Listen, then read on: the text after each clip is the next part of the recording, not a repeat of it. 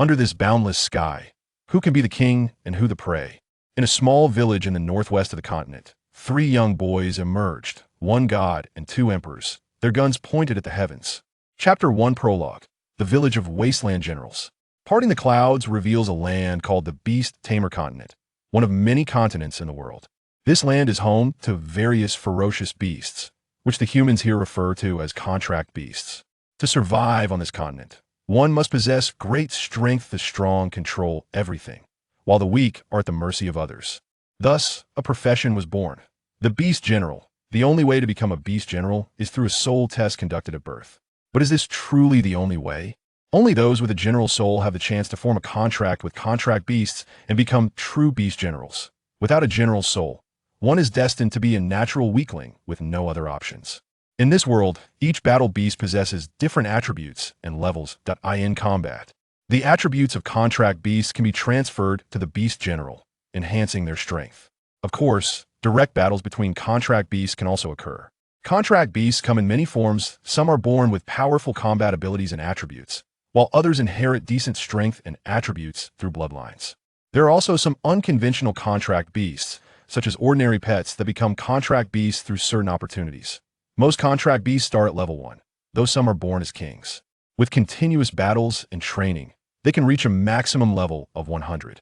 Naturally, the talents of contract beasts are also crucial, as some may evolve and change their physical characteristics to enhance their attributes. The stronger you are, the more influence you wield on this continent. Beast Generals are divided into 10 ranks, with each 10 levels representing a rank. Beastling, Beast Tamer, Beast Spirit, Beast Master, Beast Envoy, Beast King, Beast Sage, Beast Emperor, Beast Monarch, and Beast God. However, since the skyrending Beast Emperor ascended to godhood 170,000 years ago, no one has become a god on this continent, and no one knows why. Here lies a small village in the northwest of the Beast Tamer continent, named Wasteland Village.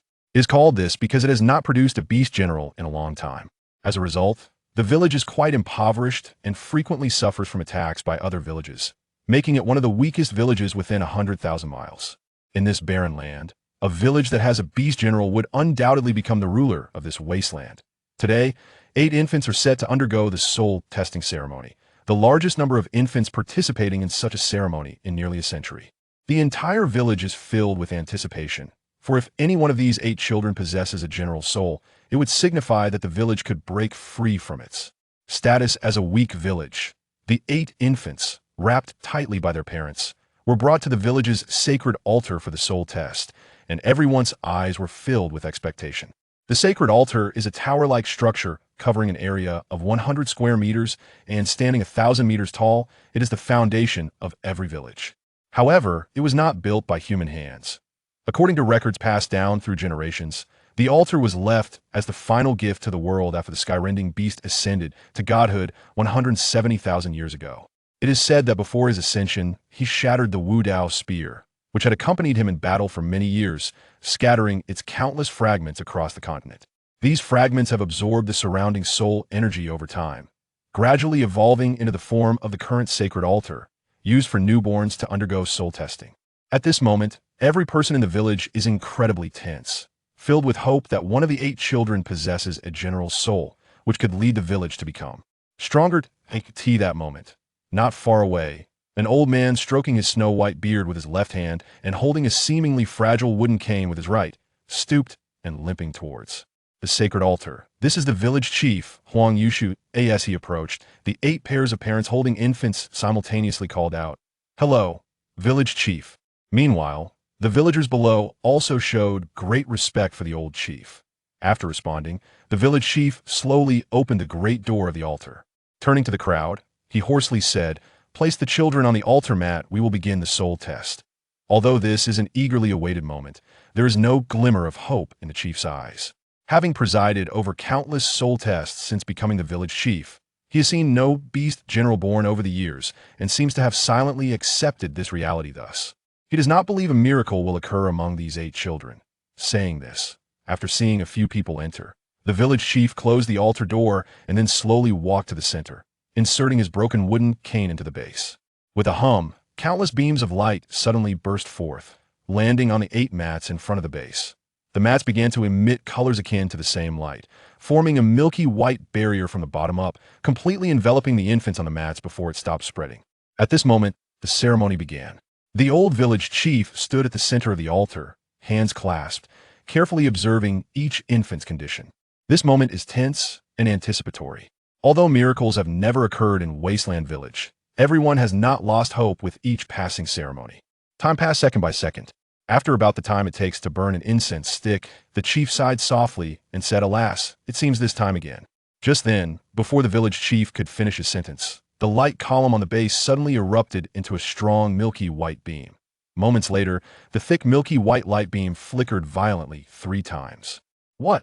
The old village chief's expression changed from despair to disbelief as he looked at the light column, straining to open his droopy eyelids and desperately widening his eyes. In the soul-testing ceremony of the altar, if the light beam flickers once, it signifies that a beast general has been born. But now, having flickered 3 times means that among the 8 children, 3 possess a general soul. Tears of excitement flowed from the village chief's blurry eyes unconsciously. His mouth fell open, causing saliva to drip down. The old village chief's lips trembled, and the 8 pairs of parents below shared the same reaction. But one man remained relatively unfazed. After a moment of shock, the old village chief suddenly knelt on the ground with a thud, raising his hands high and looking up to the sky, excitedly shouting, "Heaven does not abandon my wasteland village. The heavens are opening their eyes. Blessings from the beast god." The 8 pairs of parents, all 16 individuals, were also teary-eyed, looking at each other, too overwhelmed to speak. At this moment, the light column began to slowly dissipate, and the light on the 8 mats collectively vanished. But just a few seconds later, with a hum sound, 3 of the mats instantly lit up with dazzling milky white light again. The initial light was testing whether the children had a general soul. Now, the light is testing their general soul value. The longer this light stays, the higher the children's general soul value will be, and the further they will go in the future. At this moment, the old village chief wiped his face, already covered in snot, tears, and drool, his eyes fixed intently on the 3 mats, quietly waiting for the results. Before long, the light on the 5th mat extinguished first. The old village chief rushed over like a madman, gently picking up the child, his old eyes filled with joy. As soon as the old village chief picked up the child, a very conspicuous number on the mat caught everyone's EYE.IT was a brown-yellow 5, representing the child's innate soul value, while the color indicated the accompanying attribute. At that moment, the old village chief was once again overwhelmed with emotion, tears streaming down his face. Earth attribute, a naturally 5-level Earth Beast Master. With that shout, the pair of parents embraced each other, as this was indeed their child, while the other 2 pairs of parents smiled and congratulated them. The brown-yellow 5 also meant that this child's future achievement would at least be that of a Beast Master. The old village chief didn't care if his white beard would poke the child and immediately gave the child's face a loving kiss. The infant, as expected, cried loudly, flailing its little hands and feet. This startled the 6 people below, who were afraid the village chief would fall and rushed to help him. The old village chief noticed their movements and quickly raised his hand to signal them not to worry. After exchanging glances, they refrained from acting. For people focused on the village chief, while 2 looked at the child on the 5th mat. In an instant, the old village chief seemed to become several decades younger that he approached the 3rd mat. But before he could pick up the child, he suddenly knelt down with a thud.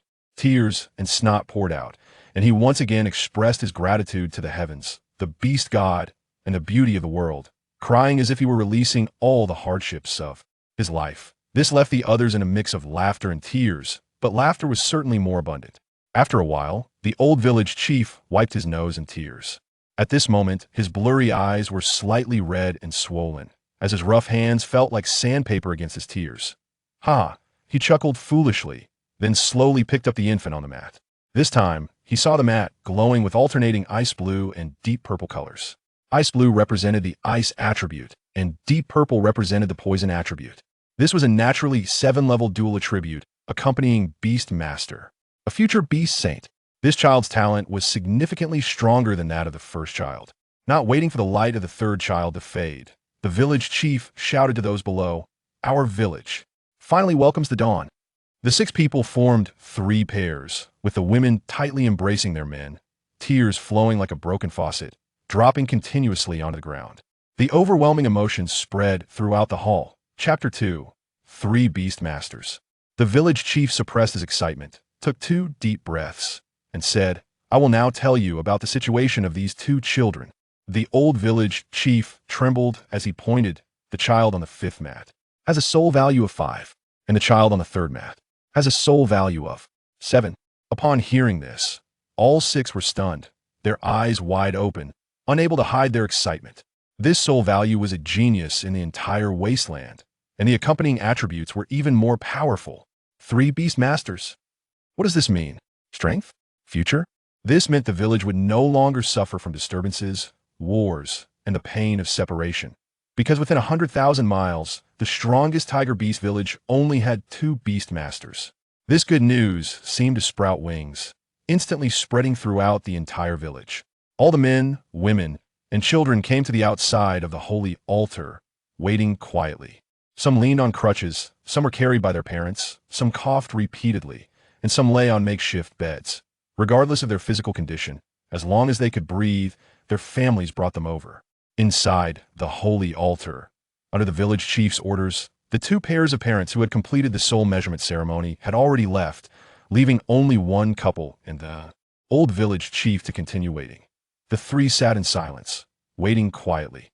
Time passed quickly, and a day went by in an instant.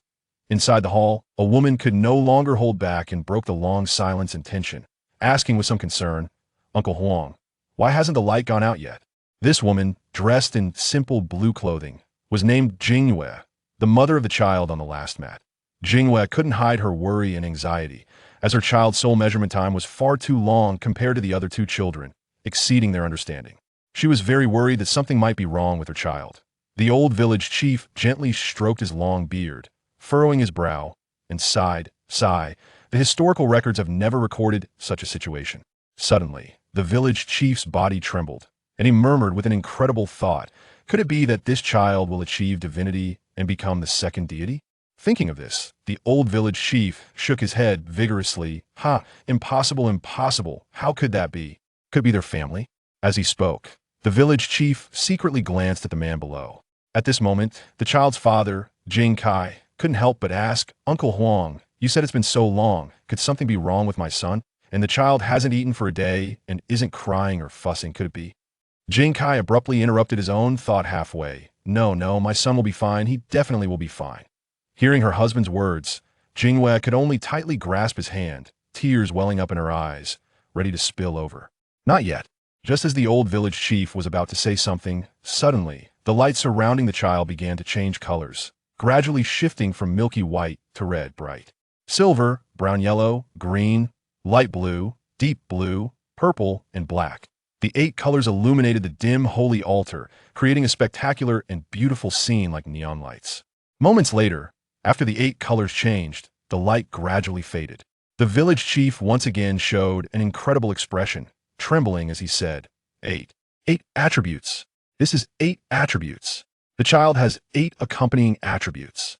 The beast god is among us. Recalling 170,000 years ago, when there was no concept of a holy altar, there were no records of how people became beast masters, and the number of beast masters born back then far exceeded that of today. Nevertheless, ancient texts recorded that when the Sky Rift beast god was born, it emitted attributes after about 2 or 3 days. And at that time, the Sky Rift beast god also had 8 accompanying attributes, just like this child. The old village chief was shocked, utterly astonished. He understood the significance of these records. Trembling, the old village chief murmured with the same number of accompanying attributes as the beast god. In contrast, Jinkai and Jingyue were left speechless, their mouths agape. Although Jinkai had remained calm about his son's talent, astonishment and joy were clearly written on his face.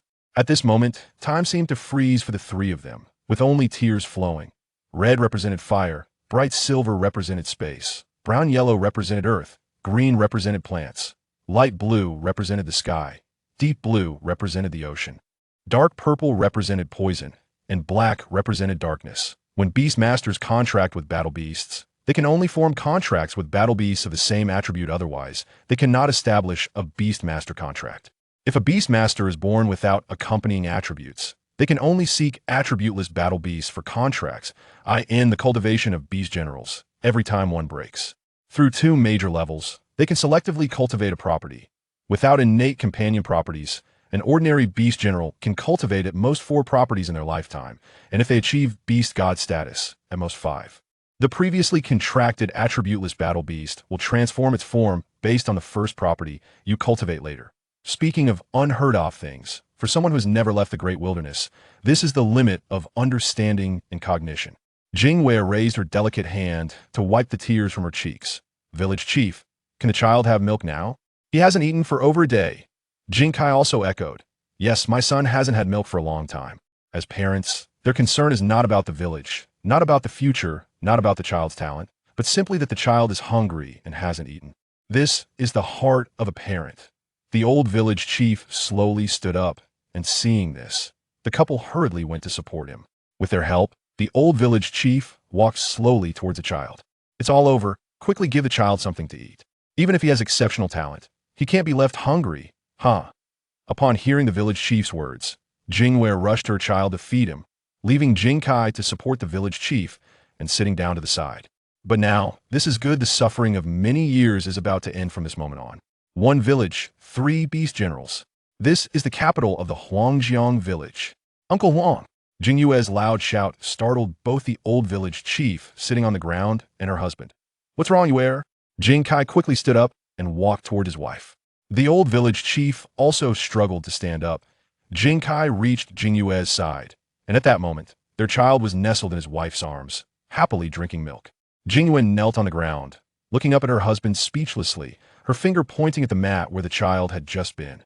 Following the direction of his wife's finger, Jinkai was instantly stunned. On the mat, there was a large number written, 13. Jinkai excitedly shouted towards the old village chief, Uncle Huang. 13. It's 13. What? Cough, cough, cough, cough, cough. The old village chief choked on his saliva, staggering towards them. Jinkai gestured for his wife to go over and feed the child, while he quickly approached to support the village chief to the mat. The old village chief looked down and froze at that moment, like a wooden post, motionless. After a while, he exclaimed, Heaven's will, heaven's will.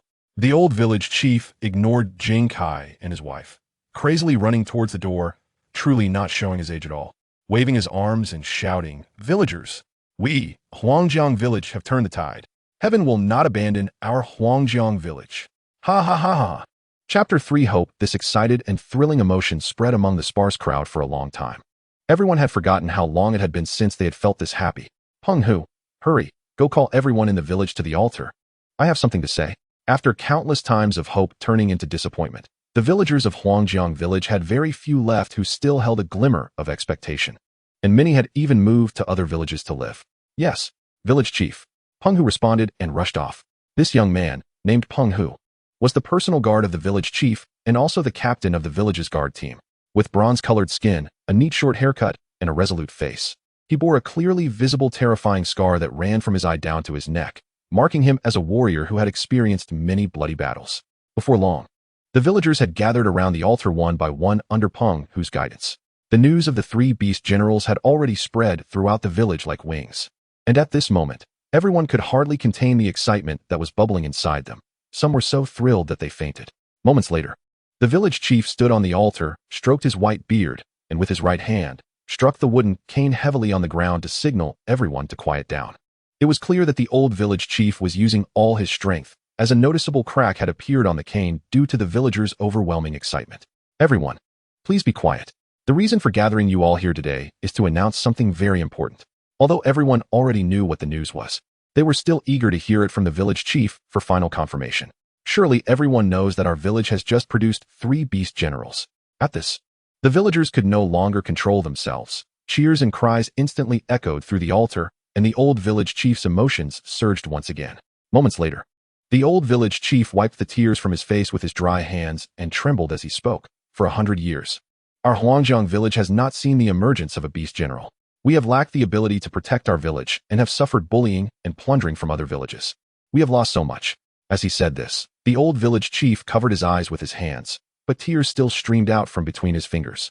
Resources, food, loved ones. Everyone present has experienced separation and death, and each person harbors blood feuds, having lost relatives in the wars of invasion from other villages.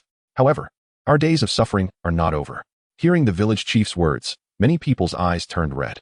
I know you resent, you hate. By this time, many had shed tears.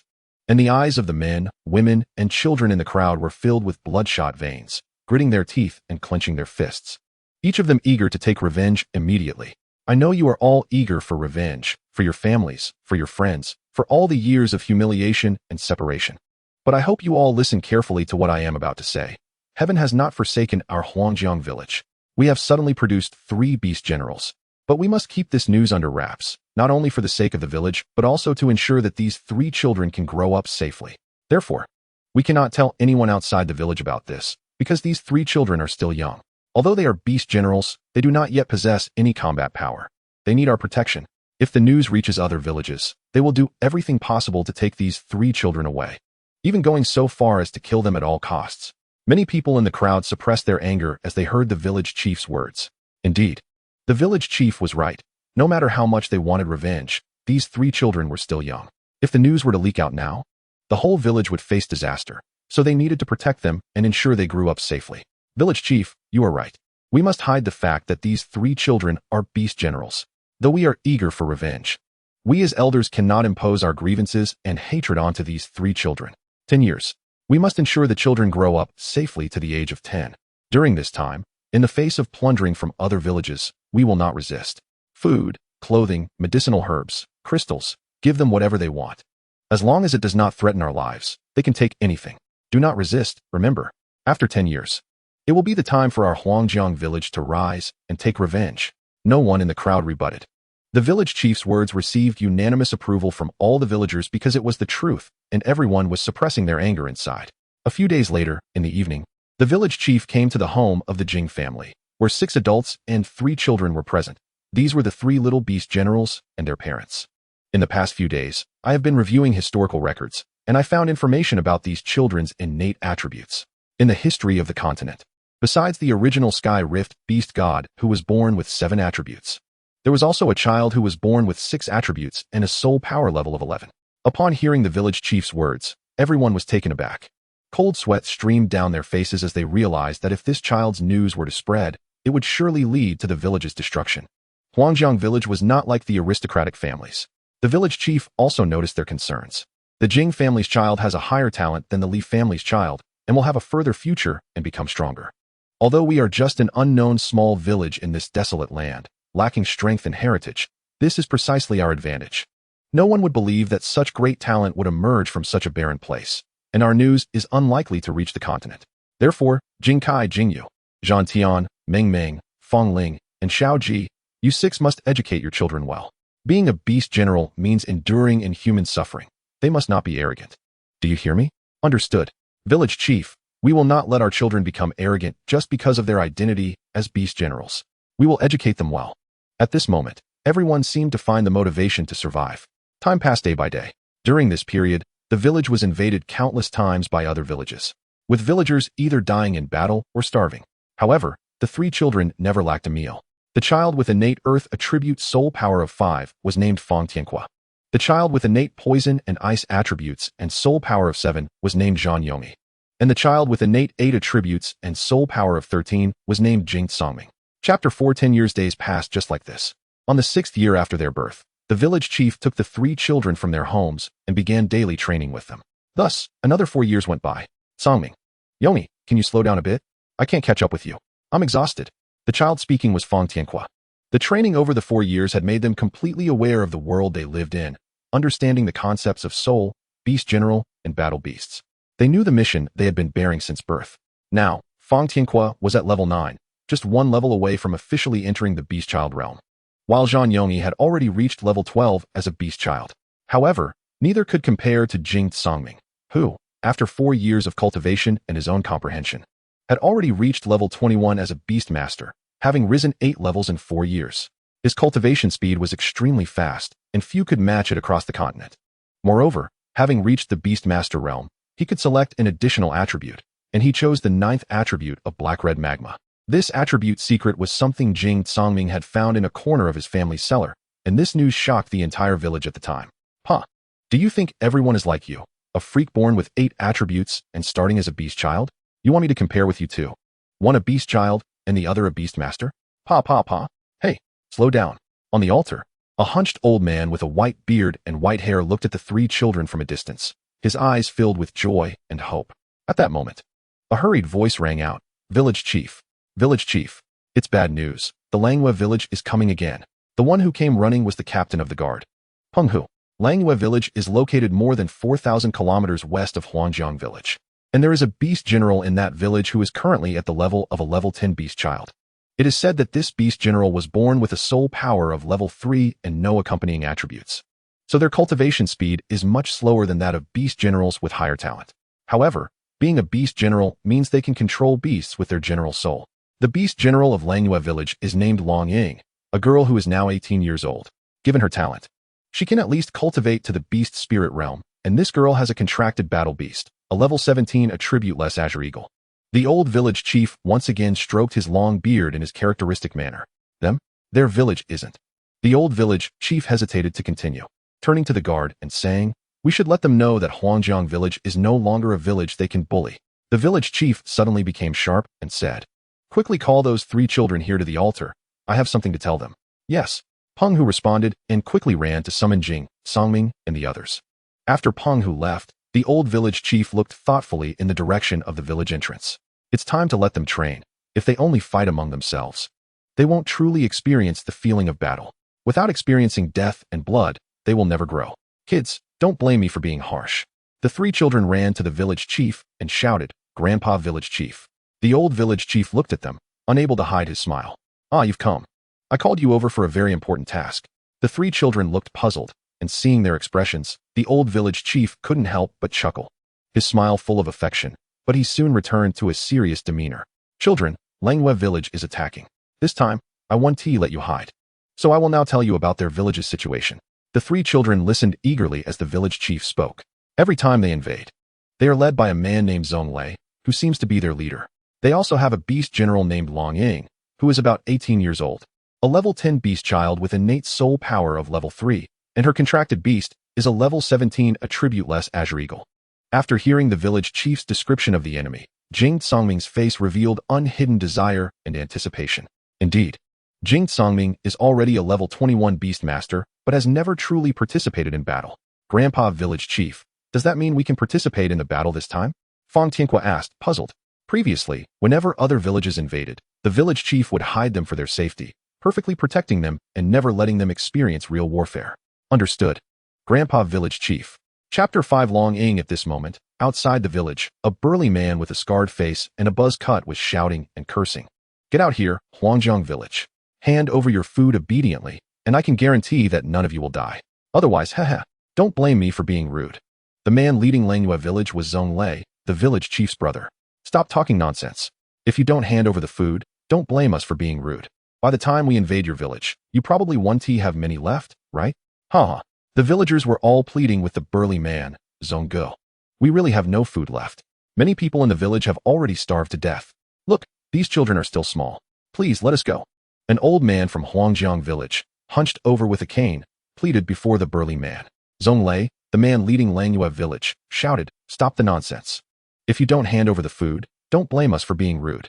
Brothers, since the people of Huangjiang village are so ungrateful, let us completely wipe Huangjiang village off the map today. Kill. Stop. Just as they were about to attack, a cold voice came from behind the crowd. It was none other than the cold and aloof Zhang Yongyi. The three had already discussed on their way here that since the enemy's realm was Beast Child, they would let Zhang Yongyi, who was also at the Beast Child realm, take action. Although Zhang Yongyi had no contracted beast, his level was still 2 levels higher than that of the enemy's beast general. If the enemy didn't use their battle beast, it shouldn't be a problem to confront their beast general. Hearing the voice, Zonglei looked surprised. Oh? When did your village produce such a spirited little brat? Dare to speak to your Uncle Zong like that? Seeking death. As he spoke, Zonglei swung his long knife, which was about 1.5 meters long, towards Zhang Yongyi. Humph. Zhang Yongyi remained calm and let out a cold snort. Just as Zonglei's large knife was about to strike Zhang Yongyi, he effortlessly sidestepped the attack and punched Zonglei squarely in the face. Bang!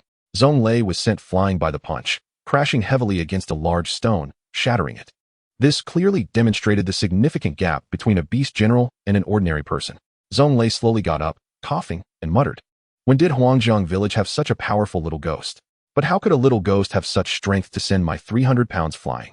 Just as Zhong Lei was puzzled, a terrifying thought suddenly crept into his mind. Zhong Lei seemed to realize something. Beast General. This little brat is a Beast General. Zhong Lei exclaimed in panic. Quick! Go call Long Ying. The enemy has a Beast General. Hurry and call Long Ying. At this moment, Zhong Lei was nearly scared out of his wits, and his previously arrogant demeanor instantly turned to fear. Fang Tianque slowly walked to Zhang Yongyi's side and whispered, Brother, if you can't handle it later, quickly retreat. This is our first battle, and we have no experience. Plus, the enemy has a flying contracted beast. Zhang Yongyi softly responded. Hearing this, Jing Tsangming sighed. I said, Tianque, what were you doing when Grandpa Village Chief was teaching us about contracts? Fang Tianque scratched his head. Let me think. I should have been sleeping, right? Daydreaming. Oh, I remember now. I was listening to the class, Seeing Fang Tianque's cheeky expression, Jing Tsangming couldn't help but scold. Nonsense. You were supposed to pay attention in class, and now you're asking me this question? Forget it. Let us have Teacher Jing teach you about this knowledge. Pay attention now. I'll explain it to you again. Fang Tianque put on a serious expression. You hurry up and say. You usually don't seem to be motivated, but now you're anxious. Listen carefully. There are two ways to contract battle beasts. Beast General Contract and Battle Beast Contract. The Beast General Contract is when a person finds a beast to contract, while the Battle Beast Contract is when a beast finds a person to contract. The highest level of the general soul within us is level 100, so normally, a beast general can successfully contract a battle beast that is up to 5 levels higher than their own. However, this beast general's contracted beast is 7 levels higher than her. That might be the other situation the village chief mentioned. Fang Tianque looked confused. Another situation? What situation? You speak quickly, don't keep me in suspense. Jing Tsangming is now like a little teacher, telling you not to pay attention in class, and now you want to learn. Listen, this situation is an extremely rare beast contract. The beast contract is unrelated to the beast general's own level, as long as the beast is willing. Even if it is level 100 and you are only level 10, you can still contract with it. However, generally speaking, beasts are proud, and it is almost unheard of for them to take the initiative to contract. Moreover, beasts usually do not choose a master weaker than themselves, so, I also don't quite understand why her beast would choose her. Chapter 6. Intense battle unless this child has learned the universal beast language. At this moment, an elderly voice reached the ears of the two. The old village chief walked over slowly. Upon hearing the village chief's words, the two looked confused. Grandpa Village Chief. You're here. What is the universal beast language you just mentioned? The village chief stroked his white beard and said, The universal beast language is a type of language-based universal skill. There are no attribute restrictions for learning it. After mastering the universal beast language, a beast general can understand the language of their contracted beast and make the beast understand the beast general's intentions. This way, both parties can communicate.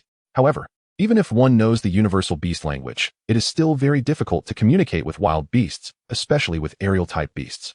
It seems this child has quite an opportunity.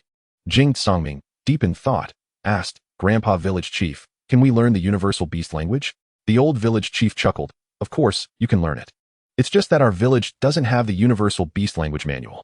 Fang Tianque, with a mischievous grin, said, Grandpa, we don't have it, but they do. So we can just take it. Upon hearing this, Jing Tsangming's heart stirred. If they could learn the universal beast language, the future help would be immeasurable. The village chief patted Fang Tianque's head and said, Actually, this is one of your tasks this time. After obtaining the universal beast language, it will be much easier for you to contract beasts in the future. While the few were talking, suddenly a piercing eagle cry echoed through the sky. Everyone looked up and saw a giant eagle with a wingspan of about 30 meters flying towards the villagers of Longyue. The gusts of wind from its flapping wings made the villagers of both Huangjiang village and Longyue stagger back, unable to stand firm. And the sand and wind whipped against them, leaving bloody marks on their bodies. The people of Longyue, including Zhong Lei and Long Ying, were also taken aback by the scene.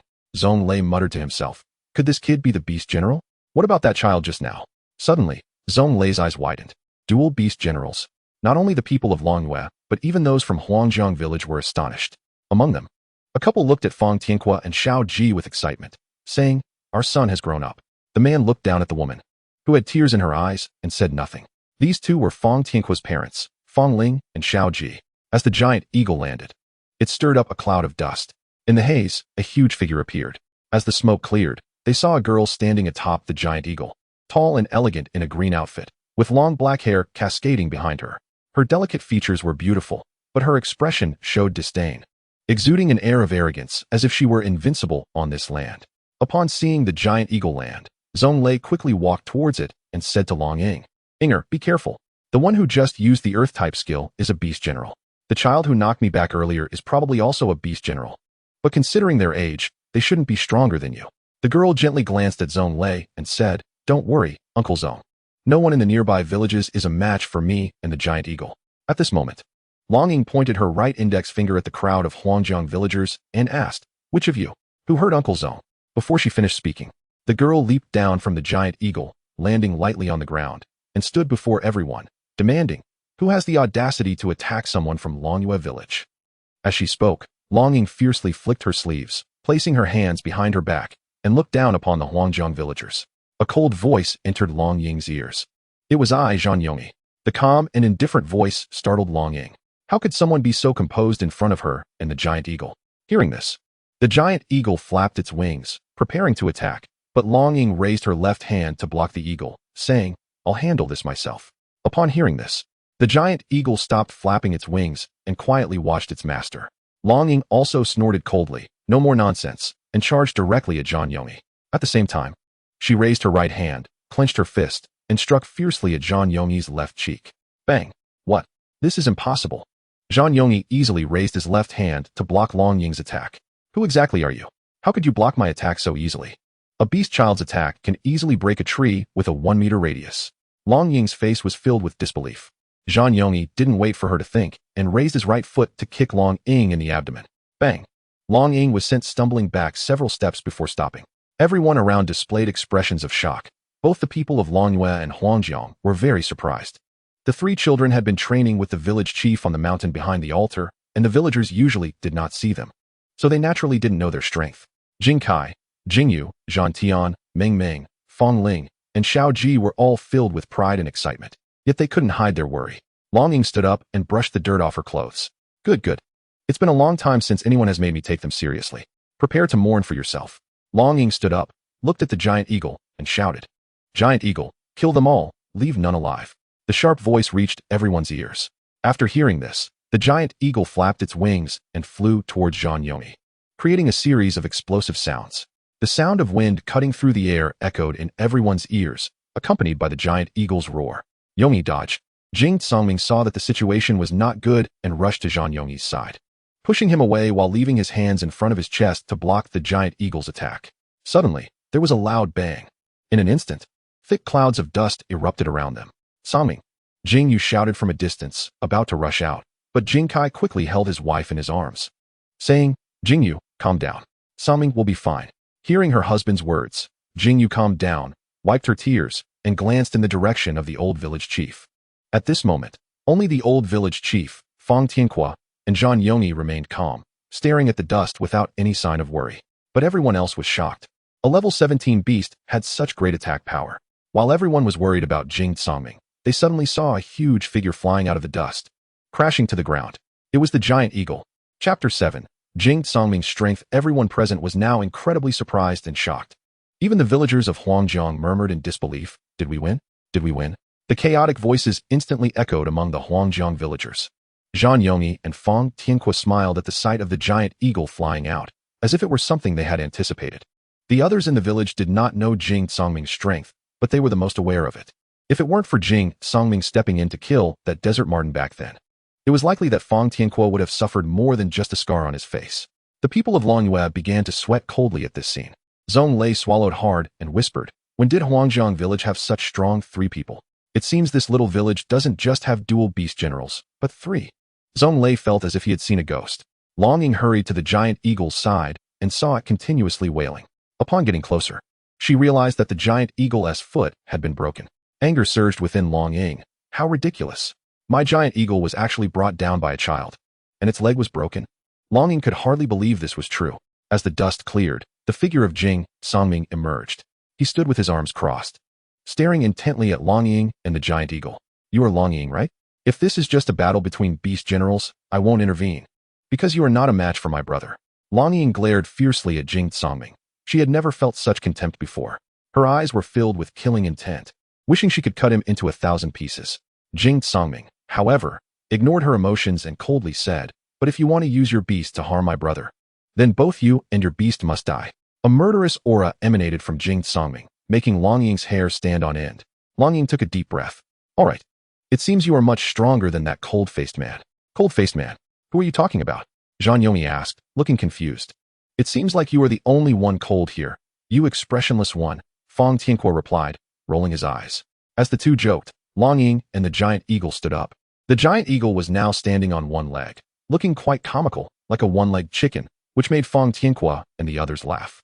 Long Ying glared fiercely at Jing Songming. Since you are seeking death, I will unleash all my power to deal with you, and then slaughter everyone in your village.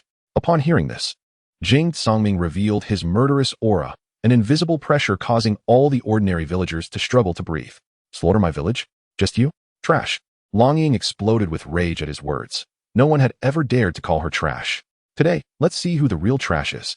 She turned and shouted at the giant eagle, Beast transformation, power of the giant eagle, merge. At that moment, the one-legged giant eagle raised its head, spread its wings, and let out a roar, transforming into a white light that appeared above Long Ying's head. The white light dripped down, merging into Long Ying's body. She was enveloped in white light. And with a sound, her entire aura changed, becoming more arrogant.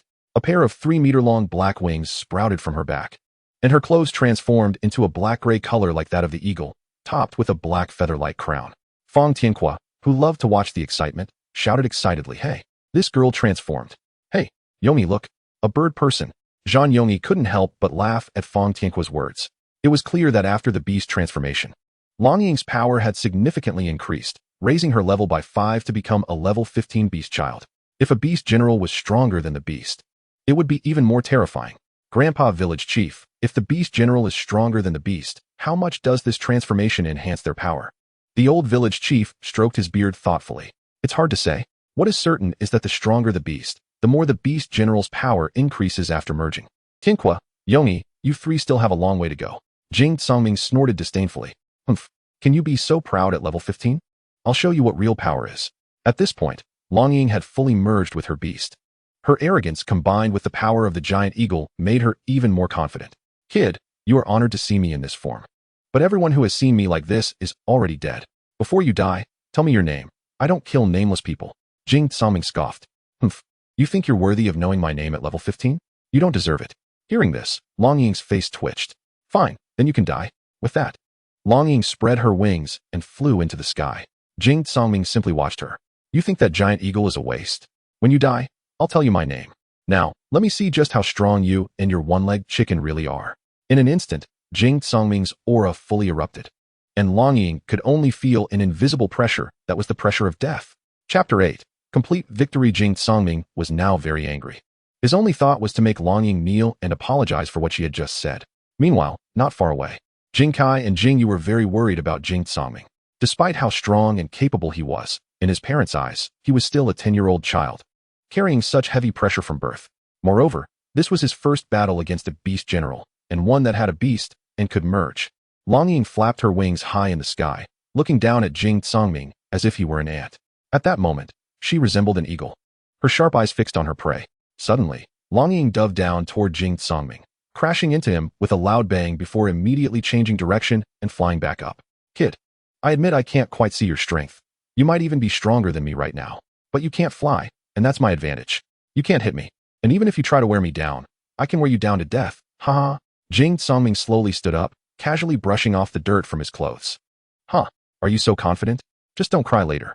As he spoke, Jing Songming radiated a bright silver light and instantly vanished from the ground, leaving everyone confused about where he had gone. Fong Tianque turned to the village chief. The fight should be over now, right, Grandpa? The village chief stroked Fong Tianque's head. Given Songming's strength, this battle should be over. Just watch quietly. Yongyi, come here. Zhang Yongyi walked over to look at the village chief. Yongyi, you and Tianque need to work harder, or you won't be able to keep up with Songming in the future. While the three were talking, a sudden scream followed by a loud bang erupted, and the ground was instantly covered in dust.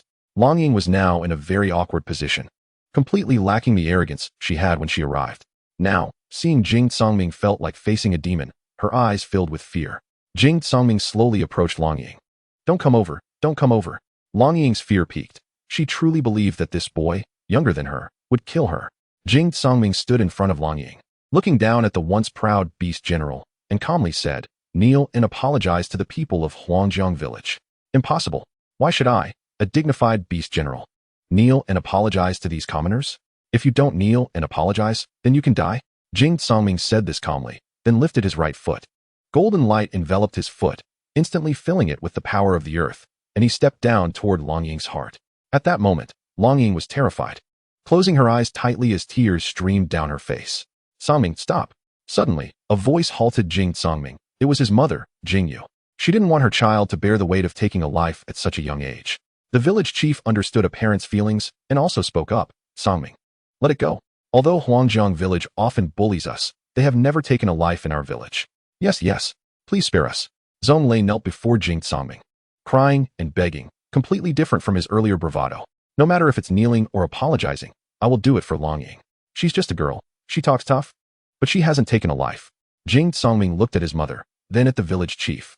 Since both my mother and the village chief asked me to spare you, I will let you go. You may leave. Thank you, young hero.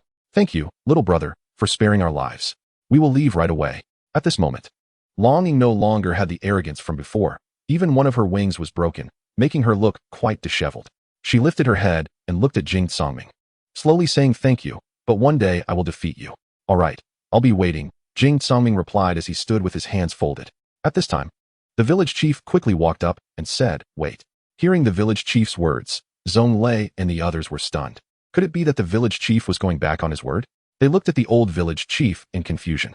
Old village chief, didn't you just agree to let us go? What do you mean by that? Seeing everyone's expressions, the old village chief quickly explained, No, Mr. Zhong.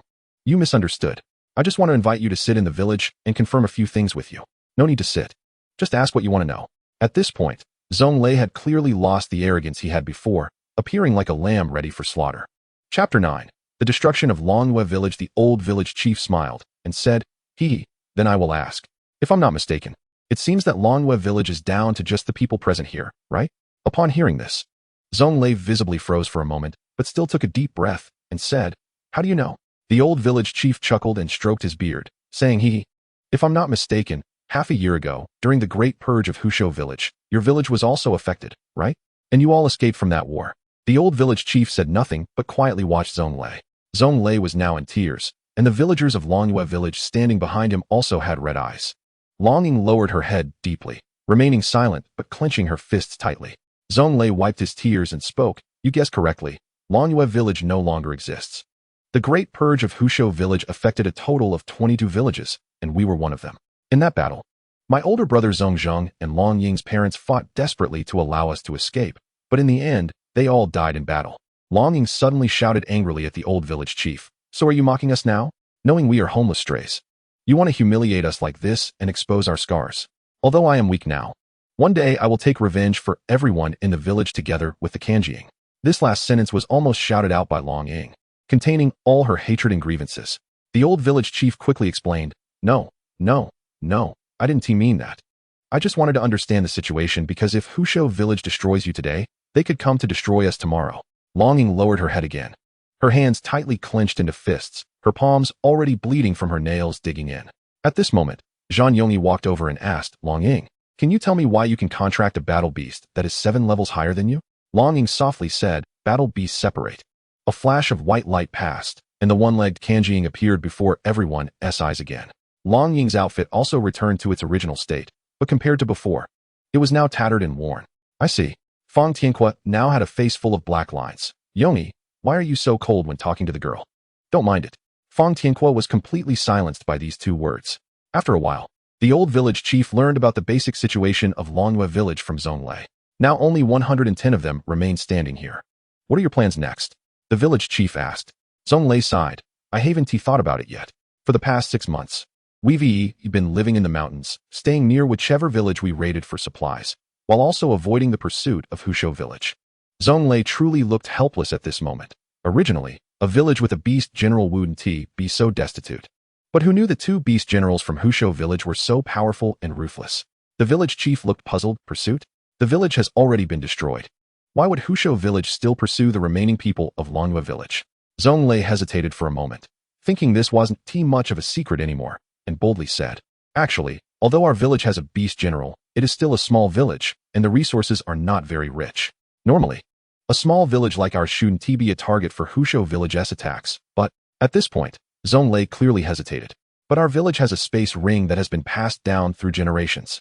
I don't know how Husho Village found out about it, which is why we were attacked. The village chief was taken aback and then stroked his beard, saying, I see. Mr. Zong, wandering outside like this is ultimately not a solution. If you don't mind, why not stay in Huangjiang Village? Chapter 10. Husho Village. Zonglei was now hesitant. Huangjiang Village was indeed powerful, and having 3 beast generals was unheard of. Joining them would certainly allow them to escape the pursuit of Husho Village. But the old village chief knew that taking them in would be a hassle. Could it be for the space ring? Zonglei hesitated. But Huangjiang Village isn't big either. If you take us in, Husho Village will surely see Huangjiang Village as a thorn in their side. And most of us are old and young.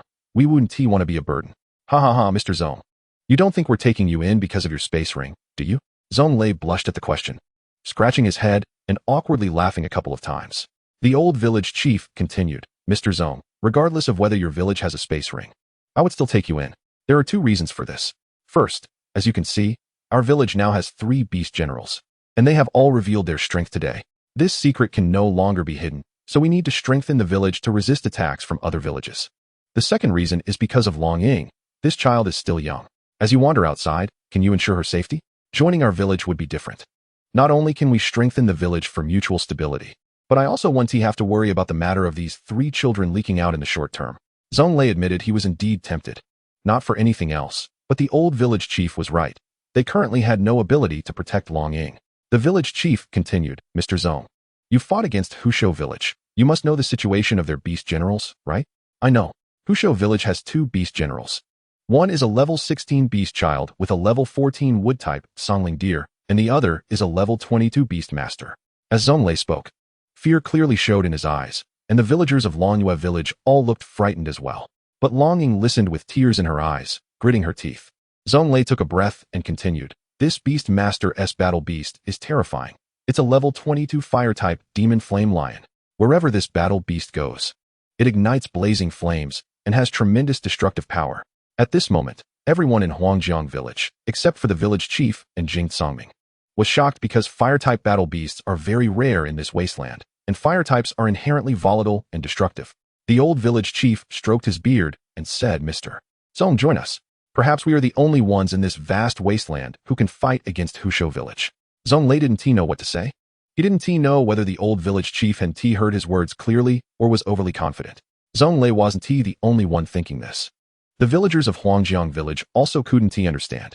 This was tantamount to declaring war on Husho Village. The old village chief also noticed Zonglei and everyone as confusion. If I had said this before, people might think I was crazy, but today is different. Mr. Zong, let me introduce you to these 3 children. They have been training with me since they were 6 years old, and it has been 4 years now. Hearing this, Zonglei felt even more uncertain. They had only been training for 4 years. Zonglei was now as confused as a monk who couldn't figure things out. He really couldn't understand where the old village chief's confidence came from unless these 3 children were all geniuses, no, divine talents. The old village chief introduced one by one.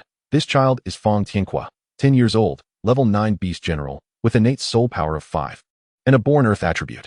Zonglei was shocked upon hearing this, showing an expression of disbelief. A soul power of 5 at birth. Reaching level 9 at just 10 years old? Could these 3 children really be prodigies? Fong Tianqua waved his hand and said, why not? Uncle Zong, why don't you give it a try? No. No. Zonglei quickly waved his hand with a bitter smile, thinking, what kind of joke are you making with me? I'd be killed. Just as Zonglei was still smiling bitterly, the old village chief continued to introduce. This child is called Zhan Yongyi, 10 years old, level 12 beast child, born with soul power of 7, with poison and ice attributes. Zonglei couldn't care less about his own surprise. At that moment, Longing thought to herself, born with soul power of 7. That's a full 5 levels higher than me. Moreover, to rise 5 levels in 4 years, what kind of talent is that, and with dual attributes? I started cultivating at 3, and after 15 years, I only reached level 7. The gap in talent is so huge. If it weren't for my beast companion reaching level 15, I definitely couldn't beat him. Finally, the last one, Jing Songming, 10 years old, born with soul power. The village chief hesitated for a moment, but continued, born with soul power of 13, with 8 attributes, currently a level 21 beast master. Upon hearing this, Zonglei couldn't hold himself together and slumped to the ground. Not only him, But the villagers of Longyue also showed shocked expressions. The people from Huangjiang village also didn't expect Jing Songming to have such an improvement in just 4 years. However, the most surprised was Long Ying. Born with soul power a full 10 levels higher than her, and with 8 attributes. No wonder she couldn't defeat him. Long Ying was now very grateful she hadn't died at Jing Songming's hands. Even with the Song Ying, she wouldn't have been able to survive against a beast master. Zhong Lei stood up and bowed to the village chief, saying, "What happened before was all our fault. We were forced to do it for survival. Please don't take it to heart." Zhong Lei understood that with these 3 children, there was no way to survive, so he quickly admitted his mistake. The village chief chuckled. "It's all right. You were also doing it for survival. So how about it? Are you willing to join Huangjiang village now?" At this moment, Fang Tianhua pulled the village chief aside and whispered, "Grandpa village chief, are you really going to reveal the strength of the 3 of us, especially Tsangming's power? Aren't you afraid they will spread the news?" "No," the village chief replied. "They have no place to go now and will definitely want to find a strong village to rely on. I deliberately revealed the situation of the 3 of you to let them know our strength, thus encouraging them to join Huangjiang village, strengthening the village. If they join, the village will have 4 beast generals in the future. They also want a more comfortable life, and I won't have to worry about your news being leaked for now." Jing Songming then said, "Don't worry, if they don't join, then I'll eliminate them." The old village chief's expression turned serious as he said to Jing Songming, "Songming, don't speak carelessly. Hee, Grandpa, I'm just joking to scare them a bit, to push them further. You brat, usually you seem the most stable among the 3. But I didn't expect you to have so many tricks up your sleeve. Don't worry, they have no reason to refuse us." "Exactly, Grandpa village chief. Don't be misled by his appearance. Back when I ran out of the village to play, it was his idea, and in the end, it even caused me to get hurt. Hey, Tianhua, don't bite people randomly. If it weren't for you saying you were bored and wanted to go out, how would I have given you the idea? Besides, if it weren't for me back then, you would have lost your life. Isn't that right, Yongyi?" Yes."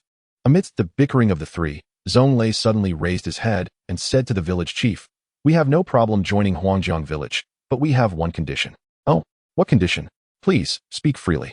Please take good care of Long Ying. Don't bully her. This child has had a hard life.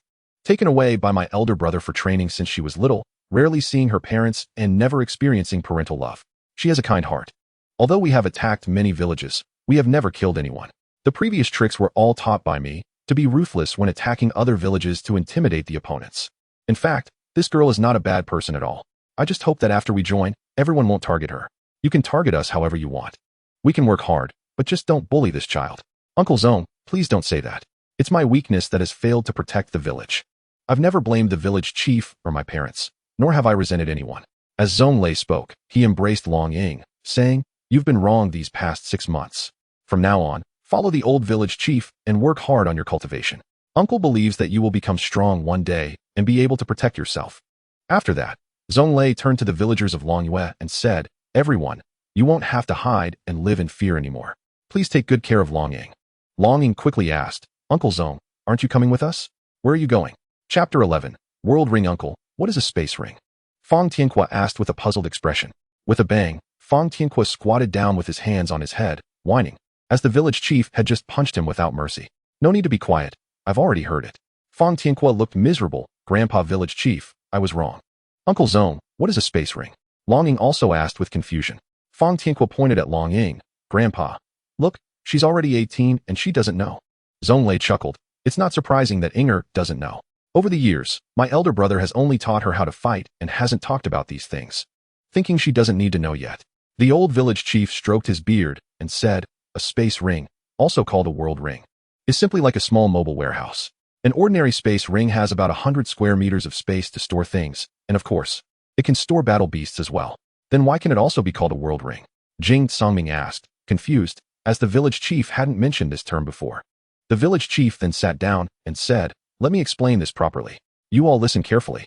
An unclaimed space ring only requires a drop of your own blood to form a contract. If you encounter a claimed space ring, and you are stronger than the original owner, you can erase the contract mark, thus allowing you to form a new contract with that ring.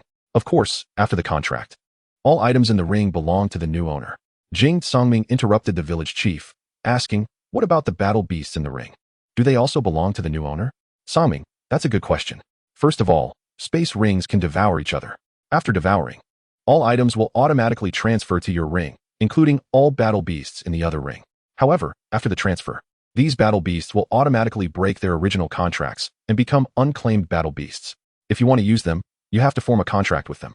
I see. But why is it called a world ring? Don't rush. If you don't listen carefully during class, now you're eager.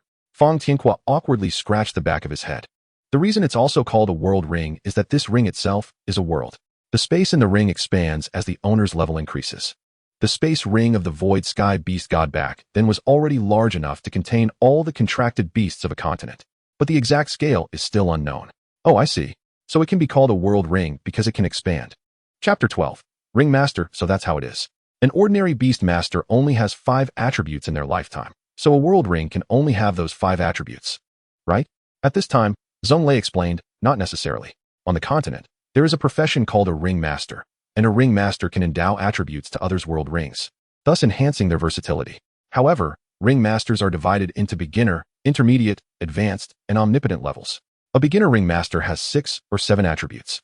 An intermediate has 8 or 9, an advanced has 10 or 11, and an omnipotent level has 12 or more. Fang Tianhua asked, so?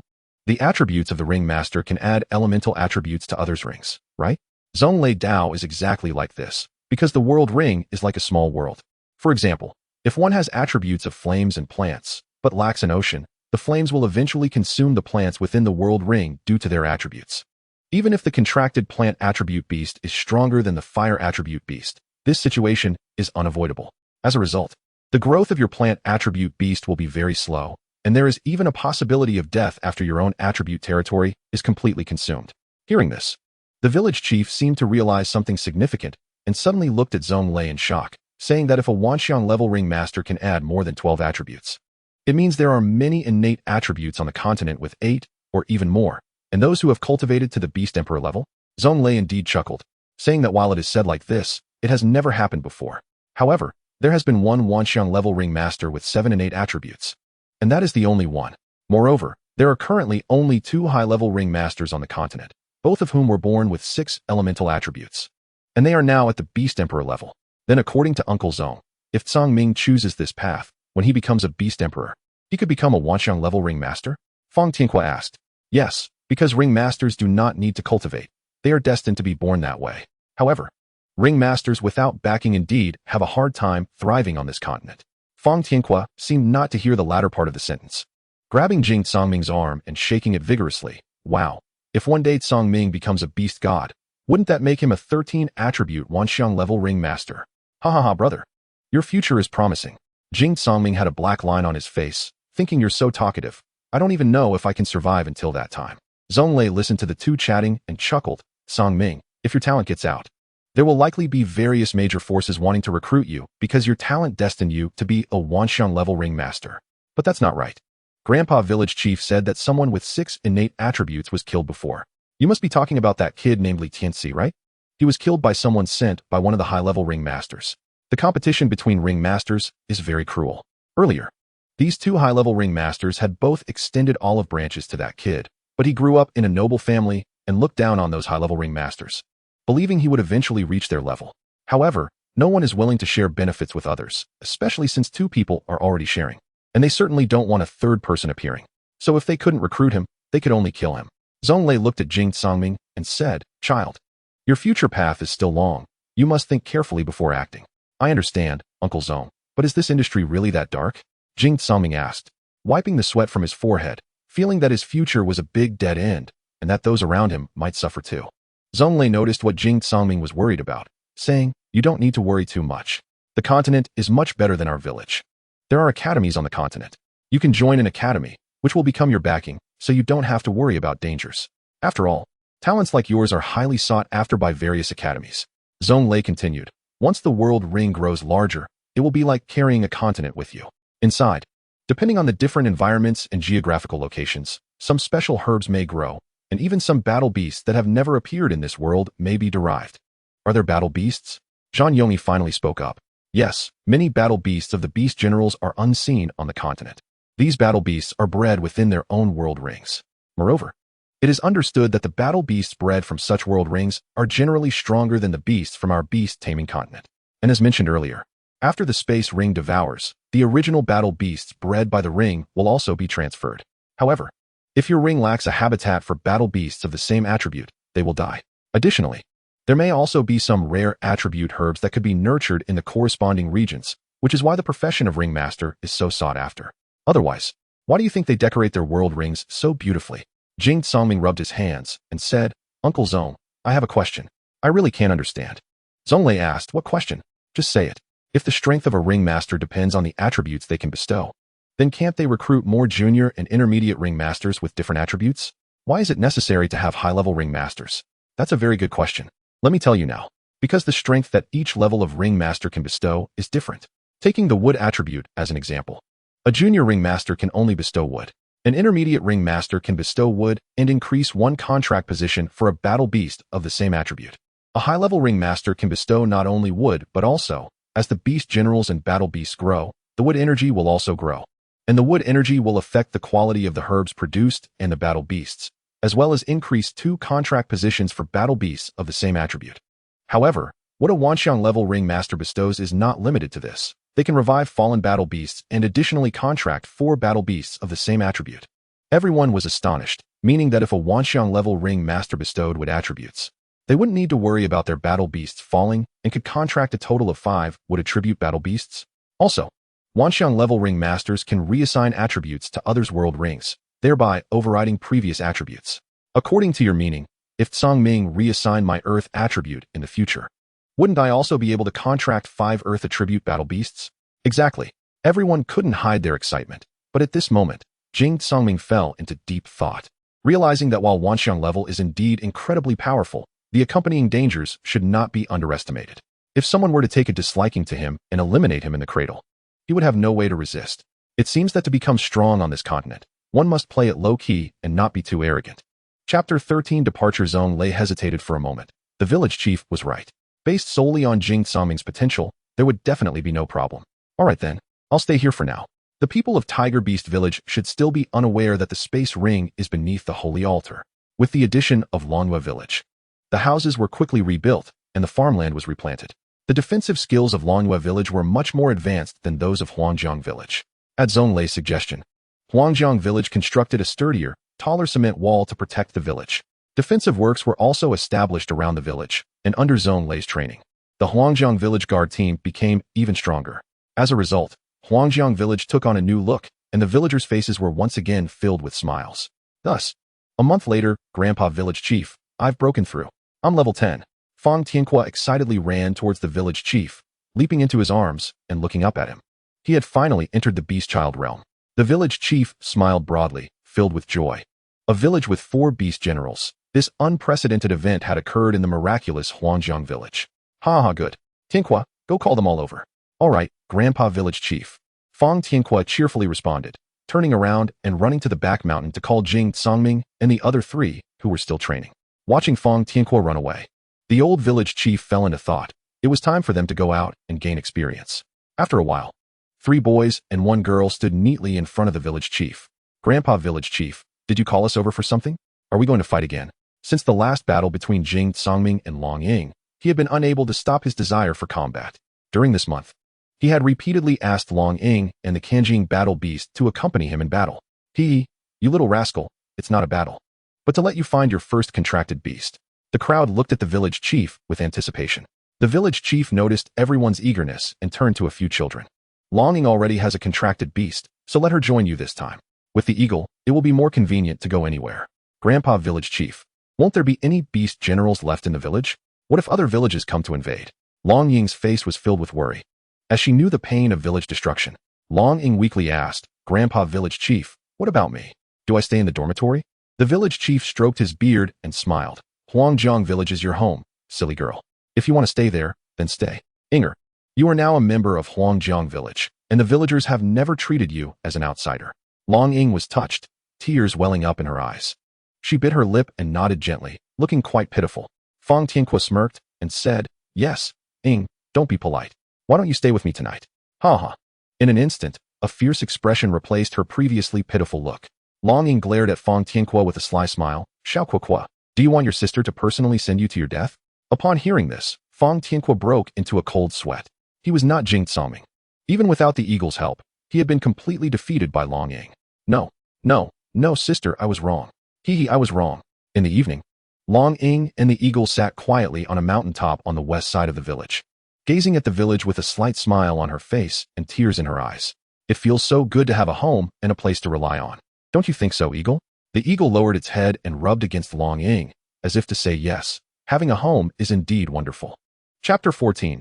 Drywood Village. The next morning, a huge black eagle shadow flew straight over Huangjiang Village towards the west. This shadow was the eagle and a group of 4, including Jing Songming.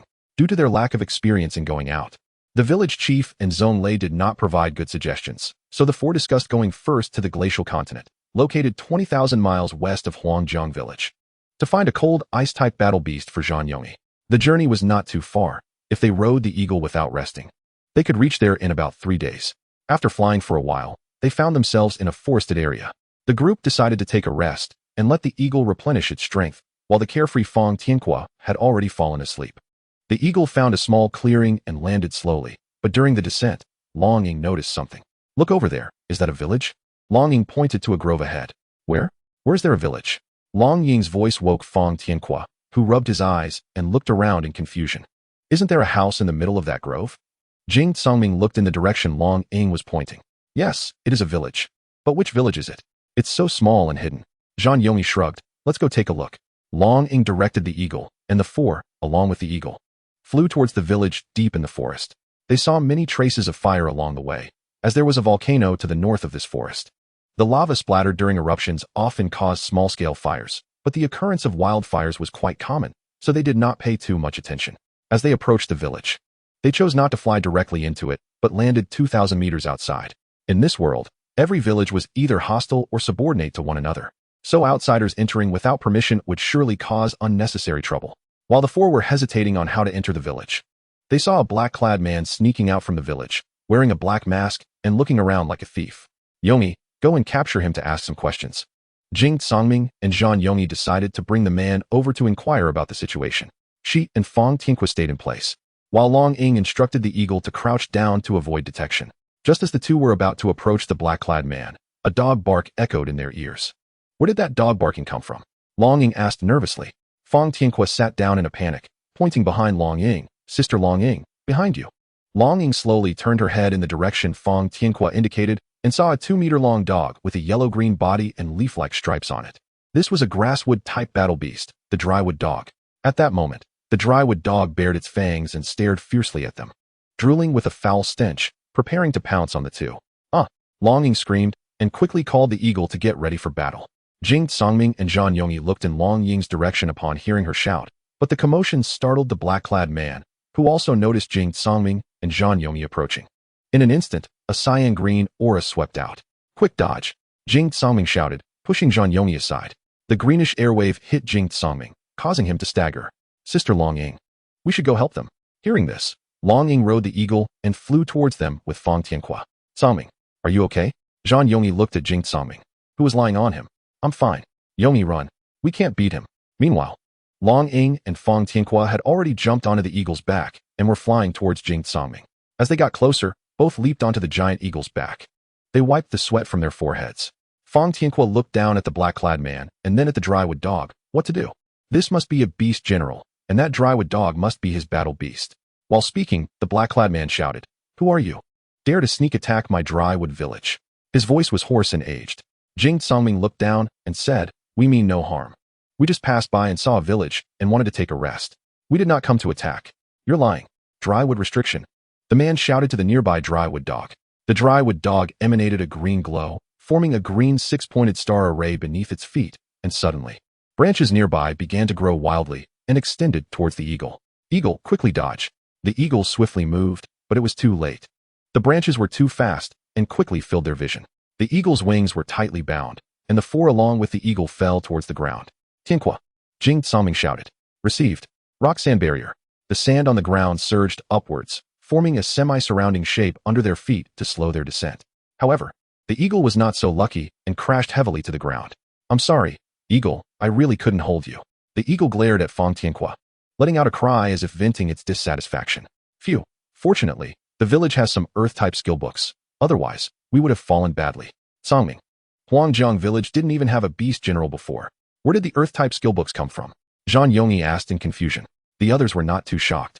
After all, His family's cellar could have magma-type secret books, so having an ordinary skill book wasn't too surprising.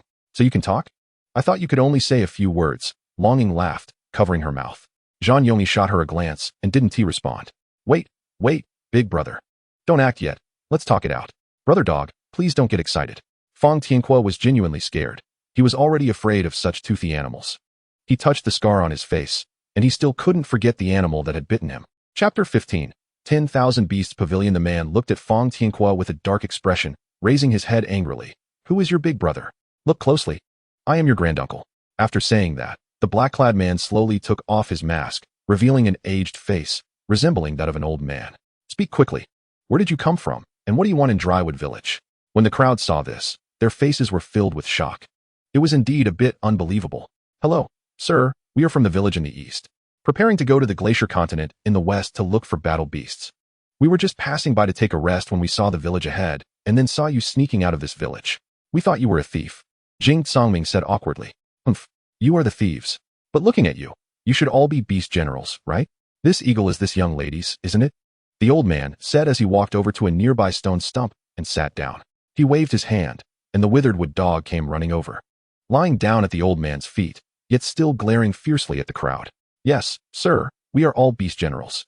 We truly aren't bad people, just resting here. Longing said sincerely. Longing was already beautiful, and now with a sincere expression saying these words, it was hard not to convince others. Then tell me, which village are you from? From the Huangjiang village. We are the beast generals of Huangjiang village. Upon hearing this, the old village chief immediately became alert. Lies. I am an old acquaintance of Huangjiang village's chief, Huang Yushu. How could I not know there are 4 beast generals in Huangjiang village? Where are you really from? You know our village chief? A few of them showed doubtful expressions.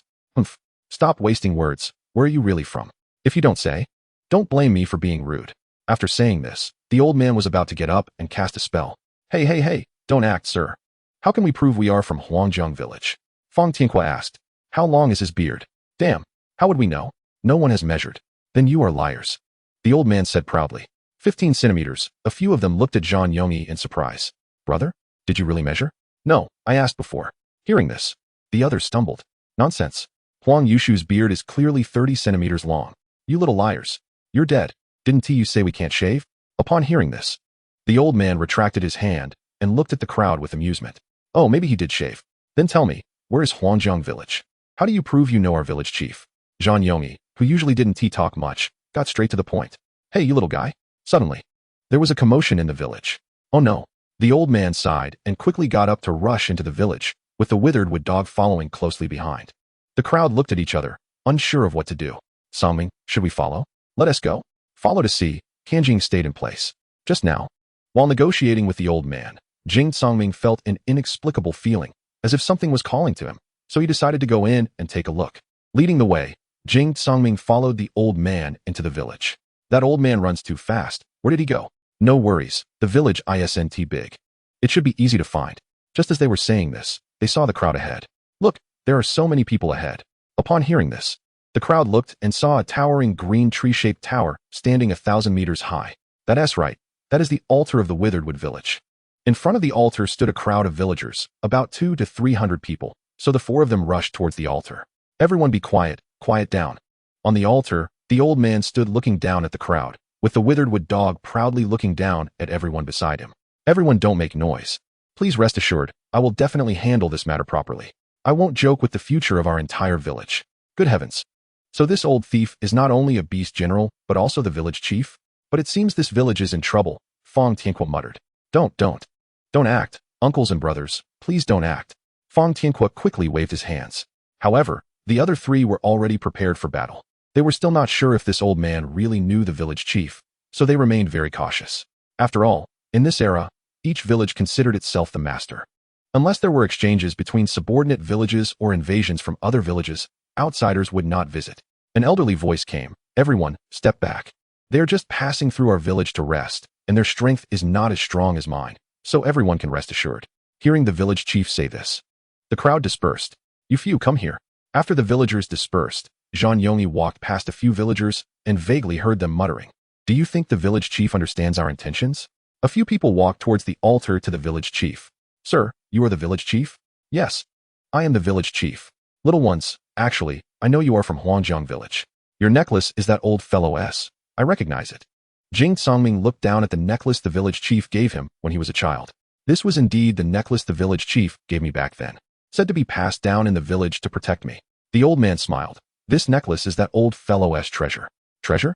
Everyone was confused. There aren't any treasures in the village without even a beast general. The old man noticed everyone's doubts and said, 200 years ago, your village had a beast general, and this beast general's surname was Jing. Upon hearing this, everyone exclaimed, surname Jing? It seems that old man didn't tell you. Huh. Huangjiang village used to be strong within 1,000 miles. This old beast general was named Jing Xiong, and he was considered a young genius. He was at level 38 in beast spirit, with dual attributes of magma and ocean. Later, he cultivated in the wood attribute for balance. And when he went out to train, he came to our village. This wood attribute was learned from our village. Everyone turned to look at Jing Songming. It seems only your family has the surname Jing in the village, Songming. The old man looked at Jing Songming in shock. Your surname is Jing? Yes, my name is Jing Songming.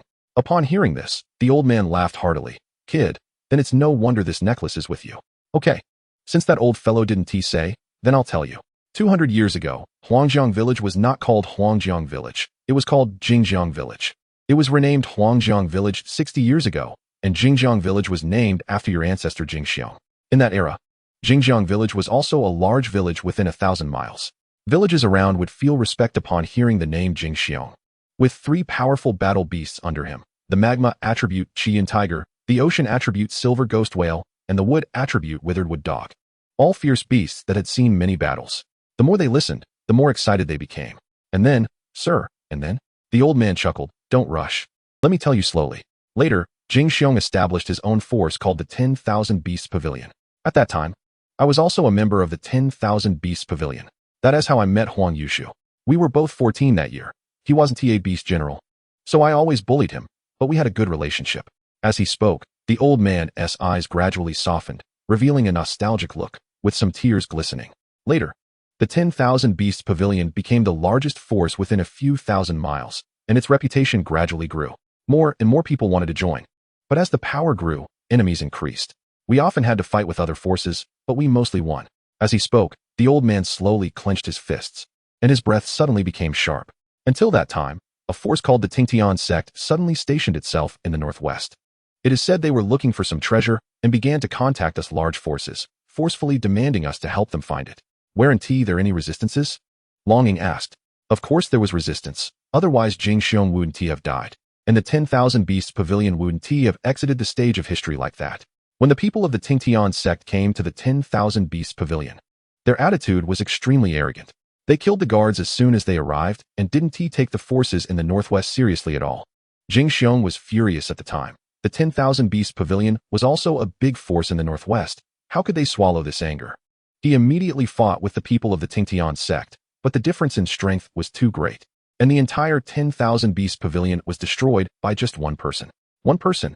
Is it really possible for one person to destroy the entire Beast Hall? Several people looked at the old man in disbelief, all tightening their fists. The old man, at this point, patted the head of the Withered Wood Dog. As if to comfort it, the Withered Wood Dog buried its head between its legs, curling up. What about the living battle beast? The Yuqian Tiger was captured by someone from the Listening Wave sect. We thought it was over like this. But less than an incense stick's time after that person from the Listening Wave sect left, a large number of people from the sect rushed in and looted the entire Beast Hall. Jing Xiong was thus severely weakened, fell ill, and passed away about half a year later at the age of 140. Since then, the Beast Hall gradually declined, and we all dispersed. Before Jing Xiong died, he gave the Tianqi chain, the necklace around your neck, to Huang Yushu and made him the village chief. From then on, Jing village became Huangjiang village, and since then, no beast generals have appeared in Huangjiang village. Thus, the character Huang in Huangjiang village also signifies the absence of beast generals. The Listening Wave sect. One day, I will personally take revenge for my ancestor. No one from the entire Listening Wave sect will escape. Jing Songming's eyes were filled with bloodshot veins as he gritted his teeth and said fiercely, Child, the Listening Wave sect is one of the top forces in the entire Western continent. This revenge might be difficult to achieve. The others fell silent, as if immersed in sorrow. At this moment, Fang Tianqua spoke up, Old Village Chief. Why haven't we seen any exchanges between Withered Wood Village and Huangjiang Village all these years? Why didn't you come to help our village when Huangjiang Village was bullied? Zhang Yongyi sighed helplessly. Did you just say our village chief has a beard 30 centimeters long? The old man looked embarrassed. I was just joking with you. Fang Tianque looked at Jing Songming. I finally understand why your family has so many treasures. Let me tell you about it, the village chief said, retreating to the side. Behind him appeared a small figure, a palm-sized puppy, squinting its eyes and whimpering as if looking for milk. The withered wood dog walked over and gently nudged the puppy with its head. Wow, a puppy. Old village chief. Is this the child of the withered wood dog? Longing looked at the puppy with eyes full of affection, while Fang Tianque stepped back, wishing to distance himself as much as possible. This forest is called Witheredwood Forest, and our village is named after it. As mentioned earlier, because the forest is quite large and the village is relatively hidden, we have no conflicts or interactions with the outside world. Fire attributes. Why would they come to the forest area then? Jing Songming felt a little excited inside. If it was for battle beasts, it would mean there should be powerful and rare fire attribute battle beasts giving birth in this forest. Such battle beasts are inherently rare, so there are rarely grouped tribes. The time when they give birth is when they are at their most vulnerable, and if in their own attributes territory. They could be attacked by hostile battle beasts. Therefore, they would choose to give birth in territories that counter their attributes. If there are some ancient ruins, maybe we could find some hidden treasures. Everyone also realized that this puppy might just be a recently born fire attribute battle beast. However, Jing Songming was staring intently at this little beast, thinking, could it be that it was calling out to me just now outside the village? Indeed, this little beast should be the offspring of the rare magma attribute battle beast, the Yishun Lilang Lion. Upon hearing this, everyone showed expressions of shock. Yishun Lilang Lion. This is a legendary battle beast.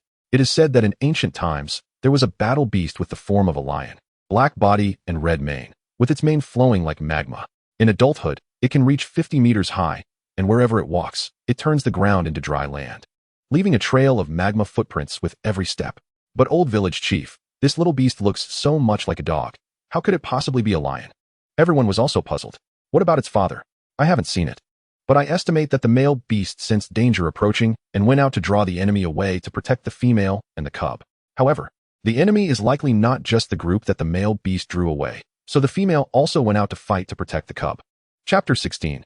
Yishun Lilang Lion Jing Songming was now staring seriously at this little lion, as if pondering something.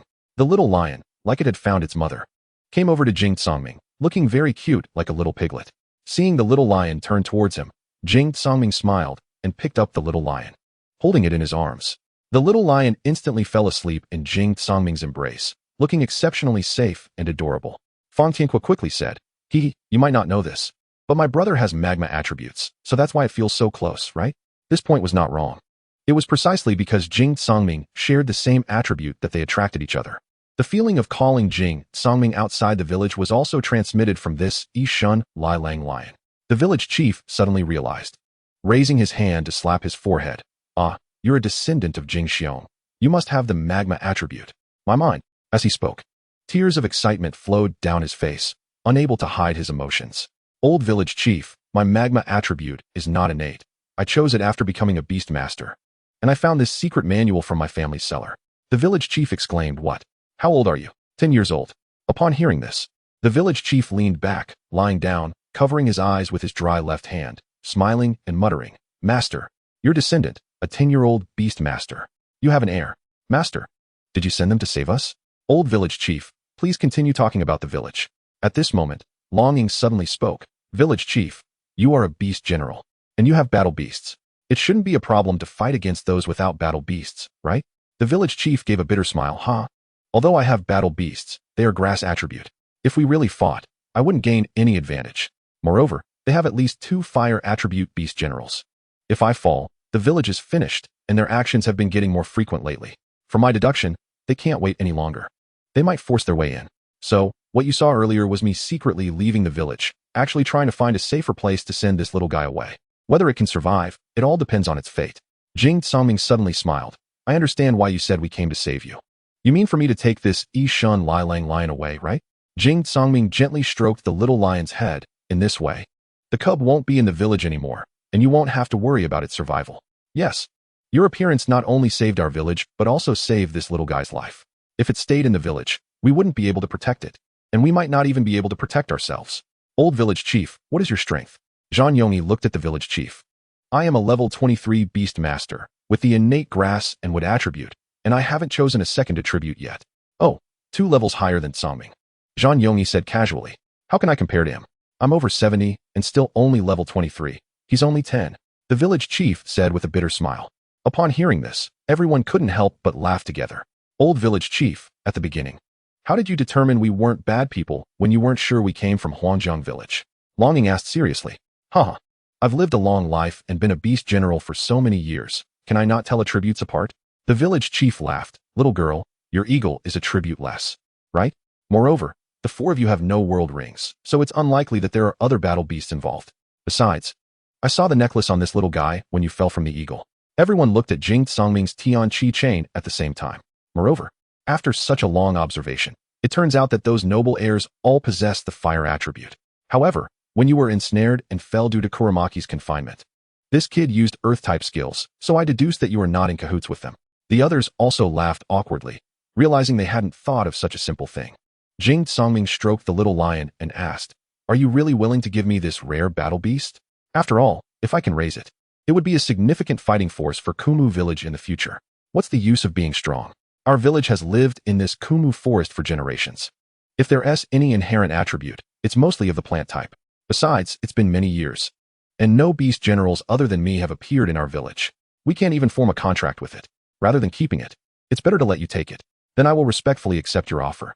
I will take this battle beast. Thank you, village chief. Jing Songming stopped pretending and smiled happily. The others also laughed in unison, not expecting that the journey to find a battle beast would so easily take its first step. Chapter 17. Their back. Jing Songming looked at the young beast in his arms, unable to hide his happiness. This was a very rare magma-type battle beast, and it was still a juvenile. Contracting a juvenile beast is much simpler than contracting an adult one because juveniles do not have as strong a resistance. You only need to drop a drop of your blood on the juvenile's forehead to complete the contract ritual. However, Jing Songming wasn't in a hurry to contract it at this moment. The few of them decided to stay for the night, and the village chief arranged 2 rooms for them. Luo Ying had 1 room to herself, while the other boys shared the other. The house was quite spacious, so Luo Ying went outside the village to bring Kanjing over. Inside the house, each person and eagle went to sleep early.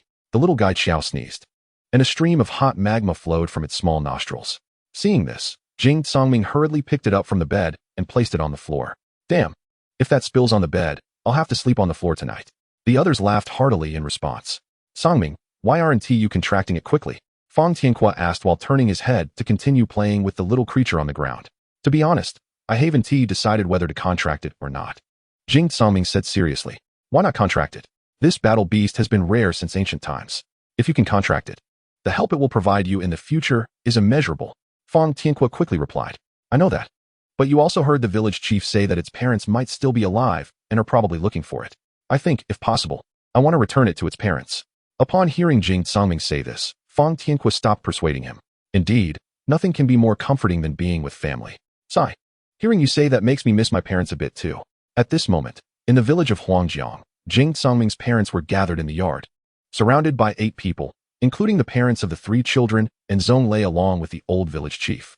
Sigh, I wonder how the kids are doing now.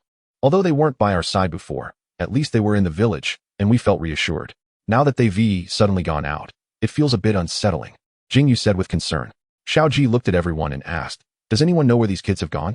What is their destination? Meng Meng replied. Not only did your son not tell you, but my son didn't say anything either. Jing Yu smiled wryly and turned to Jing Kai. I don't know where they went, but I know they headed in that direction. Brother Zong, has Luo Ying told you anything? Not that he told me, but I saw them heading west with Kanjing while I was training in the morning. West. The west should be the direction of Kumu Forest. Could it be that Songming plans to contract a plant-type battle beast first? The village chief looked up at the starry sky. If they really went to Kumu Forest, I would feel at ease. After all, that old fellow is there. Although Kumu village does not communicate with the outside world, any news from Kumu Forest would surely spread quickly to the outside. Moreover, beast generals have a much longer lifespan than ordinary people. So the old village chief is very confident that the old fellow he mentioned is still alive. Village chief, I sent it a bit early? The others asked. Village chief, what are you all talking about? We don't understand. Even Jing Yu looked puzzled. The village chief chuckled. Actually, at the very beginning, this village had no other surnames besides Huang and Jing. This village wasn't called Huangjiang village, but Jingjiang village. The first village chief was named Jing Xiong, who was the ancestor of the Jing family, and also the village chief, as well as the head of the Beast Hall back then. Beast Hall, head, Jingjiang village. Everyone exclaimed in confusion.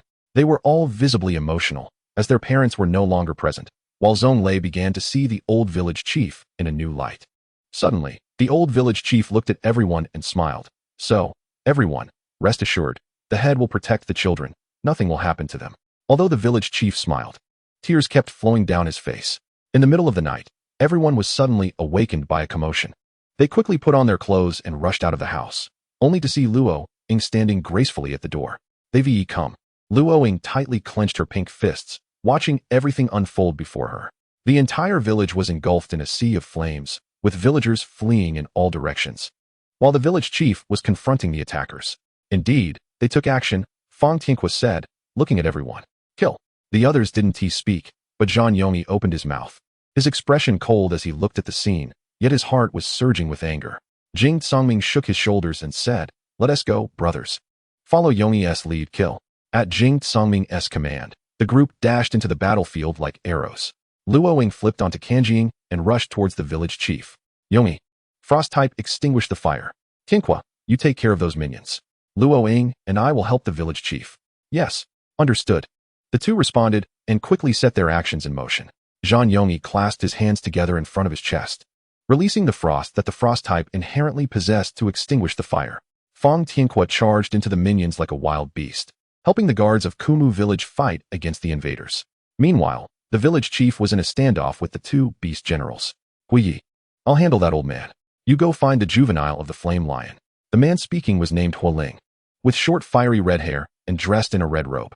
There was a flame sword emblem on his left chest, and he stood coldly at the village entrance. Next to him was a girl named Huiyi, with a delicate face and long red hair cascading down to her waist, wearing a red dress with a flame sword emblem on the hem. They both appeared to be around 15 or 16 years old, likely siblings. After a nod, Huiyi dashed towards the village. The village chief quickly commanded the Kumu dog to intercept her. Woof! The Kumu dog barked in response to the order and charged toward Huiyi. Huiyi raised her left hand and made a fist gesture in the air, fire type. Flame fist. Suddenly, the air around the Kumu dog was evaporated, and a gigantic fire fist, 3 meters wide, appeared in midair and smashed toward the Kumu dog. The Kumu dog, unable to breathe and unable to dodge in time, was knocked down with a loud bang. Kumu dog. The village chief was about to rush toward the Kumu dog. Old man, you really don't take me seriously. Die. Fire type, flame fist. The massive fire fist flew toward the village chief.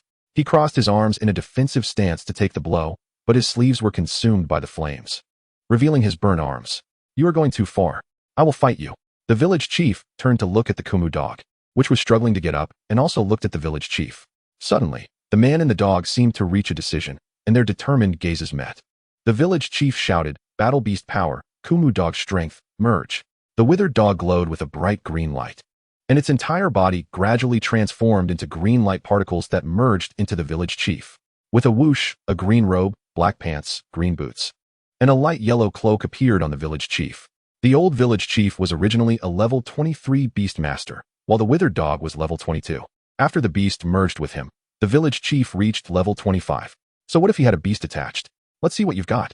Saying this, a flame fist shot out, while the village chief raised his right hand in front of his chest, summoning plant energy. The branches around the withered shield grew wildly, forming a wooden shield shaped like a dog's head to block the flame fist. Thus, the two sides began their battle. Chapter 18. Fury. After the village chief merged with the withered dog, it integrated into his body, leaving Fire Leaf free. It's up to you, bro. I'm heading into the village first. With that, he turned and walked straight into the village. Meanwhile, Fireling continuously unleashed flame fists towards the village chief's withered shield, causing powerful cracks to appear on it. While releasing his skills, Fireling walked closer to the village chief. Old man, if you don't want your villagers to die in vain, you better hand over that little brat. Otherwise, today, the Withered Wood village will truly become withered wood. Ha! The flame god's young lava lion is no longer in the village. I've already let it go. You can go find it yourself. Why make things difficult for us? The village chief was indeed unable to withstand the opponent's attacks, and could only desperately channel plant power into the withered shield. Fireling was a level 25 beastmaster.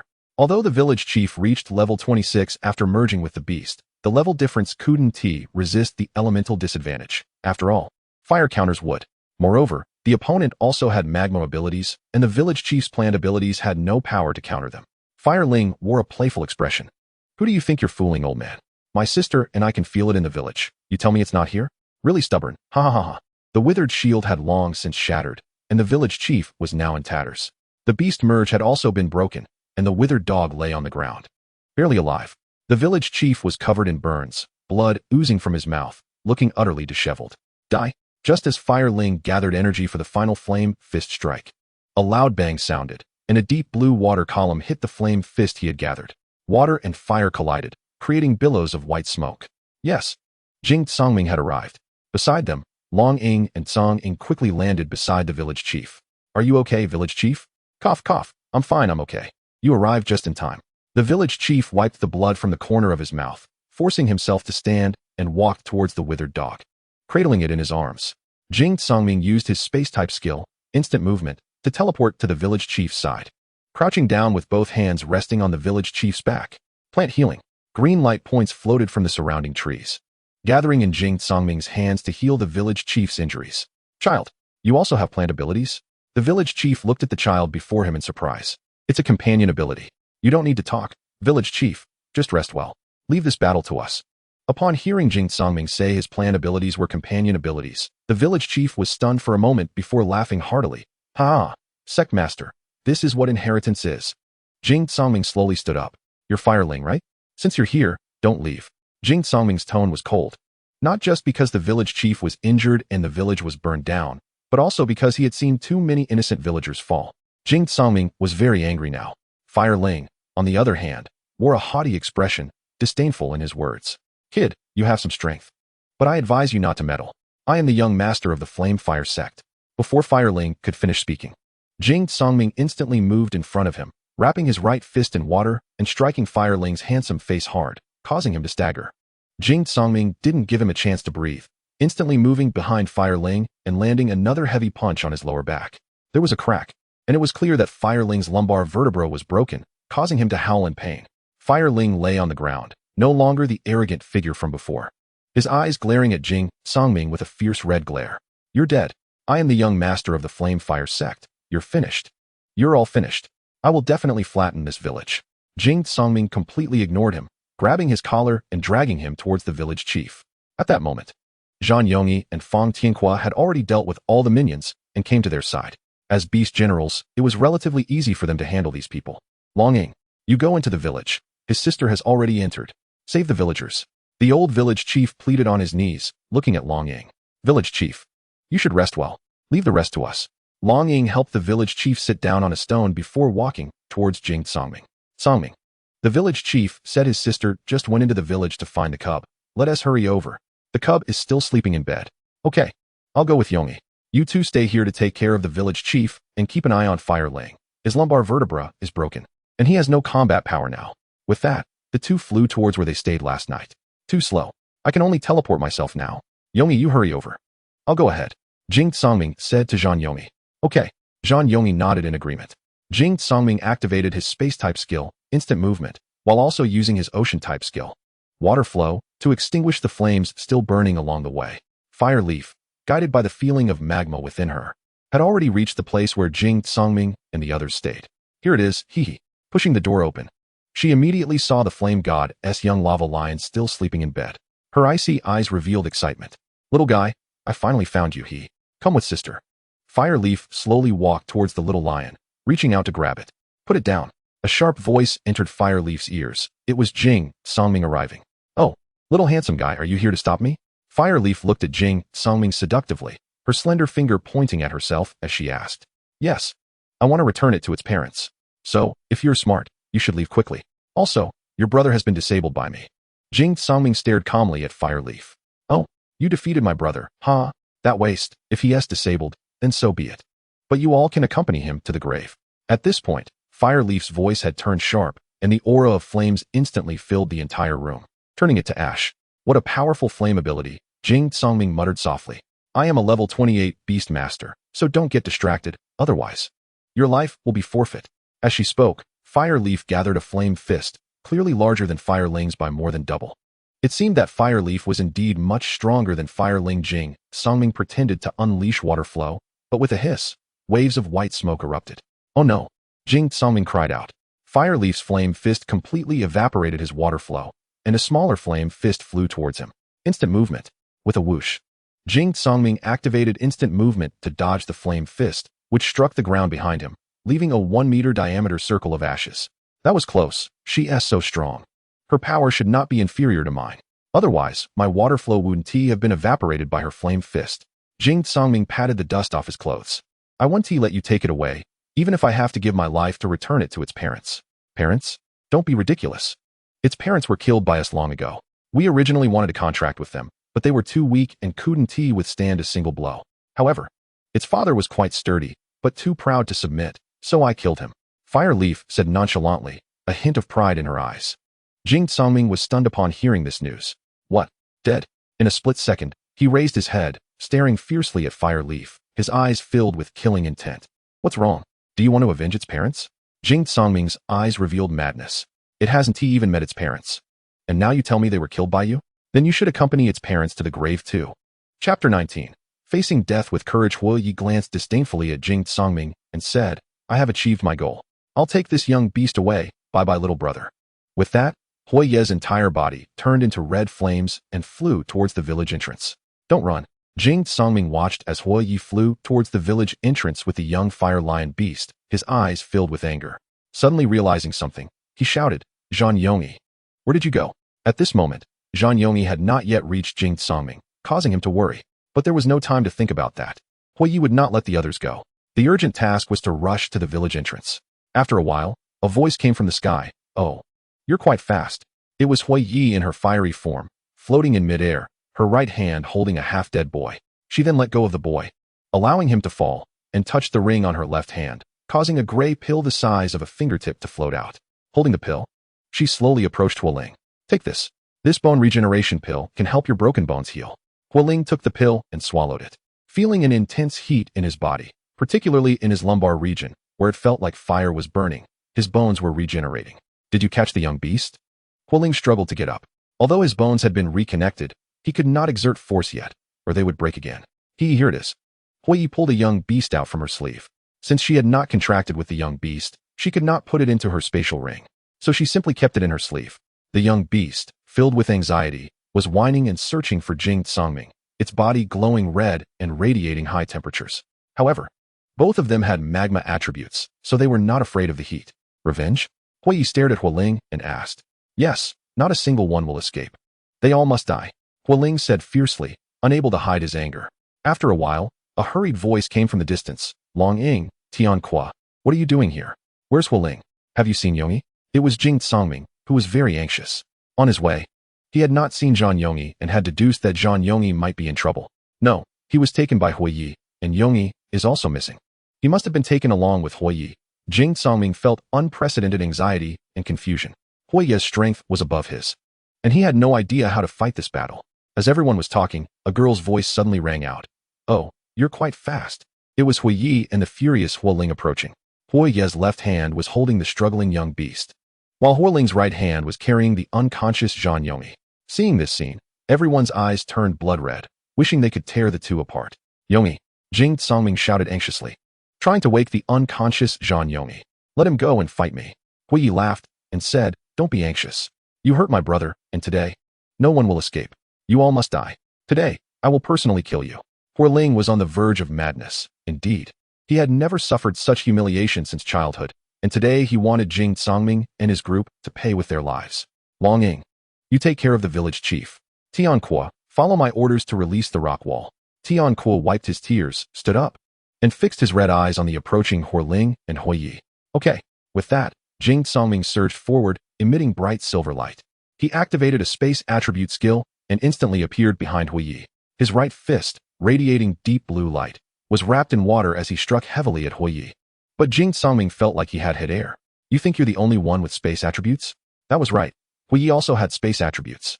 She abandoned Zhan Yongyi and used a blink to dodge Jing Songming's attack. Seeing this situation, Jing Songming immediately swung his fist to the right, striking Huoling with a loud bang. This punch, filled with ocean energy and Jing Songming's anger, hit Huoling hard. Huoling's reconnected lumbar spine was broken again, and he lay on the ground like a dead dog, in so much pain that he fainted, without even having time to scream. Just a second ago, he was shouting for them to pay with their lives, and the next moment, he was lying on the ground unconscious. It was quite comical. After landing a hit, Jing Songming quickly retreated to create distance between them, looking for the next opportunity to strike. Brother, Hui Yi rushed over to check Huoling's injuries, angrily staring at Jing Songming. You must die today? Hui Yi threw the young beast aside, causing it to cry out, then raised her hands emitting red light. Magma finger. Above Jing Songming's head, the clouds turned red and gathered into a ball, a giant magma finger pointing down at Jing Songming. The concentration of magma dried up the moisture in the surrounding air, producing a hissing sound.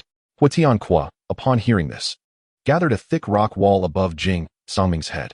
At the same time, Jing Songming wrapped a thick layer of water around the rock wall using water flow. The heat from the magma finger quickly evaporated the moisture wrapped around the rock wall, and Jing Songming could only continuously wrap water flow around the rock wall. Trying to block this attack. Die! Hua Yi shouted angrily, as the magma finger had already started to crack the rock wall, which was about to break. Just then, a wooden shield suddenly appeared below the rock wall. Village chief, stop! You'll die like this. Jing Songming shouted anxiously, because if this continued, the village chief would definitely bleed to death. Hua Tianqua and Long Ying's eyes were already blurred with tears. All they could do was support the village chief to prevent him from falling. The withered wood dog also struggled to get up and walk towards the village chief, its four limbs trembling uncontrollably. The withered wood dog barked at the village chief, as if making a decision. Old buddy, I understand. The village chief turned to Jing Songming and weakly said, Child, the withered wood dog tells me it wants to entrust its child to you, hoping you want refuse. Its mother is your ancestor's contracted beast, so handing over its child to you is also returning it to its rightful owner. If possible, I hope you can protect the villagers of the withered wood village. With that, streams of green light merged into the village chief's body. Yes, the village chief and the withered wood dog were preparing to fight to the death and forcibly bond with the battle beast. Village chief. No. Long Ying, Tianqua. Stop the village chief. It was too late. After the village chief bonded with the battle beast, he immediately released a small-scale wooden confinement that firmly trapped the two in place. Village chief. Village chief. The two shouted simultaneously. Ha ha ha. I'm fortunate that after so many years, I can still see the descendants of the sect master. Thank you for everything you've done for Witheredwood Village. Now let me protect you. The village chief turned and charged towards Hui Yi. Falcon, quickly stop the village chief. Long Ying shouted tearfully to the falcon, but the falcon did not move. Instead, it blocked Long Ying and Hua Tianqua with its massive body. Long Ying cried, struggling to catch her breath. Weakly, she asked the falcon, Why? Why don't you stop the village chief? Why won't you go? The falcon replied, We cannot stop them. Whether it's the village chief or the witheredwood dog, they have made the decision to face death with courage. This is also the only hope. If I intercept him and succeed, we all die. If I fail, it would indirectly consume the village chief's strength. Long Ying was already crying uncontrollably. The falcon was right. If they wanted to survive, this was their only hope. Chapter 20, Sacred Fire Village. Fire Hall tears filled the eyes of everyone as they stared blankly at the village chief charging towards Hui Yi with a determination to face death. Hui Yi was currently using the magma finger and had no way to dodge. The village chief rushed in front of Hui Yi, his entire body radiating a white-green light.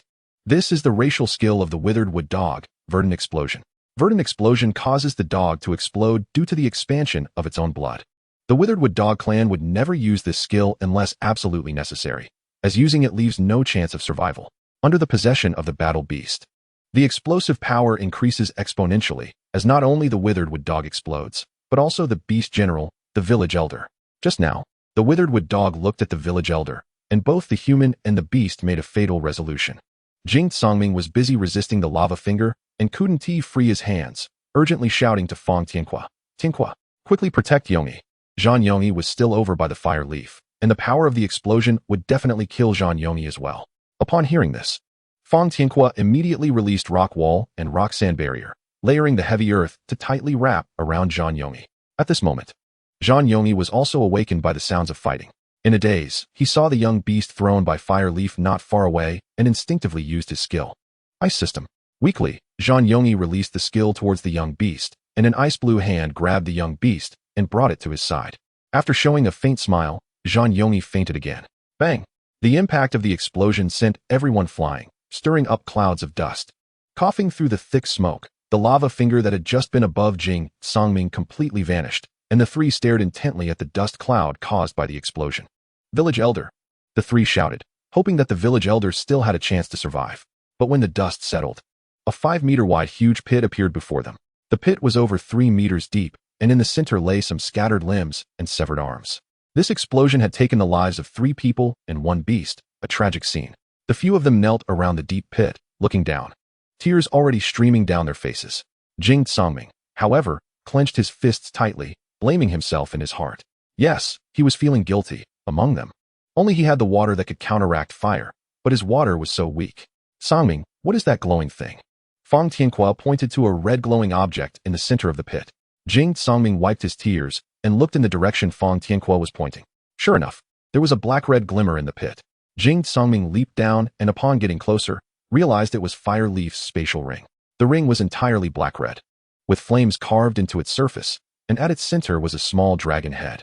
Jing Tsangming took a deep breath, wiped the tears from his face, turned around, and hoisted Zhang Yongyi onto his shoulder, while using his other hand to grab the divine wolf lion. The few of them headed towards the altar. As they walked from the village entrance to the altar, they saw countless corpses of the fire sect disciples and the villagers of the Withered Wood village. They walked straight up to the altar. Jing Tsangming gathered his strength and shouted, "Villagers of Withered Wood village, those who have not lost the ability to act, please gather quickly at the altar."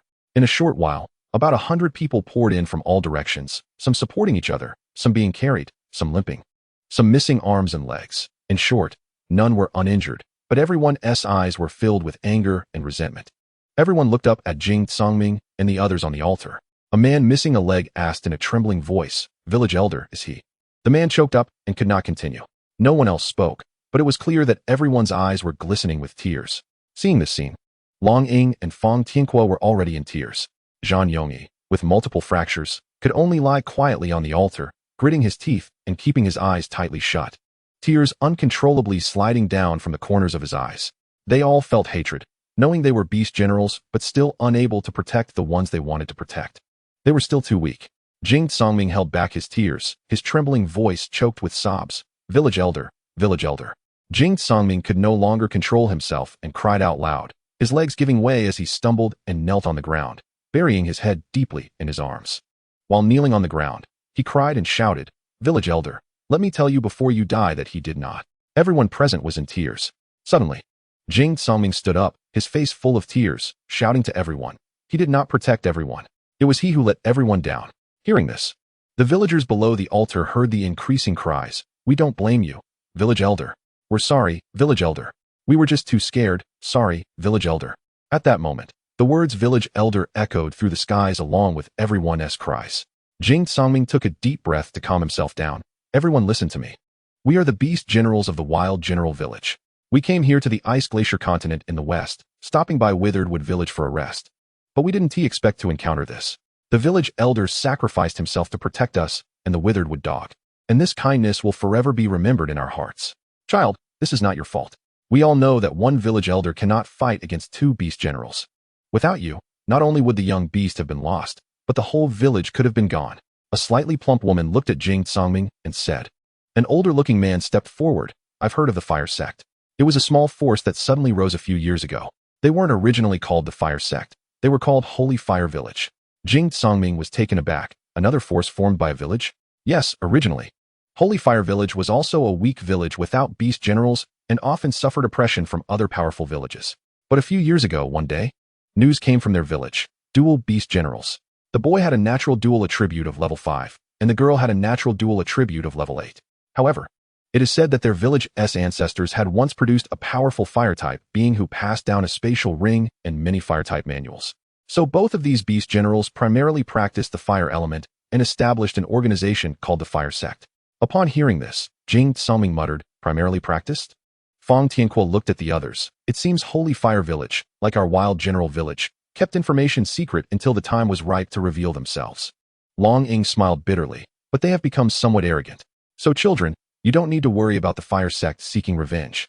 The dual beast generals have all sacrificed at once, so they have no foundation left. They are just ordinary people now. If they dare come, we will fight to the death." But at that moment, Fang Tianhua patted Jing Tsangming on the shoulder. "Brother, let me stay." Chapter 21. Let me stay. Jing Tsangming stared blankly at Fang Tianhua, suddenly understanding, tears welling up in his eyes. "Tianhua, tell me what you think." Fang Tianhua laughed loudly. "Haha, don't worry, I'm not planning to stay here forever. The village elder sacrificed himself to protect us, and we cannot just abandon this. You are the strongest. And this journey to the west will surely have many dangers. You will be safer here with everyone. So you cannot stay. Sister Long Ying cannot stay either. She has the Tsang Eagle, which will greatly shorten this journey. And Yongyi doesn't need to be mentioned. He was originally here to find a battle beast. How could he not go? So I will stay to protect Withered Wood Village. Indeed, it was true. The village elder sacrificed himself to protect them. And Withered Wood Village had lost the protection of a beast general. If they all left, and something happened to Withered Wood Village, they would blame themselves for the rest of their lives. Fang Tianque tightly hugged Long Ying. Haha, then no one will argue with you. Be careful on the way. I'll wait here for your safe return. A weak voice came. Tianque, don't die. Zhang Yongyi smiled at Fang Tianque. Save it. You're the one who is about to die. Fang Tianque laughed at Zhang Yongyi. Although the few of them had no blood relation, they had grown up together and had long considered each other family. All right, then it's settled. Let us find a place to recuperate first. Once Yongyi is healed, we'll set off. The villagers of Kukmu village felt grateful upon hearing this, but they could not abandon the village where they had lived for generations. An elder spoke up, saying that the reason Jing Tsangming said this was because he had an idea in mind, to establish a force, to build a powerful faction. He wanted to become stronger and then defeat Tiger Beast Village to unify the vast northwestern wilderness. After hearing Jing Tsangming say this, the crowd no longer argued. After all, he was right. This was indeed their best option at the moment. Tsangming, could the spatial ring that the villagers mentioned today be the one we found earlier? Hearing Fang Tianque say this, Jing Tsangming suddenly stood up. I almost forgot. Jing Tsangming took off the ring from his finger, bit his finger to let some blood drop onto the dragon head on the ring, and with a whoosh, a crimson light instantly enveloped Jing Tsangming. It seemed that Hui intended to awaken the attributes of water, fire, and grass, and then contract the corresponding battle beasts to turn his spatial ring into a world, allowing the water, fire, and grass attributes to balance the world ring's properties. After saying this, he casually threw the ocean system's secret manual on the ground. Long Ying looked at the ocean system's secret manual on the ground, realizing she had not yet learned the ocean system. Well, it's also possible he awakened it, but hasn't he learned any water system skills? Jing Tsangming looked at Long Ying and then placed the pill on the ground. Tianque, come take a look. Is this pill similar to the bone refining pill that the previous village chief mentioned? Fang Tianque picked up the thumb-sized pill, examined it, and smelled it, then looked thoughtfully at Jing Tsangming. Are you testing me? I didn't hear anything about it. Damn, I forgot about this. You weren't even listening in class. Long Ying, do you know about it? Jing Tsangming turned to look at Long Ying. Don't look at me. I've only learned how to fight since I was a child. I haven't learned anything else. Long Ying waved her hand, awkwardly looking at Jing Tsangming. Jing Tsangming felt utterly helpless at this moment. Back then, he broke Huoling's lumbar vertebra, and then he appeared in the village with Hui. I suspect it must be because of the bone refining pill. If nothing goes wrong, this should be it. Forget it. Let us just give it to him first. Hey, calm down with that reckless energy, big brother. You're going to kill Yongyi if you keep that up. Fang Tianque saw Jing Tsangming about to feed the pill to Zhang Yongyi and quickly stopped him. After hearing this, Fang Tianque didn't say anything more. He truly had no better solution. Zhang Yongyi had multiple fractures, and at this moment, the only thing that could save him was the bone refining pill. Jing Tsangming held Zhang Yongyi in one hand, who was grimacing in pain, and with the other hand, he brought the pill to his mouth. Yongyi, eat this, and you'll be fine. He wasn't even sure if it would work. After Zhang Yongyi swallowed the pill, he felt a heat spread throughout his body, especially at the fracture sites. After about half a stick of incense, Jing Tsangming let out a long breath. It looks like it really is the bone refining pill. I just felt it. Yongyi's broken bones have reconnected. Upon hearing this, everyone let out a sigh of relief. Now they just had to wait for Zhang Yongyi to wake up, and everyone could finally sleep soundly. Chapter 22. The father of the young beast. The next morning, the sky was hazy, and the sun gradually rose. Jing Tsangming leaned against the door, watching the sun rise slowly, while Long Ying rode the eagle out to patrol. And Fang Tianque was still fast asleep. At this moment, Zhang Yongyi woke up, but due to the many fractures on his body, and since they had just been set, he couldn't move around yet, and remained calmly lying on the bed. A weak voice reached Jing Tsangming's ears. Yongyi, you're awake. Seeing Zhang Yongyi calling for him, Jing Tsangming smiled and walked over quickly. How are you feeling? Do you feel better? It's nothing, I want to die. Jing Tsangming laughed and scolded. Die? Die? I'm not dead yet, you want to die. Saying this, he punched Zhang Yongyi lightly, causing him to grimace in pain. Fang Tianque sat up and yawned. You guys woke up so early. Yongyi, you're okay now. Where's Sister Long Ying? It's nothing, I want to die. Why do I feel like you've become more secretive since I found out you were hurt? Haha, by the way, you still haven't told me. Where's Sister Long Ying? Long Ying went out to patrol with the eagle. Hey, Tianque, why are you so concerned about Long Ying? Jing Tsangming looked at Fang Tianque with a mischievous smile, placing a hand on his shoulder and grinning at him. Go away, stop talking nonsense. This is just concern between friends. I treat you guys the same way. After saying this, he quickly turned away, not even realizing that his face was as red as a monkey's, but, enough joking. Tianqua, you stay here and take care of Yongi while also watching over Ishin Lai Langshire. After saying this, he turned to leave. Hey, where are you going? I'm going to find the young beast of the Kukma dog. Jing Songming lowered his head. He still couldn't accept the fact that the village chief sacrificed himself to save everyone. Upon hearing this, Fang Tianqua fell silent again, tears welling up in his eyes once more, while Zhang Yongyi tightly closed his eyes. Jing Songming walked out of the house, found a villager, and learned that the young beast of the Kukma dog was in the holy altar. He looked up at the sky, tried hard to hold back his tears, and resolutely walked towards the holy altar. Inside the holy altar, a green puppy that looked to be just a month old was running around on the grass mat, occasionally making whimpering sounds. Suddenly, a beam of light shone down on the puppy. Jing Songming pushed open the door of the holy altar and immediately saw this young beast, which quickly curled up when it noticed someone had come. Seeing this, Jing Songming quickly activated the power of plants and trees within his body. This power made the little creature feel much more secure, lowering its guard and gradually falling asleep. Jing Songming walked over and gently held it in his arms. Rising to leave. Is this the young beast of the Kukma dog? Yes, this is it. Everyone looked at the little beast with a green body and leaf-like patterns flowing across it. They all knew that this was the inheritance of the Kukma dog and also the legacy of the Jing family's ancestors, and sadness appeared in their eyes. Songming, now that the Kukma dog and Ishin Lai Langshire have lost their parents, why don't you contract them both? Longing looked at the two little beasts and then at Jing Songming. What Longing said makes sense. Songming, hurry and contract them. Jing Songming thought for a moment, stood up, and placed the Kukma dog and Ishin Lai Langshire together. Since you both have no one to rely on now, then rely on me from now on. Saying this, his left hand transformed into a grass-green color, releasing the power of plants and trees, while his right hand transformed into a black-red color, releasing the power of magma. Zhang Yongyi gently raised his left hand, which turned ice blue, and made a slicing motion in the air towards Jing Songming, condensing the ice power into an ice knife, which swiftly cut across the index fingers of both of Jing Songming's hands. 2 drops of blood slid from Jing Songming's fingers, landing on the foreheads of the Kukma dog and Ishin Lai Langshire. In an instant, a green and a black-red magic circle lit up under both young beasts. The green magic circle slowly floated up from under the Kukma dog, gradually forming the shape of the beast's head, and flew towards Jing Songming's forehead. Soon, this beast head mark was imprinted on Jing Songming's forehead, flickering in and out of sight before disappearing between his brows. The contract with the Kukma dog was successful. In contrast, it wasn't so easy for Ishin Lai Langshire. Its bloodline seemed to resist something. Jing Songming was also quite confused, so he overlapped his hands above Ishin Lai Langshire. Suddenly, it felt as if something was pulling at Jing Songming, and he blacked out and fell to the ground. When Jing Songming opened his eyes again, his consciousness had entered a sea of magma, and he found himself lying on a giant stone in the center of the magma. Where's this? Jing Songming sat cross-legged, scratching his head and looking around.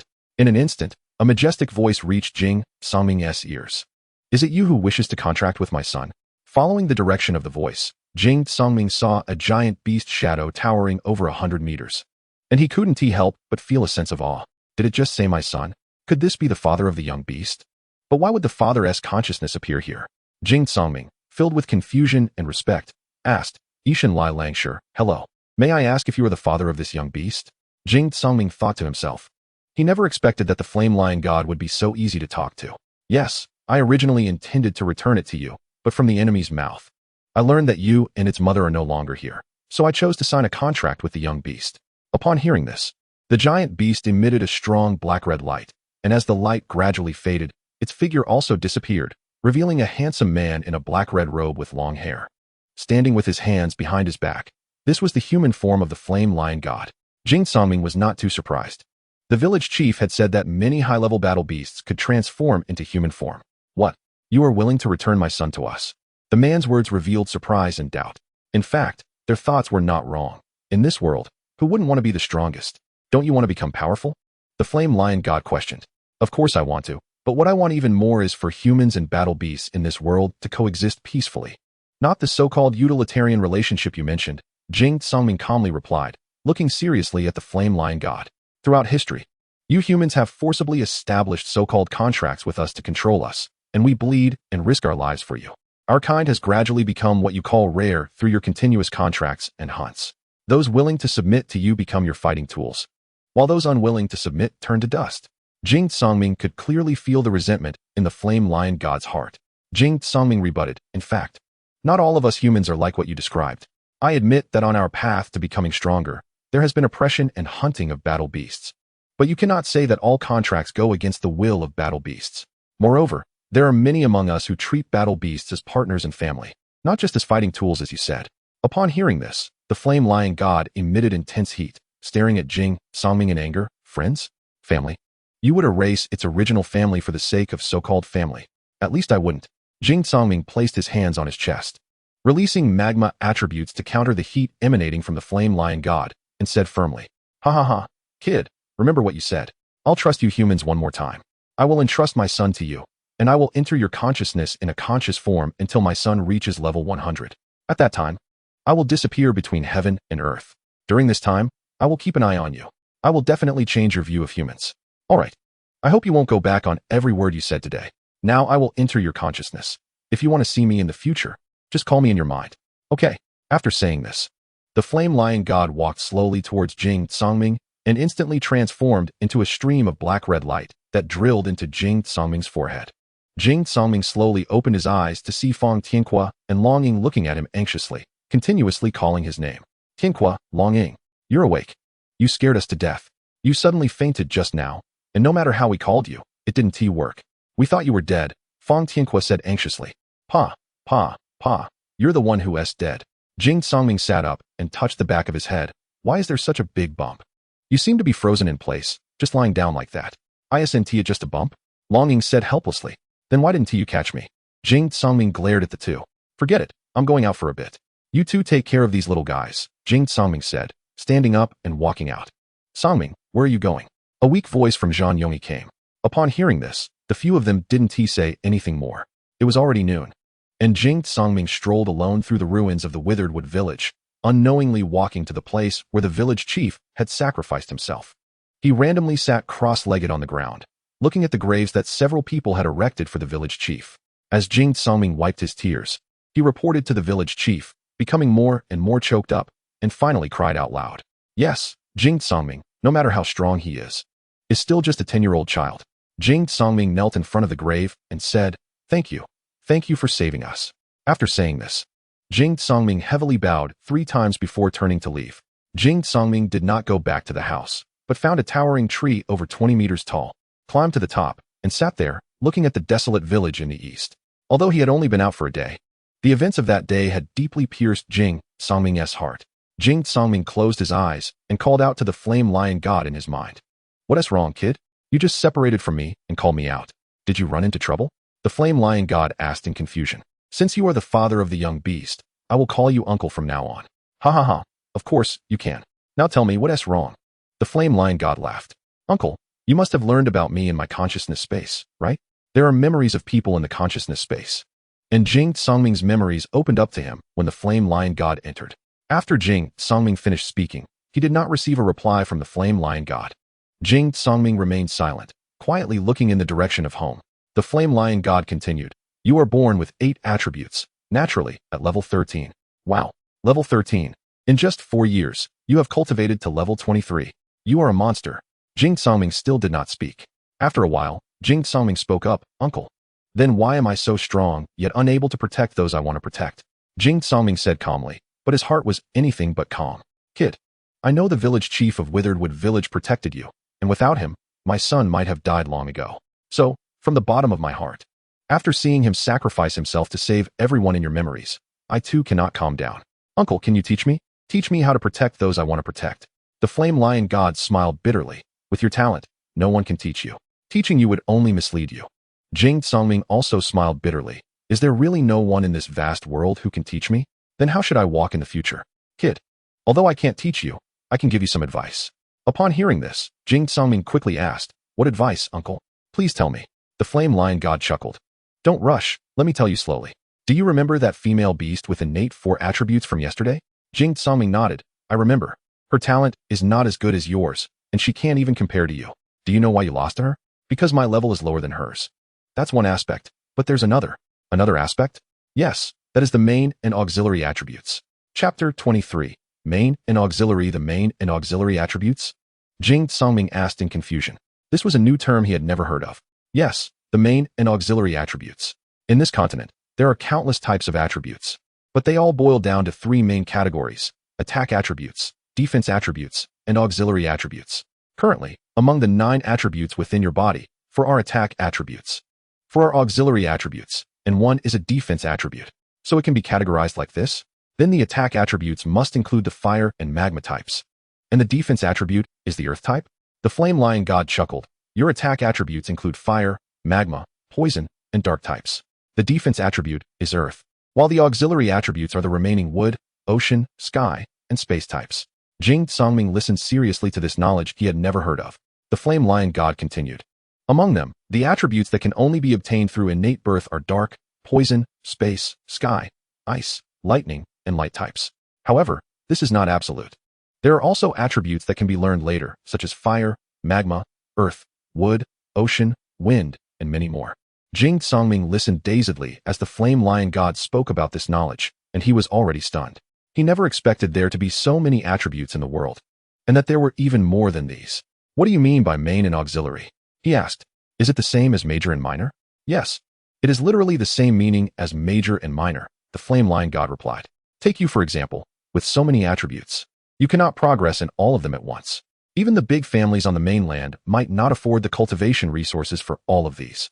And it's even less likely in your region. The flame lion god was right. Jing Songming knew he could not cultivate all attributes at the same time. So what do you suggest I do? Or how should I choose? Based on your current attributes, I actually suggest you choose a combat system as your major, and then take the earth attribute as your minor to enhance your defense. As for the others, just see what opportunities arise. If you encounter something that can be enhanced, go for it, but don't actively seek it out. However, since you already have contracts with magma and plant-type beasts, I think you can include those two in your cultivation range. For attributes at once? Yes, for now, let us do it this way. When you become stronger or have a faction and no longer lack resources, you can consider starting to cultivate other systems. That girl named Fireleaf is doing just that. She only cultivates fire and magma among the 4 systems, so she can use these 2 attributes quite freely and has many skills. Listening to the flame lion god's advice, Jing Songming understood in his heart that no matter how many attributes there were, he could not cultivate them all at once. Moreover, from your memories, the village itself did not have the capability to teach you these things or provide cultivation resources, and for these past few years, you have only cultivated your physical body, without any training in controlling or utilizing attributes. Jing Songming smiled awkwardly, agreeing that he and Zhang Yongyi, as well as Feng Tianhua, had not progressed in this regard over the years. Now my advice to you is, first, choose your major and minor systems, and second, go out to experience the world. Go out to experience the world? Isn't that what I'm doing? Jing Songming said, scratching his head in confusion. What I mean is to go out frequently or for a long period, to explore the outside world. Staying in this little village won't lead to much development. The flame lion god was right. No matter how good the talent, without sufficient resources and a broad vision, it would all be in vain. Jing Songming stood up from the treetop, clenched his fists, and said with determination, Okay, I understand. Wait, uncle, can I ask what level you are? Level 52. When Jing Songming heard the flame lion god state his level, he nearly lost his balance and fell from the treetop. Level 52. Then why could 2 beast generals in their 20s hurt you and your wife? The flame lion god snorted angrily, with just them. They couldn't even hurt a hair of mine.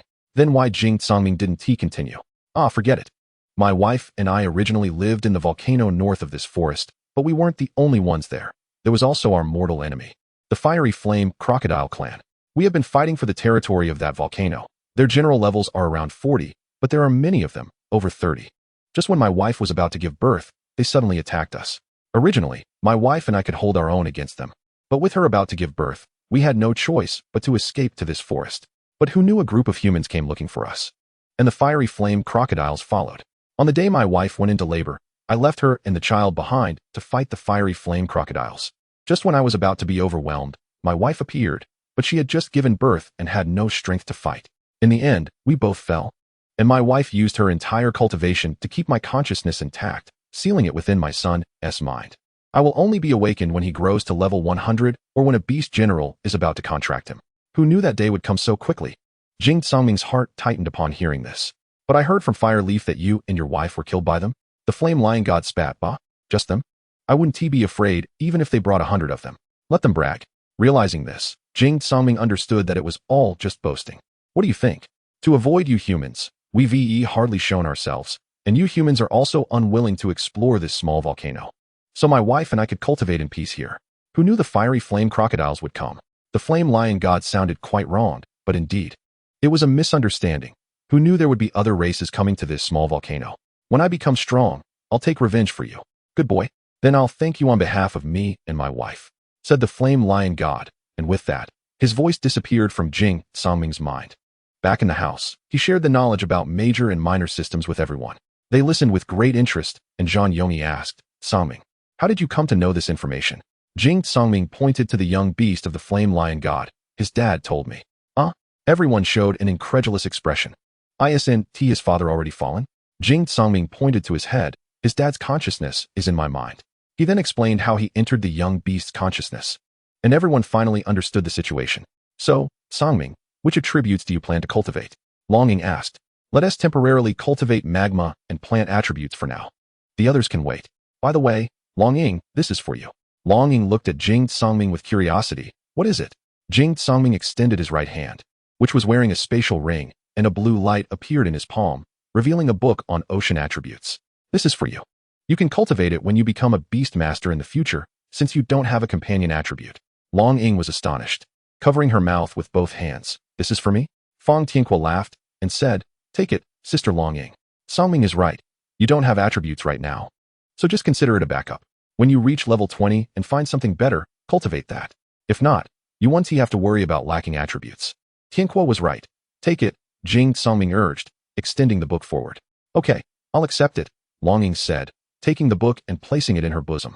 Feeling delighted. For the beast generals in the village, such attribute manuals were hard to come by. But at that moment, a voice echoed in Jing Songming's mind. Silly boy. The ocean attribute isn't suitable for her. Both her non-attribute Kanjing and herself are more suited for sky or wind attributes. This voice came from the flame lion god. That's easy for you to say. Where am I supposed to find those? You can create them once you become a ring master, the flame lion god replied, feeling quite speechless. A ring master? Can I create attribute manuals? Jing Songming was pleasantly surprised to hear this news. I forgot, I don't know. If I'm not mistaken, among your kind, intermediate ring masters can create manuals for water, fire, and plant attributes. And advanced ring masters can create manuals for other selectable attributes. If I'm not mistaken, the universal level ring masters can create manuals for all attributes, including those that can only be obtained through companions, but the prerequisite for creating manuals for those attributes is that you must possess them yourself. Jing Songming was stunned. So, if that's the case, wouldn't I just be a moving attribute library?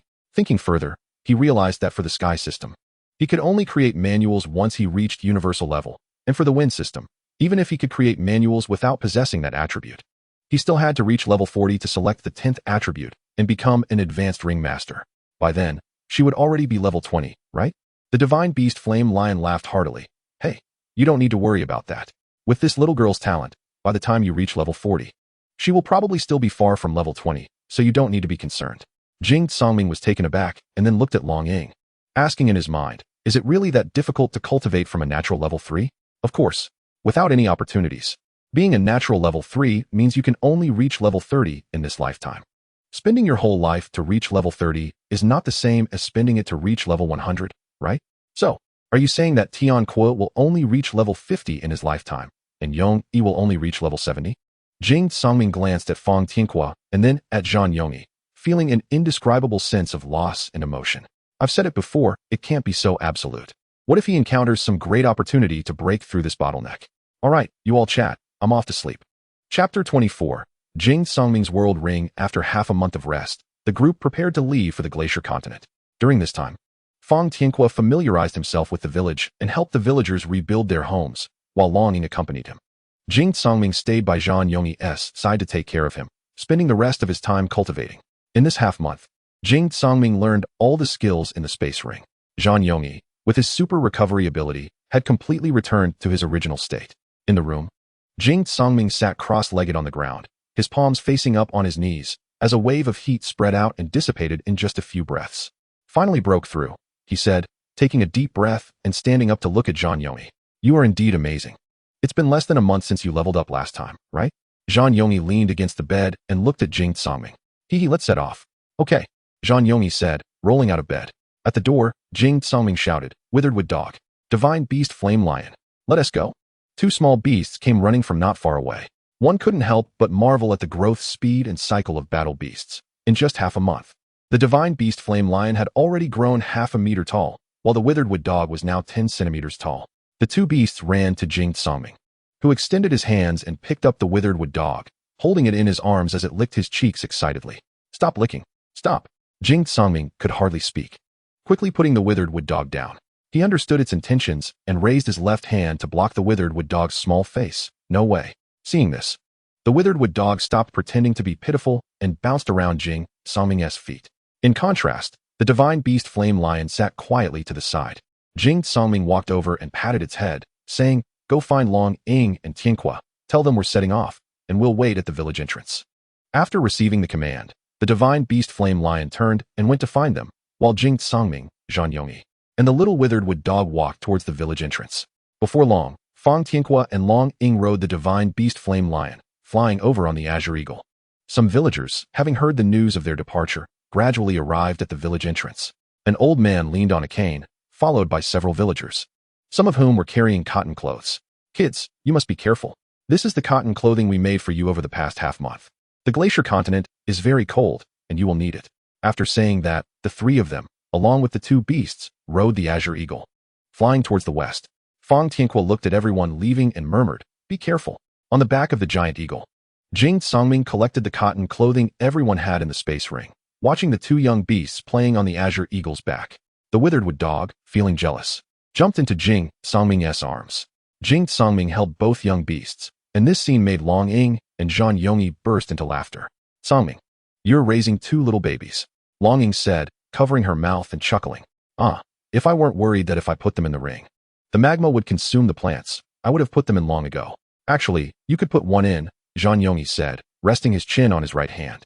Upon hearing this, Jing Songming was taken aback. "Oh right, I could just put one in. How stupid of me." He then looked down with a mischievous smile at the two young beasts, ultimately setting his sights on the larger Divine Beast Flame Lion. The Divine Beast Flame Lion shivered, looking at Jing Songming in fear, as if telling him it wouldn't go, then patted the Withered Wood Dog with its paw, indicating for it to go inside. Jing Songming looked at the Divine Beast Flame Lion. "No way, you're too big. It wouldn't be convenient for you to follow me, so you have to go in. Moreover, once you go in, the space ring will transform into a world ring, and it will be a place suitable for you to live. You will cultivate much faster there." Upon hearing this, the Divine Beast Flame Lion stopped resisting. As a battle beast with aggressive attributes, it subconsciously had a strong desire for cultivation and improvement. Both young beasts had been contracted shortly after birth, so they were both level 1. Jing Songming needed to quickly raise the level of the Divine Beast Flame Lion, as it was the only one with attack attributes among the two. Jing Songming raised his left hand and pointed the space ring at the Divine Beast Flame Lion. With a whoosh, the Divine Beast Flame Lion disappeared from everyone's sight. Immediately, Jing Songming's ring emitted a strong black-red light, and as the light intensified, the surrounding temperature suddenly rose. Zhan Yongyi hurriedly activated his ice attribute to lower the surrounding temperature as much as possible. The situation lasted for about the duration of a stick of incense before the ring's color gradually faded, and then Jing Songming entered the world ring, where the scene before him left him in awe. Inside the world ring, he found himself standing on the edge of a volcano, surrounded by endless volcanoes and lava, with extremely high temperatures. Not far away, in a sea of lava, the young Divine Beast Flame Lion was rolling and playing happily. Jing Songming immediately called out to it, and the young Divine Beast Flame Lion ran towards him. In just a short time, one could clearly see the changes in the young beast. Its body had grown significantly, with signs of losing its baby teeth. Most noticeably, the young beast's body was now covered in dark red fur with black-red patterns. What surprised Jing Songming even more was the young beast's level. At this moment, the young beast had already grown to level 3, and the speed of this growth left Jing Songming in shock, unable to close his mouth. He had thought that being in a region suited for its attributes would greatly enhance the cultivation speed, but he hadn't expected it to be this significant. The voice of the Divine Beast Flame Lion echoed in his mind. "You don't need to be surprised. Battle beasts cultivate much faster than you humans. And our clan's ancestors were the mounts of the lava god in ancient times, so with the protection of the lava god, our cultivation speed is even faster." Protection of the lava god? Are there many battle beasts with divine protection like this? I don't know, but as far as I know, there were many gods in ancient times. Oh, okay. Then what is your son's current cultivation speed like? Well, It should be about the same as yours. But it definitely can't be faster than you. You're just too monstrous. Jing Songming smiled awkwardly, exiting the consciousness space and looking at the scene before him with a sigh of relief. If he had thrown the withered wood dog in here, the forest would probably be gone in just a few days. Jing Songming then looked around and wondered, hey, where did my skill books and elixirs go? Just as Jing Songming was puzzled, the young divine beast flame lion tugged at his clothes with its mouth, indicating for him to follow. Without thinking much, he followed it. And soon Jing Songming was astonished to find a palace-like structure not far away. The entire building was black and red, and at the very top of the palace was a huge lion statue. Upon closer inspection, it resembled the adult divine beast flame lion. Driven by curiosity, he walked over, and the young beast followed him slowly. When they approached the palace, he discovered that it covered an area of about 1,000 square meters and stood 100 meters tall. Don't be surprised. This is the Beast King's palace that every attribute region possesses. Huh, what is the Beast King's palace, uncle? Your village's knowledge is really lacking. When an attribute region forms in the world ring, a Beast King's palace will naturally be generated. The owner of this palace is your attribute battle beast from the same region. Originally, the items in your spatial ring would automatically be stored in various Beast King's palaces according to their attributes. However, you currently only have one Beast King's palace, so all the items in your spatial ring will be placed here. Once you acquire other attribute Beast King's palaces in the future, the items will automatically transfer to the corresponding palaces according to their attributes. Do you understand what I'm saying? I understand now, so that's how it is. All right, you can play slowly. I'm going to sleep. With that, the voice of the uncle, the flame lion, disappeared from Jing Songming's mind. Jing Songming also admired this uncle. He just goes to sleep when he wants to. Jing Songming bent down to pat the young beast's head and said, I didn't expect you to have such good treatment. Getting such a big house right after entering. Let's go. Take me inside to have a look. The young beast strutted proudly, leading Jing Songming into the Beast King's palace. As soon as they entered the main hall, they could feel the luxurious atmosphere. On both sides were various battle beast statues, and directly ahead was a large throne inlaid with various gems. Jing Songming was so shocked he couldn't speak, while the young beast walked proudly towards the throne. Sitting down on it with a smile on its face, looking at Jing Songming with a mischievous expression that made Jing Songming want to punch it. After whining a couple of times, the young beast reluctantly got off the throne and let Jing Songming sit down. Hee, that's more like it. It would be great if I could bring this back to reality. Jing Songming shook his head. Don't dream about it. With that, he stood up and stretched. Looking back at the young beast lying beside him, he said, Little flame lion, you should practice hard. I'm leaving now. After Jing Songming left, the young beast smugly lay back on the throne as if to say, I am the boss here. Jing Songming looked at Zhan Yongyi and the girl holding the withered wood dog, Long Ying, and recounted what had just happened. The two were surprised and looked at Jing Songming. The world ring is so magical. It's simply amazing. Grandpa Villager and Uncle Zong Lei said the world ring is just another beast-controlling continent, and they were absolutely right. Hearing you say that makes me want to have a battle beast as soon as possible. Ha ha ha, don't rush, you'll get there slowly. I'll scout the way for you first. Long Ying and Zhan Yongyi both rolled their eyes at Jing Songming. By the way, Long Ying, do you have the beast language with you? Jing Songming had long been thinking about Long Ying's beast language. After learning it, he would be able to communicate with battle beasts, which would be much more convenient. I almost forgot to mention it. Since I left the wilderness village, I planned to give one to the three of you. While speaking, Long Ying took out a white skill book from her sleeve, which prominently displayed the words beast language. Chapter 25. Beast language, is this the beast language? Jing Songming examined the skill book with a pure white cover, which showed signs of wear. Upon opening it, he found that the pages inside were wrinkled, and some were even torn. To Jing Songming, it seemed old and tattered, with nothing particularly special about it. Long Ying noticed Jing Songming's confusion and took the beast language book from him, explaining seriously. Actually, when I first got this skill book, my reaction was similar to yours. I was also quite incredulous. Logically, a skill book like beast language should be particularly extravagant. Even if it wasn't very extravagant, it shouldn't look like this now. Yeah, it definitely shouldn't look like this. Later, Uncle Zong explained to me the reason. Skill books like beast language are very rare throughout the continent. Unlike other skill books that come in batches, those basic skill books can even reach one per person. But beast language can be said to be a book learned by thousands. Such skill books are also hard to come by. Language skill books are that rare. After hearing Long Ying's explanation, Jing Songming finally understood how precious this book was. However, Jing Songming quickly showed a puzzled expression again. So, before Jing Songming could finish, Long Ying seemed to see his question. You want to know why we have it, right? MHM. Actually, I'm not very clear either. I only know that this book was passed down from ancient times, but even Uncle Villager and Uncle Zong don't know how it came to be. Oh well. It's not important. At least we have one now. With that, Jing Songming took the tattered beast language book from Long Ying's hands. But this time he held it with extra care. Jing Songming opened the beast language and carefully looked at each page, then sat cross-legged beside it, placing his palms up on his knees, with the beast language resting between his legs, and began to quietly cultivate. Upon closer inspection, one could see many subtle characters floating out from the beast language, slowly entering Jing Songming's mind. This cultivation continued until deep into the night. The Tsang Eagle had already found a clearing to land and rest, while Long Ying stood guard beside it, and Zhan Yongyi went out alone to find food for everyone. Soon, faint dragging sounds came from a distance. Long Ying turned to look and immediately prepared for battle, while the Tsang Eagle continued to lie on the ground.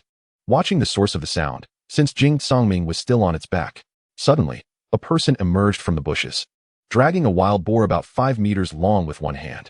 The size difference appeared particularly bizarre under the moonlight. Once Long Ying recognized him, she relaxed her guard. It was Zhan Yongyi, who had gone out to find food. You scared me to death. Long Ying gently patted her chest. I was afraid the smaller ones wouldn't be enough to eat, so I caught a big one, Zhan Yongyi said as he walked over. Upon closer inspection, there were still some ice clumps hanging from the wild boar. This wild boar is unfortunate to have encountered you, Long Ying teased Zhan Yongyi as she approached. Getting closer, Zhan Yongyi exerted a bit of force and threw the wild boar in front of Long Ying, saying, Here, eat. Hey, are you talking to the Tsang Eagle? How can we eat it like this? It needs to be cooked, Long Ying said to Zhan Yongyi with annoyance. Only Tsangming can use fire. He's still cultivating. How do we cook it? Zhan Yongyi crossed his arms and looked at Long Ying seriously.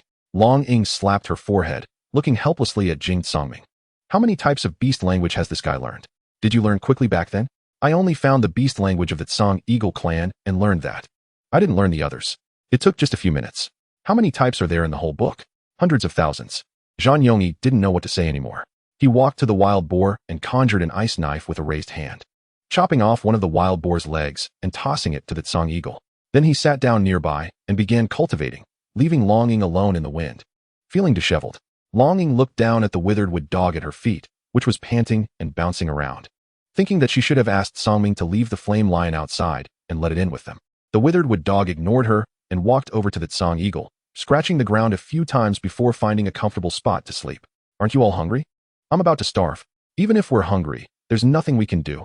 We don't have any fire starting tools, and the only one who can use fire is still cultivating. Long Ying looked at the wild boar and swallowed her saliva, feeling disappointed as she also found a spot to cultivate. The next morning, Jing Tsangming stirred, and the beast language slowly closed itself. Jing Tsangming opened his eyes. Phew, I've finally learned it all, huh? A gurgling sound came from Jing Tsangming's stomach. Standing up, he looked at everyone. Hey, I said, aren't you all hungry? Upon hearing Jing Tsangming's voice, Long Ying was the first to open her eyes, looking at Jing Tsangming with tears of joy. Big brother, you're finally awake. Hurry, quick, roast this pig. I've been hungry all night. Long Ying excitedly shouted at Jing Tsangming. Huh, I've been cultivating for so long, and you haven't eaten anything? Long Ying crossed her arms and glared fiercely at Jing Tsangming, annoyed. You're the only one who knows fire magic. Who else going to roast the meat? Jing Tsangming awkwardly scratched his head and said, sorry. I got a bit carried away with my training. I'll roast it for you now. After saying that, Jing Tsangming raised his right hand in a palm shape towards the wild boar, gathering flames in his palm and slowly directing them beneath the boar. Moments later, a rich aroma of meat wafted from the wild boar, and upon smelling it, the eagle and the withered wood dog woke up. The withered wood dog leaped over and started gnawing on the wild boar, occasionally making muffled sounds. Jing Tsangming looked at the withered wood dog in surprise. You say? It's really delicious? Upon hearing this, the withered wood dog paused its chewing, turned to look at Jing Tsangming, and whimpered. Jing Tsangming laughed heartily. Yes. I understand what you're saying. The withered wood dog supported itself on all fours on the wild boar, leaped into Jing Tsangming's arms. Wow, master, you really understand me. Jing Tsangming smiled and patted the dog's head. It's true, I really understand. Long Ying watched as the two communicated, but all she heard from the withered wood dog were muffled sounds. Since she and T learned the language of the withered wood dog clan, she couldn't understand. All right, go eat, Jing Tsangming said, lowering his head to the withered wood dog. Okay, the withered wood dog responded and turned towards the wild boar to gobble it down. The eagle walked over and tentatively asked, So, can you understand what I'm saying? Jing Tsangming smiled at the eagle. Of course, I can understand you. The eagle nodded. That's good. Then what about the feathers that the divine chess goddess fiery wave lion burned off my back when it sneezed? Upon hearing this, Long Ying burst into laughter. Jing Tsangming slapped his forehead, realizing he had never expected the eagle to come over just to ask him that. Well, I'll treat you to roasted meat. After saying that, Jing Songming dashed to the wild boar, raised his right hand, grabbed the withered wood dog that was showing off on the wild boar by the scruff of its neck, and tossed it aside. Then he took a large piece of roasted meat and presented it to the eagle. Brother eagle, eat. Jing Songming had a mischievous grin on his face, while the withered wood dog cursed from the side. Jing Songming, you bastard. Jing Songming ignored the dog's words and continued to smile at the eagle. The eagle didn't mind much and began to eat heartily, while the withered wood dog continued to gnaw on the other side. By the way, why hasn't Zhang Yongyi woken up yet? Longing looked at Zhang Yongyi with concern. Don't worry, he is fine. He should be breaking through, Jing Songming casually said, but his words left a lasting impression on Longing. Longing mumbled with a disappointed expression, is breaking through this easy for you all? No. It's fine, Longing smiled at Jing Songming, but the sense of disparity and disappointment in her heart did not disappear. Seeing this, Jing Songming stopped asking and walked to the wild boar to eat. At noon, Zhang Yongyi finally woke up, having successfully broken through. Hearing this, Jing Songming turned to Zhang Yongyi while still munching on roasted meat. All done? Come eat. I'm coming. The casual conversation between the two impacted Longing's heart, as if for them, leveling up and breaking through were as normal as eating and sleeping. Longing didn't say anything, tearing off a piece of meat and leaning back against the eagle, quietly eating. After the 3 and 2 beasts finished eating, they set off. Zhang Yongyi froze the remaining meat, while Jing Songming packed it into the world ring and then entered the world ring himself. This time, unlike last time, they didn't appear in another place but inside the Beast King Hall. Jing Songming quietly approached the divine chess goddess Fiery Wave Lion, who was sleeping soundly on the throne. With a loud slap, Jing Songming hit the lion's backside, making it yelp in pain. Who the hell? Can't you see I'm sleeping? Oh, you've gained some courage, huh? Dare to insult me? After saying this, Jing Songming rolled up his sleeves, ready to hit it. Hey, master. Ha ha ha. Wait a minute, you can understand what I'm saying now? The divine chess goddess Fiery Wave Lion looked at Jing Songming in surprise. I'll answer your questions after I'm done beating you, Jing Songming said with a dark smile. Seeing the situation was not right, the divine chess goddess Fiery Wave Lion instantly got up and quickly fled towards the hall's exit, but how could it outrun Jing Songming? Jing Songming quickly got up and chased after it. Just as they were about to reach the hall's exit, Jing Songming leaped in a burst of strength and pinned the divine chess goddess Fiery Wave Lion down. I didn't expect you to reach level 11 after one night. Huh? Jing Songming was surprised, but didn't stop his movements, delivering punches to the little lion. The divine chess goddess Fiery Wave Lion kept begging for mercy. Master, I was wrong. Big brother, I was wrong. Hearing this, Jing Songming stopped and rolled off the lion. I have to say, although the divine chess goddess Fiery Wave Lion was still a juvenile beast, it was already nearly a meter tall. I'll let you off this time, but next time, I'll make you regret it. Jing Songming said fiercely. Got it, master. I won't dare again. The little lion quickly begged for mercy. Are you hungry? I'll bring you something to eat. You haven't eaten for so long. Although he had just beaten the little lion, Jing Songming still cared about it. Not hungry, I've eaten myself. What did you eat? You didn't eat my pills, did you? Jing Songming asked urgently. Come on, big brother, you're so stingy. I didn't eat it. I went outside and caught 2 lava fish to eat. Huh, they've already become living creatures? Jing Songming asked in surprise. Yeah, come, I'll take you to see. After saying that, the little lion led the way, and Jing Songming jumped onto its back without hesitation. Thus, the man and lion headed towards the hall's exit. The moment they stepped out of the grand hall, Jing Songming was completely shocked. The scene before him was worlds apart from yesterday. Even the chaotic layout from yesterday had changed. On both sides of the grand hall were volcanoes erupting with lava, which flowed into the lava river in front of the hall. In this lava river, fish wrapped in lava occasionally leaped out, each over a meter long. Jing Songming quickly called out in his mind, Uncle, can I take these lava fish to the outside world? Jing Songming was not very concerned about the changes in the world ring. He knew it was due to the little lion's cultivation growth. What he cared about was whether he could take the fish outside to share with everyone. If he could, they wouldn't have to search for food anymore. Yes, but the living ones can't go out. Only you and your contracted battle beasts can go out alive. Ha ha ha, kid, you know me well. I'm going to sleep now. After saying that, the uncle's voice disappeared from Jing Songming's mind. Jing Songming looked down and patted the head of the divine chess goddess Fiery Wave Lion beneath him. From now on, I'll call you Little E. Your name is too long. Little E turned to look at Jing Songming. You're my boss. You can call me whatever you want. Jing Songming patted Little Yi's head and chuckled. Little E, go catch me a lava fish. That is fine. After saying that, Jing Songming got off Little E. Okay. Little E backed up and with a powerful leap, instantly flew into the lava pool, and in an instant, a lava fish was slapped up. Jing Songming held the dead lava fish and said, "All right, I'll head out now. There is half a roasted pig. You can keep it for a change of taste." Saying this, he didn't hold back from letting Little E devour it. Jing Songming awkwardly said, "Sorry, Brother Eagle, I forgot that lava is hot. You brat. You did it on purpose." The eagle didn't listen to Jing Songming's explanation and continued to scold him. Longing also got up to comfort the eagle. "Eagle brother, I heard you love eating fish heads. This big fish head is yours. Don't be angry." Upon hearing Jing Songming say this, the eagle stopped scolding. Longing looked at the eagle helplessly and said irritably, "How did I not notice before that you can be easily appeased with just a bit of food? You must have corrupted Songming." Jing Songming feigned innocence. "You can't say that. What if it was like this before? Maybe it didn't want to embarrass you because you're a girl?" Longing scoffed and turned her head to continue her cultivation, ignoring them. "Songming, this thing is so hot. How do you plan to deal with it?" Zhan Yongyi stared blankly at Jing Songming. "Don't worry, its attributes will disappear first after it dies, and the temperature will gradually decrease. Just wait a moment," Jing Songming reassured. After about 5 minutes, the temperature of the magma fish had dropped. Because the attributes disappeared first and the temperature hadn't decreased yet, the meat was already cooked. Jing Songming generously served the big fish head to the eagle. Jing Songming then looked at the withered wooden dog lying next to Long Ying and walked over to pull it up. "Come, big brother. Let me treat you to some meat." Saying that, Jing Songming stuffed a piece of fish into the withered wooden dog's mouth. At first, the withered wooden dog resisted, wondering why it had to eat first when no one else was eating. Was it a poison test?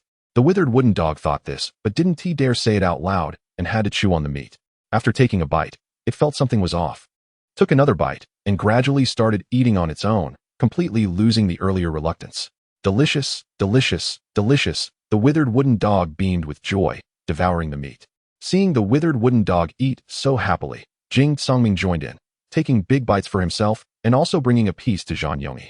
In truth, Jing Songming wasn't making the withered wooden dog test the food. He was just worried it might not taste good. After taking a big bite, Jing Songming exclaimed, "Wow, I didn't expect it to be this delicious. The meat is tender and flavorful." Jing Songming deliberately raised his voice. Long Ying, who was cultivating, was also attracted by the aroma of the fish and turned to walk over. Acting reluctant, she picked up a piece of fish and said, "You can't finish all this, so I'll begrudgingly help you with some," and then put it in her mouth. The others laughed heartily. Chapter 26. The Woman in the Ice Coffin. The eagle flew at a speed of 2,000 miles a day, covering nearly 10 days. The group looked at the ice-blue continent not far away, where all kinds of ice-type battle beasts were running, flying, and swimming. "Yongyi, have you thought about what kind of battle beast you want to find?" Jing Songming asked Zhan Yongyi. "Not yet," Zhan Yongyi replied, gazing at the glacier continent in the distance. "We'll soon reach the glacier continent," Jing Songming said, signaling the eagle to descend at the junction between the glacier continent and the forest continent. He took out the cotton clothes from the world ring that they had brought from the Withered Wood village and handed them to the others. The glacier continent and the forest continent were tightly connected. The group found themselves at the border of the two continents. Taking a step forward would lead them into the glacier continent. However, oddly enough, they felt no cold at the junction of the two continents. But as soon as they stepped into the glacier continent, the biting cold wind and low temperature enveloped them instantly. Since the eagle and the withered wooden dog didn't have clothes, they stayed at the edge of the forest continent while the group braved the cold wind, walking step by step forward. "So cold, so cold. Songming, come a bit closer to me." Long Ying shivered, hugging her arms tightly as she moved forward step by step. Jing Songming activated his fire attribute with both hands to keep himself warm, while Zhan Yongyi, having the ice attribute, naturally didn't feel cold. It was Long Ying who suffered. At first, the two had left Long Ying outside to guard, but she insisted on coming in to see the glacier continent for herself. So she followed them in. After walking about 200 meters, Long Ying couldn't bear it anymore, said goodbye to the two, and turned back towards the forest continent. Zhan Yongyi and Jing Songming didn't pay her any mind and continued onward. "Songming, there's an ice mountain ahead. Let us see if there's a cave." Zhan Yongyi called back to Jing Songming. "Okay." The cold wind was so strong that even shouting made it hard to hear each other, and the wind blowing in their faces extinguished the flames in Jing Songming's hands multiple times, making it difficult to keep his eyes open. Jing Songming got angry and switched to his magma attribute to wrap himself completely, causing the ice surface he walked on to melt into deep footprints, which quickly cooled into foot pits. In contrast, Zhan Yongyi unleashed his frost power, blending into the cold wind as if he were in the forest continent, feeling at ease. After walking about 1,000 meters, they finally saw the towering ice mountain ahead. With an elevation of at least 5,000 meters, the crystalline ice reflecting their shadows. Tsangming. Look, there really is a cave up there, Zhang Yongyi shouted, pointing at the cave on the mountain. Jing Tsangming looked in the direction Zhang Yongyi was pointing and saw that indeed, about 100 meters up, there was an ice cave that faintly shimmered with an ice blue light. Let us go. Check it out, Jing Tsangming shouted. This move shocked Jing Tsangming. Yongyi, when did you get so good at controlling your attributes? Jing Tsangming exclaimed, looking at the icy stairs before him. Without the icy stairs, he would have used spatial attributes to teleport up. This is all ice. My attributes are greatly enhanced here. The ice attribute in my body is rising sharply, and my control over ice is also continuously improving. Wow, you've really returned to your hometown. Jing Tsangming joked. Zhang Yongyi chuckled. Let us go. In the blink of an eye, they reached the entrance of the ice cave. The two looked at the ice cave, nearly 20 meters wide and 30 meters high, which was not as dark as they expected. Instead, the light refracted on the ice surface, illuminating the cave brightly. They exchanged glances and walked inside. The cave was deep, and they walked for a long time without reaching the end. After a while, they came to a fork in the path, with two paths appearing before them. All right. The two decided to split up and take different paths. Jing Tsangming, not needing to wait for Zhang Yongyi, immediately used his instant movement to rush forward. Zhang Yongyi, on the other hand, raised his feet and, with a wave of his hand, formed two ice blades on the soles of his shoes, gliding forward. Luckily, neither of them knew how the other was progressing. Otherwise, they would have been quite annoyed, wondering why they wasted so much time when they could have done it this way from the start. Jing Tsangming quickly reached the end of his path, where an ice-blue coffin lay ahead. Curiously, he walked towards the coffin, but suddenly a wave of ice power swept over him. Jing Tsangming immediately wrapped himself in magma to avoid being harmed by the ice. What is this? Suddenly, the ice coffin slowly opened, and as Jing Tsangming approached, he was instantly shocked by the sight before him. Inside the ice coffin lay a stunningly beautiful woman dressed in a white and blue long gown. Jing Tsangming stared blankly for a while before regaining his senses and hurriedly called out to the uncle in his mind. Uncle, wake up! Jing Tsangming anxiously shouted. Uncle, you have to see this. But Jing Tsangming didn't know how to continue. After all, he couldn't just say there was a dead beauty lying there. The uncle Yishun Lai Langshi in Jing Tsangming's mind watched the scene unfold through his eyes and said, Kid, I really don't know what to say about your luck. If I say you have bad luck, your luck is actually quite good. If I say you have good luck, this is next level good. Uncle, that's just a bunch of nonsense. Jing Tsangming retorted. Ha. All right, let us skip the nonsense. This woman is likely an ice-type beastmaster. Jing Tsangming shouted. What? A beastmaster? Over level 50. This was the first time Jing Tsangming had seen a beast general stronghold over level 50, even if she was dead. Then uncle, how did she die being so strong? And why is she here? Before the uncle could respond, a cry for help came from Zhang Yongyi's side. Tsangming. Big brother. Help. Hearing this, Jing Tsangming did not hesitate and immediately rushed toward Zhang Yongyi. Soon, Jing Tsangming saw Zhang Yongyi sliding towards him at a breakneck speed, shouting, Help, help, help. Aw, a chicken is chasing me. As he slid, Zhang Yongyi's tears were flying off his face. Damn it, what did you do to provoke such a creature? Jing Tsangming turned and ran too. Because behind Zhang Yongyi was a chicken that was at least 10 meters tall, which was half the height of the ice cave. What level is it, Tsangming? I can't tell, I definitely don't have a higher level than it. So I didn't even think about fighting and just ran over. Damn it. You talk quite a bit in front of life and death, not acting cool anymore, huh? Jing Tsangming glanced back at Zhang Yongyi. Hurry up and tell me, bro. Zhang Yongyi's face was a mess of snot and tears. Originally, he thought that with Jing Tsangming around, he wouldn't need to panic too much. But who knew that when Jing Tsangming saw the chicken behind him, he also turned to run, which made Zhang Yongyi lose his usual calmness. That chicken is the same level as me. Run, Jing Tsangming shouted. It's over, this is really over. Zhang Yongyi completely lost hope. Chicken bro, you can hear me, right? Let's talk it out. Don't fight. The chicken ignored him and shot an ice arrow from its mouth. Fortunately, Zhang Yongyi dodged quickly and was not hit in the butt. Uncle, what do we do? Jing Tsangming quickly called out to Uncle Yishun Lai Langshi. TSK. Just a cold-type bird and you guys are being chased like this. Really embarrassing. Of course, you're magma type, so you're definitely not afraid of cold type. Jing Tsangming shouted. Call my son out. What good will that do? What level is it? It'll just come out to get beaten. Have you forgotten it was level 11 10 days ago? With the enhancements from the lava god and the magma region, it should be leveling up faster than you. It might even be higher than you now. Jing Tsangming was stunned. It couldn't be that fast, right? From birth to now, in less than 2 months, reaching over level 20? Even a battle beast can't level up that fast. But Jing Songming had no other options left and could only raise his hand to summon Xiao Yi. Xiao Yi, come out. Help. Jing Songming raised his left hand, and in an instant, a light flew out from the ring behind Zhang Yongyi. When the light faded, a giant creature blocked the cave, separating the two from the chicken bro dam. Xiao Yi, how did you get so big? Jing Songming was astonished at the giant creature before him. Indeed, this giant was Xiao Yi, now standing an impressive 18 meters tall, 8 meters taller than the chicken bro, with a massive body that had undergone changes. The original stripes on its body had connected, forming a gigantic lion head shape on Xiao Yi's back. Xiao Yi's large paws were 4 meters wide, and faint lion mane had grown around its neck. Xiao Yi was now level 22. Although it hadn't surpassed Jing Songming's level as the uncle had claimed, in just a month and a half, Xiao Yi had already reached level 22, matching Jing Songming's level. Kid, I wasn't wrong. My son levels up faster than you in the world ring. Haha, the uncle said proudly, gradually fading away. I truly underestimated the boosts from the region and divinity. Jing Songming self-deprecated.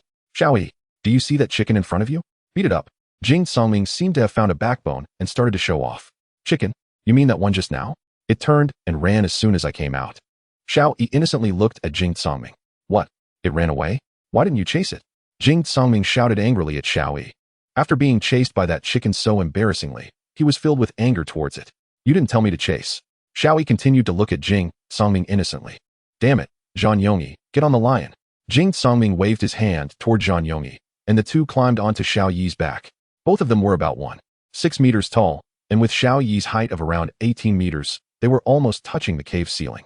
So they chose to lie on Xiao Yi, appearing from a distance like two snakes hanging on it. Xiao Yi's speed was very fast, and it didn't take long to catch up with the chicken bro.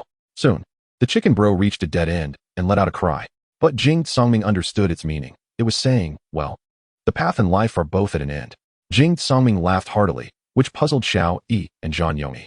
And he explained to them what the chicken bro had just said, causing both of them to laugh as well. The chicken bro looked at Jing Songming suspiciously and let out a cry. Its meaning was, you can understand what I'm saying? Of course. I've studied the language of all beasts, which includes the language of your kind. The language of all beasts automatically matches the language and species according to the battle beast's calls.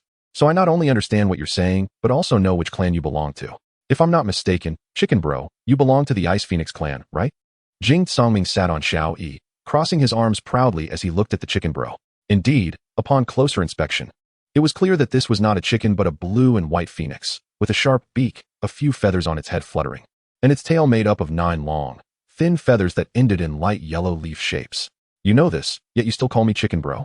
How can such a lowly creature compare to a noble phoenix like me? The chicken bro folded its wings over its chest, mimicking Jing Songming. Who told you to chase us? I told you we could talk it out, yet you forced me to take action. Jing Songming said while patting Xiao Yi. You two can't beat me anyway. Although your levels are the same as mine, this is the glacier continent, and fighting you two would be like child's play hum. The chicken bro said arrogantly, looking down on the two, but when its gaze fell on Xiao Yi, fear appeared in its eyes. Who would have thought you could have such a battle beast at such a young age? Consider this my defeat. Kill me or hang me, it's up to you. While saying this, it extended its neck forward, looking quite comical. Hearing this, the chicken bro became serious, looking at Jing Songming. You have seen it, huh? There was a hint of relief in the chicken bro's tone. Songming, what ice coffin? Zhang Yongyi asked, looking at Jing Songming. At the end of another path lay an ice coffin, inside which lay a female beast master. A beast master? Zhang Yongyi showed surprise. Chapter 27, Battle Beast Contract. Ice Phoenix. So that's how it is, but why didn't I see your father and your kin? Why are you the only one here? Jing Songming looked at the Ice Phoenix with confusion. Sigh. The Ice Phoenix sighed heavily. This is a long story. Not long after my grandfather fell, a group of human beast generals broke in, and this female beast master was killed by the organization they belonged to. And then what? Jing Songming urgently wanted to know what happened next. What are you two talking about? Zhang Yongyi inquired, looking at Jing Songming. He couldn't understand their conversation since he didn't speak the language of all beasts. To him, it was just Jing Songming speaking a human language, and the Ice Phoenix making some noises. Yongyi, don't rush. I'll tell you in a bit. The environment here is just right for you. Go ahead and train for now. Upon hearing this, Zhang Yongyi stopped asking questions, turned his head, and found a relatively smooth ice stone to sit cross-legged on, entering a state of cultivation. Jing Songming was right. In this environment, the training speed of ice-type abilities was several times faster than in other environments. Chicken bro, continue. Jing Songming sat down on the ground, quietly listening to the Ice Phoenix's story. The Ice Phoenix looked helpless. Everyone knows I'm a phoenix. Yet you still call me chicken bro. Forget it, I'll continue. The Ice Phoenix no longer dwelled on the issue of titles and continued. That group of people came to the glacier continent with a clear goal, to take the corpse of this female beast master from us. Why would they rob a dead person? Don't you know? After a beast general reaches level 50, their lifelong cultivation will condense into a property pill upon death. The strongest attribute of that beast general during their lifetime will determine the type of property pill they produce after death. So what is the use of this property pill? Eating the property pill can break through the shackles. Break through the shackles? What does that mean? Jing Songming became more and more confused as he listened. How can you be so strong and not know this? Don't all beast generals have innate levels? And the innate level can determine how far you can go in your life. I know this. The property pill can break through this layer of shackles. Upon hearing this, Jing Songming was shocked. Break through the shackles? Yes, but there are also requirements. For example, if your innate level is 5 and you don't have a companion attribute, then you can cultivate to become a beast master in your lifetime, and you can only have 2 attributes. When you reach level 59 as a beast master, that will be your limit. However, if at that time you prepare a certain amount of property pills for the 2 attributes and consume them, you can break through to level 60, and then you can choose a 3rd attribute to continue cultivating. Then when you reach level 69, if you prepare the property pills needed for these 3 attributes, you can break through to level 70. Do you understand what I'm saying? Jing Songming was increasingly shocked. He had always known that opportunities could break through innate attributes, but it turned out that innate talent required the lives of others to break through. Jing Songming fell silent. Did this mean that one had to step on the lives of others to go further? At this moment, the uncle's voice entered Jing Songming's mind. Kid, don't think too much. This world is inherently a survival of the fittest. But uncle, is there no other way? No. Jing Songming couldn't calm his emotions for a long time. He couldn't convince himself to do this. But don't think too much. If you're unwilling to do this, there will always be someone who will. When you become strong, you just take it by force. Hearing the uncle say this, Jing Songming's heart calmed down a bit. He turned to look at Zhang Yongyi, then lowered his head again, constantly thinking about Zhang Yongyi, Fang Tianhua, and Long Ying. Because he didn't need these things at all. Hey, are you even listening to me? I'm listening. You can continue. Jing Songming opened his mouth to respond. Then why do they still dare to come here to steal this corpse? Jing Songming really couldn't understand.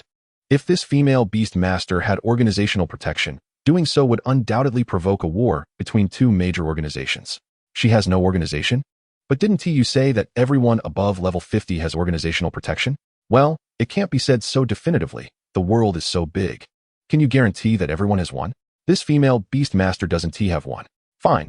Then why are you here by yourself? What about your clansmen? At this point, the Ice Phoenix fell silent for a while. They were slaughtered. This casual remark felt like a heavy stone pressing down on Jing Songming. Yes, just for a property pill. They slaughtered the entire clan of the Ice Phoenix. Perhaps even her grandfather didn't think this would bring disaster to the clan. Jing Songming didn't say anything further. You want to ask why I'm still alive, right? The Ice Phoenix asked with a smile. Yes, Jing Songming expressed his doubts. The Ice Phoenix looked up at the top of the ice cave and said, let me tell you a secret. There was originally no iceberg. Jing Songming's eyes widened in shock as he looked at the Ice Phoenix. Could it be this iceberg? The Ice Phoenix looked down at Jing Songming and said with a yes. In the end, the entire clan sacrificed their lives to become the iceberg and protect me. Tears from the Ice Phoenix turned into ice crystals and fell to the ground. What happened to those people in the end? The Ice Phoenix waved her wings to wipe away her tears. Our racial skills are explosion and disguise. The entire clan of Ice Phoenixes used their racial skills at the same time. The Ice Phoenix smiled with tears in her eyes, looking utterly helpless. After the explosion, the clansmen quickly solidified into an iceberg and disguised themselves. To those people, it seemed as if we had vanished into thin air, but in reality, they just couldn't see us. If it weren't for the fact that so much time had passed and the energy of the clansmen had diminished, you wouldn't be able to appear here at all. Jing Songming didn't speak again, but quietly watched the Ice Phoenix before him. Today, you are able to appear before me, which proves that the abilities of my clansmen are about to disappear, and this iceberg will soon reveal itself again. My mission will also come to an end from today. However, I advise you to leave quickly. The iceberg can no longer hide, and soon more enemies will come. What about you? Me? Haha, I'm too weak, but I can still disguise myself as an ice coffin with my abilities. Jing Songming looked at the Ice Phoenix, who was ready to face death, and felt as if he were looking at the village chief. Wait for me for a moment. Don't act impulsively. There will always be a way. Songming. This made Zhang Yongyi look puzzled. Before Zhang Yongyi could finish speaking, Shoo, feel it quietly. That's right. Jing Songming was teaching Zhang Yongyi the language of the Ice Phoenix clan. A few minutes later, Jing Songming slowly raised his left hand. How is it, Yongyi? Did you learn it? Yes, I learned it, but what are you doing? Zhang Yongyi was very puzzled. He didn't understand why Jing Songming suddenly taught him the beast language of the Ice Phoenix. Then Jing Songming explained to Zhang Yongyi about the Ice Phoenix clan and the ice coffin, including this iceberg. After listening, Zhang Yongyi quietly scanned the iceberg, feeling deeply moved. And a look of awe appeared in his eyes. Zhang Yongyi slowly stood up, jumped down from the ice stone, and walked toward the Ice Phoenix lying there. I have understood the matters of your clan. Oh, you can understand me now. Then hurry and leave. When the enemies come, you will be in danger too. The Ice Phoenix said and slowly walked towards the ice coffin. Wait. Zhang Yongyi called out to the Ice Phoenix. Ice Phoenix. Zhang Yongyi suddenly shouted. Huh. The Ice Phoenix looked at Zhang Yongyi in confusion. My name is Zhang Yongyi, 10 years old, innate level 7, with companion ice attribute and poison attribute. Now I am a 13-level beast child. Although I am weak now, please believe me, I will definitely become a strong person in the future, so let us form a contract. In the future, I will help you take revenge for the Ice Phoenix clan. The Ice Phoenix looked around at the glowing iceberg, as if receiving some kind of signal, and smiled. What a genius. However, you don't need to go through so much trouble just to contract with me. It's not worth it. Zhang Yongyi looked firmly at the Ice Phoenix, saying it is worth it. The Ice Phoenix laughed heartily, fool. Then I will accompany you on this adventure, my master. After saying this, the Ice Phoenix emitted a blue ice light, a cut appeared on her forehead, and a drop of phoenix blood flowed out. A blue phoenix mark slowly appeared in the phoenix blood, and this mark floated towards Zhang Yongyi's forehead, then vanished as it branded itself there. Just like the contract with Long Ying and Song Ying. This contract was led by the Ice Phoenix with both sides completing the agreement. Suddenly, Zhang Yongyi's whole body erupted with a strong light. Zhang Yongyi was momentarily stunned, then immediately sat down on the ground, entering a state of cultivation. The Ice Phoenix also lay in front of Zhang Yongyi, tightly closing her eyes and radiating the same light as Zhang Yongyi. Your brother has found a treasure. This is a bloodline baptism. The uncle's voice rang in Jing Songming's mind. Some ancient beasts defined as divine beasts will automatically start a bloodline baptism when signing a contract with a beast general. These beasts are also called divine beasts. However, this little phoenix is not a divine beast. It should be a descendant of a certain divine beast. The divine beast's blood has been diluted to almost nothing, but this little phoenix can initiate a bloodline baptism, indicating its limitless potential in the future. So strong? What is the use of bloodline baptism? If weak, it raises the level of the beast general. If strong, it breaks through the shackles of the beast general. It can also break through the shackles? Yes, if the result of the baptism can break the shackles. This little phoenix has the potential to evolve into a divine beast in the future. Jing Songming was shocked upon hearing this. Uncle, how do you know so much? You seem like a know-it-all. The god of chess, the fiery wave lion, laughed loudly. Ha! The ancient times were much earlier than the prehistoric era. Back then, there were no humans, and our clan was also a descendant of divine beasts. During the era of our ancestors, the ancestor of the Ice Soul Phoenix hadn't even been born yet. However, because that was so long ago, our clan's divine beast bloodline has long since disappeared. Oh, so the god of chess, the fiery wave lion, is also a descendant of divine beasts. Jing Songming was left speechless by the revelation. Ha! We weren't called the god of chess, the fiery wave lion back then. That name was given to us later after the lava god conquered us. In ancient times, we were called the battle armor breaking evil lion. Jing Songming murmured, battle armor breaking evil lion. What a domineering name. Yes. But you don't need to think about it. Such things no longer exist in this era. What exactly are those things? What if we can find them? What are the chances? They went extinct 100,000 years ago. But it doesn't hurt to tell you. This thing is called the Wuxiang Divine Flame Grass. It grows at the bottom of magma, but it has now gone extinct. Jing Songming thought for a while. Will it be generated in the world ring? It will. But the probability is less than dreaming. Suddenly, the god of chess, the fiery wave lion, exclaimed in surprise, Hey, kid, with your talent, when you achieve the level of a 10,000 phenomenon ring master, isn't there a chance that this thing could be nurtured? Jing Songming said dejectedly, Sai, you all keep talking about ring masters, but how can one become a ring master? Of course, it's through the ring master secret manual. However, this isn't a skill book, but a type of cultivation method. This method isn't rare, and when you join a certain organization in the future, they might have this kind of method. Jing Songming thought to himself, it seems I need to see the outside world. During their conversation, Zhang Yongyi and the Ice Soul Phoenix had already reached the end of their process. The light gradually faded. How is it, Yongyi? What does it feel like? Jing Songming quickly asked. It feels, Zhang Yongyi's hesitation was driving Jing Songming crazy. You hurry up and say what's wrong. Jing Songming was very anxious to know the result. If Zhang Yongyi broke the shackles, he would be able to become a Beast Emperor, and his cultivation speed would increase exponentially. This also meant that the Ice Crystal Phoenix could evolve into a divine beast in the future. I directly broke through 5 levels. Zhang Yongyi looked at Jing Songming with a grin. Although a 5-level increase was impressive, it was still far from breaking the shackles. Jing Songming visibly looked disappointed for a moment, but quickly filled with smiles as he looked at Zhang Yongyi. Congratulations. Not only did you contract a battle beast, but you also leveled up 5 levels. Don't be in a hurry to congratulate me. I haven't finished yet. Upon hearing this, Jing Songming was clearly stunned. Zhang Yongyi didn't keep them in suspense anymore. I can now clearly feel that my cultivation speed has greatly increased. Jing Songming exclaimed excitedly. Could it really be a breakthrough? What breakthrough? Jing Songming then told Zhang Yongyi about the bloodline baptism, the evolution of divine beasts, and breaking the shackles. Upon hearing this, Zhang Yongyi was also uncertain if he had broken the shackles. After all, he was only at level 18. He would only know for sure when he reached level 79. However, what he knew now was that his cultivation speed had indeed increased exponentially. The Ice Soul Phoenix looked at Jing Songming. What divine beast? Who is the divine beast? Can I evolve into a divine beast? The Ice Soul Phoenix directly asked 3 questions in a row. Jing Songming looked at it helplessly. You are a descendant of a divine beast, with divine beast blood in your body. There is a high possibility that you will evolve into a divine beast in the future. Is there any problem? Haha, aha, I am a divine beast. The Ice Soul Phoenix danced with excitement. Jing Songming and Zhang Yongyi exchanged glances, thinking, is it a fool? There should be potential risks. Alright, hey, don't get too carried away, chicken brother. Let's go? Jing Songming tried to wake the Ice Soul Phoenix, who was lost in its fantasies. Oh, right, let's go. By the way, Master, this is for you. As the Ice Soul Phoenix spoke, it pulled out a ring-shaped object from its mouth. Space ring. The two exclaimed simultaneously. This is the ring of that Beast Tamer, which my grandfather handed down to my father before he died, and my father passed it to me before he died. It contains all the things of that Beast Tamer. Unfortunately, I am not human, so I can't enter it. I'll give it to you, Master. Zhang Yongyi didn't expect such a good item, reached out to pick up the ring, which was predominantly white and blue, with frost patterns on it, and a small phoenix head in the middle. Let's go, we can contract along the way. Upon hearing Jing Songming's words, Zhang Yongyi put the ring on his left hand and said, let's go. Wait, I need to bring the ice coffin. The Ice Soul Phoenix hurriedly said, okay, we'll wait for you at the east exit.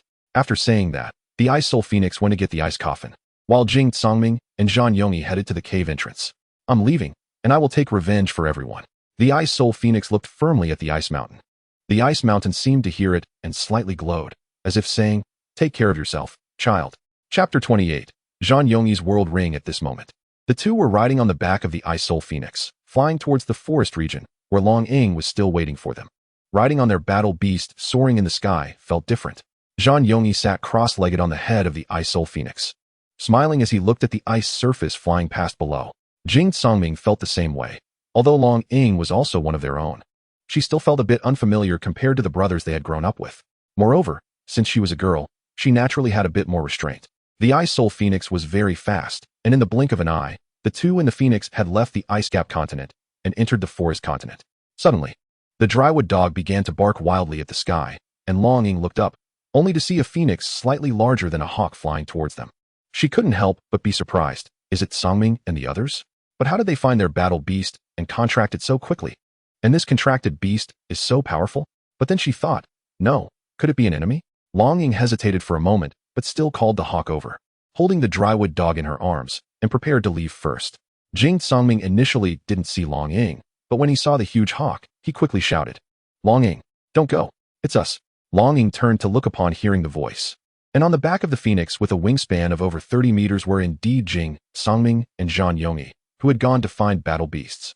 Long Ying showed a surprised expression and quickly jumped down from the hawk. When the phoenix landed, Jing Songming and Zhang Yongyi jumped off its back. Long Ying rushed over, and the drywood dog leaped into Jing Songming's arms, licking his face excitedly. Yongyi, is this your contracted beast? Long Ying asked in surprise, covering her small mouth. Yes, it's my contracted beast, Zhang Yongyi said, pride evident in his tone. How could it be so fast? And what's with the coffin? Yes, not to mention the level. Just based on bloodline and attributes, the Ice Soul Phoenix's speed is far superior to that of the hawk. At this moment, the Ice Soul Phoenix proudly looked down at the hawk, as if showing off its nobility. The hawk was less than a meter shorter than the Ice Soul Phoenix, but the pressure from its bloodline forced the hawk to lower its head, as if in submission. Zhang Yongyi didn't let it off easy and walked over to kick it. After the kick, the Ice Soul Phoenix stopped pretending and took the initiative to be friendly with the hawk. This action of the Ice Soul Phoenix drew laughter from everyone, although they had only been apart for a little over half a month. The few of them had grown up together and had never been apart for such a long time, so they indeed missed each other a bit. The group didn't hesitate and immediately prepared to return. Wait, Zhang Yongyi quickly called to stop everyone. What's wrong? Is there something else? Long Ying looked at Zhang Yongyi in confusion. Zhang Yongyi was silent, then took off the world ring from his left hand. Give me some time. I want to contract the ring first and put this coffin away. It's not safe to leave it with the Ice Phoenix. You're right, go ahead and contract it. Originally, Jing Songming planned to put the coffin into his world ring, but upon reflection, he realized that besides magma, there was nothing else in his world ring, and the coffin would instantly melt if placed inside. Zhang Yongyi cut his finger, letting a drop of blood fall on the head of the ring's phoenix. With a hum, a white-blue light instantly enveloped Zhang Yongyi. He smoothly entered the dimensional space of the world ring, standing on top of an iceberg, gazing out. The structure of the world ring had already taken shape, with glacier regions, ocean regions, forest regions, and flame regions. It seemed this Beastmaster also possessed two attributes. Zhang Yongyi summoned the Ice Phoenix. Pointing ahead, the Ice Phoenix, the Ice Beast King Hall, is right there. However, since your grandfather died, a new Ice Beast King should have emerged in this glacier region, right? It should be, shortly after my grandfather died. A battle beast born from the World Ring would have entered the Beast King Hall and become the Ice Beast King by strength. The Ice Phoenix cried out in agreement. As soon as the words fell, Zhang Yongyi flipped and flew onto the Ice Phoenix's back, attack. The man and Phoenix soared towards the Ice Beast King Hall at incredible speed, the force seeming as if it would blast through the Beast King Hall. Inside the Ice Beast King Hall, a completely white, 8-meter-long bear with ice pillars on its back was snoozing on the Beast King throne. Suddenly, it opened its huge eyes and roared towards the hall's entrance. Roar. It sensed a dangerous presence and was summoning the battle beasts of the glacier region to gather quickly in the hall to protect itself. However, it did not get its wish. Before its roar could finish, a white-blue flash instantly pierced through its skull. In an instant, the Ice Phoenix's claw had taken the life of this extreme northern ice bear. The ice bear hadn't even reacted, its eyes slowly losing focus as it collapsed in the hall. Zhang Yongyi looked coldly at the corpse before him. Under his command, the Ice Phoenix showed no mercy or hesitation. Compared to Jing Songming, Zhang Yongyi was decisive in killing, showing no warmth towards enemies. He was a born killer. Phoenix, go out and tell them who the king of this glacier region is. Zhang Yongyi revealed an undeniable authority, which was exactly what the Ice Phoenix wanted. This was a man who could help her take revenge. The Ice Phoenix walked toward the hall in trance with satisfaction. As battle beasts summoned by the Northern Ice Bear were already arriving one after another at the Beast King Hall, the Ice Phoenix stood in front of the hall, wings spread wide, roaring into the sky, causing the gathered battle beasts to retreat repeatedly, forced to kneel in submission. The Ice Phoenix looked at the scene with great satisfaction. Flowing with the blood of divine beasts, submission and worship were exactly what it desired. Zhang Yongyi conjured an ice knife and quickly disassembled the giant bear before him, extracting a blue glowing crystal from its body. Although he didn't know what it was, a satisfied smile appeared on his face. After cleaning up the battlefield, he surveyed the magnificent hall, noticing that various items left by female beastmasters were placed on the surrounding platforms, including pills, herbs, skill books, and other ice-related items. At this moment, a commotion was heard outside the hall, and Zhang Yongyi rushed out. He found that the Ice Phoenix was confronting several battle beasts. It's okay, master. It's the Beast Kings from other regions.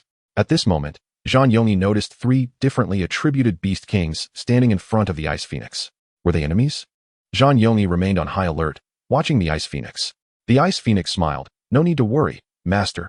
They had a good relationship with my grandfather, so they harbor no hostility. What are their names? The Ocean Attribute Beast King is called the Vast Sea Shark. The Flame Attribute Beast King is called the Fiery White Rhino, and the Plant Attribute Beast King is called the Emerald Elk. The Ice Phoenix introduced them one by one. Turning to the Beast Kings, she said, Zhang Yongyi is the new master of this world ring. The several Beast Kings nodded to Zhang Yongyi, but did not submit.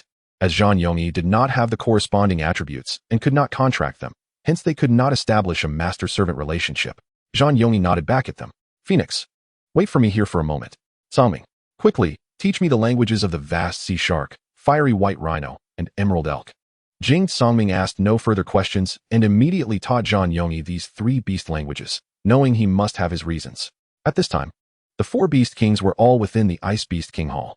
Sorry to keep you waiting. Zhang Yongyi appeared on the throne of the Beast King Hall. The four Beast Kings stood on either side of the hall. As the Beast Kings turned to speak to the Ice Phoenix, asking her to relay their words to Zhang Yongi raised his hand to interrupt them. Everyone, you can speak directly to me.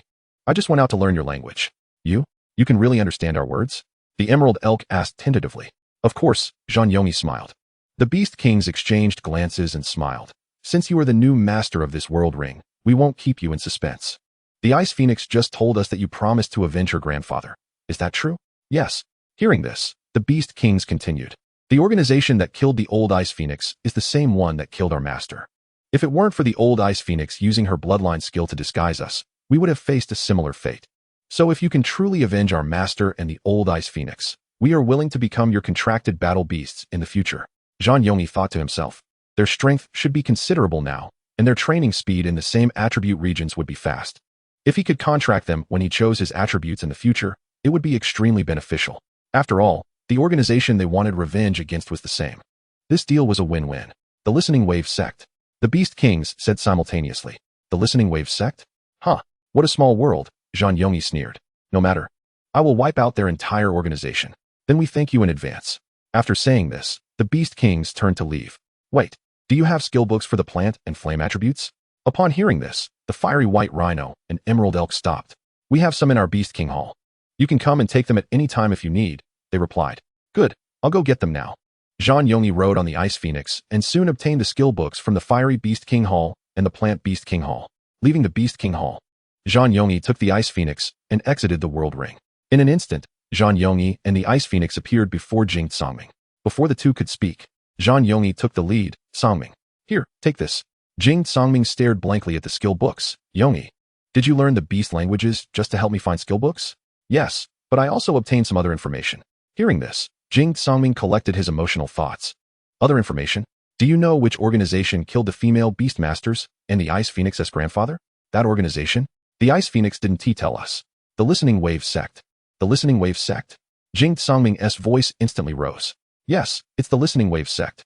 If it weren't for the Ice Phoenix's grandfather using a racial skill to disguise the other three battle beasts, they would have all died at the hands of the Listening Wave Sect. Upon hearing the name Listening Wave Sect, Jing Songming's anger ignited instantly. Sooner or later, we will flatten the Listening Wave Sect, not only for the female beast masters and the Ice Phoenix's grandfather, but also for my ancestor Jing Xiong. Jing Songming clenched his fists, a murderous aura instantly enveloping everyone and the battle beasts, even making the Ice Phoenix shiver. Together, Zhang Yongi said calmly, yet he also radiated a terrifying killing intent. Beside them, Renjing didn't show much fluctuation. She actually wanted to take revenge with everyone. However, she was very clear about her own strength. If she went, she would just hold them back. She knew very well that she and Jing Songming and Zhang Yongi were not from the same world. With their talent, they would soon leave her behind and head to a bigger world. Even if she knew how to break through her limitations, how could she obtain attribute pills? Jing Songming noticed Renjing's slight disappointment. Renjing, what's wrong? Are you scared of us? Jing Songming asked cautiously, putting away his killing intent. Zhang Yongi also calmed down and walked aside, stroking the Ice Phoenix. Renjing was taken aback by Jing Songming's sudden concern. No, I'm not scared. I just feel useless and can't help you. Renjing, don't say that. We're a team. We rise and fall together. Saying this, Jing Songming extended his right hand, and Zhang Yongi placed his right hand on Jing Songming's. The two turned to look at Renjing at the same time. What are you waiting for? Zhang Yongi smiled gently at Renjing. Jing Songming gestured with his eyes for her to place her hand on top. Renjing covered her mouth, tears welling up in her eyes, wanting to say something but unable to speak due to her emotions. The Kanjing lowered its head and nudged Renjing. Come on, my hand is getting sore. Zhang Yongi teased. Looking at Renjing, Renjing's face was covered in tears, and she nodded heavily. Okay. She then placed her right hand on top, declaring, we are always a team. The few of them shouted happily. Hey, wait, isn't this ritual a bit early? Tianqua is still in Kumu village. The three laughed. And Renjing flipped onto the back of the Kanjing, while Zhang Yongi jumped onto the head of the Ice Phoenix. The two looked down at Jing Songming, who was still standing in place. Songming, which one of us are you going with, hee? Renjing mischievously asked Jing Songming. What's so great about you flying? I won't go with either of you. Watch this. Yishun Lai Lang Sure. Jing Songming shouted while raising his left hand above his head, and the world emitted a black-red light. Instantly, a giant lion, 18 meters tall, appeared before everyone. Jing Songming leaped onto the small Yi's back. looking down at the 10-meter-tall Kanjiing and Ice Phoenix. I have the little E. Want to race to Kumu village? Loser has to keep watch for a week. Zhang Yongyi shouted, rapidly flying away on the Ice Phoenix. The white-blue light surrounded the Ice Phoenix as it dashed out, leaving behind a trail of sparkling blue starlight. Hey, isn't this cheating? I'm the only one with a slow Kanjiing. After saying that, he didn't wait and immediately urged the Kanjiing to catch up. Hee, what difference does it make if I let you go first for a bit? Little E chase. Roar. Little E let out a roar and then sprinted out, kicking up waves of smoke. Suddenly, Jing Songming shouted, wait. Little E quickly stopped. No, Little E, you can't run. Everywhere you go are huge lava pits. This is a forest. A phoenix cry echoed through the sky as a column of icy air shot from the phoenix's beak, rapidly cooling down the areas Little E had passed. This was a new skill Zhang Yongyi learned from the World Ring, rapid freezing. The Beast General's skill could be used by contract beasts, while contract beast skills could only be used by beast generals after the beast was possessed. So Zhang Yongyi's rapid freezing was executed by the Ice Phoenix. The giant ice column swept over the lava pits, and the lava gradually cooled down, preventing a forest fire. Well, it's fast, but I can't let Yongyi always be behind cleaning up, Jing Songming said, looking sadly at the damaged forest behind. Zhang Yongyi hovered on the Ice Phoenix in front of Little E. Ha, what's the use of being fast? The saddest part is not being able to use it. After saying this, Jing Songming leaped onto the Ice Phoenix's back, and Little E transformed into a dot of light, merging into Jing Songming's world ring. Sigh, how embarrassing. It seems I need to find a flying battle beast quickly. Jing Songming pouted enviously at Zhang Yongyi. At this moment, Renjing also caught up. Jing Songming looked at Renjing speechlessly. You really say what's on your mind. Zhang Yongyi laughed at Jing Songming and then looked at Renjing. The lava pit was caused by Little E. Didn't you forget that wherever E Shun Lai Langshire goes, there are lava and flames? Humph. Seems I'm not the only one who forgot, right? Renjing looked proudly at Jing Songming. Jing Songming crossed his arms and sat cross-legged on the Ice Phoenix, pouting and turning his head away, ignoring the two. After a round of laughter, the group continued toward Kumu village. Chapter 29, Sandstone Earth Dragon. Half a month later. A cold current blew from the west of Kumu village. Yes, it's not even the cold season yet. The villagers of Kumu village discussed among themselves. A few minutes later, two flying battle beasts approached from the west, one black and white, the other white and blue. Originally, with the speed of the Ice Phoenix, they would have arrived in about 3 days, but since Renjing didn't have a world ring, she couldn't store the Kanjiing, so they had to fly at the Kanjiing speed. Along the way, the Ice Phoenix frequently teased the Kanjiing. The Kanjiing was used to it. It couldn't fly fast anyway, so it just ignored the Ice Phoenix and let it talk. The villagers didn't recognize the Ice Phoenix, but they knew the Kanjiing. An old lady clapped her hands and stamped her feet, urging the young people in the village to call for help. A young man in his 20s immediately turned and ran toward Fong Tianqua's residence. After a month of reconstruction, Kumu village had taken shape. At least the houses had been built and were livable. As they approached, the two giant birds slowly descended, and everyone quickly jumped off their battle beasts. Renjing enthusiastically rushed toward everyone, greeting the villagers. Jing Songming looked around but didn't see Fong Tianqua. Suddenly, a voice called out, I'm over here. Fong Tianqua waved his hand and ran toward everyone, his face filled with excitement. Seeing this, everyone also ran toward Fong Tianqua. Hey, this must be Yongyi's battle beast. Right? So impressive. Fong Tianqua excitedly pointed at the Ice Phoenix while looking at Zhang Yongyi. Yes, it's my battle beast, Zhang Yongyi replied, his calm words unable to hide his pride. The surrounding villagers stared at the Ice Phoenix in awe. They had lived in the Kumu forest for generations and had never seen such a battle beast, all discussing the Ice Phoenix. Some children were scared and hid behind their parents, while a few brave ones surrounded the Ice Phoenix. Fong Tianqua quickly called everyone to walk toward the village, and the villagers dispersed to attend to their own business. Along the way, Jing Songming and the others were quite shocked. Fong Tianqua had completely followed the layout of the wild general village to command the reconstruction. They all showed signs of nostalgia, although a month wasn't long. The three had never been away from home for this long, especially since they were only 10 years old. In contrast, Renjing was doing much better. Let's hurry. It looks like the villagers are almost done recovering. We'll call everyone to gather at the holy altar soon, Jing Songming said, patting Fong Tianqua on the shoulder. Okay, I'll go gather everyone right away. Fong Tianqua immediately went to call everyone. He indeed missed home. Yongyi, you should put away the phoenix for now. It didn't feel so cold in the icefield continent, but now it feels like the temperature has dropped a lot where it is. Jing Songming rubbed his arms.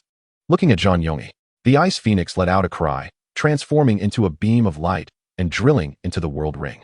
The Kanjing looked at the ice phoenix being stored in the world ring, prancing around proudly, its eagle face full of arrogance. Then the group headed straight for the holy altar, while the Kanjing wandered around the village by itself. Soon, all the villagers of Kumu village had gathered at the foot of the holy altar, while 4 young figures stood tall on the altar. Jing Songming took a step forward, his hands behind his back, like a little adult. Dear uncles and aunts, grandpas and grandmas, our journey to the glacier continent took a month. During this month, everyone has taken care of Tianqua. Thank you all. After saying this, Jing Songming deeply bowed to everyone, and Zhan Yongyi, Fang Tianqua, and Longing also bowed in unison. Oh, don't say that. Without Tianqua, with just our manpower, it would have been impossible to rebuild the village in a month. So rather than saying we took care of him, it's more accurate to say Tianqua took care of us. Yes. At most, we only provided 3 meals a day, but Tianqua helped us build houses and protected us. Right. If it weren't for Fang Tianqua, I wouldn't have survived. An uncle shouted excitedly from below. Fang Tianqua scratched his head and smiled. It was during the reconstruction that a framework support column collapsed because it wasn't secured properly, and this uncle was right under it. So I quickly protected him. Hearing Jing Songming say this, everyone felt a bit relieved. So, kids, we have nearly 200 people here. How do you plan to lead us to leave? An elderly man looked at the children with concern. Grandpa, you don't need to worry about that. We have our ways. All right, then we'll listen to you. We'll wait here for you tomorrow morning. This grandpa was clearly the most respected person in the village aside from the village head, and he immediately made the decision. The villagers then dispersed to pack their belongings. Songming, how do you plan to take everyone away? This isn't a small number, Zhan Yongyi said seriously, looking at Jing Songming. I have my methods. Jing Songming replied with a mischievous smile. However, it seems we forgot something. Huh, what did we forget? Fang Tianqua looked at Jing Songming in confusion. We haven't completed our mission this time. The others looked at Jing Songming in puzzlement. You forgot, we came out not just to find a battle beast for Yongyi. We haven't found one for Tianqua yet. Jing Songming looked at everyone helplessly. Oh no, I still don't have a battle beast. So we should leave tomorrow. There's not enough time today, right? Yeah, we only have half a day's time. The others anxiously looked at Jing Songming. So, listen to my orders now. Long Ying and Yongyi, go gather all the wood in the village. Tianqua and I will go look for battle beasts. Jing Songming assigned tasks. What do we need the wood for? Long Ying asked the reason, while Zhan Yongyi had already gone to collect it. Hey, wait for me. Long Ying stopped asking and chased after Zhan Yongyi. Songming, I'm also curious about why you need so much wood. You'll know soon. Come on, let's go find the battle beast, Jing Songming said as he pulled Fang Tianqua out of the village, heading towards the depths of the forest. Where there are trees, there is soil. Where there is soil, there must be rock-type battle beasts. The two of them looked around as they walked. Tianqua, what kind of battle beast do you want to find? I haven't really thought about it. As long as it's willing to form a contract with me. Any battle beast will do. Fang Tianqua scratched his head, smiling foolishly at Jing Songming, feeling very excited inside, as he was about to have his own battle beast. The earth type focuses on defense, so let's look for one with thick skin. All right. They chatted and walked along the way. And Jing Songming told Fang Tianqua various experiences and stories from this westward journey. Huh, you contracted that big bird so easily and got a world ring? Wow, what luck you two have. Jing Songming punched Fang Tianqua lightly. You're the lucky one. The two exchanged a glance and laughed heartily. Suddenly, the forest began to tremble, accompanied by the roars of battle beasts. Fang Tianqua turned to look at Jing Songming, and they exchanged glances, both activating the rock wall. Thick earthen walls rose from beneath their feet, lifting them high into the air for a better view. Jing Songming looked at everything happening before him, as countless battle beasts ran from the west to the east, as if fleeing. The voice of Uncle Ishan Lilang Lion echoed. It seems a powerful battle beast has appeared in the west. I can feel the fear emanating from these battle beasts. Uncle, can you sense what type of battle beast it is? I can't sense it. My current form's perception ability is too low. If it were in my past life, I would definitely be able to sense it. All right, then let's go take a look. If things don't look good, I'll quickly have Xiaoyi take us away. Be careful. Try not to let Xiaoyi come out, or else this forest will be destroyed. Got it. After saying that, Uncle Ishan Lilang Lion's voice vanished. Tianqua, let us go check it out. Okay, but how do we get there? We'll fly over. I'll take you. Huh, fly over? We don't have a flying battle beast. And we can't fly. Fang Tianqua suddenly realized, slapping his forehead. Oh, how did I forget?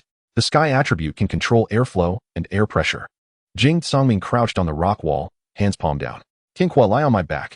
Upon hearing this, Fang Tianqua quickly climbed onto Jing Songming's back, and they floated up. Fang Tianqua looked down excitedly. Ha!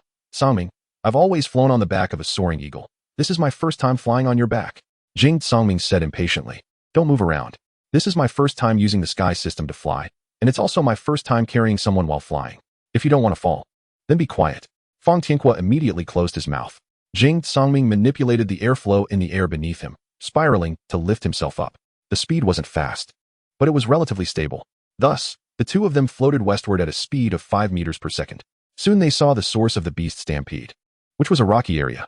In the center of the rocky area was a giant pit with a diameter of 20 meters, where a 5-meter-long earth dragon lay. The earth dragon was covered in rock-like armor. This must be the reason for the battle beasts fleeing. Fang Tianhua pointed at the giant pit. Yeah, it should be. This guy is very strong. Jing Songming frowned, calling out to Uncle Ishan Lilang Lion in his mind. Although this was the cause of the battle beast's panic, he didn't understand why a single earth dragon would cause such a big reaction, so he decided to ask the uncle if he knew. It turns out this battle beast is likely giving birth. You see, it seems very anxious right now. It must be having a difficult labor. Its roar scared away the surrounding lower-level battle beasts, leading to the scene you just saw. I see. No wonder its roar earlier was translated into a cry of agony in the language of beasts. After understanding the situation, Jing Songming informed Fang Tianhua. Songming, let's go. I think it's not necessary to provoke trouble at this time. Fang Tianhua asked Jing Songming with concern. Let's wait a bit longer. Encounters with battle beasts giving birth aren't something you see every day, Jing Songming said with a smile, then floated down onto a nearby hill that was about 50 meters high. Fang Tianhua got off Jing Songming's back, and they both lay on the edge of the cliff, quietly watching. Tianhua, look. Jing Songming pointed down the mountain, and Fang Tianhua followed his gaze.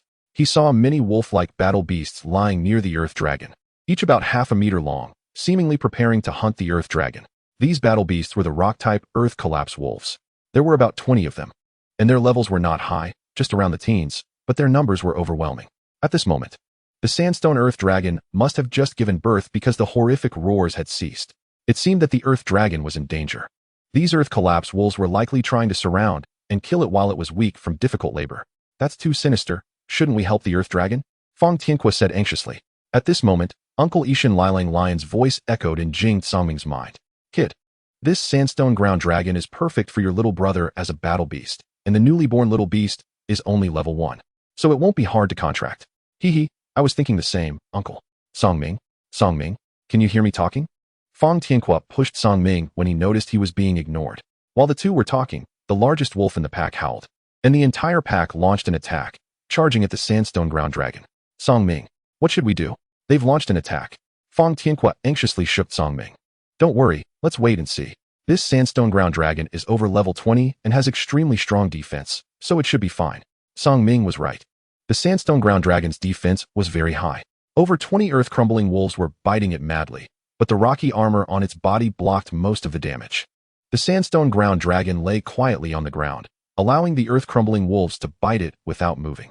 Seeing this, the leader of the earth-crumbling wolves ran under the sandstone ground dragon, trying to attack from the unarmored belly. The other earth-crumbling wolves quickly followed suit and started digging under the sandstone ground dragon. Seeing this, the sandstone ground dragon became anxious and quickly swung its massive tail to sweep around, but the earth-crumbling wolves were too fast, and in no time, a pit was dug under its belly. The sandstone ground dragon hurriedly shifted its body, and one could faintly see bloodstains on its belly from the bites. And gradually a small beast was revealed beneath it. It turned out that the sandstone ground dragon didn't get up to resist to protect the newborn young beast beneath it. Tianhua, stay here, I'll go save it. After saying that, Zhan Yongyi stood up and jumped down the cliff, summoning Xiao Yi to ride on it in midair. From a distance, a majestic magma lion leaped down from the mountain. Wow, is that the E-Goddess Flame Lion? When did it grow so big? Fang Tianhua was shocked, lying on the cliff and watching Songming and the E-Goddess Flame Lion rush down, his eyes nearly popping out. The earth-crumbling wolves saw a nearly 20-meter-high magma lion charging towards them, and they all dropped their claws and quickly ran away. The sandstone ground dragon saw the E-Goddess Flame Lion coming and quickly protected the small beast beneath it, curling its body up, tears falling from its tightly closed eyes, waiting quietly for death to arrive. However, the outcome it imagined did not come. The sandstone ground dragon slowly opened its eyes and saw the massive body of the E-Goddess Flame Lion blocking in front of it, while a small boy was standing in front of it, hands glowing green, healing its wounds.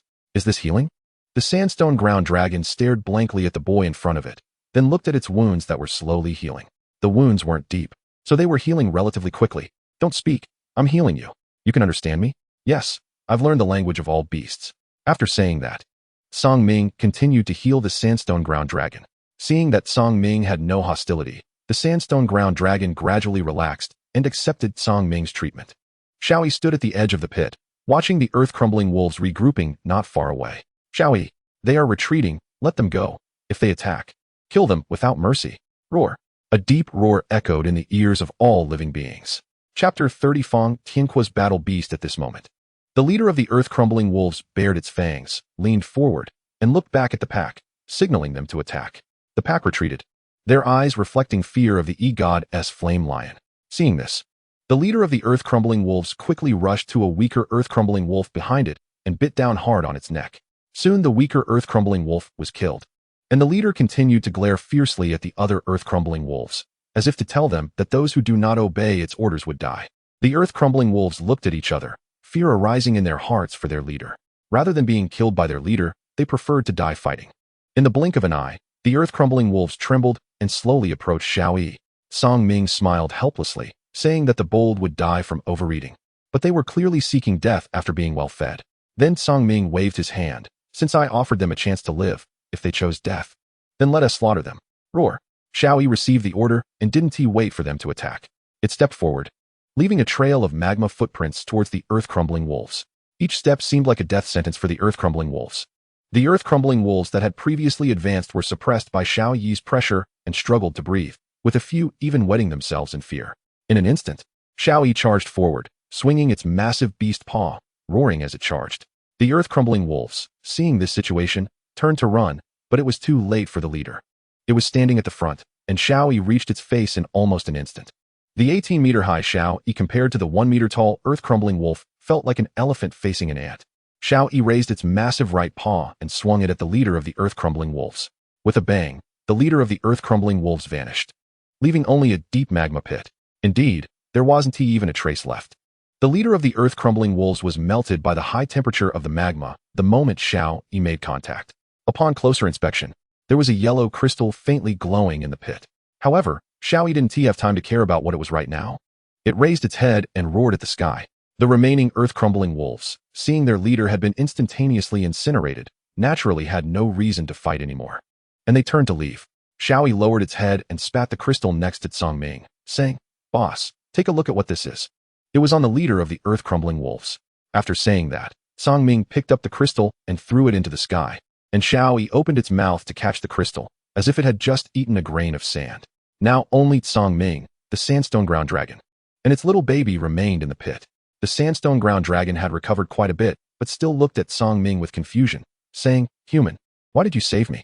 Song Ming looked at the sandstone ground dragon helplessly and explained the situation in detail. The sandstone ground dragon listened calmly. "I understand now. You came out with your friends to find battle beasts, and then you encountered me, right?" "Yes, that's the case, but it looks like it's getting dark soon, and it might be hard to find a battle beast for my brother." The sandstone ground dragon looked at Song Ming with confusion, asking, "Why?"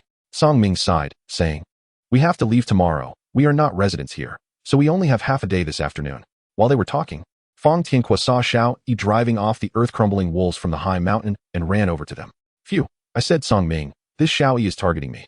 I thought since it drove off the earth-crumbling wolves, I'd decall it over, but it completely ignored me, exhausting me. Haha, it probably didn't hear you. This is the ground dragon we just saw. It looks so mighty."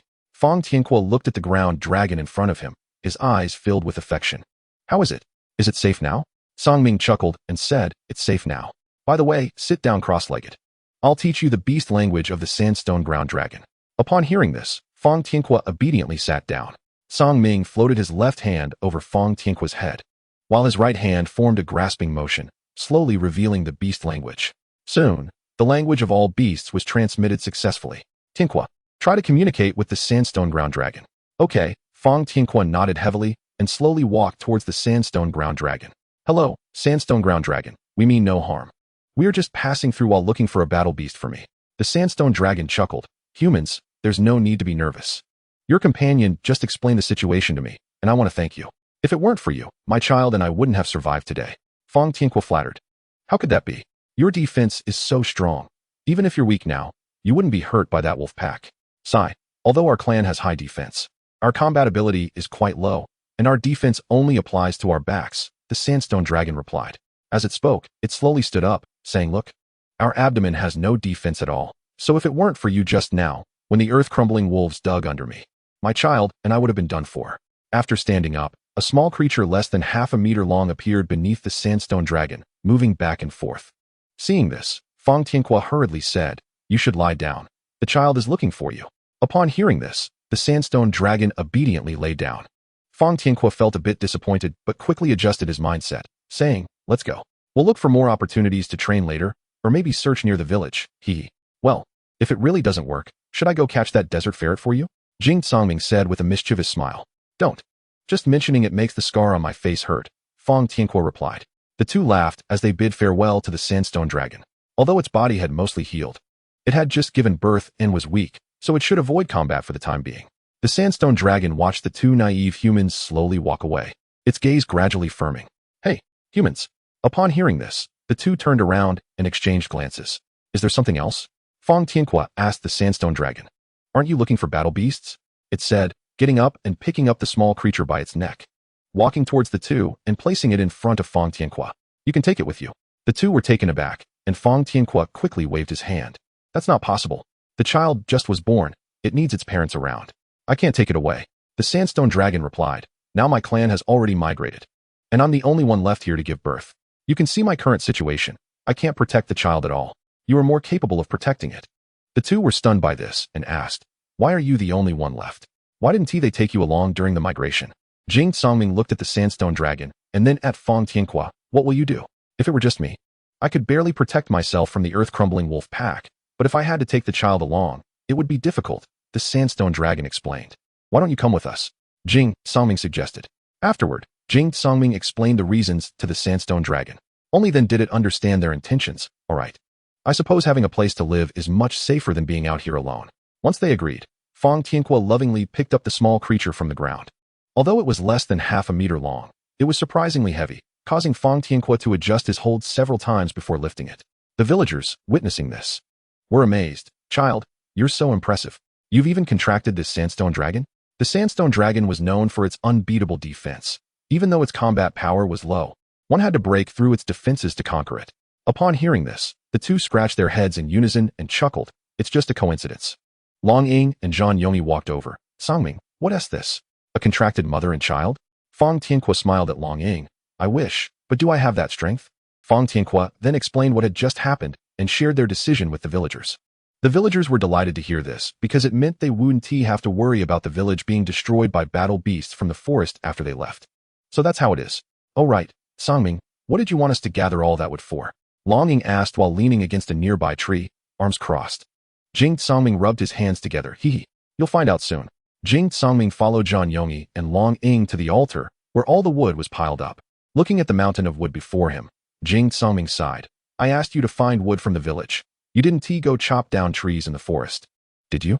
Ha, not at all. The old man took us to collect leftover wood from building houses in the entire village, and we also took wood from some old, abandoned houses since no one lived there anymore," Long Ying explained. After hearing this, Jing Songming breathed a sigh of relief. "If you had chopped down trees, that would have been too much." Then let us get started. "How do you plan to do this?"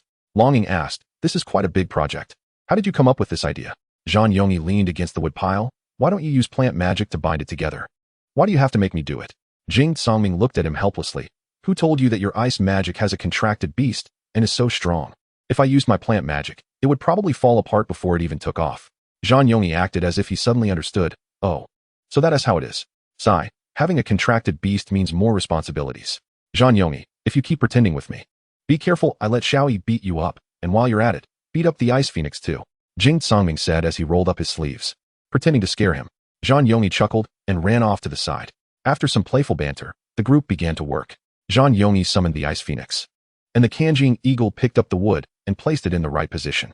The ice phoenix then exhaled a chilling breath to freeze and secure it. Zhang Yongyi and Long Ying each guided their battle beasts, while Jing Songming commanded from below, holding the withered wood dog. In the distance, Fang Tianhua ran over. He had just contracted the small beast, but since they were leaving tomorrow, he let the small beast stay with its mother for a while longer. He also thought that carrying it while running would be too tiring.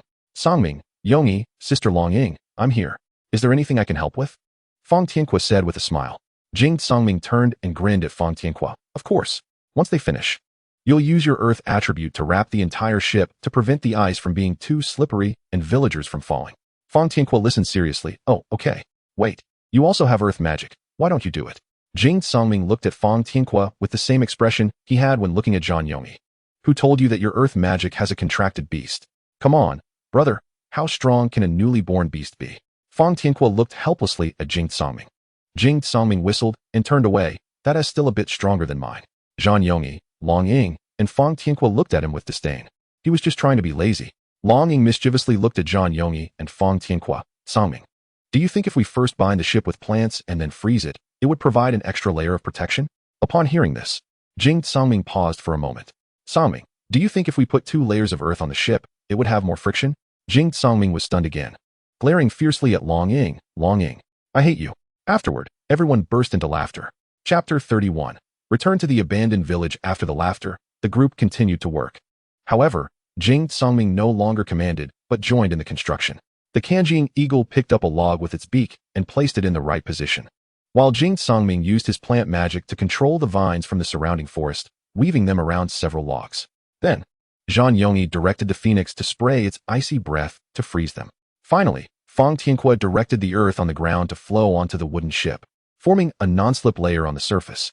With everyone's combined efforts, a massive wooden ship soon rose from the ground. The ship was nearly 100 meters long and 50 meters wide, enough to accommodate all the villagers of the Withered Wood village. Jing Songming sighed in relief, pouted, and said, finally done. That nearly exhausted me. Fang Tianque wiped the large beads of sweat from his forehead and said discontentedly, Humph, you think you're the only one tired? I'm just like you, releasing my attributes with my own body.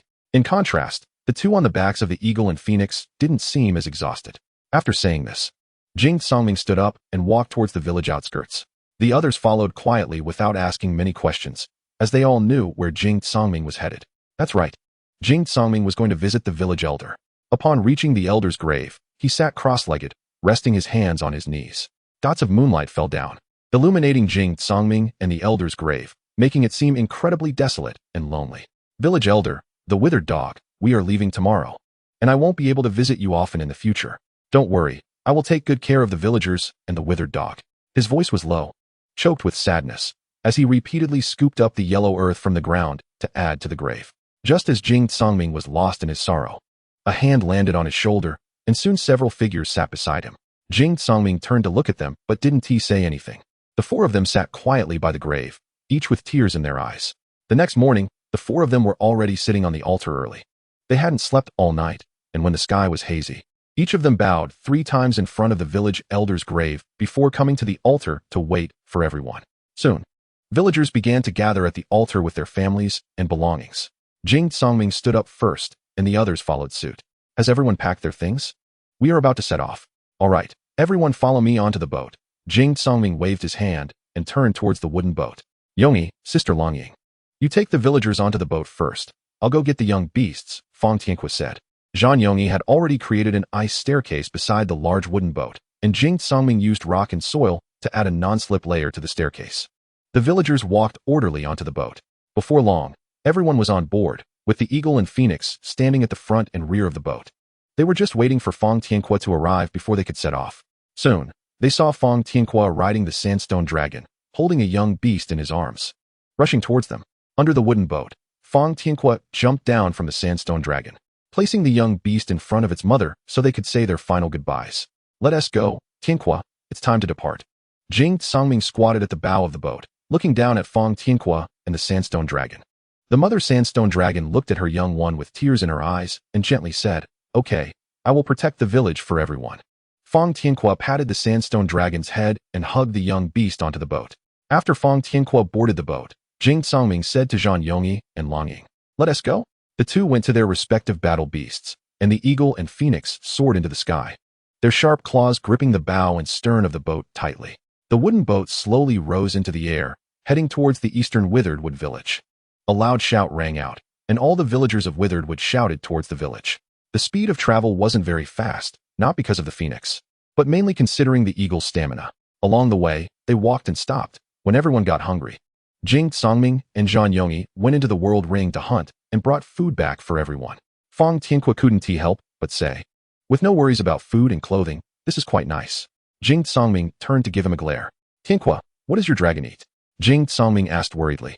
Seeing the little dragon hadn't eaten yet.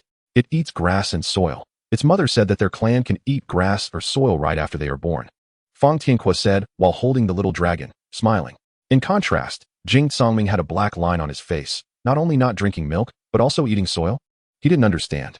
Eating soil can increase the thickness of the armor on its back, improving its defense. Fang Tianqua blinked and said to Jing Songming seriously. Jing Songming slapped his hand on his face and laughed. The world is indeed vast and full of wonders. Hey, I had the same expression when I just heard it from the mother beast, Fang Tianqua said playfully. And so, they walked and stopped, completing the journey of several hundred miles in about a day and a half. To the west of Withered Wood Village, a huge flying ship was approaching the village. Upon discovering this, the guard team immediately informed the village elder and the captain. The village elder and Uncle Zong Lei hurried to the west side of the village, as they didn't know whether it was friend or foe, and gathered the guard team there. Upon arrival, they realized it was a false alarm. A closer look revealed that the eagle was at the bow. Soon, the wooden boat landed near the village, and several children ran towards them first. Grandpa, Grandpa. Hearing the children calling him Grandpa warmed the village elder's heart. He quickly dropped his cane and opened his arms to embrace the children. Longing rushed into Uncle Zong Lei's arms. The old village elder's kind eyes glistened with tears as his dry arms tightly hugged the three children, who had grown taller, as if they were truly his own grandchildren returning home. Uncle Zong, I missed you so much, Longing said in Zong Lei's embrace, resting her head on his broad shoulder, her forehead just touching his chin. Haha, I missed you too, child, said the man, who was 185 meters tall and built like a bear, now crying uncontrollably. The others lowered their heads, looking like children who had done something wrong. Before Jing Songming could speak, Zhang Yongyi said, the entire Withered Wood Village. The village elder was taken aback and exclaimed, what? The entire Withered Wood Village? The children recounted every event from their journey to the village elder, except for the battle beasts. At this moment, the village elder sat on the ground, tears in his eyes, blurring his vision. Yet he still stared towards the west and trembled, saying, old man, I didn't expect you to leave before me in the end. Grandpa. The others worriedly surrounded the village elder, calling softly. The village elder forced a smile at the children. I'm fine, kids. Seeing this, Jing Songming and the others walked to the bottom of the wooden boat. Zhang Yongyi raised his hand to create an ice staircase, and Fang Tianqua raised his hand to add a non-slip layer to the staircase. Jing Songming called out from below, everyone come down, we've arrived. Gradually, the citizens of Withered Wood Village descended from the wooden boat. The old village elder immediately welcomed them. Everyone, come with me into the village. There are many empty houses for you to stay in. The elder from Withered Wood Village approached, unable to hide his excitement. You must be the village elder of Huajiang Village, right? Haha, I often hear our village elder mention you, saying you are his best friend. All right, let us go, said the old man, beckoning the people from Withered Wood Village as they walked towards Huajiang Village. At the entrance of the village, the people of Huajiang Village stood in a crowd, and the first few were the parents of Jing, Songming, and the others. Seeing their parents after more than a month, the children rushed forward, and the three pairs of parents quickly welcomed them.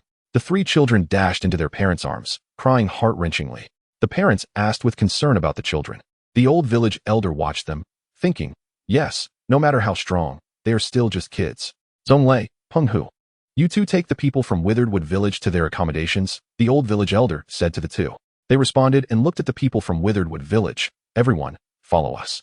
Now only the people from Huajiang Village remained. The villagers surrounded the three children, looking them over to check for any injuries. The children smiled at everyone. Don't worry, uncles and aunts, we aren't hurt. A villager asked, have your battle beasts been bonded? Yeah, this trip was to bond with battle beasts, the others said with a chuckle. Wait, they are sleeping on the boat, we'll go get them. Just as they were talking, a heartbreaking howl echoed. A few people rushed towards the wooden boat upon hearing the sound, and it was the just-awakened Withered Wood dog, running around and howling. Seeing this, Jing Songming laughed and quickly held the Withered Wood dog in his arms, soothing it. The Withered Wood dog had just woken up, and seeing no one around, thought it had been abandoned in this unfamiliar place, so it simply started to howl.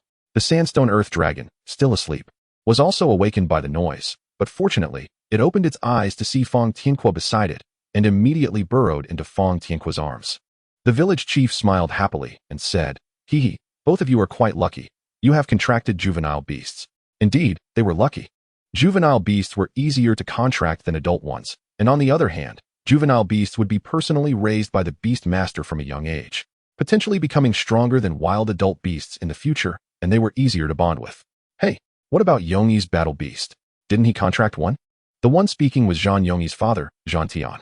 Zhang Yongyi, seeing his parents smiling, slowly raised his left hand, and the world ring on his middle finger suddenly emitted a strong light. The blinding light made everyone cover their eyes. Jing Songming covered his eyes and said, "Great. He's showing off again."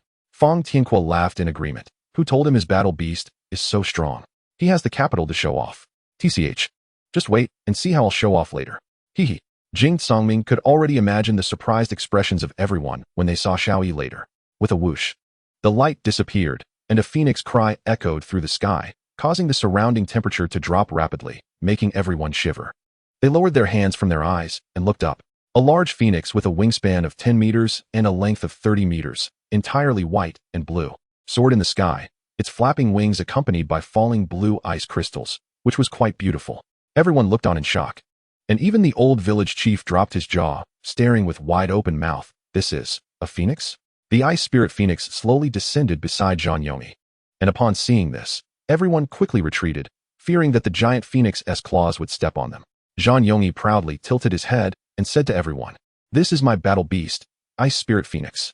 The phoenix also raised its head and let out a cry into the sky. Upon hearing the cry, the withered wood dog burrowed into Jing Songming's arms, whimpering. The sandstone earth dragon also showed signs of anxiety in Fang Tianque's arms. Zhang Yongyi ignored it, and Fang Tianque, annoyed, pushed Jing Songming, urging him to let Xiaoyi out to deal with the two. Jing Songming grinned and said, "Hee, that's exactly what I was thinking." As he spoke, he raised his hand, and the world ring on his index finger also burst forth with a strong light. Unlike Zhang Yongyi's, his was black and red. The sudden strong light made everyone cover their eyes again. In an instant, the previously cold temperature turned hot, and the sweat instantly soaked everyone. Roar! Xiaoyi received Jing Songming's command in the world ring, and after coming out, it roared, "The more I can show off, the better." As soon as Xiaoyi emerged, it let out a roar that swept across a 50-mile radius, even melting the frost on the wooden boats outside the village with its high temperature. Over these past few days, Xiaoyi had clearly grown a lot, now standing at about 19 meters tall and nearly 40 meters long. The moment Xiaoyi appeared, it filled the entire open space.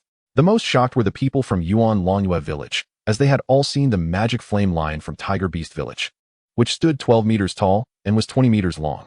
But the giant beast before them was much stronger than that magic flame lion. The people from Yuan Longyue village couldn't help but shed tears, seeing a glimmer of hope for revenge, knowing that the time was drawing near. While everyone was in shock, the three pairs of parents shed tears, wondering what their children had experienced over the past month to have such powerful battle beasts. Everyone stood frozen in place, staring blankly at the two giant beasts, while the three pairs of parents rushed to their children and tightly embraced them. The old village chief trembled as he approached and softly said, "Children, children, quickly put them away. Children, come with me, you too." The old village chief said to the several children and their parents. The 4 children and 3 pairs of parents went to the village chief's house, where the old village chief welcomed everyone, saying, "Sit down, sit down." Upon hearing this, everyone found seats and looked at the village chief in confusion. The old village chief wiped away the tears on his face and gently said, "Children, please tell us in detail what you encountered on this trip and how much you sacrificed to contract these 2 battle beasts." Earlier, they had only roughly mentioned their trip to the village chief at the village entrance and hadn't gone into detail, not even mentioning the battle beasts. The parents eagerly chimed in, and coincidentally, Zhonglei had just finished settling everyone and arrived at the village chief's house. The 4 children looked at one another, and in the end, it was decided that Jing Songming would speak, as each part had his involvement. Jing Songming stepped forward and recounted everything they had experienced. And in the end, Fang Tianque also spoke about how he had led the reconstruction of the withered wood village after they left. After hearing this, everyone present, except for the 4 children, began to cry, rushing to embrace their children tightly, while Zhonglei also held longing closely. "Well, we're all fine now," Jing Songming said as he wiped his parents' tears. "We've grown up and have the ability to protect ourselves and everyone. So, Dad, Mom, Uncle, Aunt, Grandpa village chief. I've made a decision, and I hope everyone agrees." Jing Songming looked at everyone, his eyes shining like black gems with determination. His little hands clenched tightly as he said seriously. The village chief was the first to speak. "Children, you now have the ability to protect yourselves in this northwest region. So do whatever you want." The old village chief looked kindly at the several children. "Whatever you do, your dad and mom will support you," Jingyu said gently. Looking at her son, Jing Songming, moved, looked at the adults, and took a deep breath. He turned to Zhang Yongyi, Fang Tianque, and Long Ying and said, I want to establish a force, our own force. I want to organize all the villages in the northwest. I've even thought of a name. Let us call it the 10,000 Beasts Pavilion. Chapter 32. A month's time upon hearing Jing Songming's words, everyone present was shocked. Of course, only two people were not. Zhang Yongyi and Fang Tianhua. After the battle at Witheredwood Village, they knew Jing Songming would take significant action. It seems that old guy has told you everything. The village chief referred to the old man, naturally the village chief of Witheredwood Village. At this moment, the shocked expressions had turned into excitement. Trembling hands gently cupping Jing Songming's cheeks as misty eyes gazed at him warmly. Child. The trembling voice reached everyone's ears. Jing Songming smiled. Grasping the old village chief's gnarled hands tightly in his own, Grandpa Village Chief. Songming, if you need our help, just say it, spoke Jing Songming's father, Jing Kai. Jing Kai looked at his child with relief, knowing that Jing Songming's actions were partly to protect the village and partly to seek revenge for their ancestors. Jing Songming grinned at everyone, rubbed his hands together, and playfully said, there is indeed something I need everyone's help with. Everyone looked at Jing Songming, asking, what do you need help with? Just say it, we will do our best. Jing Songming glanced around at everyone, feeling deeply moved by their support, and tears welled up in his eyes. First, thank you all. It's actually very simple, just spread the news. A few people looked at him in disbelief. Just spread the news? Jing Songming looked seriously at everyone. Yes, just spread the news, spread the word about our 4 beast generals, but not now. A few people were even more confused. Not now? Then when? Zhang Yongyi spoke up at this moment. After we eliminate Tiger Beast Village. The crowd was astonished. Although they knew that forming a force would inevitably lead to a battle with Tiger Beast Village, they did not expect Jing Songming to take action against Tiger Beast Village right from the start. Jing Songming looked at Zhang Yongyi, and the two exchanged smiles. Their brotherly understanding evident at that moment. Yongyi was right. Once we destroy Tiger Beast Village, we can release the news, making it much easier. Otherwise, many villages would be wary of Tiger Beast Village, which would be detrimental to our force's establishment. Upon hearing this, the crowd responded. But Tiger Beast Village still has many affiliated forces. It might not be that easy to defeat them, right? Zhang Yongyi replied calmly, easy. Ice Soul Phoenix level 23, and E-God Flame Lion level 22. Although a few had seen their battle beasts, they did not know their specific levels. Hearing Zhang Yongyi say this, they were stunned for quite a while. Zhang Yongyi continued. Moreover, the E-God Flame Lion went from level 1 to level 22 in just 1 month. Upon hearing this, everyone couldn't sit still. 1 month. Jumped to level 22. Jing Songming also confirmed it was true. There was nothing to hide. The old village chief's last bit of worry vanished. Given this child's talent and the training speed of his battle beast, he would be invincible in the northwest. The parents of the children no longer discouraged them. Their talent had already determined that they did not belong to this northwest, but to the vast world under this sky. Jing Songming's home was not big, about 200 square meters, with 3 small rooms of about 50 square meters each, located on the east, west, and north sides of the courtyard. Jing Kai walked straight over, moved aside the items piled in the corner, and revealed a square wooden board, the entrance to the cellar. Jing Kai bent down to lift the board and waved at Jing Songming to come over. After receiving the signal, Jing Songming walked over and asked Jing Kai in confusion, Dad, what are you doing? Jing Kai jumped down with both hands on the ground and said to Jing Songming, come down, son. Jing Songming didn't think much and jumped down as well. The cellar was a pit 6 meters long and wide and 3 meters high, with candles embedded in the walls. Jing Songming waved his small hand, and red light emanated from it, igniting the candles on the walls and instantly illuminating the entire cellar. The cellar was quite spacious. Besides some vegetables, there were a few books with red covers piled up. Jing Songming walked straight over, reached out his small hand to pick one up, and saw it was titled Fire Element. Light Smoke Fist. He then picked up another one, Fire Element. Flame Wall. And another, Fire Element. Crimson Flame Sea. Jing Songming looked at the fire skill books in his hands, excitedly turning to his father, Dad, what is this? Jing Kai sighed. These are all skills your ancestor, Jing Xiong, cultivated during his lifetime. I originally planned to give them to you when you were older, but I didn't expect you to grow up so fast. Jing Songming excitedly put down the book and rushed into Jing Kai's arms, saying, Dad, don't worry, I'm strong enough now. Jing Songming looked up at Jing Kai. After Jing Kai finished speaking, he turned and walked to the exit, bringing over a wooden ladder, and then climbed up. Seeing his father leave, Jing Songming turned to the basic skill books and began to examine them carefully. Although all 5 books were fire element skills, he could currently only cultivate one, which was the Flame Wall. He didn't have the level to practice the other skills, just like the ones in the World Ring and those Zhang Yongyi had given him. Jing Songming extended his left hand and put all the skill books into his World Ring. leaving only the flame wall. Jing Songming sat cross-legged on the ground and began to practice the flame wall. The flame wall releases a wall of fire in the direction pointed by the caster to block damage. Before long, Jing Songming had learned it.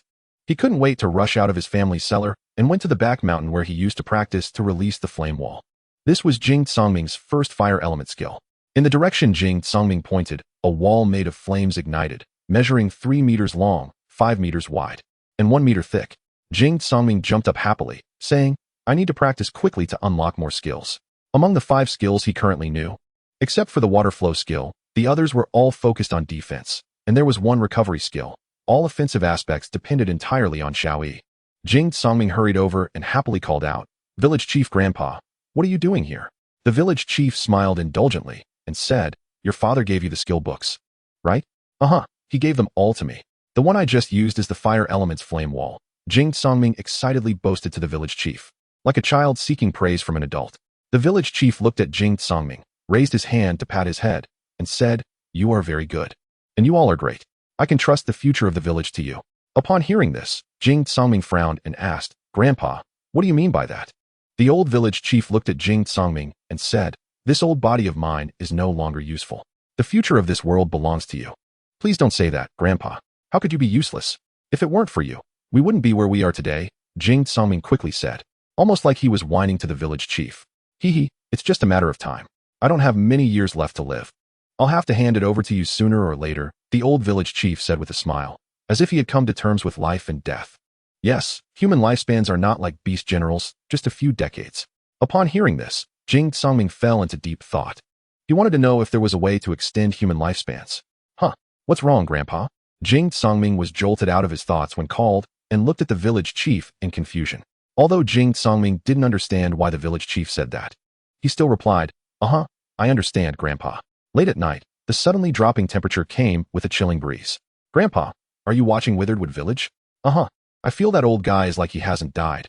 It feels like when I was a child, he was always by my side, no matter when." The village chief said, tears filling his eyes, his lips trembling slightly. Seeing this, Jing Songming quickly stepped forward and hugged the village chief, softly saying, "Grandpa." The village chief didn't say a word, just gently patted Jing Songming's arm with his aged hands. Thus, the two sat in silence on the hill, looking toward the west. The next morning, Zhang Yongyi and the other two consciously came to train. "Hey, look, isn't that village chief Grandpa and Songming?" Fang Tianque pointed at the two figures on the hill. The others exchanged glances and ran toward the hill. "Grandpa, Songming." Jing Songming helped the village chief up and walked toward everyone. The group asked, "Village chief Grandpa, Songming, are you here to watch the sunrise so early?" Jing Songming rubbed his eyes, which were still dark-circled, and said, "We've been sitting here all night." "Huh, why sit here all night?" Longing looked at the two with wide, beautiful eyes. Jing Songming gave a wry smile. "We watched Witheredwood Village all night." Upon hearing this, the group stopped asking further questions. The four ran in one direction. "Songming, when are we heading to Tiger Beast Village?" Zhang Yongyi, running on Jing Songming's left side, asked him. Jing Songming stopped, panting as he looked at everyone. 1 month later. "Yongyi, you and the Phoenix should take this month to practice your compatibility well. Strive to be able to control the Battle Beast attachment in a month, after all. The compatibility between the Battle Beast and the Beast General needs to reach above 90 to achieve the attachment. Long Ying and Kanjing will be responsible for guiding you since you can attach to Battle Beasts." The two responded, "What about me?" Fang Tianque sat on the ground, looking up at Jing Songming, panting. "Your Battle Beast is not level 10. Even if your compatibility is sufficient, you can't attach to the Battle Beast. So, what you need to do next is to improve yourself," Jing Songming said seriously, straightening his back to look at him. "Also, for this Tiger Beast Village, Yongyi and I will go," Jing Songming said, looking at Zhang Yongyi. "Huh, what about us two?" Fang Tianque and Long Ying exchanged a glance, both expressing confusion. "I and Yongyi could easily handle the Beast Village and its affiliated villages, and I heard that there is only one affiliated village with a Beast General. And its level is not even as high as yours, so there is no need to worry at all. However, don't just wait around. When the Sandstone Earth Dragon grows a bit, you and the Sandstone Earth Dragon should reinforce the entire village again. Understood?" Fang Tianque stuck out his tongue and gave Jing Songming a piece of jewelry. After speaking, Jing Songming turned to Long Ying. "Long Ying, your task with the Kanjing is heavier. While assisting Yongyi with the beast attachment, I need you and Kanjing to find some flying battle beasts around the village to help us gather information." "Huh, what if they refuse to help?" "Then we'll force them," There aren't many flying battle beasts around that are stronger than Kanjiing. Just don't provoke them, Jing Songming said coldly. He got it. All right, the tasks are all assigned. Let us go train. Jing Songming looked at everyone and waved his hand. The few of them then dispersed to train and carry out their tasks. Jing Songming, on his side, called Uncle Yi Shun Lai Langshi to inquire about the beast attachment with Xiao Yi. Uncle Yi Shun Lai Langshi provided a reasonable answer. Stay together more, act together more, and communicate more. The compatibility will naturally increase. So, in the days that followed, Jing Songming basically spent all his time in the world ring with Xiao Yi. Zhan Yongyi was also in his own world ring, training his compatibility with the Ice Phoenix while eating, drinking, and taking care of personal needs, inseparable. Fang Tianque was responsible for taking care of the Sandstone Earth Dragon Cub, while also reinforcing the village's buildings and increasing defense measures. All while watching the unconscious bodies of Jing, Songming, and Zhan Yongyi. Days passed one by one. Chapter 33 1 month later. The current Huangjiang village was very different from before. A month ago, when several people displayed their battle beasts, the news spread like sunshine throughout the entire Northwest. In just 1 month, 8 villages had affiliated with Huangjiang village, but none of the affiliated villages had a beast general. During this time, Fang Tianque and the Sandstone Earth Dragon reinforced the village, and in a month, the Sandstone Earth Dragon had grown to 1 meter long, now at level 5. Long Ying had mastered the aerial intelligence network, and now there were about 100 flying battle beasts, led by Kanjiing. Jing Songming and Zhan Yongyi were each in their own world rings, enhancing their compatibility with their battle beasts, without coming out for a whole month. Seeing this, Fang Tianque quickly walked over. How is it, Songming? Have you reached compatibility? Fang Tianque asked while helping Jing Songming sit up. Jing Songming slowly sat up, extending his somewhat uncontrollable hands to his temples and pressing hard. Fang Tianque quickly helped Jing Songming massage his limbs to relieve the stiffness in his body more quickly. Big brother, you've been lying down for 30 days. Nobody can stand that, Fang Tianque said helplessly while massaging Jing Songming's legs. What about Yongyi? The just awoken Jing Songming hadn't seen Zhan Yongyi lying not far from him. Fang Tianque pointed towards Zhan Yongyi. Yes, right here. Fang Tianque sat down on a nearby stool. Isn't that right? Xiao Yi grew up with you, and you've been in compatibility for a month. Jing Songming sat on the edge of the bed, put on his shoes, and stretched a big lazy stretch. Tianque, quickly, get me something to eat. I've been eating lava fish for a month. I'm about to throw up. Fang Tianque burst out laughing and got up to walk out the door. Wait, I'm going to get you something to eat. Jing Songming watched Fang Tianque leave and said, finally I can change the taste. Long Ying saw Jing Songming wake up and instantly smiled widely. Oh, you finally woke up. If you hadn't woken up, the beast village would have attacked by now. Jing Songming jumped off the bed, grabbed Long Ying's shoulders, and furrowed his brow. Beast village? What do you mean? Are they coming to attack? Long Ying gently covered her mouth with her delicate hand, giggling with a playful look in her eyes. Don't be anxious, let me tell you slowly. Jing Songming released Long Ying and ran to the side to move a stool over. Sister, sit down and talk. Long Ying didn't hold back, turned around, and sat on the stool, her right leg gently resting on her left. 2 days ago, Kanjiing told me that the Fenghuan bird responsible for the intelligence of the beast village sent news that after learning we have 4 beast generals in Huangjiang village, they began preparing for battle. I heard that the beast general from their affiliated village has also come.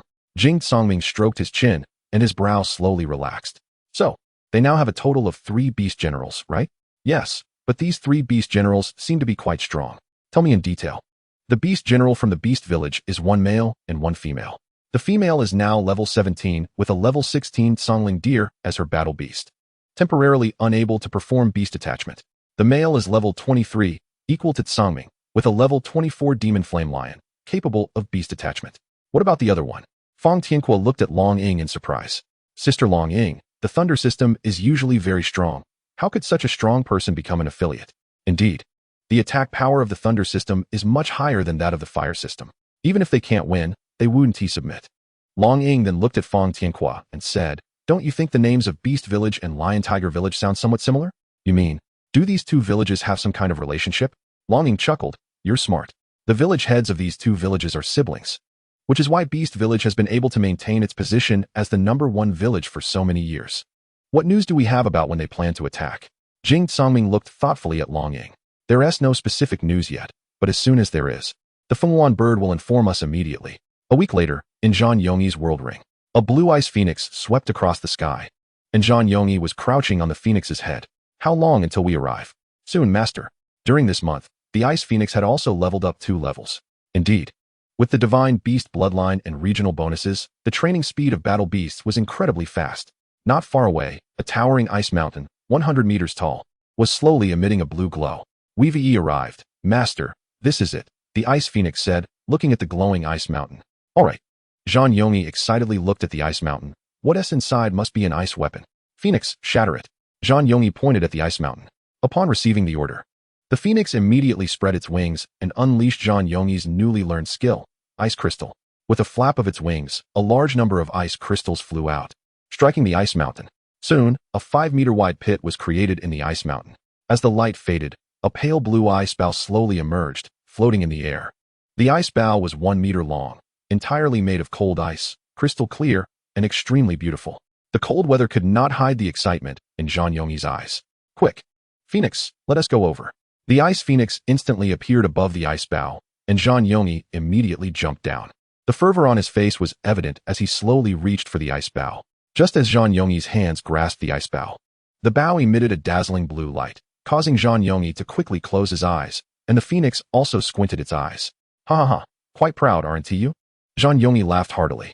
Though he had his eyes closed, it didn't affect his excitement. He firmly grasped the ice bow, which seemed to want to escape. In an instant, Zhang Yongyi injected a large amount of cold ice power into the ice bow, and gradually, the ice bow calmed down. Seeing this, Zhang Yongyi did not hesitate, quickly biting his finger and dripping blood onto the bow to form a contract. The light shone again.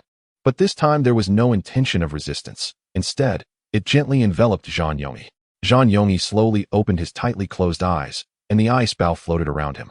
Zhang Yongyi knew that this meant the contract was successful. At this moment, inside the room, Zhang Yongyi gradually opened his eyes, and the blurry world slowly became clear. A heavy sigh echoed in the quiet room. Yongyi, you're awake. Jing Songming quickly walked over upon hearing the voice, and Fang Tianhua and Longing also hurriedly approached. Zhang Yongyi made a sound, and was about to get up, but as soon as he exerted himself, he suddenly realized his body was unresponsive. He then changed his demeanor, looking at the others in panic. Am I paralyzed?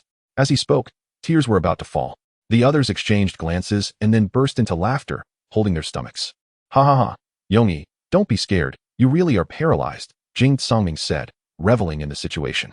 Zhang Yongyi then realized that if he were truly paralyzed, these people wouldn't be laughing like this. He quickly wiped away the impending tears and turned to Longing. Longing saw Zhang Yongyi looking over and wiped away her own tears from laughing. Okay, stop teasing him. You've just been lying down for too long without moving. It's just stiffness. Damn, what should I do? How long will it take to recover? Zhang Yongyi anxiously looked at the others, his eyes filled with grievance. Fang Tianhua casually walked to Zhang Yongyi's bedside, pinched his arm, and asked, how about now? Do you feel anything?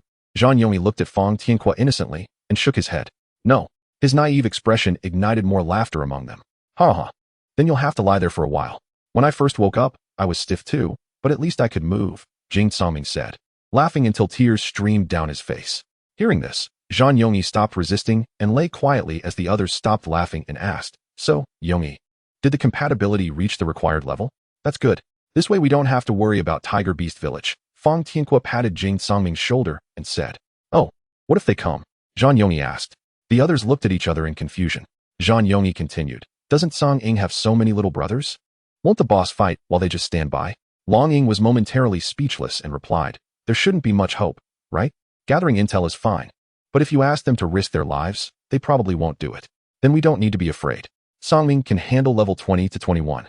I can handle level 19, and Long Ying can take the level 16 one, and finally, Tianhua can take the level 12 one, Zhang Yongyi said seriously to the others.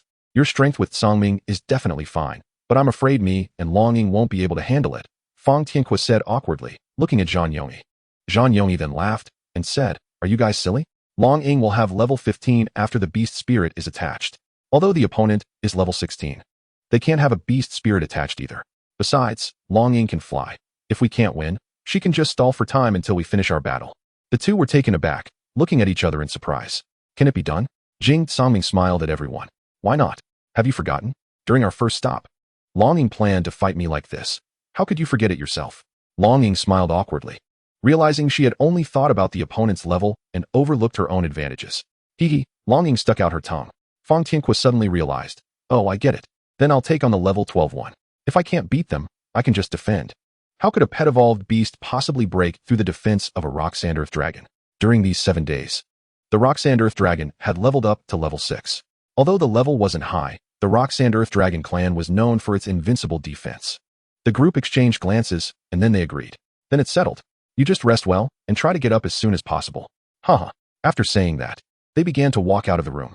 Before Jean Yomi woke up, they hadn't discussed strategies. They were just figuring out how to wake him up faster. Hey, don't go. Jean Yomi's weak voice suddenly reached their ears. Can you find me something to eat? There are only a few types of food in the world ring, and I'm already sick of them.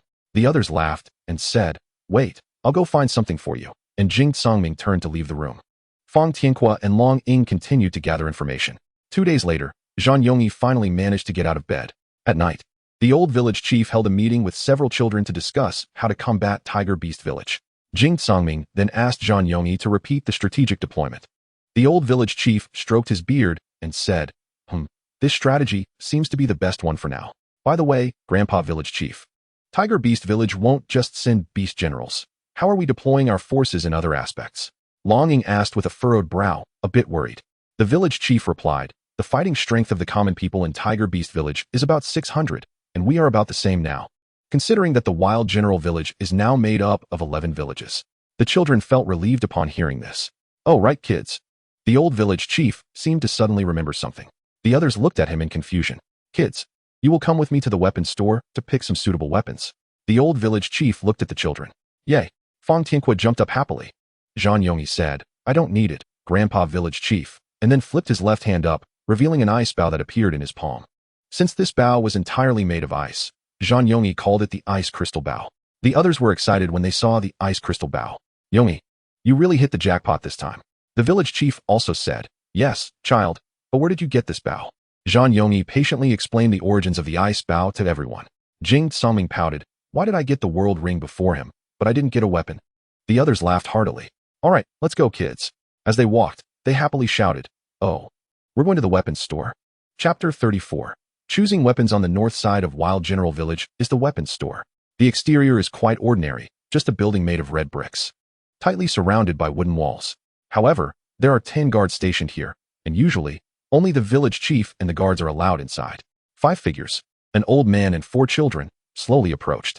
The child walking next to the village chief held a blazing flame in his right hand, casting long shadows of the group on the ground. In the past, they would have used torches, but now, whenever Jing Tsangming is present, no one uses torches anymore. When the village chief and the others got closer, the leading guard quickly came forward to greet them. Village chief, you've arrived, the guard said cheerfully. I'm bringing these kids to choose weapons. The old village chief patted the guard's shoulder and said, oh, it's the little heroes. Please, please, come in. Seeing the children smiling at him, he naturally smiled back and invited everyone in. Along the way, guards came to greet and escort them. At the entrance of the red brick building, a giant chain, about 20 centimeters thick, was wrapped around the door, resembling a python coiling around it. The village chief took a key from his pocket, unlocked the chain, and pushed open the weapons store door with difficulty. From the outside, it was pitch black inside, and nothing could be seen. The old village chief called Jing Tsangming over. Tsangming, you go in first. There are candles on both sides. Light them. The old village chief supported Jing Tsangming's back and pointed inside. Jing Tsangming responded and walked in. Soon, the light illuminated the interior, and everything on display became clear. The village chief waved for the others to follow him in. Inside, it looked much more abundant, with many weapon racks and numerous boxes on the ground, all filled with weapons. However, these weapons all looked like scrap metal, and none had any attributes. Seeing this, Fang Tianqua couldn't help but say, Grandpa, these weapons would break easily for us, right? He said this while rubbing his hands together. The old village chief chuckled and said, follow me, and walked straight to the back of the weapon storage. When they reached the wall, the old village chief lightly tapped the surface with his broken wooden cane.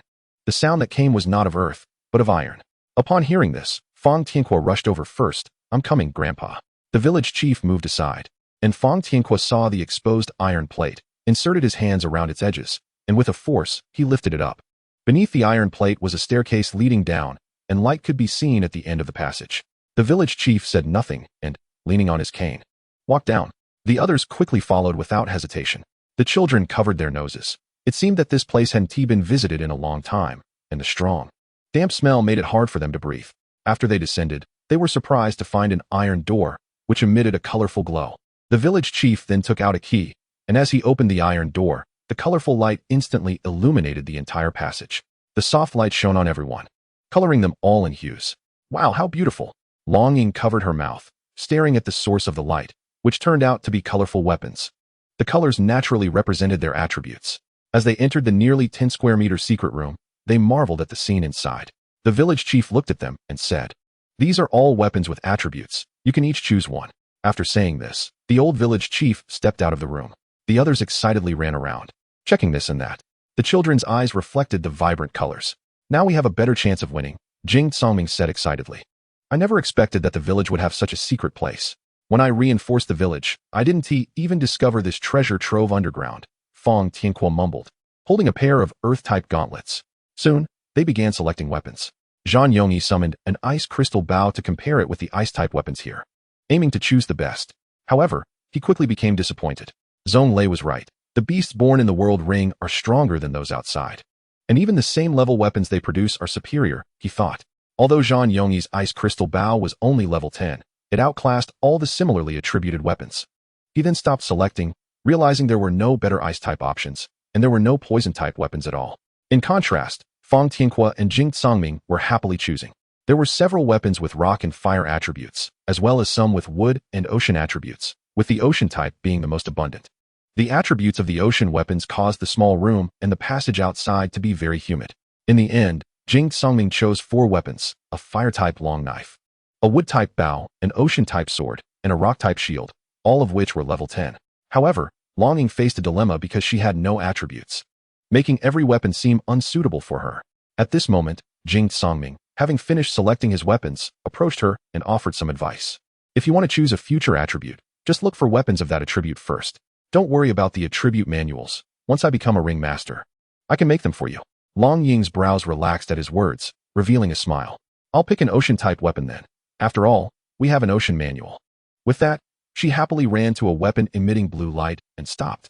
It was a long whip, with a small snake coiling around its end. After picking it up, she smiled at the others and said, "Okay, I've chosen." The group then exited the secret room together.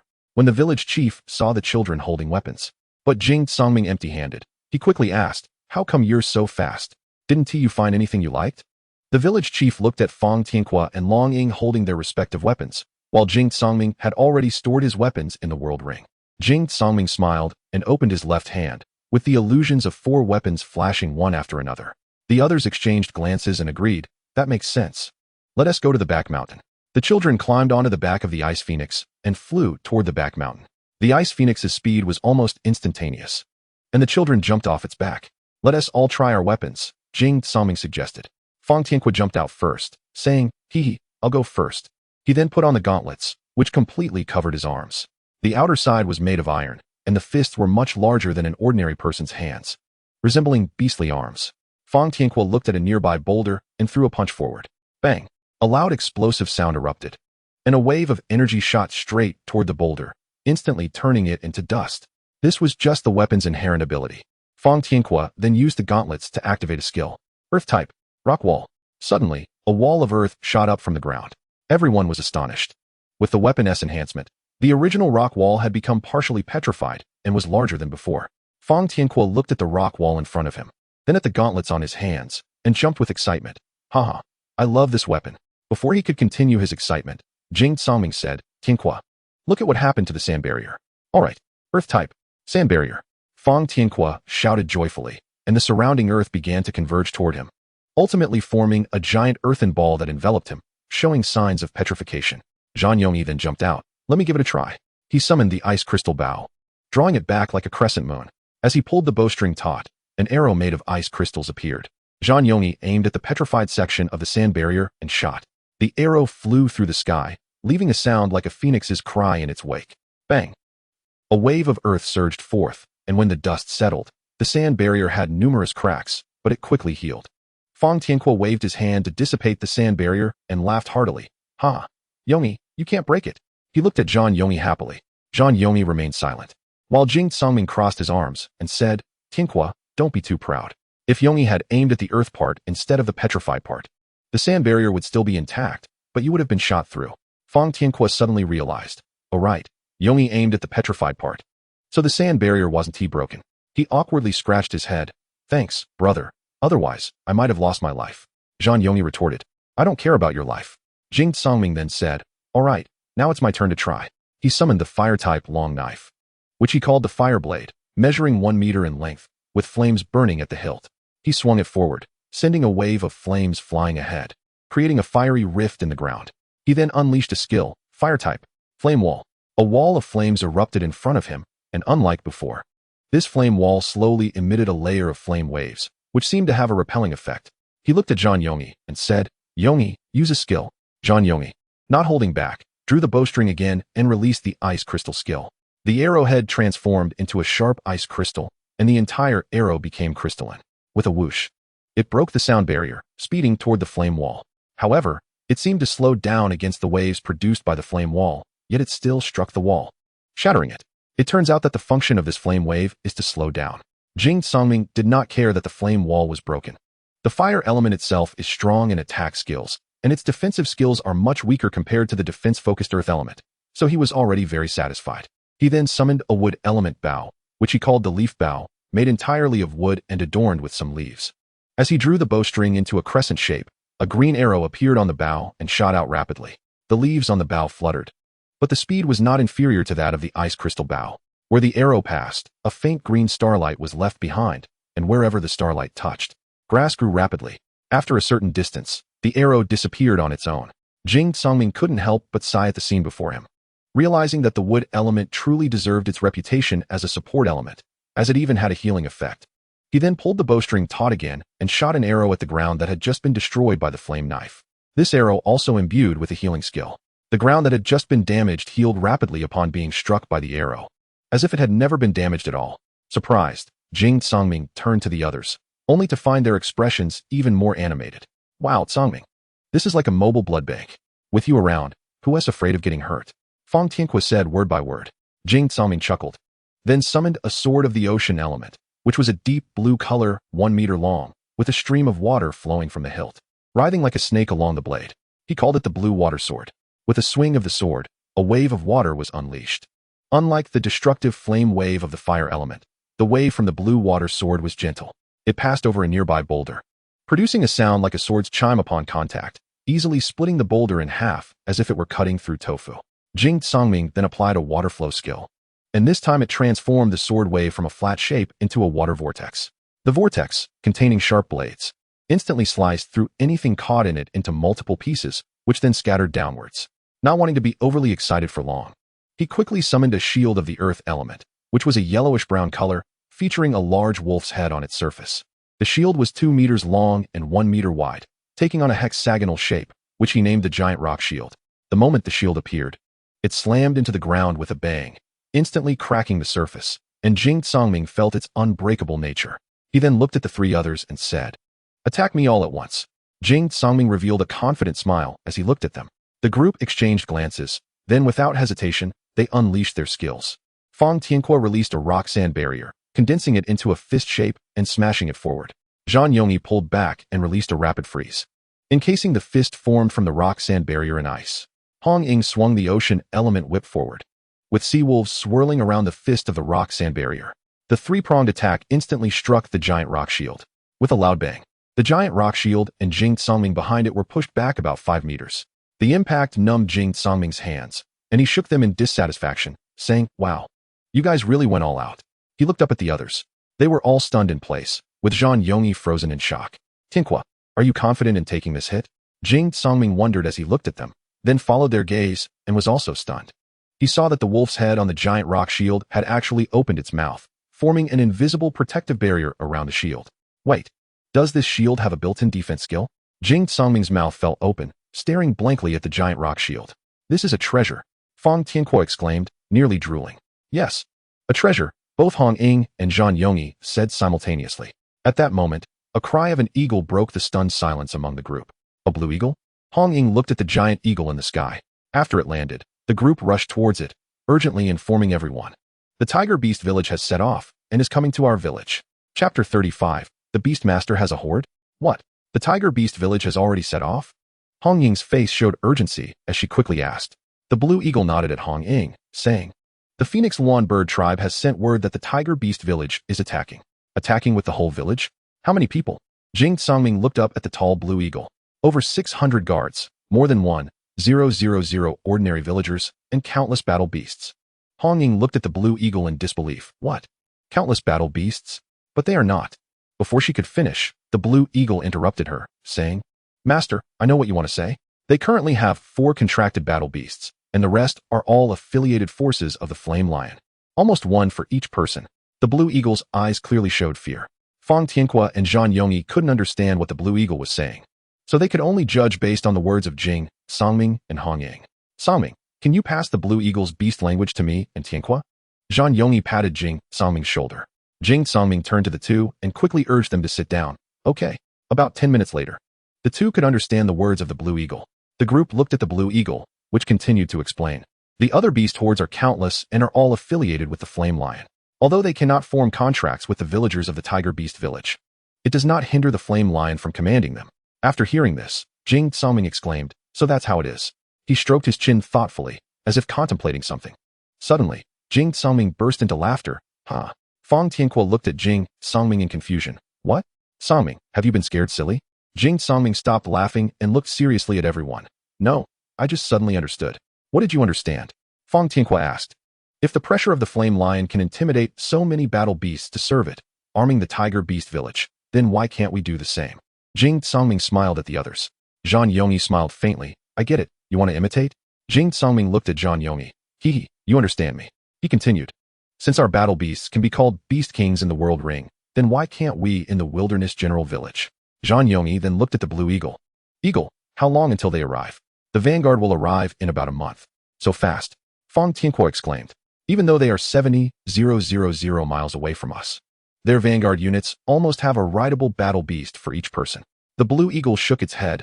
No, master, the phoenix lawn bird, although not very powerful in combat, is a true speed-type battle beast, capable of traveling nearly 100,000 miles a day. All right then, since that is the case, let us hurry and prepare.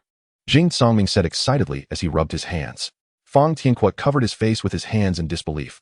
Why are you not scared at all?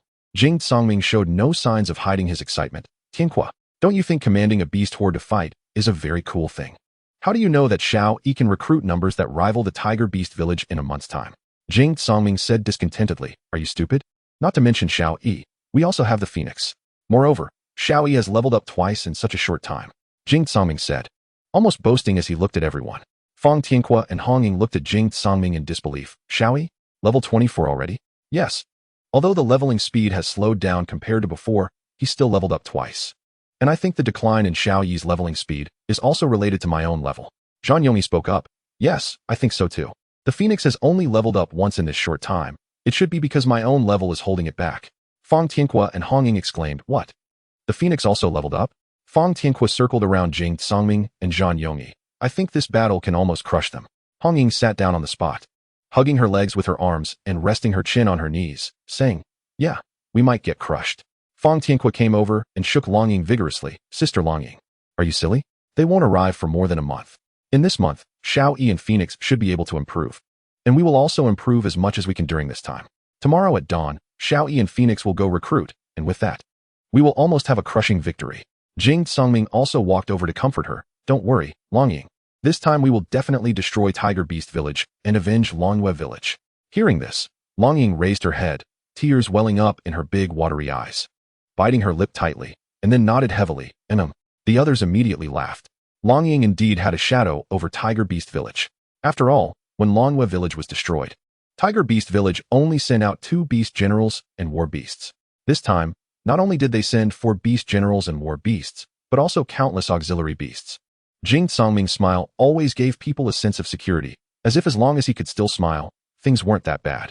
Sitting cross-legged on the mountaintop, with the gentle breeze brushing against him, his black-red long hair fluttered in the wind, and his black outfit looked extraordinarily lonely and desolate under the moonlight. The 10-year-old boy looked into the distance, forcing a smile on his face. We will win. The next morning, the sun slowly rose, and its rays fell upon every corner of Huangjiang village. On the holy altar, several figures became visible with the appearance of the sun. The village chief stroked his beard thoughtfully and said, I really didn't expect Tiger Beast village to have such depth. Yes, no one expected that magic flame lion to have so many auxiliary war beasts. Grandpa, don't worry. Although a month isn't long, with Xiao Yi and Phoenix's strength.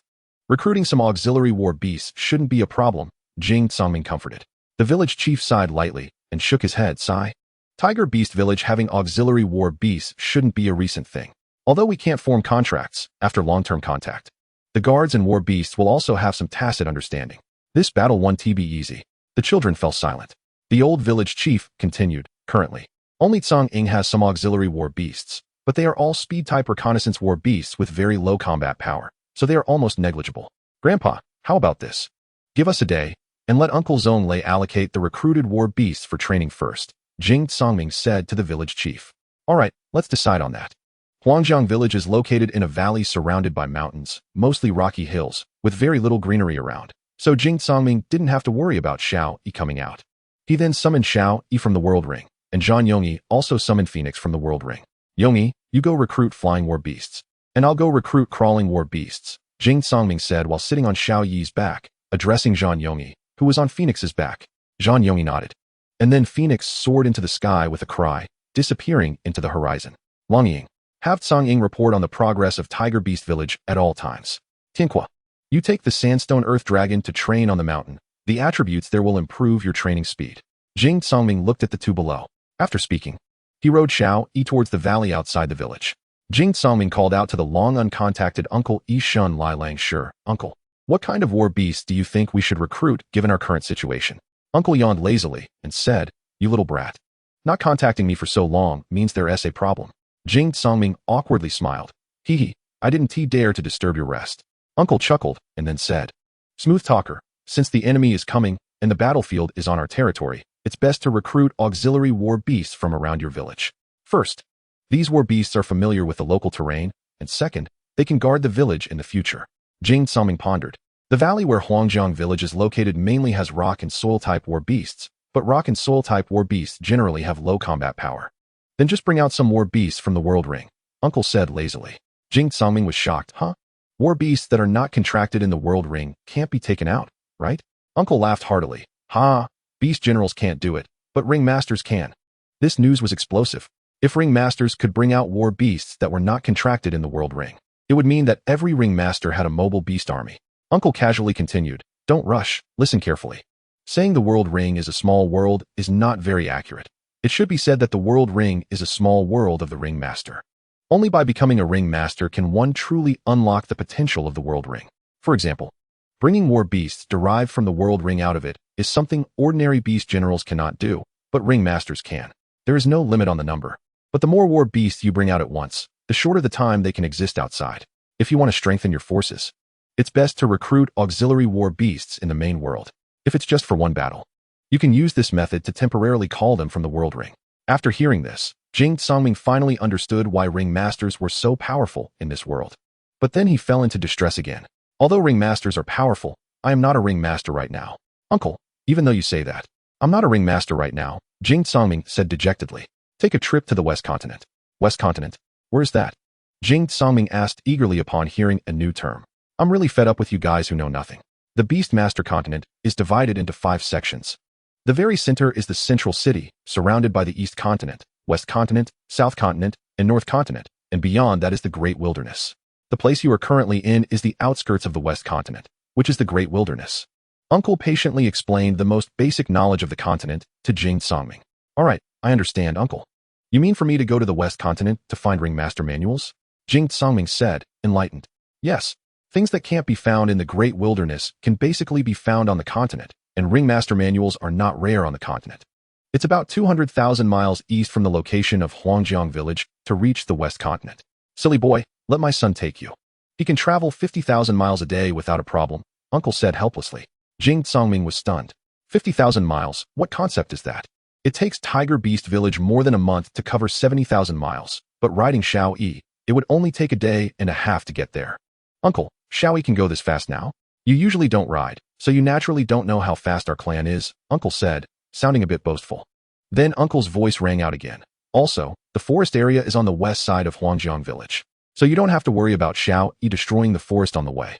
Jing Songming then lay on Xiao Yi's large head, kissing him wildly.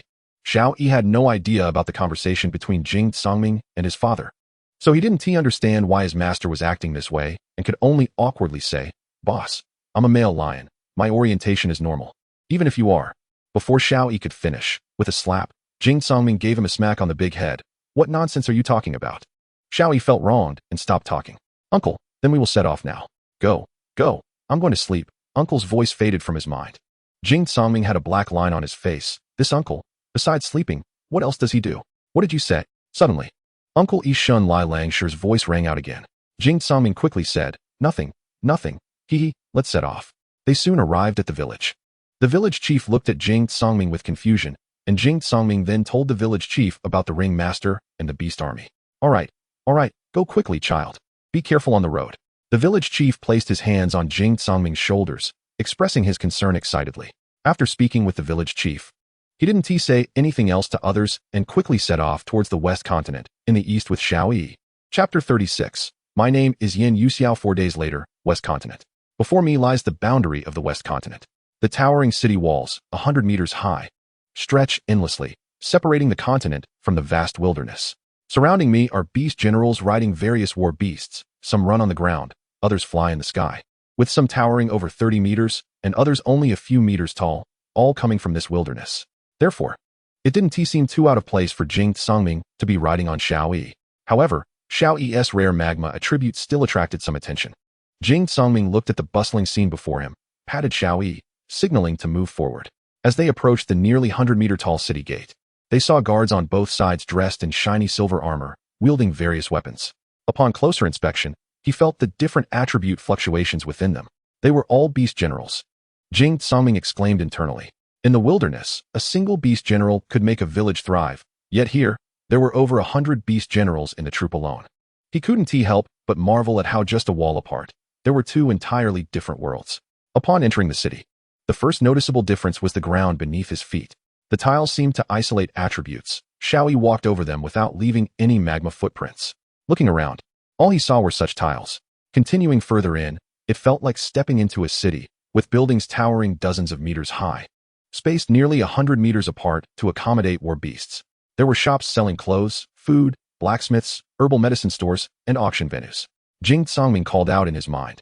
Uncle, is this the West Continent? It's so vast. Uncle's cheerful voice responded. This is just the tip of the iceberg of the West Continent, and it's actually the smallest among the 5 continents. Though Jing Songming was astonished by the scene, he didn't forget the purpose of his visit. Uncle, if the West Continent is so big, where should I go to obtain the Ring Master's secret techniques? Jing Songming asked in his mind. It wouldn't be worth joining a faction just for a Ring Master's secret technique. And I don't know if there will be any at the auction house in the next few days. What should I do then? Jing Songming asked, puzzled. He was genuinely confused, having no clue on his first visit. Just then, a malicious voice interrupted their conversation. Jing Songming and Xiao Yi turned to look.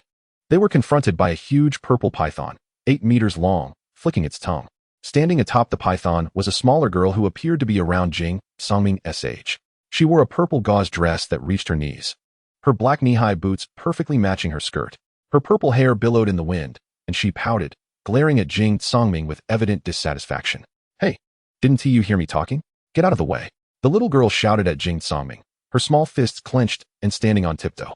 Jing Songming didn't bother with her, lazily looking at the girl, yawning, and then pointed to the side of the wide road, saying, Can't you see this wide road? The girl huffed, I want to walk here, so are you moving or not? Hey, I have a bad temper. I'm not moving, what are you going to do about it? Jing Songming stood up to look at her. The little girl wouldn't back down either. Then don't blame me for being rude. She frowned and suddenly leaped into the air from the python's head. Her small fists were enveloped in purple light as she slammed them toward Jing Songming's face. A moment later, passers-by gathered to watch. She's coming at me right away, Jing Songming said while activating the rock sand barrier. The soil instantly wrapped around him atop Xiao Yi, and the girl's fists hit the soft earth, dissipating the damage. Haha, earth attribute, huh? The girl hovered in the air, staring at the dirt mound. Suddenly, the mound shattered, and Jing Songming's right fist, wrapped in deep blue water attribute energy, broke through and aimed at the girl's face. Seeing this, the girl quickly overlapped her hands, palms facing Jing Songming. Poison attribute. Toxic palm. A 1-meter-long purple toxic palm shot out toward Jing Songming. He quickly took out the giant rock shield and held it in front of him. Xiao Yi, looking helpless and dissatisfied, said, Boss, be gentle. This giant rock shield is going to give me a bump on the head. The toxic palm hit the giant rock shield and instantly dissipated into mist. The mist quickly enveloped the heads of Jing, Songming, and Xiaoyi.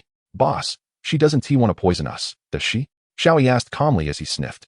Jing Songming snorted coldly. Are you afraid of poison? Hearing this, Xiaoyi burst into laughter. Ha! Boss, have you ever heard of magma being afraid of poison? Jing Songming patted Xiaoyi's head, signaling him to let him down. Xiaoyi slowly lowered his head, his nose touching the ground. And Jing Songming walked down like that. He looked up at the girl floating in the air and waved. Hey, come down. The girl landed unhappily, pointed at her lower lip, and stared at Jing Songming with her big, beautiful eyes blinking. Aren't you afraid of poison? The little girl wasn't as aggressive as before. Jing Songming, upon hearing this, turned his head away and said, none of your business.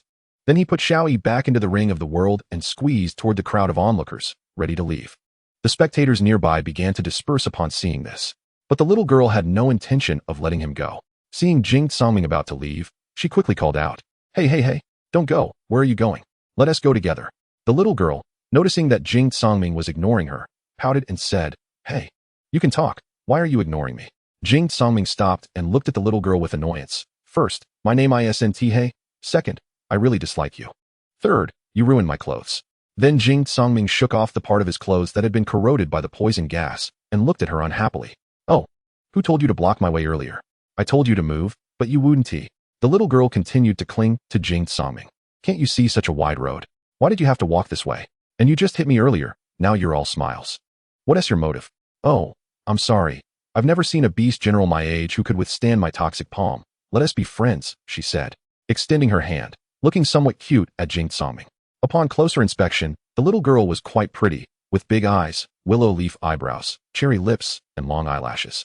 She would definitely grow into a beauty, though her eyes were purple. However, Jing Songming couldn't muster any fondness for her, and he swatted her hand away. Continuing to walk forward, the little girl stomped her feet in frustration, watching Jing Songming's retreating figure, then smiled. You can't run away, humph. The little girl followed Jing Songming all the way. Jing Songming had long noticed she was trailing behind him, but paid her no mind, looking around at the small stalls. Most of these were merchants operating shops, but there were also many villagers from the wilderness setting up stalls. Suddenly, Jing Songming saw a stall with many books and walked over. Upon closer inspection, he found that these books were all skill books for various attributes. Flipping through them, Jing Songming discovered a skill book for the earth attribute called Sandstorm. The learning level requirement was level 25, and Jing Songming's eyes lit up. He picked up the book and asked the stall owner, Boss, how much for this book? The owner replied, This book isn't expensive. 3,000 crystal stones if you really want it. Jing Songming was taken aback by the price, then put the book down. He couldn't even take out 3 pieces, let alone 3,000. He looked at the skill again, and then stood up, preparing to leave. Just as he was about to go, he heard a girl say, Boss, here's 3,000, I'll take this book. Jing Songming ignored her and turned to leave. The little girl ran up again, standing in front of Jing Songming, holding the Sandstorm book. Here, let us be friends. Jing Songming glanced at the skill book and said, No, I don't want to be friends. Hey, I don't have any geotechnical skills, so it's useless for me to hold on to it. The little girl stamped her feet anxiously. Useless? Why did you buy it then? Jing Songming replied irritably. Isn't it to buy it for you? The little girl looked down at the skill book with a wronged expression, on the verge of tears. Jing Songming couldn't bear to see a girl cry, so he softened his heart and said, Give it to me. The little girl raised her head happily upon hearing this and handed the skill book to Jing Songming. Jing Songming took the skill book, openly showing his fondness for it, smiling as he stored it in his spatial ring. Hee, my name is Yin Yuxiao and you? The little girl extended her right hand again, a smile on her lips, her eyes sparkling as she looked at Jing Songming. Jing Songming also reached out to shake her hand. I'm Jing Songming. Seeing that Jing Songming was no longer as cold as before, Yin Yuxiao opened up and started asking questions along the way. Jing Songming didn't hide anything and honestly told her that he was here to find the Ring Master's secret manual. The little girl, upon hearing this, regretted, if I had known you came for this, why would I have spent those 3,000 coins? Her expression was one of deep regret. Jing Songming wasn't foolish. Hearing Yin Yuxiao say this, he figured she must know where to find the manual. He quickly held both of her hands and asked, Do you know where I can find the Ring Master's secret manual? The little girl blushed instantly from Jing Songming's sudden action. No one had ever dared to touch her like that before. Jing Songming was extremely happy to hear this. He didn't expect that after so much effort, it would come so easily. Yin Yuxiao, can you give me that manual? I can pay you, Jing Songming said excitedly. Money? Where would you get money? You can't even take out 3,000. Do you know how much the Ring Master's manual costs outside? The little girl put her hands on her hips and said, Jing Songming scratched his head. How much? The little girl, with one hand on her hip, raised 3 fingers with her other hand. Jing Songming asked, 30,000? The little girl opened her mouth, startling Jing Songming. 300,000. Upon hearing this price, Jing Songming was instantly dumbfounded. 300,000? Duh, what did you think? Where did you get it from? It's from my family. My mom gave it to me, the little girl said proudly, as if showing off her family background. Jing Songming was stunned for a moment and suddenly asked, are you from a prestigious family? Yan Yuxiao covered her mouth and laughed, looking as if she had descended from the heavens. Sort of, maybe a bit more powerful than a prestigious family. Then, as a member of a prestigious family, why do you go out without anyone protecting you? Yan Yuxiao stuck out her tongue. I sneaked out. Huh, why? Jing Songming couldn't understand. Members of prestigious families have everything they want, living a comfortable life sheltered from the world. Why would she sneak out? Yan Yuxiao looked at Jing Songming mischievously. Because it's not good at home. Jing Songming laughed. Don't fool me. Members of prestigious families have everything. There's nothing they lack. Yan Yuxiao rolled her eyes at Jing Songming. Is your family like that? Jing Songming replied, my family is not. We live in a small village in the great wilderness. TCH. Not all members of prestigious families are like you imagine. They have no freedom, can't go anywhere. And all my parents say is that the outside world is too dangerous without explaining how it's dangerous, so I ran away myself. Look how wonderful the world is. Yan Yuxiao said as she spread her arms and spun around. Jing Songming said, not having been born into a family like yours, I can't understand your joys and troubles. Then, Jing Songming rubbed his hands together with a flattering smile. So can you show me the Ring Masteress manual? Yan Yuxiao looked at Jing Songming's current demeanor and burst into laughter. What happened to your earlier aloofness? Jing Songming didn't mind and continued. Hey, I didn't know you were a young lady. Ha ha ha, you're quite realistic. I can show you, but you have to promise me one request. Jing Songming looked at Yan Yuxiao in confusion. What request? Yan Yuxiao then looked at Jing Songming seriously. Take me with you. Take you? Where? Jing Songming looked at her with confusion. Anywhere. I'll go wherever you go. Huh. Why?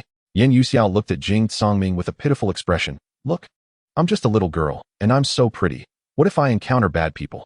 As she spoke, she clasped her hands together, looking utterly adorable. Bad people? If bad people encounter you, it's their misfortune. From what I saw earlier, you are at least at the Beastmaster level. And that big snake of yours hasn't even made a move yet.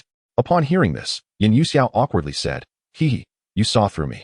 But it's still not safe. I'm unfamiliar with this place. I'm here for the first time too. I'm also unfamiliar with it. Yan Yuxiao then said unhappily, are you going to take me or not? If not, just go by the manual yourself. Hey, don't go, I'll take you. Is that okay? But you have to tell me why you want to follow me. Okay, first, you are very strong and fully capable of protecting me. Second, among my peers, there's no one stronger than you, so I admire you a lot. Third, my intuition tells me I should follow you, Yan Yuxiao said seriously. Jing Songming stumbled upon hearing this. It will be very dangerous for you to follow me. I came out this time to prepare for a battle in a month. And your family must be looking for you. I don't care. You have to take me with you. You can fight if you want. And they can look for me if they want, Yan Yuxiao said proudly. Jing Songming thought for a moment. All right, you can come with me. Of course. The hotel expenses would be covered by Yan Yuxiao, since he had no money. Chapter 37. It's all my friends who said so. In the evening, inside a small inn. To save money for Yan Yuxiao, Jing Songming chose the cheapest inn by himself. The room had 20 bunk beds, with 50 crystal stones for each bed. Jing Songming chose 2 bunk beds located at the corner. Yan Yuxiao was pouting, arms crossed over her chest, her big, sparkling eyes glaring fiercely at Jing Songming. You're not joking, are you? Are we really going to stay here? Yan Yuxiao said, pointing at the bed. Although the environment was poor, the beds were quite clean, indicating that the owner cleaned them daily. Jing Songming, looking like a child who did something wrong, lowered his head and fiddled with his hands. I'm sorry. I just wanted to save you some money. Hearing this, Yan Yuxiao rolled her eyes dramatically and then huffily sat on the bed, ignoring him. The room quickly filled up with people, and every bed was occupied. There were both men and women, and they seemed completely unfazed, as if this was a common occurrence. The space between the beds was less than half a meter, leaving very little room to move. Yan Yuxiao sat on the bed watching the comings and goings in the room, getting angrier by the minute. Jing Songming, I, a member of a prestigious family, actually have to stay here. Yan Yuxiao whispered angrily in Jing Songming's ear. Jing Songming scratched his head awkwardly, looking at her with a guilty expression. How about we change to another place? But the owner won't refund the money for these 2 beds. Yan Yuxiao thought for a moment. What kind of lousy place doesn't refund money? I didn't bring much money this time, and I spent 3,000 to buy a skill book. I really don't have much left, sigh. Let us just make do for one night, she thought to herself. Then she looked at the 2 people in the adjacent bed. They were two strong men who looked like they were from the great wilderness based on their clothing and demeanor. Yin Yuxiao got up and walked over, looking at the two strong men, clasping her hands together. Gentlemen, could you please combine the beds with ours? Then you can both sleep on the bottom, and my friend and I will sleep on top. She pointed at Jing Songming, who was sitting on the bed behind her, the big man on the bottom bunk. Seeing it was a little girl, couldn't he help but lick his lips and then revealed an evil smile. Little girl, it's no problem to combine the beds. But you have to sleep with me, haha. The frivolous words of the big man spread throughout the room, and to my surprise, none of the men and women inside stopped him. Instead, they all burst into laughter, with some even chiming in, it's fine to sleep with me. Yin Yuxiao had been surrounded and pampered by people since she was little, and had never seen such a scene. Don't be fooled by her daring to act against Jing Songming. That was only because she saw him as a peer and was confident that no one among her contemporaries was stronger than her. But now it was different. The burly man in front of her was clearly stronger than she was. Hearing the teasing remarks, Yin Yuxiao was momentarily at a loss for what to do. After speaking, the big man in the lower bunk actually leaned towards Yin Yuxiao. She was so scared that she took a step back and bumped into a warm embrace with a thud. Yin Yuxiao stared with her big watery eyes, letting out a soft and aggrieved sound, then retreated to the edge of her bed, looking at Jing Songming's back. At that moment, Jing Songming's back appeared tall and gave her a sense of security. Suddenly, Jing Songming's demeanor changed, shifting from the gentleness he had just shown to her to a murderous intent. Jing Songming slightly lowered his eyelids, staring fixedly at the burly man in front of him like an eagle eyeing its prey. You dare to say that again? Jing Songming's cold voice echoed through the room. The voice was not loud, but it reached every corner of the room. The big man felt a stir in his heart. This kid looked no older than 10. How could he exude such a strong killing intent? But then he thought, I'm a level 20 Beastmaster. Am I really afraid of a 10-year-old brat? The big man then got off the bed, reached out, and patted Jing Songming on the head, saying, Kid, if you don't want to die, get lost. After that, he swung his hand directly towards Jing Songming's face. The wind from the big man's hand whooshed through the air, and with a loud slap, ah, my hand. The big man clutched his right hand tightly, rolling on the ground in pain. That's right. Just as the big man's hand was about to hit Jing Songming's face, Jing Songming had swiftly struck and broken the bones in the big man's hand. The big man never expected that his level 20 strength would be so easily thwarted by a child. At this moment, Jing Songming looked down on everyone, coldly gazing at each person present. Apologize. The icy words sent shivers down everyone's spine.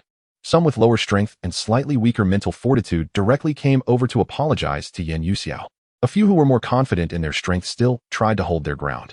Jing Songming stepped forward a few paces, reaching the corridor. I said, apologize.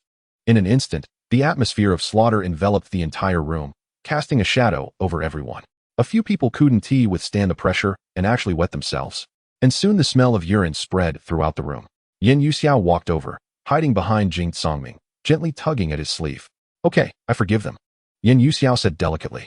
Upon hearing this, Jing Songming immediately retracted his murderous intent, and the tense atmosphere in the room gradually eased. Glaring at the big man rolling on the ground, he coldly commanded, get lost. The big man quickly got up and ran out. Jing Songming didn't care whether they left or not. He walked to the big man's bed, looked up at the man from the shop, and said casually, get down, which made the man tumble down in a panic.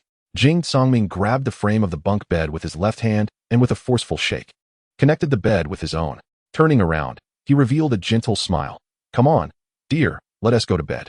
The crowd witnessed this scene, and a few murmured quietly, is this really the same killing god from earlier? Jing Songming then called a few people to interrogate them in turn, asking what they were doing, where they came from, where they were going, and which forces they belonged to, as he was afraid they had strong backers.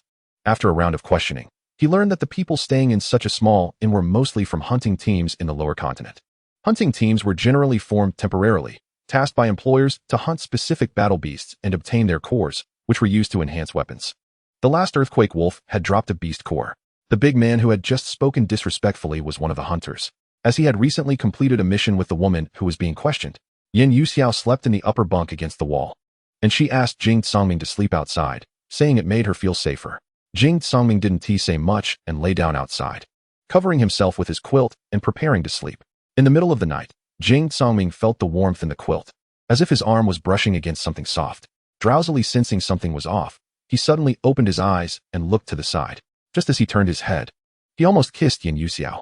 At that moment, Yin Yuxiao was lying next to Jing Songming, and unlike when they had just fallen asleep, where they were both covered with their own quilts and their own beds. Now she was clearly sleeping on Jing Songming's bed, using his pillow and his quilt, with her legs draped over him. Upon seeing this, Jing Songming was at a loss, and his little face instantly turned red. But he didn't dare to move, fearing he would wake Yin Yuxiao. The snoring in the room made it impossible for him to fall back asleep, so he quietly lay there until dawn. Soon, the night faded away in the sky outside, and the sun cast its light over the continent again. Seeing that it was dawn, Jing Songming gently patted the arm resting on his neck. Yuxiao, wake up, it's morning. Yin Yuxiao awakened, stretched like a little cat, and then realized that somehow she had ended up on Jing Songming's bed and was even holding on to him. Her little face instantly flushed bright red, and she quickly ran back to her own quilt, covering her head with it. After a while, she pulled down the quilt to reveal her big watery eyes, looking at Jing Songming and softly saying, "I'm sorry, I don't sleep very well," and then shyly pulled the quilt back over her head. Jing Songming said nothing, smiled, and said, "All right, let us get up, we should go." With that, he sat up and stretched. Yin Yuxiao also shyly sat up. After they both got out of bed, they quickly washed up at the nearby sink and were about to leave. However, when they reached the inn's entrance, they were surrounded by 5 people. Jing Songming spoke up, "Who are you?" Just as the two were puzzled, a big man stepped out from the crowd. It was none other than the big man whose arm had been broken yesterday, now with his arm pinned between 2 wooden boards, wrapped tightly with strips of cloth. It looked like this group of people had been called by the big man. The big man looked at the two surrounded in the crowd with a sinister grin. "Kid, do you remember me?" Jing Songming coldly chuckled. "What's wrong? Don't want the other hand anymore?" Yin Yuxiao was frightened again and hid behind Jing Songming. Having been born into a prominent family, she had never seen such a scene. The big man's expression darkened. "Stop wasting words, kid. I'll give you 2 choices. The first is to leave this little girl here and get lost yourself. The second is to leave the girl behind and give your life here." As he spoke, the big man looked at Yin Yuxiao and licked his lips. Upon hearing this, Jing Songming burst out laughing, positioning himself fully in front of Yin Yuxiao. "I choose the third option, which is for you to die." With that, he prepared for battle. The big man, seeing this, also laughed. "You really don't know your place, kid. Pay attention, there are 6 of us in total. I'm a level 20 Beastmaster, and the other 5 are all level 18 or 19 Beastlings. If you know what's good for you, leave the girl and get lost." Jing Songming flexed his wrist and calmly replied, "A bunch of trash." Hearing this, the big man and his companions burst into laughter. A 10-year-old child daring to speak such arrogant words. "Yesterday, I didn't notice you sneak attacking me. Today I won't let you off." At this moment, the surroundings were already surrounded by a crowd of onlookers. Jing Songming said, "Let's go outside the city to fight. We can't unleash our full potential here." The big man licked his lips, laughed heartily, and said, "You don't know your own strength, and you still want to show off? In a bit, you'll be crying for your mother." Jing Songming ignored them and pulled Yin Yuxiao towards the city exit. The big man and his companions didn't want to cause trouble in the West Continent, so they followed them outside the city. Outside the West Continent city, Jing Songming and Yin Yuxiao stood quietly, looking at each other. The big man and his companions wasted no time and summoned various battle beasts from their respective spatial rings, including water, grass, and fire types, all around level 15 or 16. Only the big man's battle beast was a level 22 wave-leaping leopard, about 3 meters in size. Entirely blue. "How about it, kid? Scared? If you don't want to die for nothing, I'll give you one last chance to scram," the big man said viciously. Yin Yuxiao tugged at Jing Songming's sleeve. "Worried? We should run. My purple dragon python is level 20 and can travel 30,000 miles a day. It's very fast." She then turned to the big man and his group. "Hey, I'll give you another chance. Do you want it?" The big man and his companions laughed loudly. "Huh? Get lost, you little brat. You don't know the heights of heaven and depths of the earth, and you dare give us a chance? Ha!" The big man exchanged glances with his companions, laughing together. Jing Songming then sneered. "All right, then let's not leave, shall we?" As he spoke, Jing Songming raised his left hand to summon Xiao Yi. The 19-meter-tall Xiao Yi appeared and roared loudly, causing the big man and his companions, along with their battle beasts, to stagger back. After steadying themselves, the big man looked at the giant beast before him with a hint of fear in his eyes. Xiao Yi slowly approached them, its bell-like eyes fixed on them as if afraid they would run away. Xiao Yi grinned, letting out a whooshing sound, causing the big man and his companions to retreat in panic. Little hero, we were wrong. Let us go, we'll leave right now." The big man and his companions bowed repeatedly, afraid that Xiao Yi would swallow them whole. Jing Songming said, "I gave you a chance, and not just once. I gave you a chance to leave last night, but you came back to seek death today. I just offered you a chance to live, and you don't want it. What do you want me to do? Little hero, we were really wrong. Just treat us like nothing and let us go." The 6 men were pleading, their legs shaking, looking quite ridiculous. Their battle beasts were so scared that some were urinating, fainting, or even abandoning their masters to flee. This showed that they didn't treat their battle beasts well. Otherwise, how could they abandon their owners and run away? Jing Songming commanded Xiao Yi to stop and turned to Yan Yuxiao. Yan Yuxiao looked at Jing Songming with a pitiful expression. How about we just let them go? Jing Songming chuckled. All right, I'll listen to you.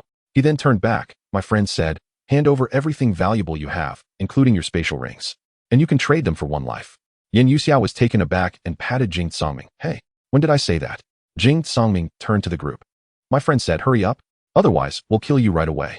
Yan Yuxiao turned Jing Songming's head. Chapter 38. Devouring spatial rings. The big men all knelt down, begging for mercy. They were crying and bowing, asking Jing Songming and Yan Yuxiao to spare them. Jing Songming sat cross-legged on Xiao Yi's back and pointed at Yan Yuxiao behind him. Didn't you hear what my friend just said? Jing Songming shouted at the 6 men. Indeed, Xiao Yi was 19 meters tall. From such a height, Jing Songming and Yan Yuxiao's words were inaudible to them. Yan Yuxiao didn't bother to explain to them. After all, her goal was to keep them alive, and she didn't care about the cost. Jing Songming sternly shouted again, I don't have time to waste with you. I'll give you 3 minutes. If you don't hand over all your belongings, then wait to die. The group had long been scared to the point of wetting their pants. Although they couldn't sense Xiao Yi's level, they could tell from the state of their battle beasts that the beast general and battle beasts before them were not something at their level could contend with. Then they exchanged glances and took off their spatial rings. Young hero, all our belongings are in the spatial rings. Can we leave now? Jing Songming glanced at the pile of spatial rings and said, get lost. The group quickly got up and ran away. The leading big man cried, ah, my dragon egg. I worked hard to steal it, and now I'm giving it away just like that. Ah, the others glared at him. How can you still have the face to say that? If it weren't for helping you, would we have lost our spatial rings? The big man was taken aback. Are you crazy? Do you dare talk to me like that with your strength? The group exchanged glances, not speaking further. They could only hold back their grievances. The big man was right. Even together, they couldn't defeat him. Jing Songming naturally didn't know what had happened between them and pulled Yan Yuxiao down from Xiao Yi's back. Yan Yuxiao looked at the colorful spatial rings in front of her. You really scared them badly. Although spatial rings aren't rare in the continent, each one is worth at least 10,000 crystal stones. Jing Songming squatted down, taking the spatial rings while saying, then I made a profit. Ha ha. Yan Yuxiao sighed. Forget it. They brought this upon themselves. We can't be blamed. Jing Songming stood up and looked at Yan Yuxiao's slightly worried face. Yuxiao, this world is like this. The strong have the say. You've been well protected by your family, so you naturally haven't seen these things. It's normal to feel uncomfortable. Yan Yuxiao looked at Jing Songming and then smiled, nodding as lightly as a dragonfly touching the water. All right, let us find a place to see what's in the spatial rings. Jing Songming said cheerfully, pulling Yan Yuxiao to fly onto Xiao Yi. Then patted Xiao Yi's big head. Let us go. Xiao Yi let out a roar, its limbs gathering strength, and with a whoosh, it broke the sound barrier. Before long, Xiao Yi found an uninhabited place to stop. Jing Songming took off the 6 spatial rings from his left index finger and right hand. He looked at each one and turned to Yan Yuxiao. You pick. Yan Yuxiao shook her head. I don't want these. They are all low level. After being devoured, they won't provide much improvement. Jing Songming looked at her in confusion. Low level? Are spatial rings classified into levels? Yan Yuxiao chuckled at Jing Songming's puzzled expression. Of course. Spatial rings are classified into beginner, intermediate, advanced, and universal levels. Jing Songming shook his head. This is the first time I've heard of it. Yan Yuxiao said, let me explain to you. Spatial rings are crafted by ring masters. Beginner ring masters create beginner spatial rings. Even after becoming universal rings, they remain beginner level, and so on. The higher the grade of the spatial ring, the better. So if my ring master level increases, will the spatial rings I create also improve? Jing Songming asked. No, but you can upgrade the spatial rings. For example, if you are now an intermediate ring master and you have a beginner spatial ring, you can upgrade that ring to an intermediate spatial ring. Oh, as long as it can be upgraded, that's fine. What level of ring master are you? Jing Songming asked. Yan Yuxiao laughed. How do you know I'm a ring master? Jing Songming asked in confusion. Don't you have a ring master manual? Aren't you a ring master? Yan Yuxiao giggled. I'm not a ring master yet. I haven't had the chance to study it since I took the manual from home. Jing Songming continued to ask. Then what are your innate level and attributes? And what level are you now? Yan Yuxiao asked. Why are you asking this? Jing Songming replied. Since you chose to follow me, is there a need to hide it? After thinking for a moment, Yan Yuxiao felt there was no need to hide it.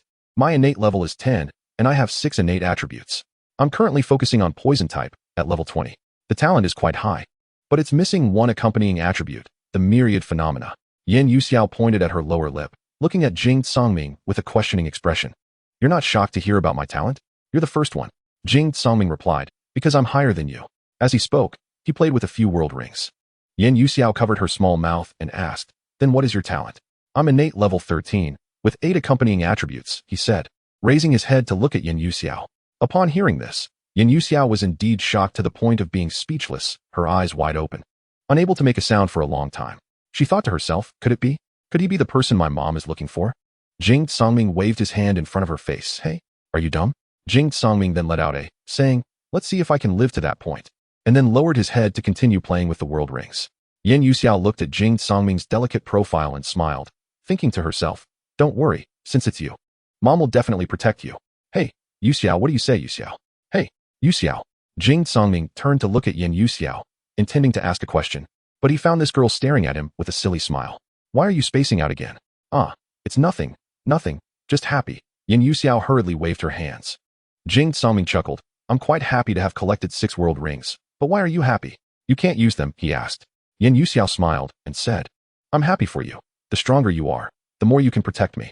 Jing Songming laughed and patted her head. Then tell me, how do I devour these world rings? Yin Yuxiao replied, you first break the contracts of these world rings. Then put them in front of the little dragon head on your world ring, and the world ring will devour them by itself.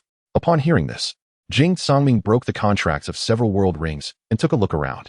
He looked disappointedly at Yin Yuxiao, thinking there would be some treasures, but after a round, it was mostly level 10 weapons and skill books that he already had. Are there any attribute regions? There are, but they are all single attribute regions. These 2 rings contain a fire attribute region. This one has a wood attribute, this one has a water attribute, and this one has a rock attribute. Jing Songming then took out the last ring. This one is decent, it has fire and water attributes, but the water is almost completely devoured by the fire. What attributes do you have in your ring? Just magma. Then devour one each of wood, water, rock, and fire. Won't fire and magma infringe on wood? No. Wood and rock can complement each other. Then isn't the water relatively weaker? Is that okay? Silly. Wasn't that water about to be devoured by fire? If you absorb it, the water will become a bit stronger, it's fine. Jing Songming slapped his forehead. You're really smart, let's do it that way. Absorb it, I'll protect you around. Okay. Jing Songming then absorbed the 5 world rings in succession.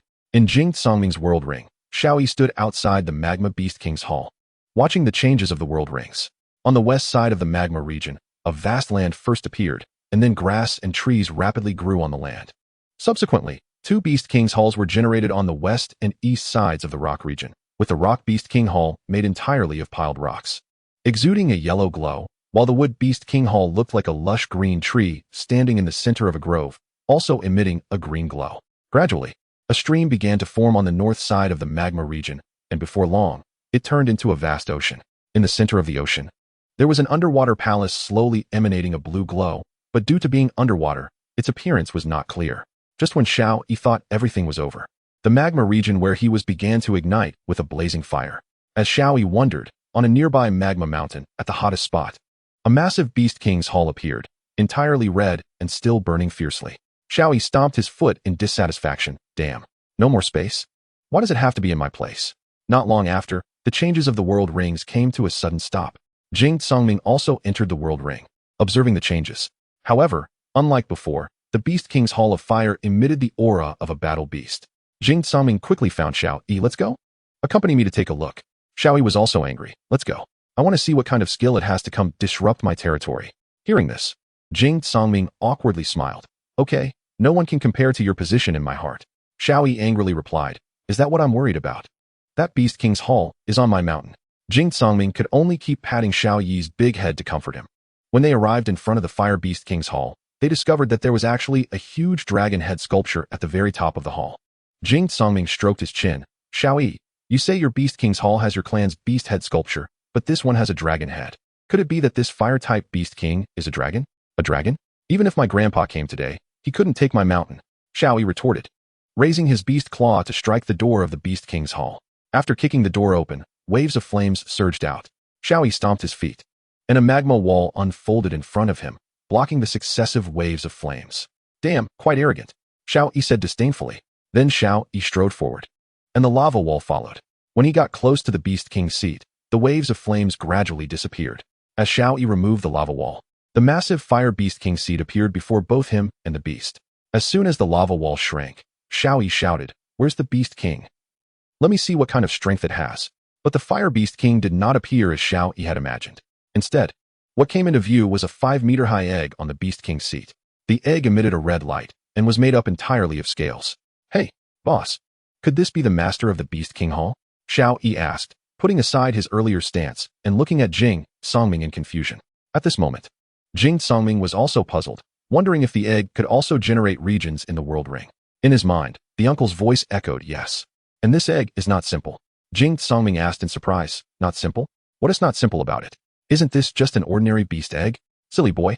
At first glance, you can tell it's a dragon egg. Moreover, I can feel that the aura emitted by this dragon egg is not simple. That big guy's luck is not bad. Not bad, my foot. I suspect he is doomed. Look at his character. Can he defeat a dragon? Then I could slay a god." The uncle said angrily. Jing Songming awkwardly smiled. "Not to that extent, right, uncle? Why are you so angry?" The uncle replied proudly. "I don't know. Just looking at him makes me mad." After saying this, the uncle's voice immediately disappeared. Jing Songming knew that the uncle had fallen asleep again. Xiao Yi and Jing Songming looked at the giant egg before them. Xiao Yi walked over and began to play with the egg, like a kitten playing with a ball of yarn. Jing Songming comforted him. "Be good. Stay here. I'll go see if this egg can form a contract." After saying this, Jing Songming jumped down from Xiao Yi's head and walked straight toward the giant egg, using his flying ability to float up. Jing Songming looked at the giant egg before him and gently reached out to touch it. In an instant, Jing Songming's consciousness was pulled into the egg, just like when he formed a contract with Xiao Yi. Inside the world of the egg, flames burned everywhere. The thick flames painted the entire world red, making it impossible to see the objects in front. Jing Songming could only feel his way forward. After a while, it seemed he touched something. Suddenly, a giant eye opened before him. The giant eye slowly floated toward the sky, roaring. The sound wave dispersed the flames. At this moment, Jing Songming could see clearly. It was not a giant eye at all, but a giant dragon. Chapter 39. 9 Turns Inferno Dragon Roar. The roar of the giant dragon dispelled the fiery mist, revealing its true form. It was a giant dragon over 1,000 meters long, with its 4 claws gripping the peaks of 4 volcanoes. The scales on the giant dragon shimmered brilliantly, and its 100-meter-long horns swung as the dragon's head moved, slicing through the air like 2 sharp swords. Flames blazed atop the horns. The 100-meter-long dragon had approached Jing Songming. At this moment, Jing Songming felt that everything was so insignificant before this giant dragon. The enormous dragon had stopped about 5 meters in front of Jing Songming. The dragon exhaled a blast of intense heat from its nose, forcing Jing Songming to raise both arms to shield his face. The dragon sniffed Jing Songming and then lifted its head. Its massive dragon eyes stared at Jing Songming. Jing Songming slowly lowered his arms. "Hello, Mr. Dragon." Upon hearing Jing Songming's voice, the giant dragon shot him a disdainful glance and snorted haughtily, releasing 2 jets of white smoke laced with flames from its cavernous nostrils. Jing Songming couldn't help but think to himself that he had never seen such an arrogant dragon beast before. Suddenly, the voice of the uncle echoed in Jing Songming's mind. "Of course, this is a true dragon. It can't be compared to those fake dragons outside." "True dragon? Fake dragon? What does that mean?" Jing Songming asked in surprise. The uncle explained, "The dragon beasts you see outside are actually all fake dragons. A so-called fake dragon merely possesses a trace of true dragon blood within. But this one is different. This one is a real dragon." "Ah, then I struck gold," Jing Songming exclaimed. "Isn't it said that you have good luck? If I remember correctly, true dragons have been extinct since ancient times, and I never expected to encounter one here. I wonder where those people got this dragon egg from." Jing Songming pondered aloud. "I estimate they must have stumbled upon some ancient ruins while hunting beasts. They were lucky, but unfortunately, they encountered you," the uncle replied. "Hee. That just means I have good fortune," Jing Songming said proudly. "Indeed, it's enviable, but don't celebrate too early. This creature might not be easy to contract. Since we've come this far, let's take it step by step. Good luck, kid." After saying that, the uncle's voice faded away. Jing Songming looked up at the giant dragon. "Hello, Mr. Dragon." The dragon still ignored him. Seeing that a soft approach wasn't working, Jing Songming decided to take a different route. He clasped his hands behind his back and activated his sky attribute, flying up. When he reached the same height as the dragon's head, he shouted, "Hey, can't you talk?" The dragon seemed taken aback, probably not expecting a human to speak so boldly in front of a true dragon. It opened its mouth and let out a roar that sent Jing Songming flying backward. Luckily, there was a tall mountain behind him that cushioned his fall, allowing him to stop. When did this giant dragon ever take such offense? Its eyes narrowed. and it opened its mouth to unleash a fiery breath. Seeing this, Jing Songming was about to dodge, but then thought, to conquer it, he needed to gain its recognition. How could he dodge? No dodging. The intense heat of the flames quickly enveloped Jing Songming. The dragon was clearly surprised, thinking to itself, is this kid crazy? Jing Songming learned the hard way that despite his fire attribute mitigating most of the damage, his clothes had no attributes at all. When the breath ended, Jing Songming floated in front of the dragon completely naked, his body charred, with only his teeth and the whites of his eyes remaining white. Seeing this, the dragon finally couldn't hold it in anymore and burst out laughing, clutching its chest. Hey, are you out of your mind? The dragon finally spoke. Jing Songming quickly covered his private parts with both hands because he sensed the dragon's voice sounded feminine. The dragon noticed and radiated a red glow. Its entire dragon body enveloped in light. Gradually, as her body shrank with the light, she landed on the ground. At that moment, there was no longer a giant dragon, only a stunningly beautiful woman standing there. The woman was about 1.7 meters tall, her graceful figure glowing under the light of the flames. She had black hair cascading down to her waist, with a pair of mini dragon horns atop her head. She wore a bright red robe. With her jade arms and long legs exposed to the air, her small feet clad in black and red knee-high boots, looking as beautiful as a celestial being. The woman walked lightly towards Jing Songming, smiling slightly, making him unable to take his eyes off her. Hey, why are you hiding? What happened to that bravado? Seeing her approach, Jing Songming shouted, wait, don't come closer. I'm not wearing any clothes. The woman laughed, covering her mouth with her jade hand. Come out, and I'll give you some clothes. I don't believe you. If you have clothes, throw them over. Jing Songming curled up behind a boulder, hugging his knees and looking down. The woman, seeing this, stopped teasing him. With a wave of her hand, a set of clothes appeared in her grasp. Hey, catch. With that, she tossed the clothes towards Jing Songming. Jing Songming quickly picked up the clothes and put them on. This outfit was far more stunning than his previous one. The top was a black and red long robe, featuring a red dragon pattern embroidered on the chest, resembling a mini version of the giant dragon. The shoulders had 3 layers of pitch black armor, with a large dragon head imprinted on the topmost piece. The sleeves had scale patterns. The lower half was a pair of scale pattern trousers, and he wore scale armor boots. A red belt adorned his head. This outfit fit Jing Songming perfectly. Jing Songming looked at the outfit in delight and said, thank you. The woman giggled, you're welcome. I didn't expect you to look quite handsome in that outfit. Jing Songming blushed at the sudden compliment, scratching his head and grinning foolishly. By the way, what is your name? I can't just keep calling you He, the woman said, opening her cherry-like lips. My name is Jing Songming, and yours?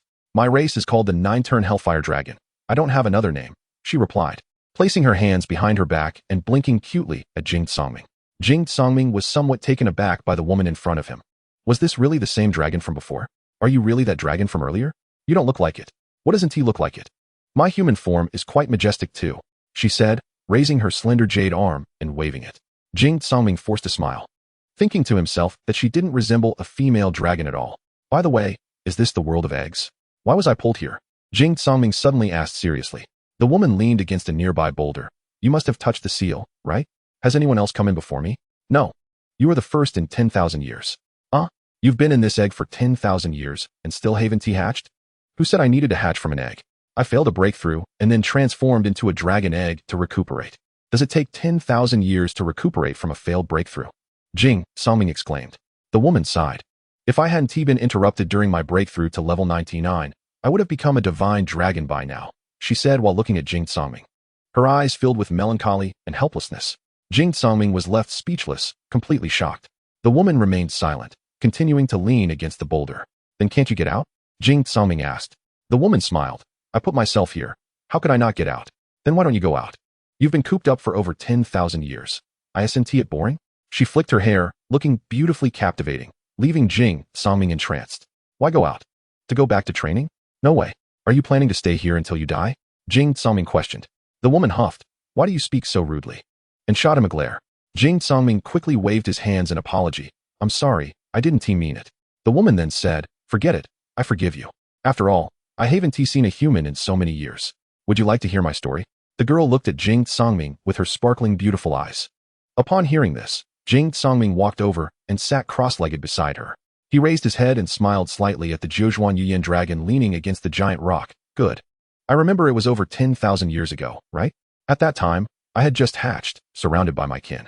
My mother held me up, and after that, I forgot a lot of memories. The only thing I remember is seeing my kin fall one by one in the raging flames in front of me. As he spoke, he noticed the killing intent in the girl's eyes suddenly surge. Jing Songming quickly grabbed her hand. The girl looked at him, and her killing aura diminished slightly. The Jiuzhuan Yuyin dragon clenched its fists tightly, and Jing Songming held her fist firmly, trying to comfort her. During that invasion, they deliberately did not kill me, but bound me and killed my kin in front of me. In the end, they released me. I remember they told me at that time, "We will leave a bloodline for your clan. When you become strong, we will kill you." Then they left. This news spread throughout the world, and both humans and war beasts knew about it. What happened after that?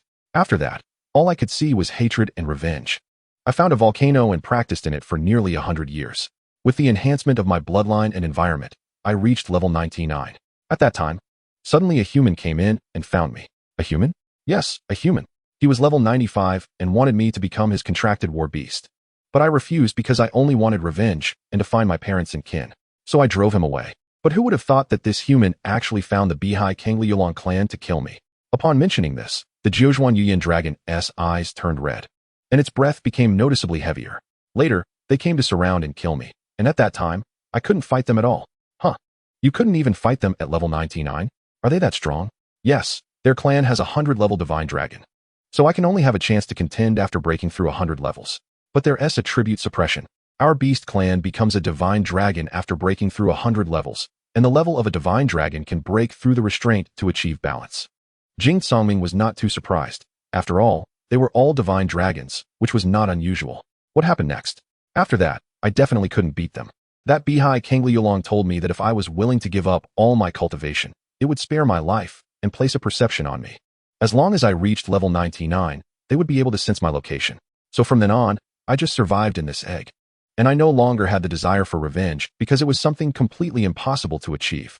The Jiuzhuan Yuyin dragon's voice grew quieter as it spoke, until it ultimately fell silent, lowering its head, tears rolling down onto its legs.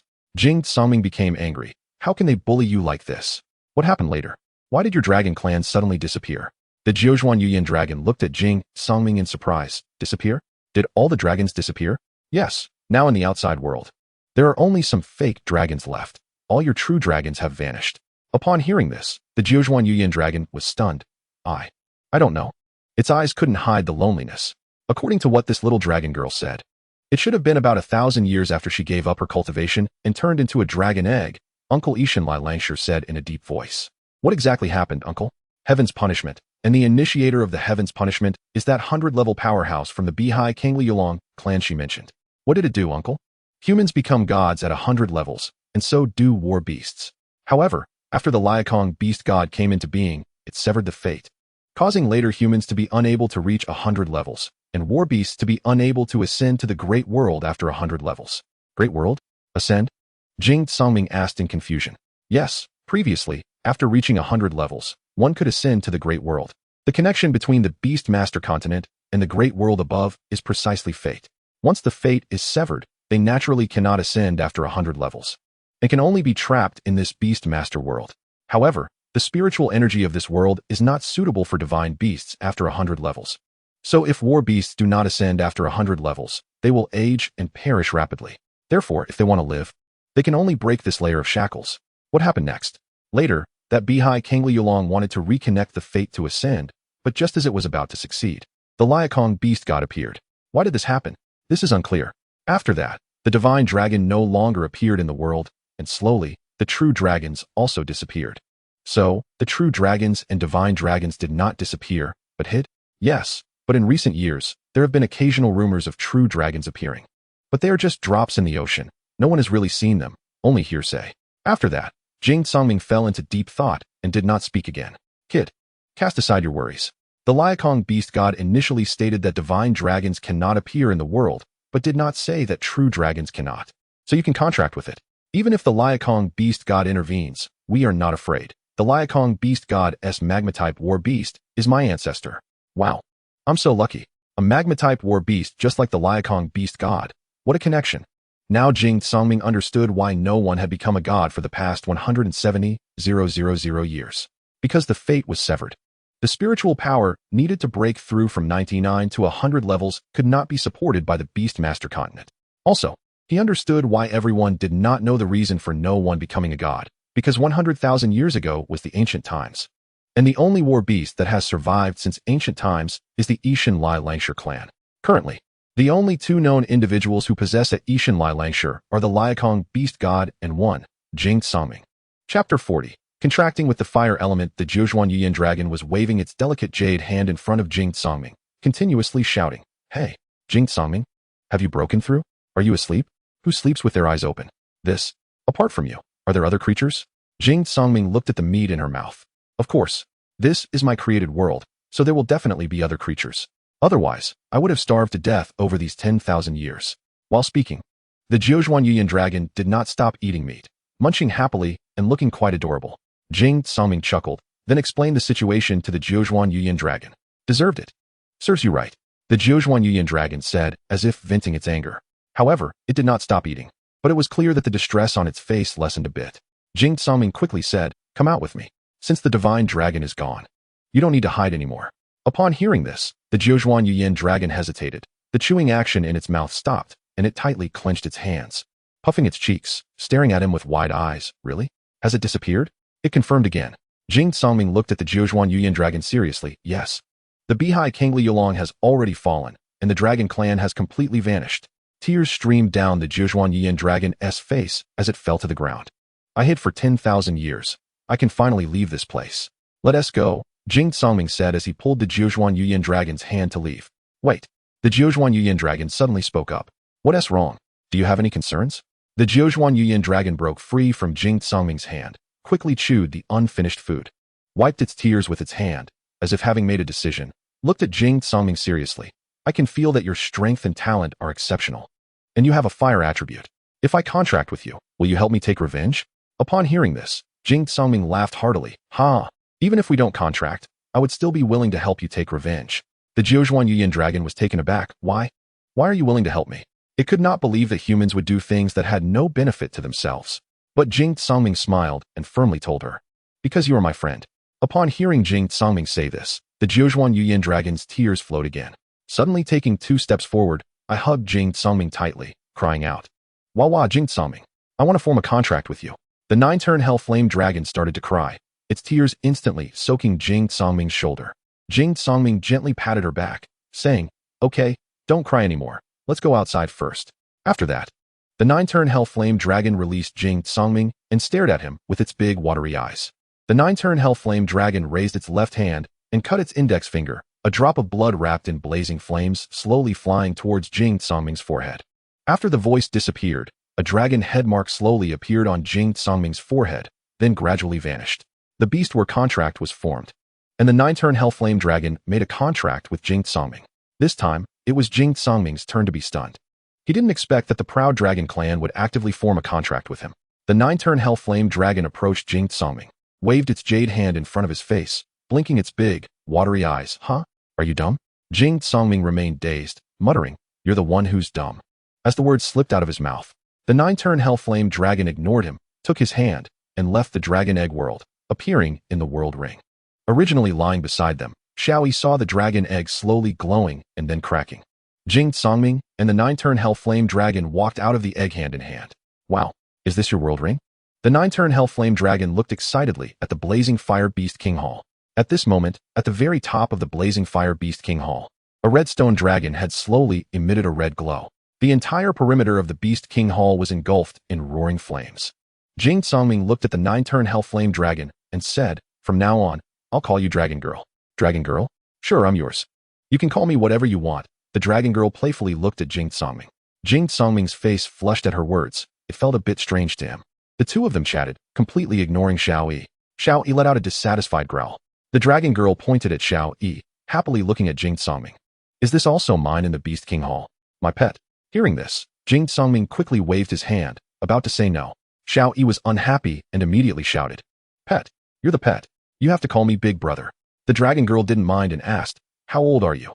Xiaoyi was taken aback for a moment, then sat down. "How old am I, Big Brother?" After thinking for a while, he looked at Jing Songming.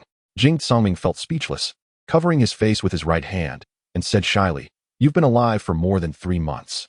Xiaoyi proudly looked at the dragon girl. "Did you hear that? I'm more than 3 months old," but his confidence started to wane. However, he soon thought that the dragon girl had just hatched, so she couldn't be older than him. He puffed out his chest and said, I'm 3 months old. The dragon girl giggled at Xiao Yi. If we count carefully, I should be over 11,000 years old. So you should call me sister, right? Actually, calling me ancestor is fine too. Xiao Yi looked at Jing Songming in disbelief, a hint of surprise in his eyes. Jing Songming quickly said, Xiao Yi, don't compare with her. She's right. She's older than your grandfather's grandfather. Tears filled Xiao Yi's eyes at a visible speed, looking aggrieved. Jing Songming hurriedly comforted Xiao Yi. It's okay. It's okay. Even though you're not as old as her, your level is higher. I'll let you in on a secret. She's only at level 1. Hearing this, Xiao Yi instantly perked up, his tears disappearing immediately. Ha! Call me big brother. Be careful, or I'll beat you. The dragon girl was also getting angry, putting her hands on her hips. Little thing. I was already level 99 1,000 years ago. Where were you then? How dare you make me call you big brother? My big brother died 1,000 years ago. As she spoke, flames erupted around her. And this scene almost made Xiao Yi wet himself. It was no wonder Xiao Yi knew how to handle the situation. He quickly put on a flattering smile. Sister. Upon hearing this, the dragon girl finally calmed down. Xiao Yi began to showcase his sycophantic talent. Sister, since we are both beast warriors, why can you transform at level 1? That's amazing. The dragon girl didn't give him a good response. Beast warriors can transform at level 50. Didn't you hear me say I was level 99 1,000 years ago?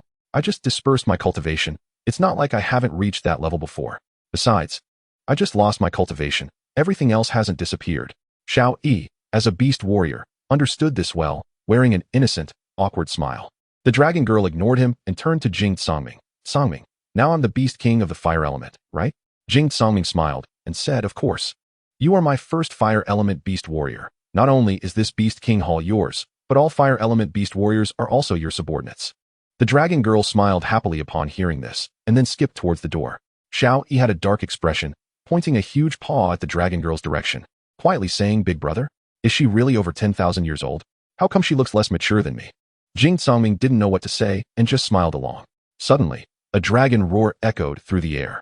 Jing Songming and Xiao Yi exchanged glances and hurried towards the direction of the sound. There was no sign of the dragon girl at the entrance of the hall.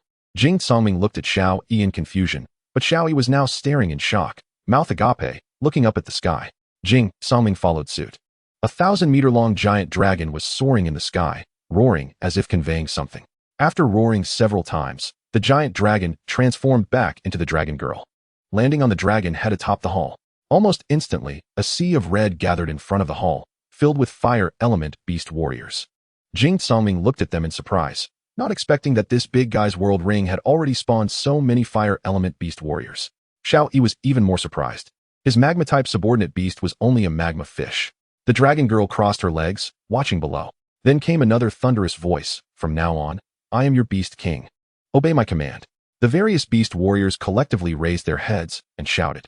Satisfied, the dragon girl jumped down and stood beside Jing Songming, waving her small hand and lightly saying, disperse. Immediately, the beast warriors scattered in droves.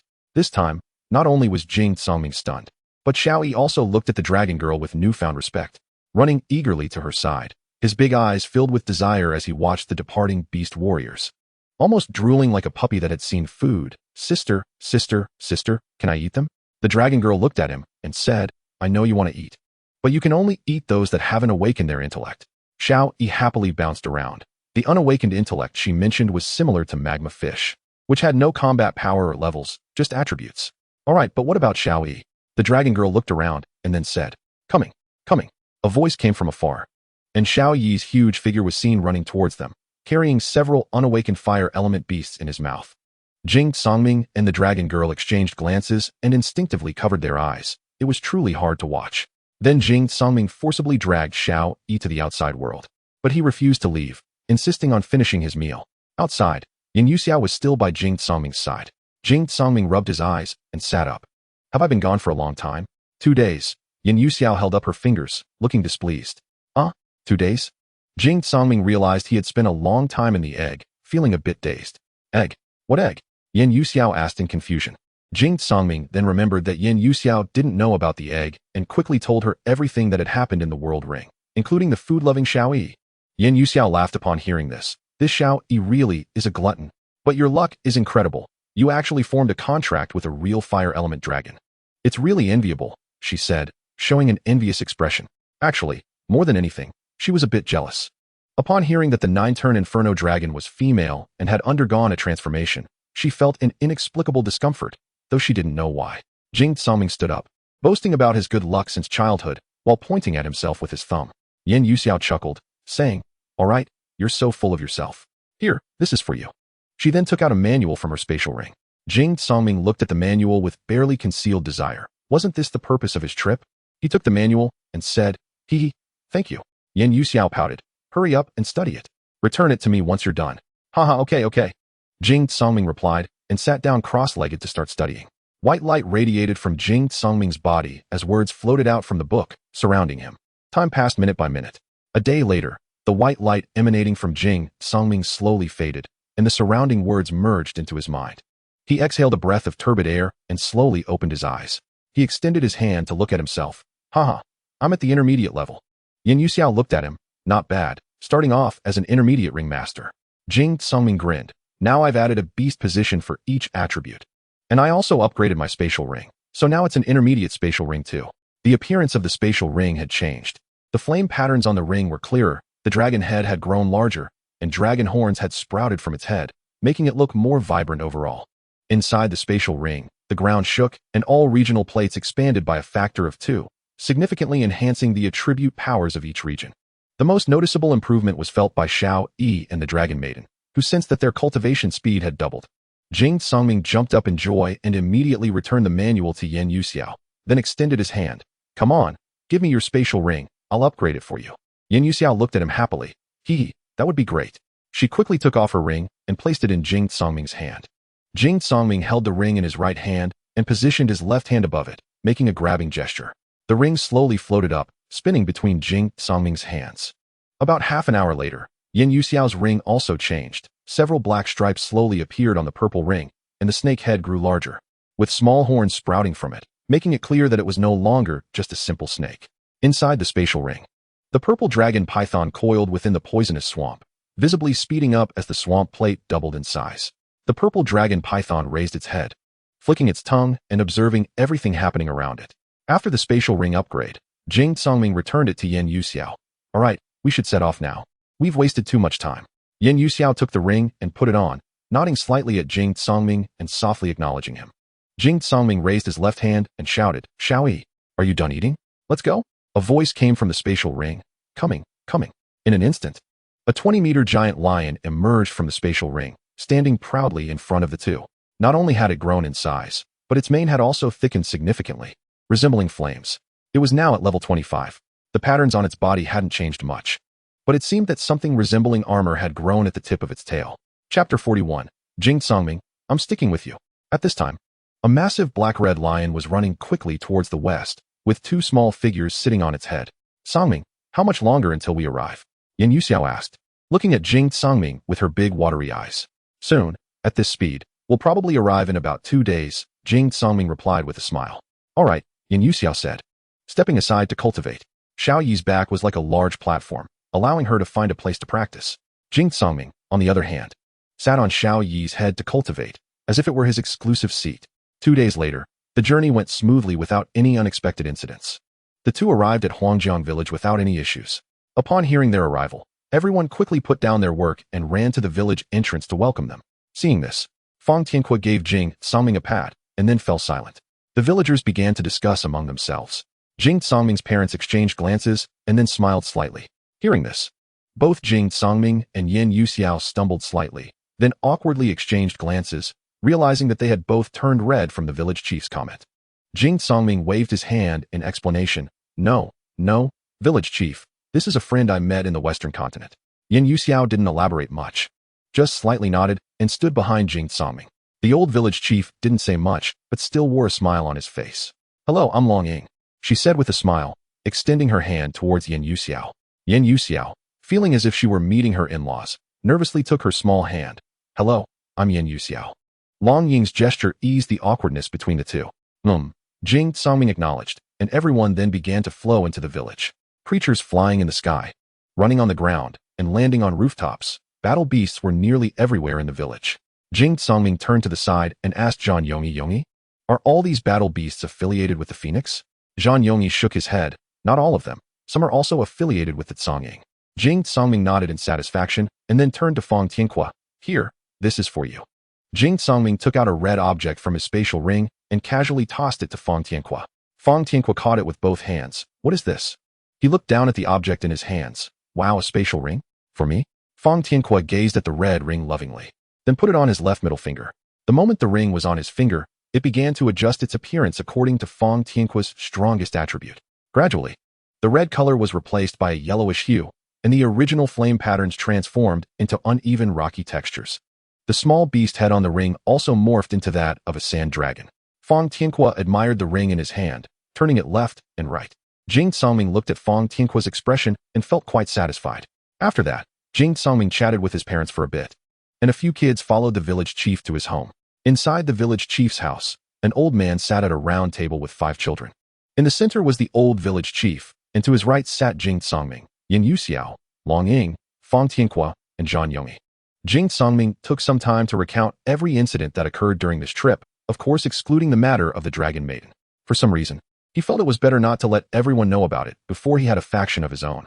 Jing Songming's words shocked everyone present except Yin Yuxiao. Long Ying, upon hearing this, said indignantly, "Humph, if you had Songming's strength and charm, you could go too." Fong Tianqua pouted and turned his head away, no longer looking at Long Ying. This action drew laughter from everyone. After the laughter subsided, Zhang Yongyi looked at his spatial ring and asked, "Songming, can you help me upgrade my ring too?" Right, me too." Fong Tianqua quickly chimed in. Zhang Yongyi took off the spatial ring and handed it to Jing Songming, who immediately upgraded it without hesitation. About half an hour later, the ring changed visibly. Slowly, the frost patterns on the ring deepened, and the phoenix head grew larger, sprouting small feathers. After the upgrade was complete, Jing Songming tossed the ring back to Zhang Yongyi. "All right, next. All right. You two wait a moment before going to the world ring. I'll keep watch for you. Now, you several talk about the situation of the auxiliary battle beasts." Upon hearing this, Zhang Yongyi spoke first. "All right. Currently, there are nearly 100 auxiliary battle beasts under the Phoenix's command, with a ratio of flying beasts to crawling beasts of 3:1, and they are generally around level 15. They have already been distributed to the warriors of the guard team." Jing Songming nodded slightly.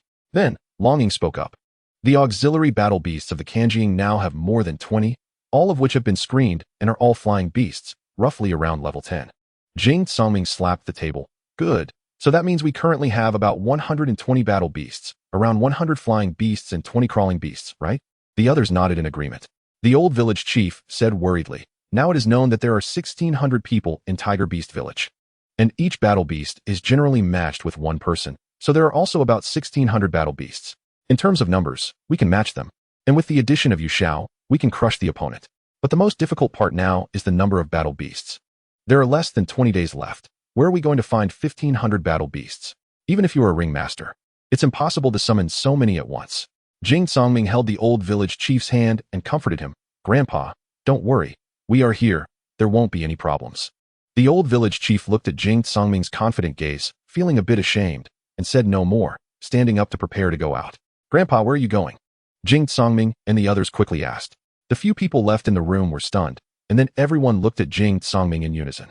At this moment, Jing Songming felt indescribable emotions, but soon he regained his composure. He turned to Yin Yuxiao, awkwardly showing a smile. "Yuxiao, now you know how dangerous it is to be near me, right?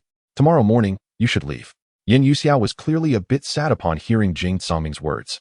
But then she kicked Jing Songming with determination. This kick was not light, and it sent Jing Songming tumbling off the chair. The others just watched, everyone hesitating to help, as they all knew that Yin Yuxiao was angry about what Jing Songming said. Yin Yuxiao stood up, walked in front of Jing Songming, squatted down, her face darkened, and reached out with her left hand to grab Jing Songming's collar. Jing Songming was instantly stunned. "Yuxiao, what are you?" "Shut up," Yin Yuxiao shouted sharply. "Jing Songming, have I not told you that I want to follow you?" Jing Songming nodded his head like a drum. "You did say so. Then did I not tell you that wherever you go, you must take me with you?" Jing Songming nodded even faster. Yes, you did say so." Then Yin Yuxiao tugged at Jing Songming's collar, her gaze cold and serious, gritting her teeth. "Then let me say it again today. Unless you or I die. Otherwise, you are not allowed to let me go, and you are not allowed to leave me." Jing Songming slowly sat up, but Yin Yuxiao still did not let go of him. "Yuxiao, it's really dangerous to follow me. You come from a prestigious family. You shouldn't live in our world. You have." Slap. Before Jing Songming could finish, Yin Yuxiao slapped him across the face, instantly leaving a clear 5-finger mark on his cheek. This shocked the three people present, and they quickly stood up and shrank their necks toward the door. Long Ying muttered softly, "That's it. Songming's days ahead will be tough." Zhang Yongyi and Fang Tianque both showed obvious fear in their eyes and nodded in agreement. "Yeah, let's go." Yin Yuxiao, with a dark face and gritted teeth, said word by word, "I'll give you one more chance to organize your words."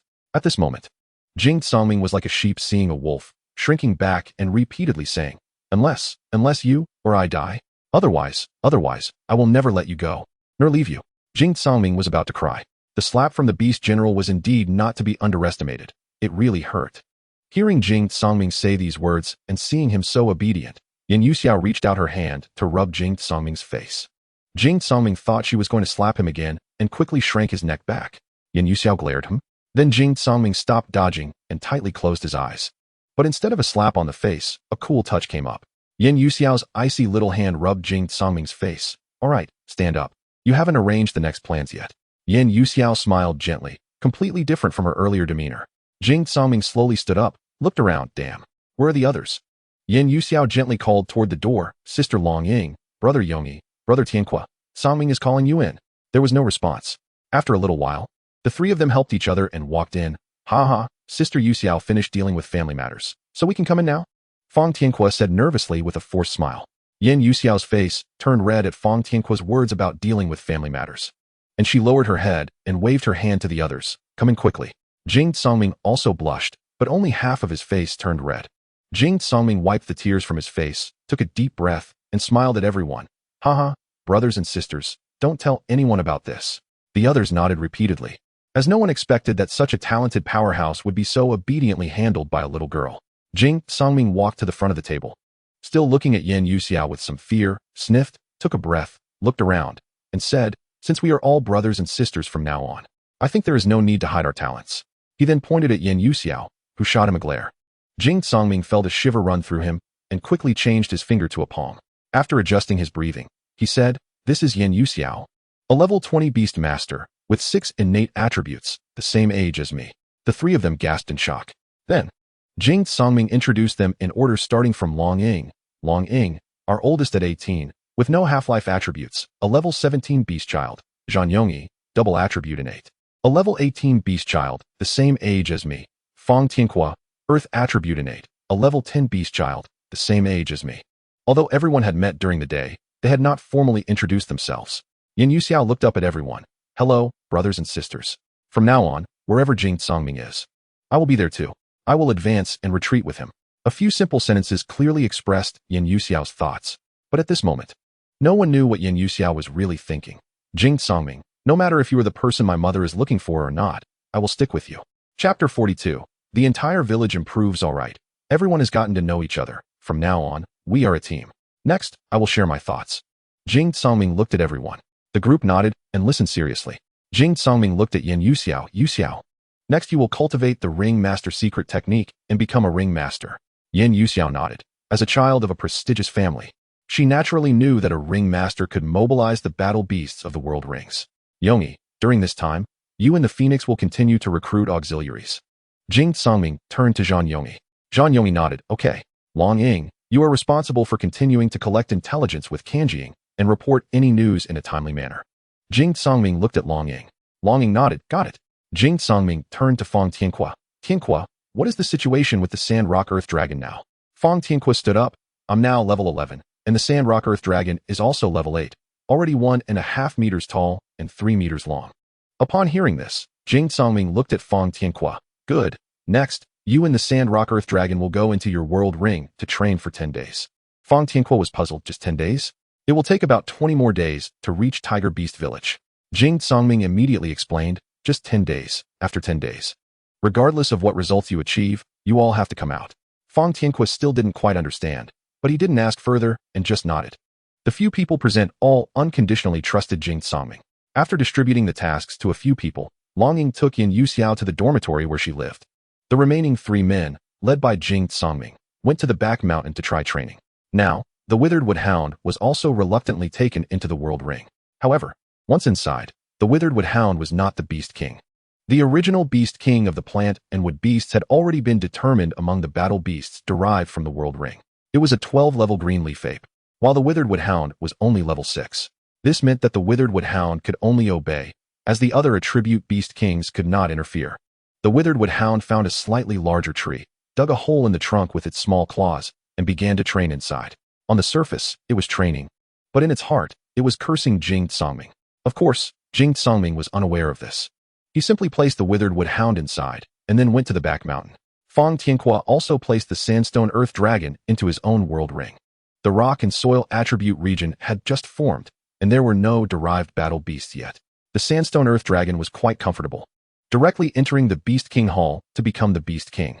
At the back mountain, on the dirt slope, Jing Tsangming and Zhan Yongyi were sitting. Not far away, Fang Tianhua ran over from the direction of the village, panting heavily. "You two are fast enough to kill me," Fang Tianhua said, catching his breath. The two exchanged a knowing smile. Then Jing Tsangming looked at the two and asked, "Tianhua, did you check the world?" "Yongyi just want to check it." While waiting for Fang Tianhua, Zhan Yongyi had already checked the upgraded world ring. It was twice the size of the original region, and even the icebergs were much taller, reaching towards the clouds. Moreover, the training speed for ice attribute was also rising sharply. Ice attribute battle beasts had begun to derive some that had never been seen in the outside world. Now, the Phoenix not only had more than 100 attached battle beasts in the main world, but was also close to that number in the world ring. Fang Tianhua chuckled. "I went in and took a look. It's simply magnificent." "How about it? Can rock and soil and fire attributes restrict each other?" Jing Tsangming asked. "For now, they don't interfere with each other. After all, no one is restraining anyone." Fang Tianhua glanced at the ring and replied, "That's good. Let's go." Jing Tsangming said as he got up and waved to the two. The two were puzzled. "Where are we going?" Jing Tsangming smiled and said, "Follow me. This place is something I discovered by chance, and you guys don't know about it." The two then followed Jing Tsangming up the mountain along the dirt slope. At the top of the mountain, there was unexpectedly a cave, about 3 meters high and 2 meters wide. Fang Tianhua and Zhan Yongyi exchanged glances. "When did you find such a place?" the few of them asked while walking inside. Jing Tsangming chuckled and said, "Later. I thought about looking for young beasts and followed the traces to find this." Fang Tianhua hurriedly asked, "Oh, what happened next? Did you find any?" "Of course not. The desert marten is a solitary creature. This is its cave." Jing Tsangming pointed at the cave. "So you occupied it?" Zhan Yongyi asked. "What do you mean by occupy?" "I'm just watching over it for the owner since they're not home," Jing Tsangming said playfully. The two simultaneously scoffed. They chatted and walked, quickly reaching the end, which was only about 20 meters deep. There was nothing in the cave, just some dry grass on the ground. Jing Tsangming pointed at the dry grass and said, "Tianhua, from now on you will train in the world ring here, and I will protect your body." Jing Tsangming explained seriously, "Because this is a rock cave. It will also enhance your training. So, that means I will have an attribute enhancement in the world ring. And my body in the same attribute region in the outside world will also have an enhancement?" Fang Tianhua asked. "Exactly," Jing Tsangming smiled at him.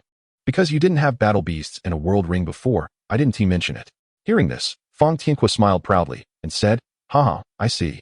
Who told you guys that your awakened attributes are so rare? Rock and soil are the best." "All right, hurry up and go in," Jing Tsangming urged. Fang Tianhua responded and then sat cross-legged on the dry grass, entering the world ring. Zhan Yongyi nodded but looked a bit worried. Jing Tsangming reassured him, "Don't worry. Yongyi, we are very safe here. After you leave, I will use rock and soil to seal the cave entrance." Zhan Yongyi glanced at Jing Tsangming and said, "I'm not worried about you guys. I'm worried that Yin Yuxiao 1T find you in 10 days and might kill you." Zhan Yongyi said seriously. Jing Tsangming suddenly realized this problem and said, You stay here and watch over Tianhua. I'll personally go tell her." Zhan Yongyi laughed. "I didn't expect you to be so concerned about a woman," Jing Tsangming anxiously said. "All right, stop mocking. Quickly let the phoenix out. I need to borrow it." Just then, Yin Yuxiao was chatting with Long Ying. Jing Tsangming walked in and told Yin Yuxiao about the upcoming situation. Unexpectedly, Yin Yuxiao waved her hand and said, I know. Hurry up and go," without even looking at him. It was unclear what the two girls were discussing, but they were deep in conversation. Jing Tsangming took the hint and left. Zhan Yongyi rubbed his chin and said, "At least that means you can still be alive in 10 days, looking serious." Jing Tsangming waved his hand at Zhan Yongyi. All right, you hurry up and go." Zhan Yongyi laughed heartily as he left. After Zhan Yongyi left, Jing Tsangming activated the power of rock and soil, using the surrounding rocks to seal the cave entrance. He ignited a flame in his left hand to provide light, then added a layer of ice to the entrance with his right hand for reinforcement.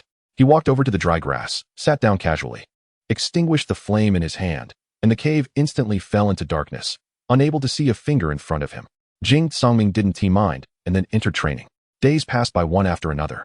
Zhan Yongyi continued to recruit battle beasts, and Long Ying continued to relay information. Yin Yuxiao had also become a junior ring master early on and was recruiting attached battle beasts in the outside world. Similarly, she was also selecting battle beasts with outstanding attributes in the world ring. The guards in the village practiced diligently every day at set times. Now there were 180 flying beasts and 50 crawling beasts. Among them, 120 excellent members of the guard team were selected, each assigned a battle beast. Zhang Yongyi and Long Ying were quite meticulous when recruiting battle beasts, choosing only large battle beasts, the smallest being over 2 meters tall and more than 5 meters long, suitable for riding.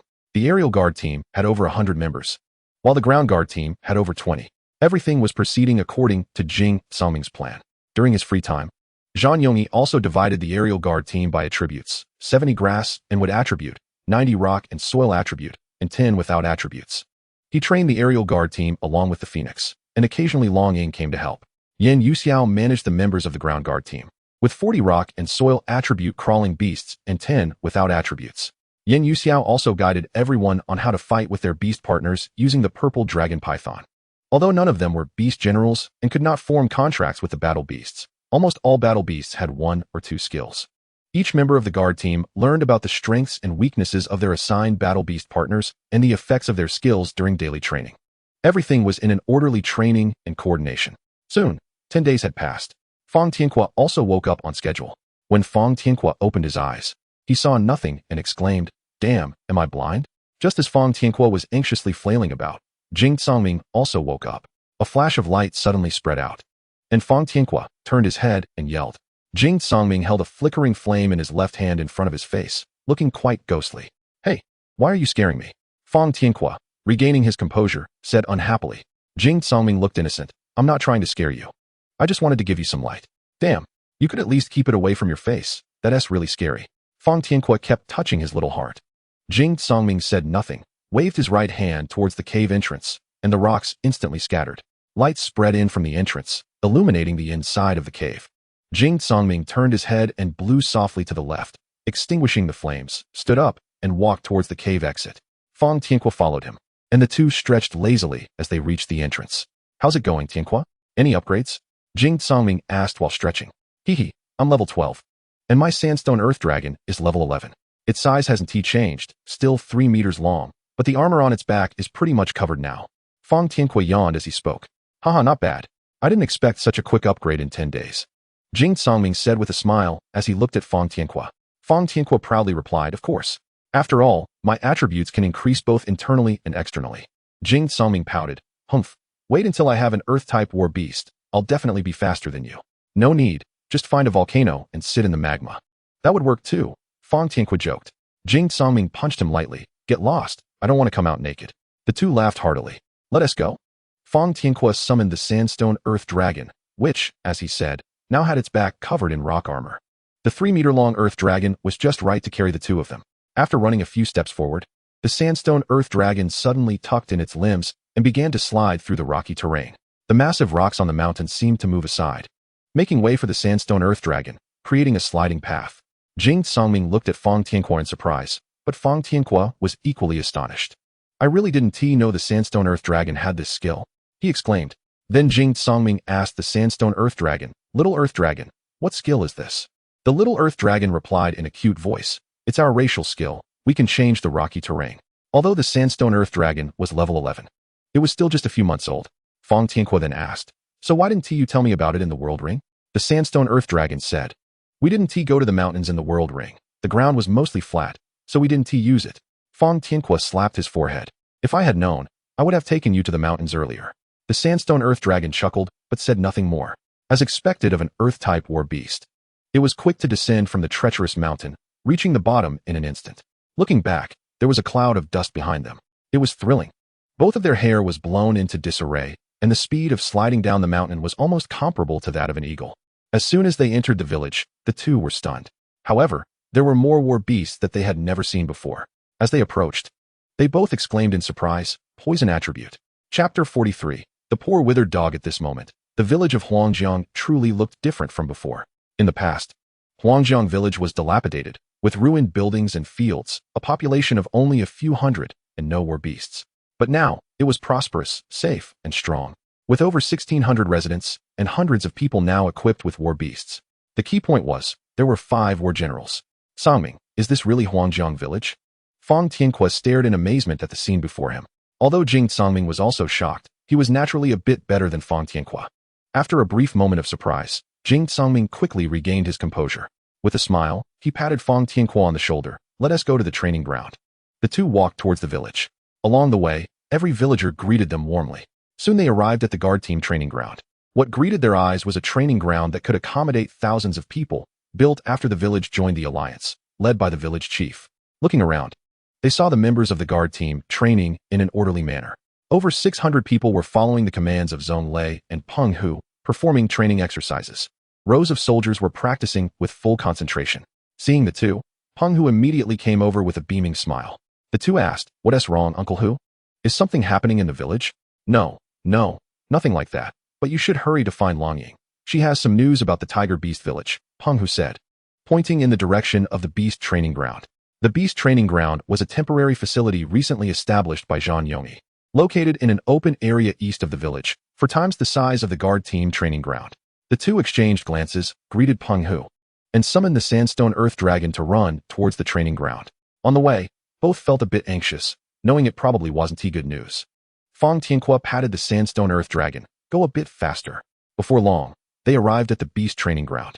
Zhang Yongyi, Longying, and Yin Yuxiao were all there, each training their own attached war beasts. Zhang Yongyi and Longying were riding a phoenix and a hawk respectively, training their attached war beasts in the air, while Yin Yuxiao was training her attached war beasts on the ground. They divided the war beasts into small teams according to size and attributes, with 10 beasts in each team, all training in perfect unison. The scene was quite spectacular. Yin Yuxiao was the first to spot Jing Sangming and Fang Tianque on the ground. She immediately rode her purple dragon python and rushed towards them. This sight made Fang Tianque incredibly envious. Jing Sangming smiled and patted Yin Yuxiao on the back. All right, let us go over. Then the two followed Yin Yuxiao. Zhang Yongyi and Longying also saw them, and quickly urged their phoenix and hawk to fly over. After landing, hundreds of attached war beasts in the sky also descended, finally lining up in groups of 10 in an orderly manner. This scene instantly shocked Jing Sangming and Fang Tianque. They stared at each other in astonishment and exclaimed in unison, "Wow." Jing Sangming quickly asked, "What is going on? Did they arrive early?" Longying gently touched her chest. That's not it, but the seriousness is about the same. 2 days ago, the hawk unexpectedly caught an unknown flying war beast, and after some questioning, we found out it was an intelligence war beast from the Tiger Beast village, Longying said anxiously. Upon hearing this, Jing Sangming felt as if struck by a thunderbolt. There couldn't be just this one war beast for passing on information, just like the intelligence network of the hawk. This also meant that the strength of Huangjiang village might have been leaked. Fang Tianque looked at Jing Sangming in panic. What should we do? Originally, they didn't know our specific strength, but now it's almost transparent. Jing Sangming pondered for a moment. Yuxiao, are all these poison attribute war beasts brought out by you from the world ring? Yin Yuxiao nodded slightly. Yes, they were all brought out by me. Good. Then how long can you keep them in the outside world now?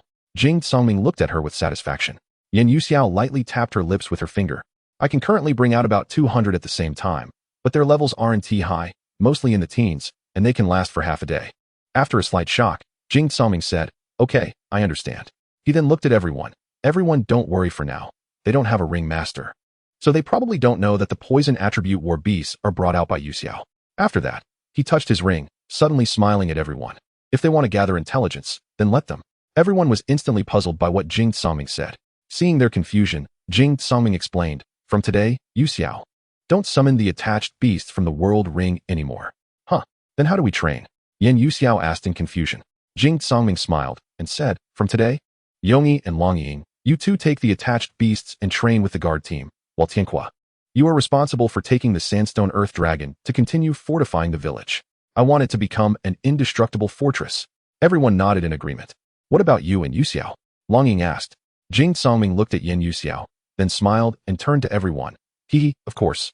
The two of us are going to establish our advantages. The others were still confused, but Zhang Yongyi started to laugh. Jing Sangming laughed heartily. No one knows me better than you. Longying said, if that's the case, what about our beast taming team? After all, right now, we don't count Yin Yuxiao's subordinate beasts, and we only have 230 battle beasts. Jing Sangming replied, we are not like Tiger Beast Village, and we are not as inhumane as them. They even brought along villagers with no combat power just to create momentum. Do you think such combat power poses a threat to us? Jing Songming sat down on the side. So, this time in battle, our Huangjiang village only has 600 combatants. Jing Songming was right. Ordinary civilians with no combat power, even if equipped with the strongest battle beasts, would be like a baby holding a knife. Useless. Therefore, the combat power of Tiger Beast Village actually consists of a guard team of 600 people and a group of over 1,600 battle beasts. Everyone remained silent, only looking at Jing Songming with serious expressions. Jing Songming chuckled and sat on the ground, intertwining his hands, looking up at everyone. Our main opponents are their beast generals and the group of over 1,600 beasts. Zhang Yongyi came over. If you and Yin Yuxiao can summon a beast group that can suppress the opponent's group, that would be enough. Yes, that way, we have 5 beast generals against their 4 and 1 beast group against 1, leaving the rest to the guard teams. Moreover, all of the opponent's 1,000+ battle beasts are affiliated with the Fire Flame Lion. Once the Fire Flame Lion is defeated, the beast group will naturally collapse. Fang Tianque finally understood. If they knew about your and Xiao Yi's situation, I don't think they would come. Longing stuck out her tongue and playfully added, I bet if they knew we had 2 beast taming masters, they wouldn't come either. Everyone burst into laughter. Jing Songming stood up while speaking, extending his right hand in front of him, and the others immediately understood, placing their right hands on top. Under Jing Songming's arrangement, everyone was orderly enhancing their abilities. Zhang Yongyi was also busy, continuing to recruit battle beasts during training breaks. The recruitment power of the Kanjing was limited, so Longing focused on training battle beasts with Kanjing. The Sandstone Earth Dragon's attributes leaned towards rock, so after Fang Tianque's Sandstone Earth Dragon broke through to level 10, its control over rock elements became much more agile than that of soil elements. As he put it, it confuses the enemy. Jing Songming and Yin Yuxiao seemed to have vanished. In fact, their bodies were in Jing Songming's cellar. Their consciousness had entered the world ring. Yin Yuxiao continued to train the subordinate battle beasts as usual, but now it was in her own world ring, relying on the swamp area's enhancement. The strength of the poison attribute battle beasts also increased during training. On the other hand, things were different for Jing Songming. As soon as he entered, he found that Xiao Yi had leveled up again, now at level 26. The Dragon Girl also progressed quickly, almost reaching a level up every 2 days, now at level 6. However, even if the Dragon Girl's level was low, her combat power should not be underestimated. True dragons rely on their strong physiques, with magical skills serving only as assistance. Once Jing Songming entered the world ring, he immediately gathered Xiao Yi, the Dragon Girl, and the Withered Wood Dog, his 3 contracted battle beasts, before him. However, unlike Xiao Yi and the Dragon Girl, the Withered Wood Dog was clearly covered in many scars. After some questioning, he learned that he had initially thought of bringing the Withered Wood Dog in. However, he overlooked the issue of the Withered Wood Dog's strength, and the world ring had already selected a Beast King. Jing Songming looked at the Withered Wood Dog in front of him. Although it was battered, its level had indeed risen to level 8 in the world ring. Although it was faster than training outside, the Withered Wood Dog's bloodline was mediocre, falling far behind the terrifying speed of Xiao Yi and the Dragon Girl. The Withered Wood Dog was now nearly 1 meter long, and Jing Songming hugged it affectionately, continuously stroking its head. The Withered Wood Dog no longer had its previous cheerfulness, but still stuck out its tongue to lick Jing Songming's face. Jing Songming looked at Xiao Yi and the Dragon Girl with some anger. You too. Why didn't you help when the Withered Wood Dog was like this? Before Xiao Yi could speak, the Dragon Girl sternly asked Jing Songming, Songming, if we helped it, even if it became the Beast King of plants and trees, would it have the authority to command the beasts? Upon hearing this, Jing Songming fell into thought. Xiao Yi also spoke, Yeah, boss. Are you planning to let it pretend to be a lion or a dragon? Jing Songming was left speechless by their questions. They were right. The Withered Wood Dog had to become strong on its own. At this moment, the Withered Wood Dog also spoke. Boss, Xiao Yi and the Dragon Girl are right. I can't always rely on them. Besides, they also asked me if I wanted to tell the current Beast King of plants and trees to stop bullying me. But I told them it was unnecessary. Jing Songming looked at the Withered Wood Dog in his arms, then turned to Xiao Yi and the Dragon Girl. I'm sorry. I was a bit impulsive just now. The Dragon Girl looked up and exchanged glances with Xiao Yi. Both of them smiled in unison. Why do you need to apologize to us? You are our boss. Xiao Yi, confused, asked, Huh? What are you going to do, boss? The Dragon Girl echoed, Yeah? Why suddenly train the subordinates? Jing Songming shared his plan with them, and only then did Xiao Yi and the Dragon Girl realize. Leave it to us. The battle beasts derived from your intermediate world ring are of good quality, the Dragon Girl said with a giggle. Hey, big sister, can you train? Xiao Yi asked. I really can't, the Dragon Girl replied awkwardly. Although the Dragon Girl had lived a long time, she had never trained her own troops. She only knew how to give orders. Jing Songming said, You don't need to worry about that. Just select the excellent battle beasts first and wait for me to come. Jing Songming then left with the withered wood dog, heading towards the grass and wood region on the west side. The appearance of the Beast King Hall of plants and trees had not changed much. It still looked like the giant tree when it was first formed. However, there was now a wooden monkey-shaped beast head on top of the crown. It was evident that the current Beast King of plants and trees was a monkey-type battle beast. Jing Songming didn't care about that and immediately let the withered wood dog lead him to the training area. When Jing Songming looked at the tree hole in front of him, he was almost brought to tears. Is this a training place? Isn't this just a hole dug out of a book? Jing Songming looked down at the withered wood dog, who seemed unfazed and walked straight in. The tree trunk was thick, making the tree hole appear quite large, about 1.5 meters long and 1 meter wide. Jing Songming then followed the withered wood dog inside. Once inside, the height was about 2 meters, with a ground diameter of 1 meter. Overall, the withered wood dog seemed to fit in fine, but once Jing Songming entered, there was hardly any space for both of them.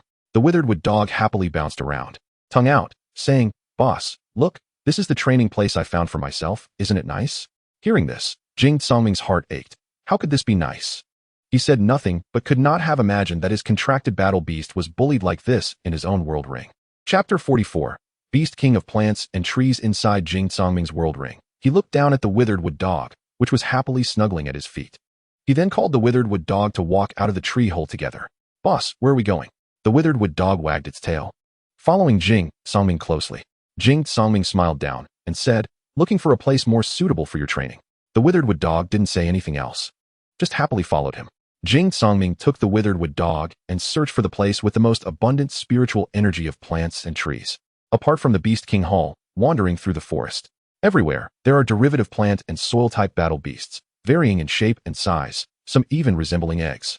Jing Songming paid them no mind. Originally, he intended to strengthen the withered wood dog and then command the plant-type subordinates to prepare for battle against the tiger beast village. But now, his only goal was to make the withered wood dog strong enough to avoid being bullied. Suddenly, faint rustling sounds came from around him. Jing Songming immediately became alert, as the plant beast king was not his contracted battle beast, and he could not determine whether the incoming ones were friend or foe. Suddenly, several figures sprang out from the grass and dropped from the treetops. Looking around, there were more than 30 plant-type battle beasts. These beasts approached Jing Songming and the withered wood dog with hostility. From the center of the beast group emerged a monkey, entirely light green, with leaf-like patterns all over its body, standing 3 meters tall, and wearing a smile on its face as it walked over. Its long arms swayed as it approached. Jing Songming remained unmoved, but the withered wood dog bared its teeth, leaning forward in a battle stance. Jing Songming squatted down and gently stroked the withered wood dog, saying, "It's okay, I'm here. Relax a bit." The withered wood dog looked up at Jing Songming, then stood up, glaring fiercely at the monkey before him. The monkey, seeing this, was indifferent and didn't even look directly at the withered wood dog. It extended a hand, smiling at Jing Songming. "Greetings, esteemed master of the world ring. Allow me to introduce myself. I am Leaf Green Monkey, level 12, king of the plant-type beasts." From its words, one could hear the pride and disdain of the Leaf Green Monkey. Jing Songming's expression turned cold. He greatly disliked this beast king before him. Without giving it a good look, he turned to leave with the withered wood dog. But the other battle beasts stepped forward, blocking their way. Jing Songming glared at them coldly and said, "What do you mean by this?" While it couldn't interfere with the matters between it and the withered wood dog in the world ring, directly causing trouble for him was quite interesting. The leaf green monkey still wore a smile, saying, "Oh, it's nothing much. I just wanted to tell you that this withered wood dog is unworthy to be your battle beast. It would be better to form a contract with me." At this point, Jing Songming understood its intentions, and the withered wood dog, enraged, lunged at it. But the gap in strength was indeed hard to overcome. The leaf green monkey merely waved its hand and knocked the withered wood dog aside. The withered wood dog lay on the ground whimpering, and Jing Songming hurried over to it, comforting, "Damn monkey, I won't interfere in your battle beast's affairs, but if you do this in front of me today, then be prepared to pay with your life." Jing Songming gritted his teeth and said fiercely. The leaf green monkey quickly responded, "Esteemed master of the world ring, if you intend to strike at me, I suggest you refrain. Otherwise, even if this dog sits as the beast king, will the other battle beasts accept it? A more powerful one will still replace it." Jing Songming adjusted his mindset, looking down at the withered wood dog in his arms. "Monkey, in 15 days, I will have the withered wood dog take revenge personally." After saying this, he turned to leave, while the unaware beast group still attempted to block him. Jing Songming's eyes sharpened, and he shouted angrily, "Get out of my way. Instantly, he released a wave of plant energy and killing intent, toppling all the surrounding battle beasts. After Jing Songming left, the leaf-green monkey stood up, glaring fiercely in the direction Jing Songming had gone. A sinister smile appearing on its lips as it commanded the other battle beasts to leave. At this moment, Jing Songming, holding the withered wood dog, arrived at a clearing with a dense plant aura. The withered wood dog struggled to jump out of Jing Songming's arms, looking dejectedly at him. "I'm sorry, boss. If I weren't so weak, this wouldn't have happened today." Jing Songming smiled at the withered wood dog. "What are you talking about? It's also my fault for neglecting your training." The withered wood dog lowered its head, ears drooping. "Boss, what should we do in 15 days? Jing Songming replied. "Don't you have the information to surpass it in 15 days? The withered wood dog hesitated. I don't know. But that monkey's talent is about the same as mine, and it has trained longer than I have." Jing Songming then looked firmly at the withered wood dog. "Then we must accelerate our training. In 15 days, I want you to personally take the position of Beast King from it." The withered wood dog looked at Jing Songming, unsure where this confidence came from, then firmly said, "Yeah, boss, I can definitely do it. All right, you train here. I will set up a protective barrier for you," Jing Songming said. Hearing this, the withered wood dog lay down to begin training, while Jing Songming's palm emitted a yellowish light. He waved it in front of the withered wood dog, forming a layer of soil protection that enveloped it. From a distance, it looked like an egg. After completing this, Jing Songming turned to leave. At this time, in the hall of the plant Beast King, the leaf-green monkey sat on the massive Beast King throne, angrily glaring at the neatly arranged battle beasts below. "Listen up. No matter what method you use, you must stop them from training," the leaf-green monkey shouted with its round, bulging eyes. This made it even angrier. It stood up, baring its teeth and growling. "Did you not hear me?" It then threw a corpse aside, glaring fiercely at the battle beasts, stating word by word, "Haven't you heard me?" Originally, it wasn't he worried about the withered wood dog's strength, but Jing Songming's arrival changed everything. The leaf-green monkey had no charisma, but the battle beasts were indeed afraid of it because it would really kill them. When the leaf-green monkey became Beast King, its first order was to eliminate all its opponents and threats. Currently, the strongest of the subordinate beasts was only level 7, and it mandated that all battle beasts must not be 5 levels lower than it. If an 8th level battle beast appeared, it would secretly eliminate it. Although no one spoke of it, everyone knew it was the leaf-green monkey's doing. Hearing this, the beasts quickly ran out, fearing they would be eliminated if they angered it. The moment they stepped out of the Great Hall, they all breathed a sigh of relief. Though they were reluctant, no one dared to provoke its wrath. In the Magma Beast King's hall, Xiao Yi and the Dragon Lady were present. Jing Songming stormed in from outside. Xiao Yi and the Dragon Lady quickly approached him. "What happened? Why are you so angry?" the Dragon Lady asked with concern. Xiao Yi nodded in agreement. Jing Songming flew onto the Beast King throne, while Xiao Yi and the Dragon Lady stood on either side. Jing Songming recounted what had just happened. Upon hearing this, Xiao Yi stomped her foot heavily. "What? That damn monkey is so arrogant. Boss, should I go destroy it?" The Dragon Lady quickly intervened. "Xiao Yi, don't act impulsively. If you take the magma-type battle beast there, wouldn't it destroy the entire forest region? It would be hard to recover from that. Do you want the withered wood dog to be a mere figurehead?" Xiao Yi huffed angrily, breathing heavily. "Then what should we do? Usually, when our beast kings meet, we call each other brother and sister. Who knew it was like this behind our backs?" "Yeah, I didn't expect it to be a smiling monkey either," the Dragon Lady said helplessly. Hearing this, Jing Songming glared at them. "What? Do you two have contact behind my back? Is that why you don't help the withered wood dog?" Jing Songming grew increasingly furious, slamming the armrest and standing up to look at them. Seeing this, Xiao Yi took 2 steps back. Jing Songming's pressure was too great. Xiao Yi quickly said, "Yes, boss, that's why we gathered together, but we truly are not withholding help from the withered wood dog because of this. Right? And we also said that the withered wood dog must become strong on its own. Furthermore, if we Beast Kings act against the plant Beast King, the entire plant region will be affected," the Dragon Lady added. Upon hearing this, Jing Songming gradually eased his pressure, sitting on the Beast King throne, looking at the two of them, Little E and the Dragon Lady. "Do you two know if there are any elixirs that can enhance the cultivation speed of the withered wood dog?" Little E quickly replied, "Yes, boss, you have one. Back when there was only the magma region, everything was with me. I discovered that there is an elixir that, when consumed, can instantly absorb the nearby spiritual power into one's own position." Upon hearing this, Jing Songming revealed a meaningful smile. "How did you discover that it has such an effect, Little E?" Little E felt a chill under Jing Songming's gaze, while the Dragon Lady understood the situation and covered her mouth, laughing. "Tell me, how many are there in total? How many have you eaten?" Jing Songming jumped onto Little Yi's head and tugged at her ears as if in a tug of war. "Oh dear. Boss, don't be impulsive. There are 100 in total, and I've only eaten a little over 20. Little E said, gritting her teeth in pain. Jing Songming was taken aback. What? You ate so many? He couldn't help but increase his grip. Oh, boss, it hurts. You can't use it. Only the battle beasts can use it, so I ate it. Little E quickly explained. Jing Songming released Little Yi's ears, jumped down, and looked up at her. How do you know it's useless for humans? The dragon lady immediately chimed in. Right? How do you know? Little E shook her ears. It hurts so much. Jing Songming and the dragon lady said in unison, hurry up and tell us. Well, I tasted the flavor of beast cores in it, and humans can't absorb beast cores. Little E looked at the two with a terrified expression. Jing Songming crossed his arms. Then how do you know humans can't absorb beast cores? Boss, do you still remember the earthquake wolf? Little E asked. Earthquake wolf? What does that have to do with them? Jing Songming asked, puzzled. Jing Songming's face darkened upon hearing this. So you mean? You also ate the beast core?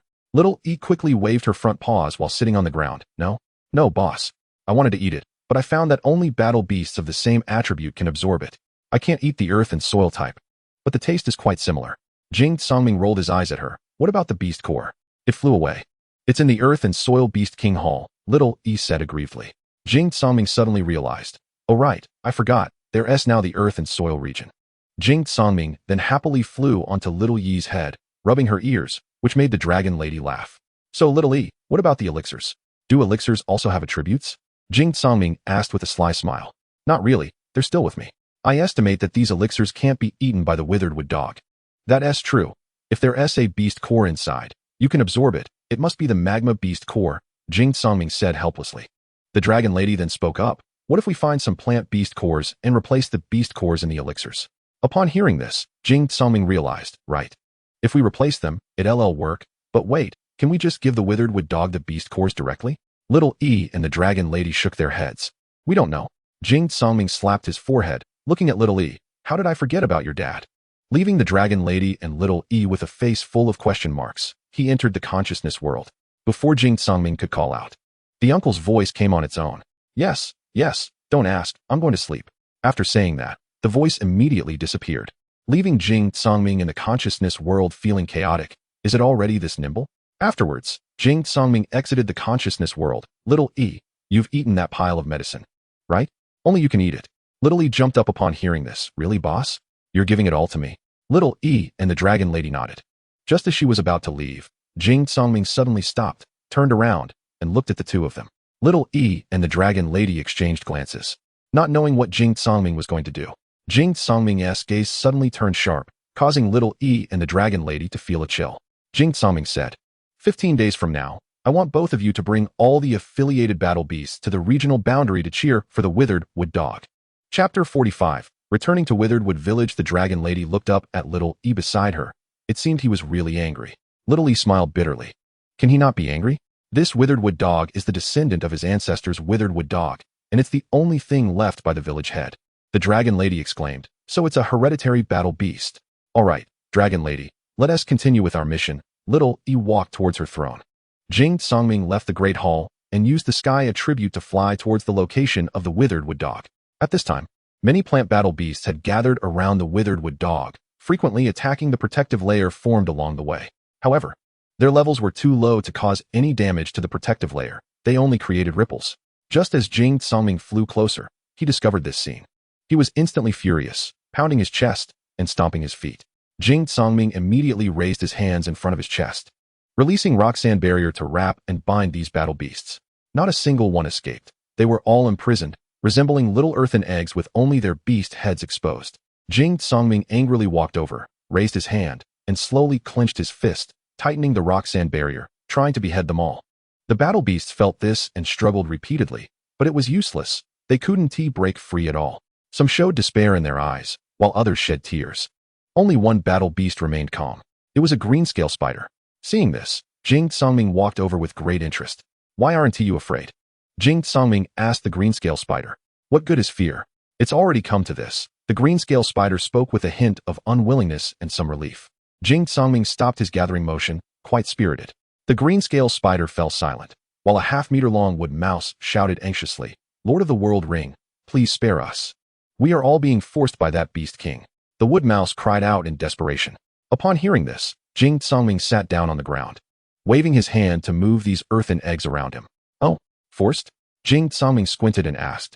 The wood mouse quickly replied, if we don't do as it says, it will kill us all. Many battle beasts nearby echoed. Jing Tsangming looked at the green scale spider and asked, is it as it said? Oof, what does it matter? If one is inferior in skill, one can only submit to others. Do we have the right to resist? The green scale spider said irritably. Jing Tsangming laughed heartily. Ha. No right to resist? I think you lack the courage. As long as we reach level 8, we will die, the wood mouse quickly said. Oh, why? Jing Tsangming asked in confusion. Because it requires that all battle beasts must have a 5-level gap from its level, so level 7 is already the highest. Breaking through means death, unless it breaks through, the wood mouse said, crying. Is there such a thing? Jing Tsangming looked at the wood mouse and said, yes. Because its bloodline is ordinary, to defend its position, it can only do this. Damn. So it has exterminated many high-talent battle beasts. Jing Tsangming angrily punched the ground, instantly cracking it. Yes. The most talented now is the green scale spider, and it is about to break through uncontrollably. The wood mouse looked at the green scale spider with tears in its eyes. At this moment, Jing Tsangming finally understood why there was unwillingness and why there was relief. The unwillingness was because they clearly had the ability but had to rely on a useless leader, and the relief was because death was inevitable. Green scale spider? Is it as it said? Jing Tsangming asked thoughtfully. Does it matter? The green scale spider looked at Jing Tsangming. Although you are the lord of the world ring, you cannot intervene in the struggle of various attribute beast kings. Strength is paramount. Do you really expect this weak withered wood dog to defeat the leaf green ape? Jing Tsangming said, continue speaking. Not to mention it's your contracted battle beast, breaking through 4 levels in 15 days, unless it has divine beast blood. The withered wood dog won. I can live. If the withered wood dog loses, I can't contain the energy within me. I will still die, the green-scaled spider said angrily. Jing Tsangming waved his hand, releasing all the restraints on the battle beasts. Only then did he see that the green-scaled spider was 3 meters long, covered in emerald green scales. Jing Tsangming stood up and said to the green-scaled spider, if the withered wood dog hardens in 15 days, can you assist it properly? The spider replied, I have a higher talent than it. Aren't you afraid I will take its place? Not afraid. The capable should take the lead. If the withered wood dog is not as good as you later, you can naturally replace it. Perhaps you both can be beast kings, Jing Tsangming said nonchalantly. Beast kings together? Don't joke around, the green-scaled spider said disdainfully. Joking? What if I am an intermediate ringmaster? Jing Tsangming said playfully. Upon hearing this, the battle beasts all thanked Jing Tsangming, but the green-scaled spider stared at him fiercely. The green-scaled spider, being powerful and having a strong bloodline, was definitely unwilling. So Jing Tsangming deliberately mentioned that he was an intermediate ringmaster, as that would grant an additional contract slot for a battle beast. Jing Tsangming walked in front of the green-scaled spider and said with interest, I haven't decided what my second battle beast will be yet. I hope you understand what I mean. The 8 red eyes on the green-scaled spider shone brightly at this moment. Jing Tsangming waved his hand. You can leave now. He didn't pay attention to it anymore and walked to the withered wood dog, waving his hand to remove the protective layer, revealing the withered wood dog inside. At this moment, the withered wood dog was radiating a green light, and a smile appeared on Jing Tsangming's face, indicating a breakthrough. After a while, the light on the withered wood dog gradually faded, and it slowly opened its eyes. Boss, I broke through. I'm level 9. The withered wood dog joyfully jumped up and leaped into Jing Tsangming's arms, licking his face wildly. Jing Tsangming quickly stopped it, getting his face covered in sticky saliva. Looking at the withered wood dog, Jing Tsangming said, very good, continue to practice here. I need to go out for a few days. The withered wood dog became worried. Boss, if you leave, what will I do? Jing Tsangming reassured it with a smile. Don't worry, there will be battle beasts to protect you. The withered wood dog stopped asking questions upon hearing this. After doing all this, Jing Tsangming left the world ring. As soon as he opened his eyes, he saw Yin Yuxiao lying next to him. Jing Tsangming smiled at her, then gently stood up and left the cellar. As soon as he stepped outside, the sun blinded him. That hurts. After a moment of adjustment, he adapted to the sunlight again and walked straight to the beast training ground outside the village. Zhan Yongyi. Jing Tsangming shouted as he reached the training ground and saw Zhan Yongyi training battle beasts. Zhan Yongyi flew over on a phoenix upon seeing Jing Tsangming. Tsangming, you finished training so quickly? It's not even been a day? Zhan Yongyi asked with a smile. Jing Tsangming explained the situation to Zhan Yongyi. I need to find some plant-type beast cores. Come with me. Without hesitation, Zhan Yongyi took Jing Tsangming out. And Long Ying and Fang Tianqua saw the giant phoenix flying out of the village, exchanging glances. Looks like Tsangming took him away, Fang Tianqua said. Let's keep working. I'll take over Yongyi's position, Long Ying said. Long Ying was mainly responsible for intelligence now, while all battle beasts were managed by Zhang Yongyi, but intelligence required waiting. So she would come to help Fang Tianque reinforce defenses when free. Fang Tianque responded with an and Long Ying went with the eagle to the beast training ground. Jing Songming's eyes sparkled with starlight as he took a deep breath. The Withered Wood Village. Zhang Yongyi instantly understood that the Withered Wood Village was part of the forest region, so searching for plant-type beast cores would naturally lead there. Jing Songming said, next time, let us wait until we defeat the Tiger Beast Village, so they can reunite properly. The phoenix flew quickly, and they arrived that evening. The two sat in silence, and after a while, they got up to leave. However, both had noticeable tear stains on their faces. As they reached the outskirts of the village, they saw that the entire village was wrapped in rocks. They exchanged a glance. It must be the Sandstone Earth Dragon's protection, Zhang Yongyi said. Let us go see. Jing Songming said. As they approached, they suddenly felt danger and leaped back. The ground where they had been standing was suddenly covered in sharp earth spikes.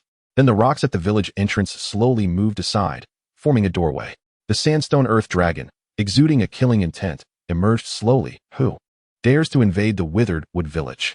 Upon hearing this, Jing Songming quickly shouted, Sandstone Earth Dragon. It's me. I am Jing Songming. Only then, under the moonlight, did the Sandstone Earth Dragon recognize them. Realizing it was indeed Jing Songming and Zhang Yongyi, it quickly dispersed the earth spikes and ran towards them. A 5-meter-long Sandstone Earth Dragon kicking up dust in its wake. What are you two doing here? Where is Tianque? Where are my children? Didn't they come? The Sandstone Earth Dragon asked in rapid succession. It was obvious that the Sandstone Earth Dragon felt a bit lost and missed its children. This calmed the Sandstone Earth Dragon down a bit. Can you tell me about the children? It said, tears welling in its eyes. Jing Songming patted its big head. The Sandstone Earth Dragon is now level 11, 3 meters long, and it has started to grow armor like yours. The Sandstone Earth Dragon was both surprised and delighted. Is this child so talented? Jing Songming replied. Fang Tianque already has a world ring, and inside the world ring, the Sandstone Earth Dragon is training in the Rock and Soil Beast King Hall, so it's progressing quickly. Upon hearing this, the Sandstone Earth Dragon felt relieved. Not yet. It will take some more time, it said, shaking its big head with a hint of melancholy. The Sandstone Earth Dragon then carried the two of them into the village. The entire village was shrouded in rocks, and it was darker inside than outside. Jing Songming quickly raised his hand to ignite a bright flame for illumination. To cover such a large village, it seems you are recovering well, Jing Songming said. He didn't speak further, just patted the big head of the Sandstone Earth Dragon. You can stay here. This house is quite big, the Sandstone Earth Dragon said, leading them to the village chief's house. The two exchanged glances. Okay, we will stay here. They jumped down and said, we can't sense the dawn here. Please wake us up when the sun rises tomorrow. Okay, the Sandstone Earth Dragon nodded and left. They couldn't sense it, but the Sandstone Earth Dragon could. When the sun spread its light over the land tomorrow, the Sandstone Earth Dragon would be able to sense it through the rocks and soil. After the Sandstone Earth Dragon left, the two entered the house. Jing Songming waved his hand, lighting all the oil lamps inside. The house was covered in dust due to long-term disuse. Jing Songming's right hand glowed with a yellow light, controlling the dust to float up, and then he clenched his fist, condensing the dust into a dirt ball. Yongyi, step back a bit. I'm going to throw it out, Jing Songming said, raising his hand with the dirt ball. Zhang Yongyi quickly moved aside, and Jing Songming threw the dirt ball into the yard. I didn't expect your control over the rock and soil system to be so superb now, Zhang Yongyi said, looking at Jing Songming. I'm still a bit behind compared to your ice control, Jing Songming replied with a smile. Who told you to cultivate so many attributes at once? Zhang Yongyi said with a hint of envy.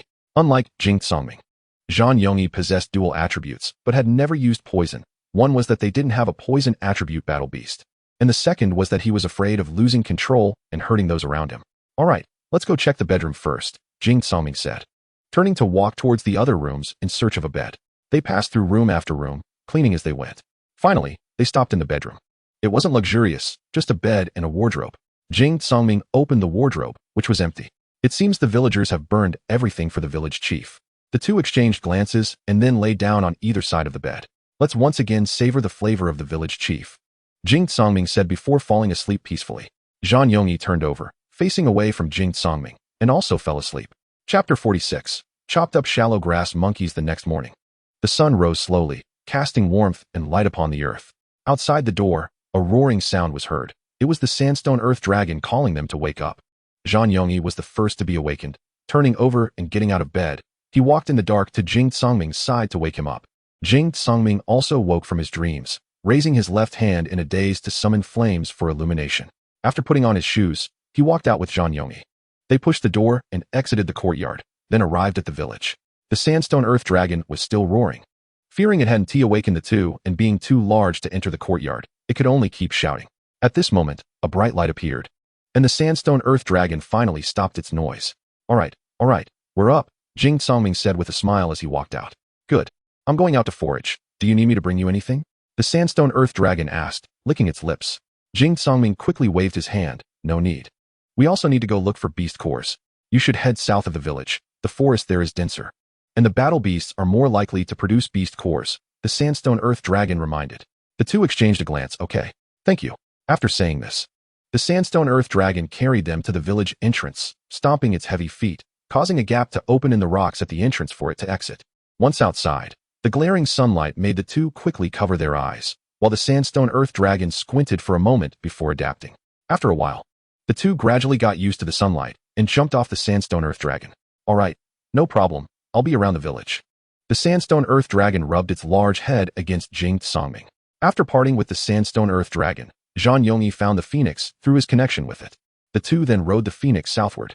The south side was different from the north side. The north side had a volcano, while the south side connected to the ocean region. This caused the trees in the south to be taller and denser than those in the north. Although the regions did not infringe on each other, there was still some influence. The two rode the phoenix for about dozens of miles.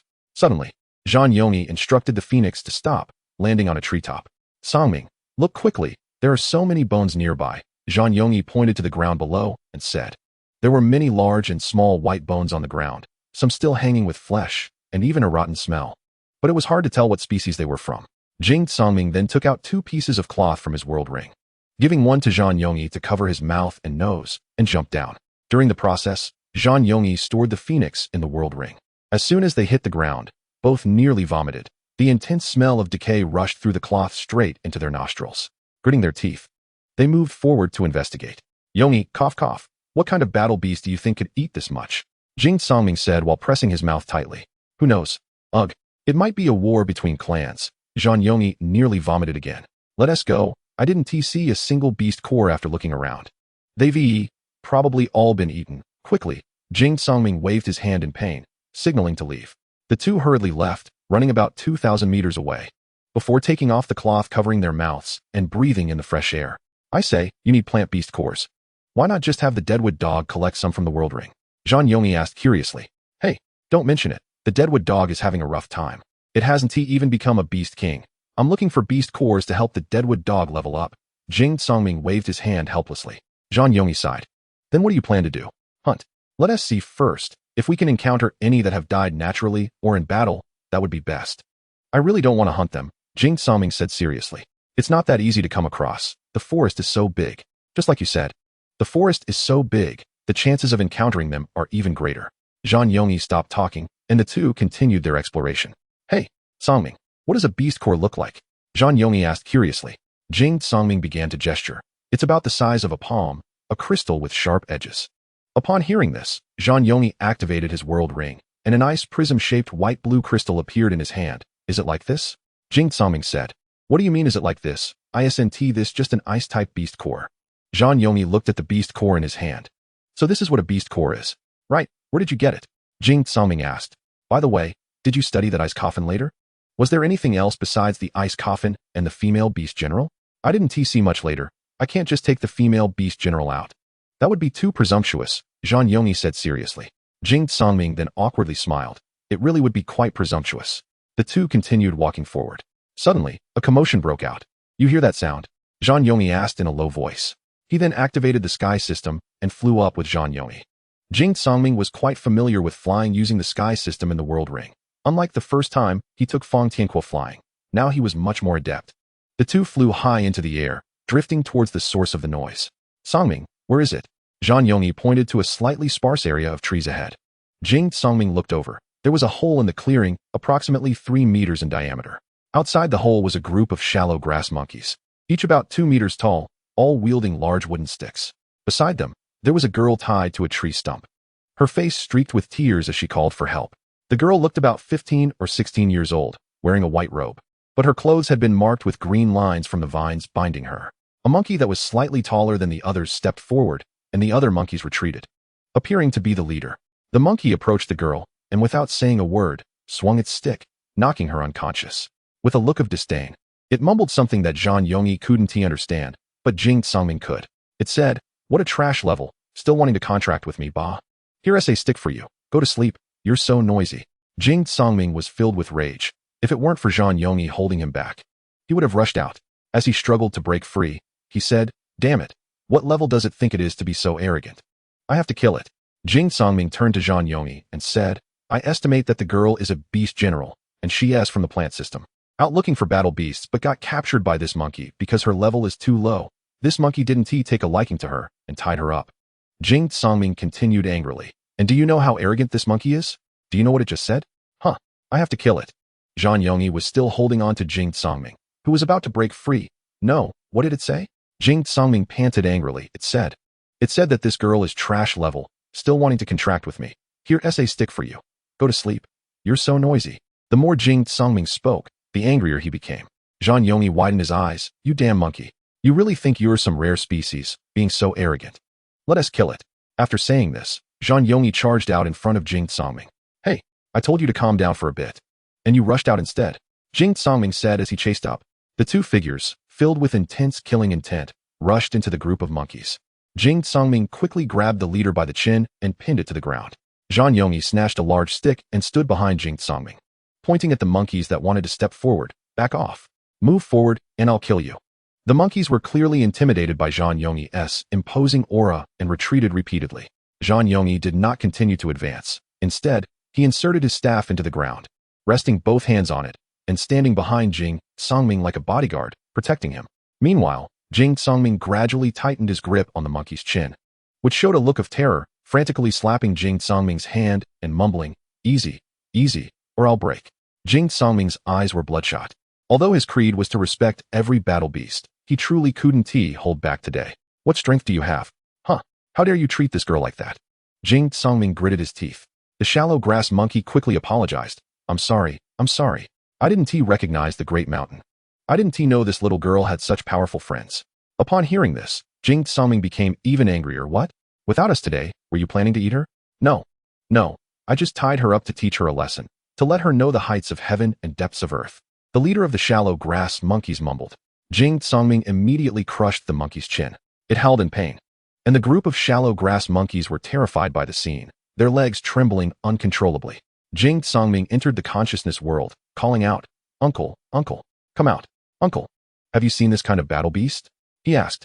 The uncle continued, "If I'm not mistaken, this little girl is looking for battle beasts and has had bad luck encountering the shallow grass monkey. These creatures are lecherous, and they bully the weak while fearing the strong. They hold grudges, so offending them means you're out of luck.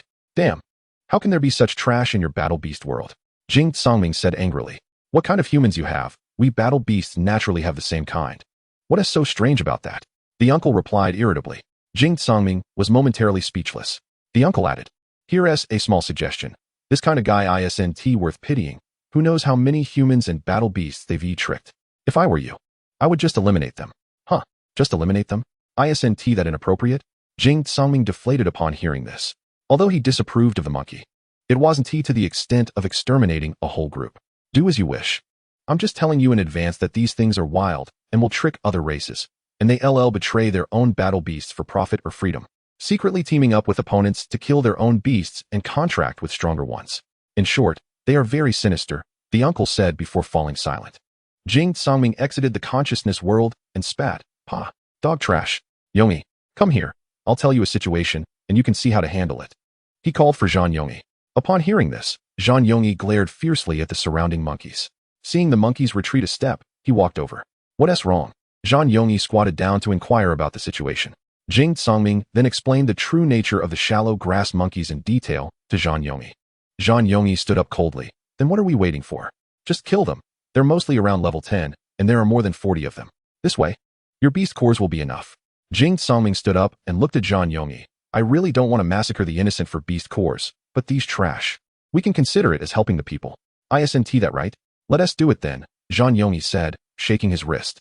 Zhang Yongyi was decisive and fond of killing, and this suited his heart perfectly. "Then let us do it," Jing Songming said as he walked to the leader of the shallow grass monkeys and crushed its head with a kick. The monkeys, seeing this, wanted to flee. But Zhang Yongyi didn't let them. He raised both hands, and every monkey was wrapped in powerful ice, rendering them immobile, with only their heads exposed. Some even climbed up trees, but didn't escape, directly freezing in place. Meanwhile, Jing Songming, who was preparing to use rock sand barriers to control the opponent, was stunned. Yongyi, your ice ability has become so powerful? He asked wide-eyed. Oh, it's just average, it'll do, Zhang Yongyi said proudly. Jing Songming pursed his lips. Then I'll leave it to you. I'll go get that girl down. Zhang Yongyi nodded in acknowledgement, then conjured ice blades with both hands, swiftly decapitating the shallow grass monkeys. After that, he no longer looked at the bloody scene and rescued the woman from the stump, laying her flat on the ground. Zhang Yongyi quickly eliminated all the shallow grass monkeys, extracting their beast cores one by one and tossing them to Jing Songming. Jing Songming picked them up, saying, "Can't you just bring them all at once?" As he bent over, sounding displeased.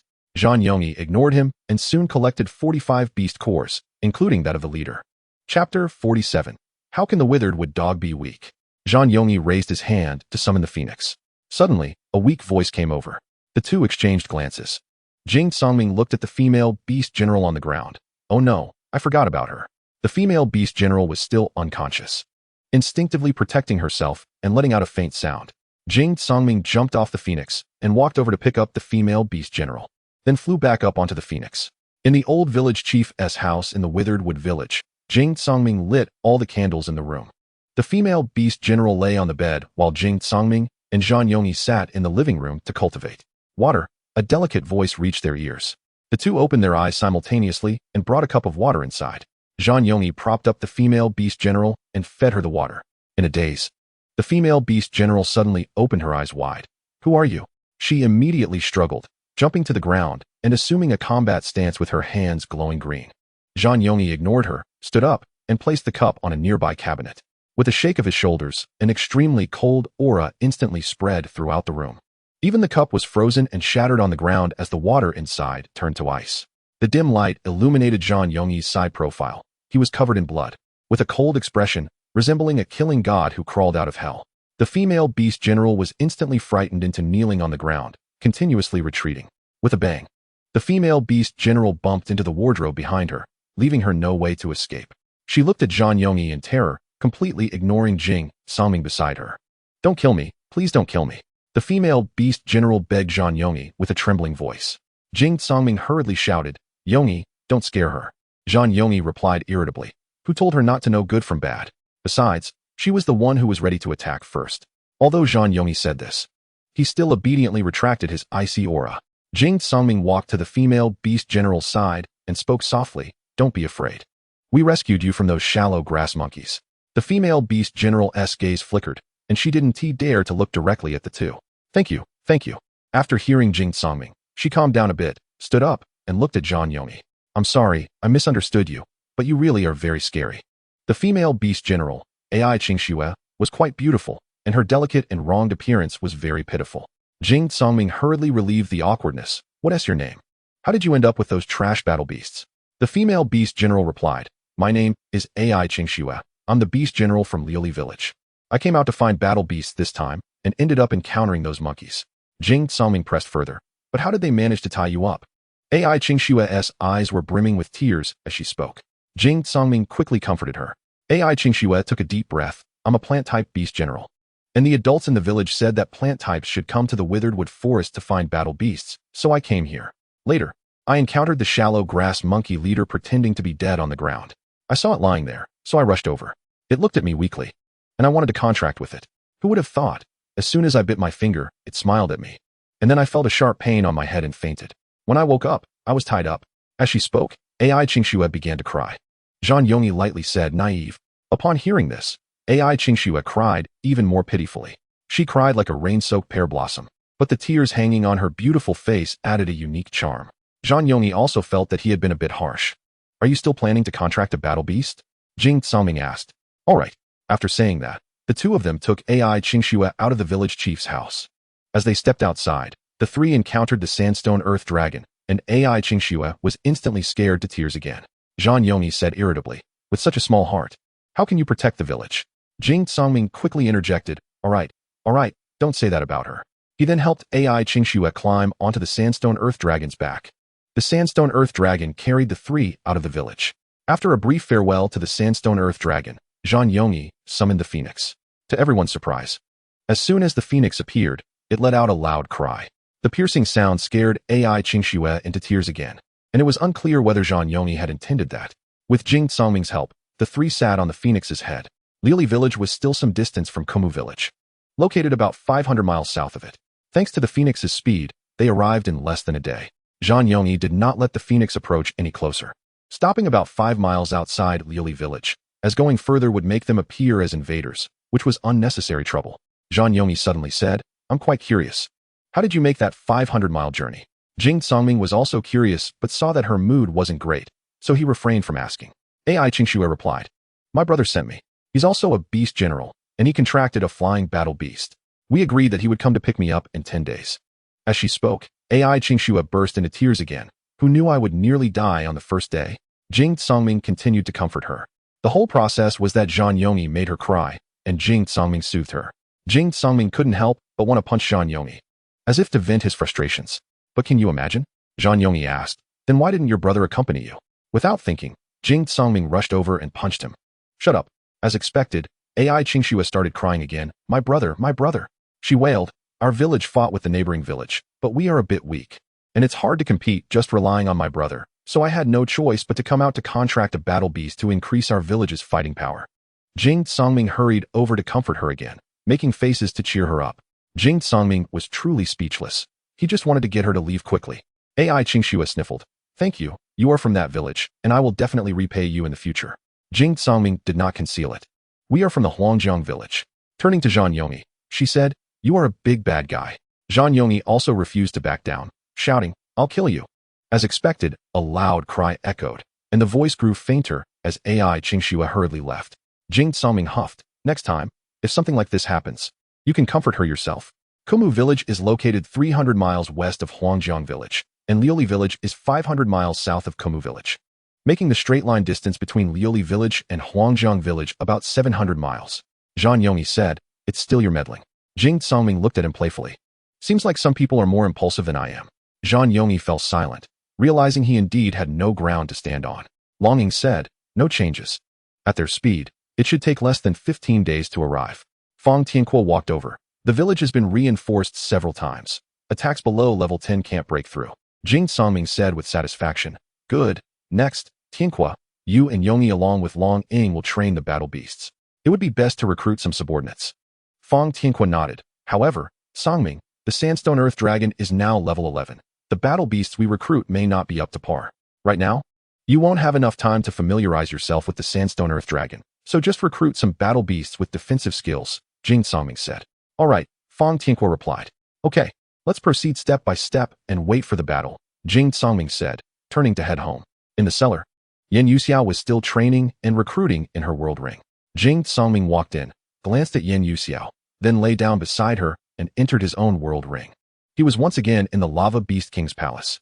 As soon as he arrived, he heard loud beast roars from outside. Curious, Jing Songming stepped out. He smiled as he looked at it. "Oh, you came. Are these all the battle beasts you selected?" Xiao Yi nodded. Since the world ring became intermediate, the speed of battle beast derivation and enhancement has increased significantly. And look, boss, the few battle beasts at the forefront are all naturally starting at level 10. Jing Songming looked in surprise at the various lava-type battle beasts below, including wolves and tigers. "Good, continue selecting. I'll give you 10 days, the more the better," Jing Songming said with satisfaction.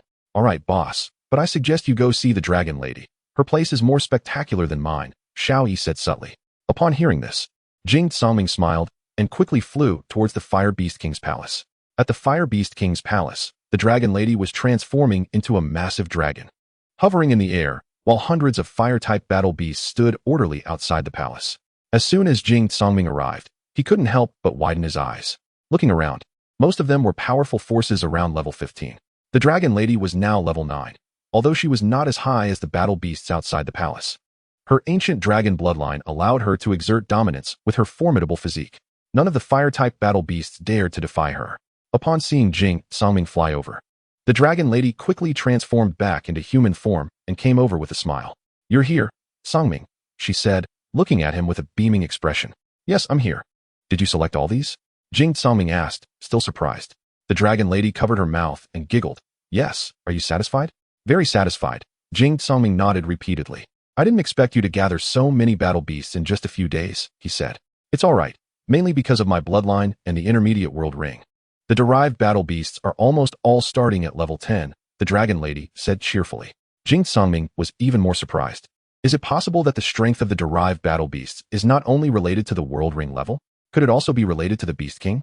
Of course, I am of the dragon bloodline, which naturally enhances the quality of the derived battle beasts. Moreover, Xiao Yi's ancestors are also divine beasts, so the quality of the derived ones won't be too poor, the dragon lady said seriously. Also, it seems that the divine beast bloodline within Xiao Yi has awakened. She added. Jing Songming fell silent upon hearing this, only looking at the dragon lady in shock. The dragon lady continued. We ancient battle beasts know the fame of the battle armor breaking evil god lion, and naturally, we know some of its information and images. The armor at the tip of Xiao Yi's tail is the same as that of the battle armor breaking evil god lion. After a moment of stunned silence, Jing Songming burst into laughter. Ha! He didn't say anything else, and, still laughing, flew towards the forest region. The dragon lady, bewildered, murmured, Is he crazy? Jing Songming seemed silly, laughing all the way until he reached the Kuma dog. As soon as he arrived, he couldn't laugh anymore because there were two bloody spider legs by the edge of the protective layer. Jing Songming quickly waved his hand to disperse the protective layer of the Kuma dog. The Kuma dog immediately lowered its head and trembled, saying, Boss, after you left, some battle beasts still came to cause trouble, but the ones led by the Qinglin spider just acted symbolically and then left. The Kuma dog continued. It seems that the leaf-green monkey grew suspicious of the Qinglin spider. Yesterday, when the Qinglin spider came to disturb me, the leaf-green monkey quietly followed behind. When it saw the Qinglin spider just hitting the protective layer a couple of times before leaving, it rushed out. Jing Songming was now grinding his teeth in frustration. What happened next? What about the Qinglin spider? After saying this, he left the Kuma dog stunned while he walked over to the spider legs and dug a hole to bury them on the spot. The withered wood dog spoke with a crying tone. Boss, can I really do it? Jing Songming turned his head, tears in his eyes as he stared at the withered wood dog. The withered wood dog clan was the only contract beast of the wood element from my ancestors. How could it be weak? Chapter 48. Evolution, Spirit Tengu Dog. Jing Songming handed over 45 beast cores to the withered wood dog.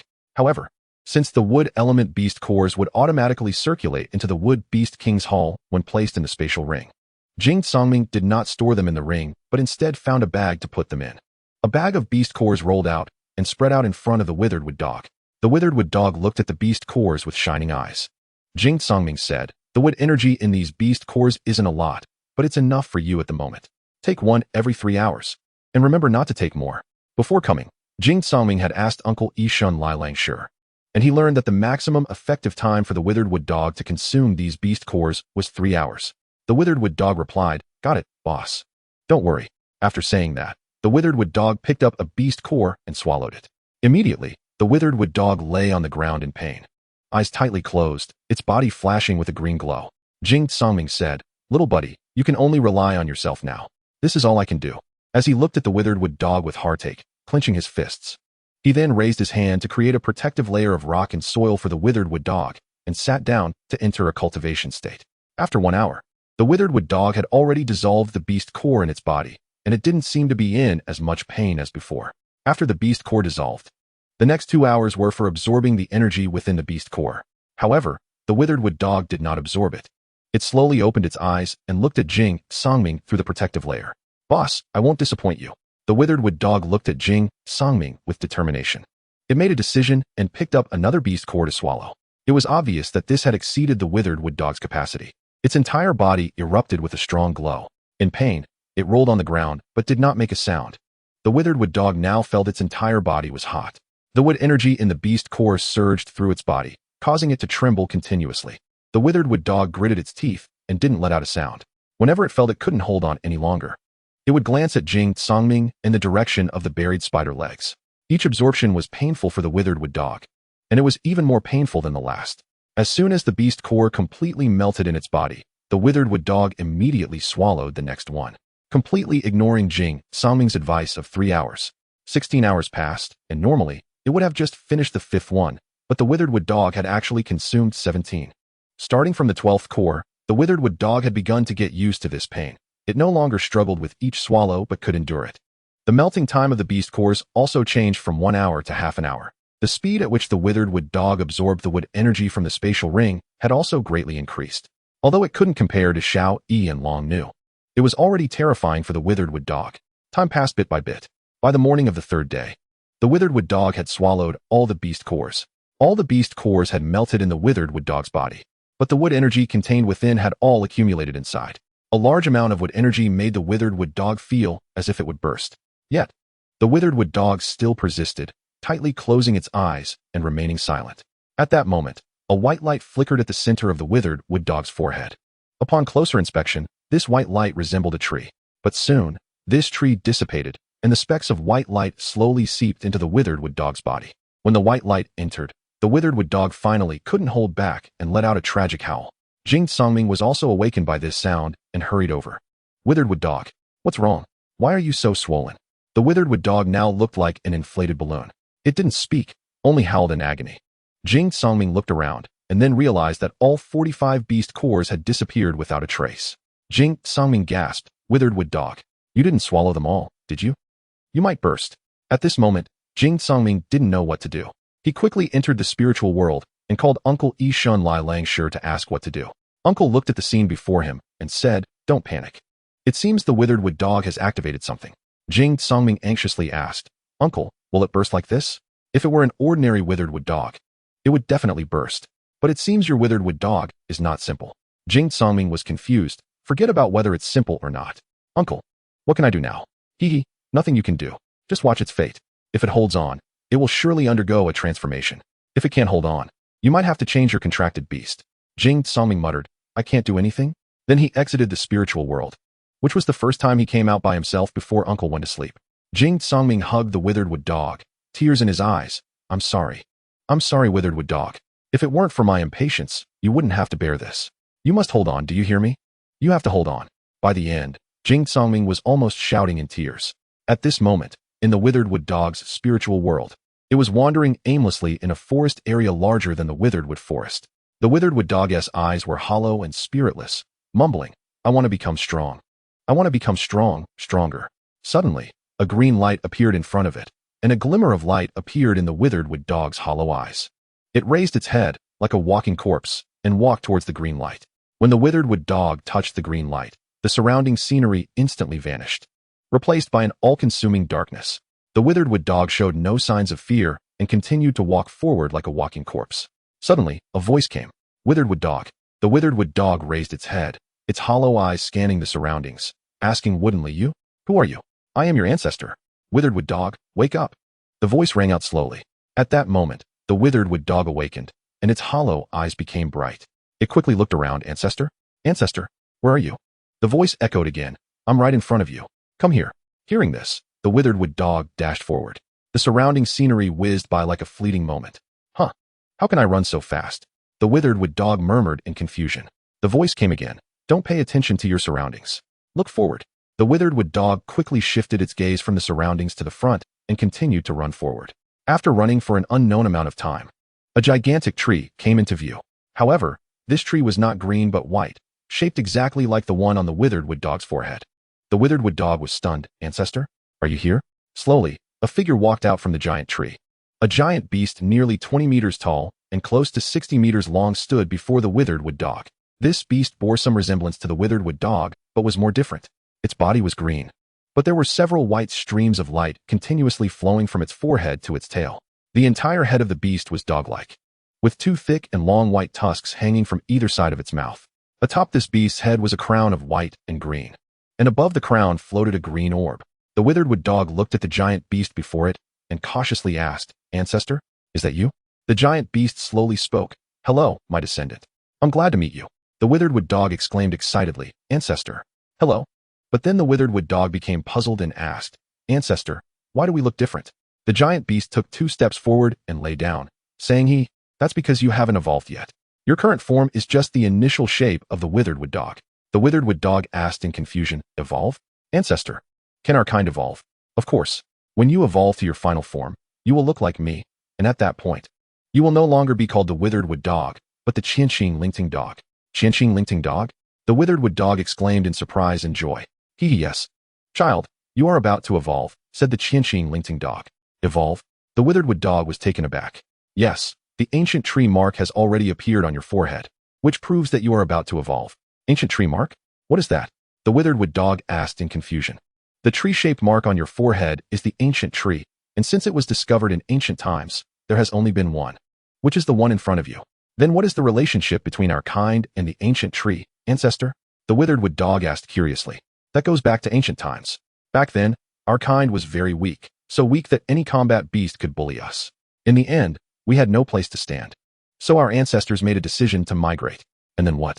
Later, they migrated to a forest they had never seen before, where they accidentally discovered the ancient tree. And then what, ancestor? At that time, the ancient tree was still a fragile sapling.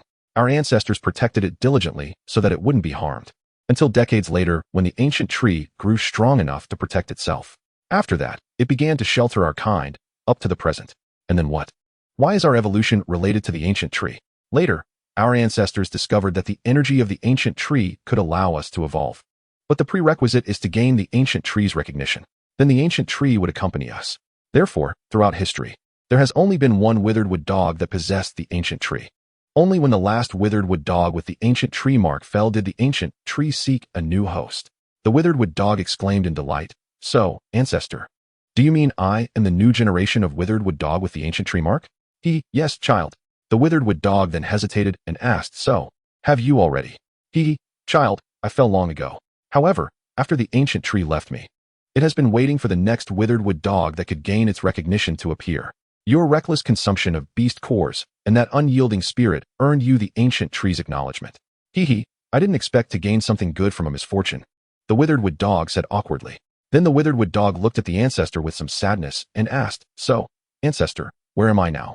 Why can I see you?" This is the world of the ancient tree. After the first generation of ancient tree hosts fell, the ancient tree transformed the entire forest into this spiritual world, preserving the soul of the first generation host here. Only dogs with the ancient tree mark can enter. When I first gained the ancient tree, I also came here, but now that I have fallen, my soul resides in this ancient tree world, waiting for and guiding the next withered wood dog that gains the ancient tree's recognition. What about the other hosts? Why is it only you, ancestor? After the next generation of hosts fell, they transformed into the energy of this world. Then will you also? That will wait until you fall. Then I will transform into the world's energy. All right, let's start your evolution now. So, ancestor, what should I do to begin evolving? Calm your mind, child. Quietly feel the energy of the ancient tree, find it, and absorb it. Upon hearing this, the withered wood dog followed the ancestor's advice, closed its eyes, and quietly searched for the breath of the ancient tree. Soon, a white light began to emanate from its body. The Qianqing Lingting dog saw the withered wood dog's appearance and couldn't help but exclaim, This child is stronger than I was back then. I took half a day to find the breath of the ancient tree, but it found it immediately." After saying that, the Qianqing Lingting dog fell silent, watching the withered wood dog with satisfaction. Time passed second by second.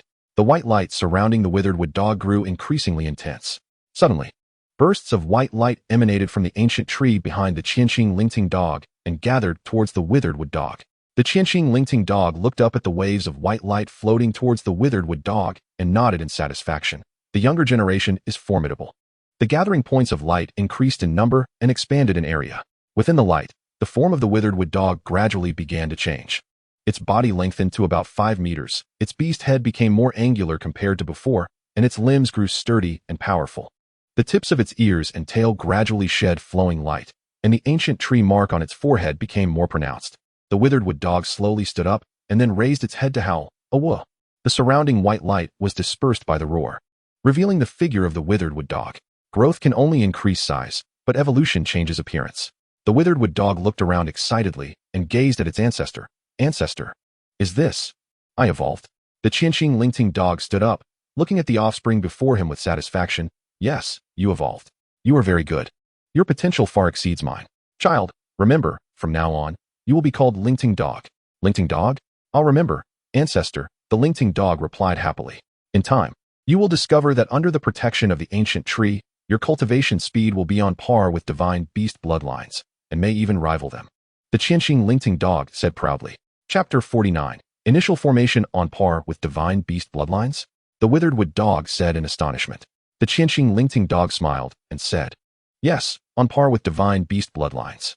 The ancient tree has transformed the entire forest into a mobile space.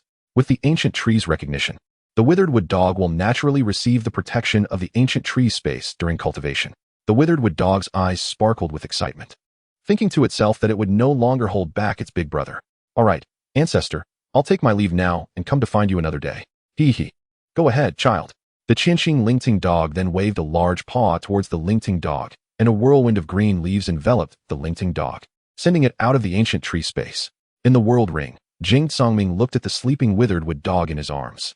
The once bulging belly had already diminished, but why wasn't it waking up? Jing Songming mumbled.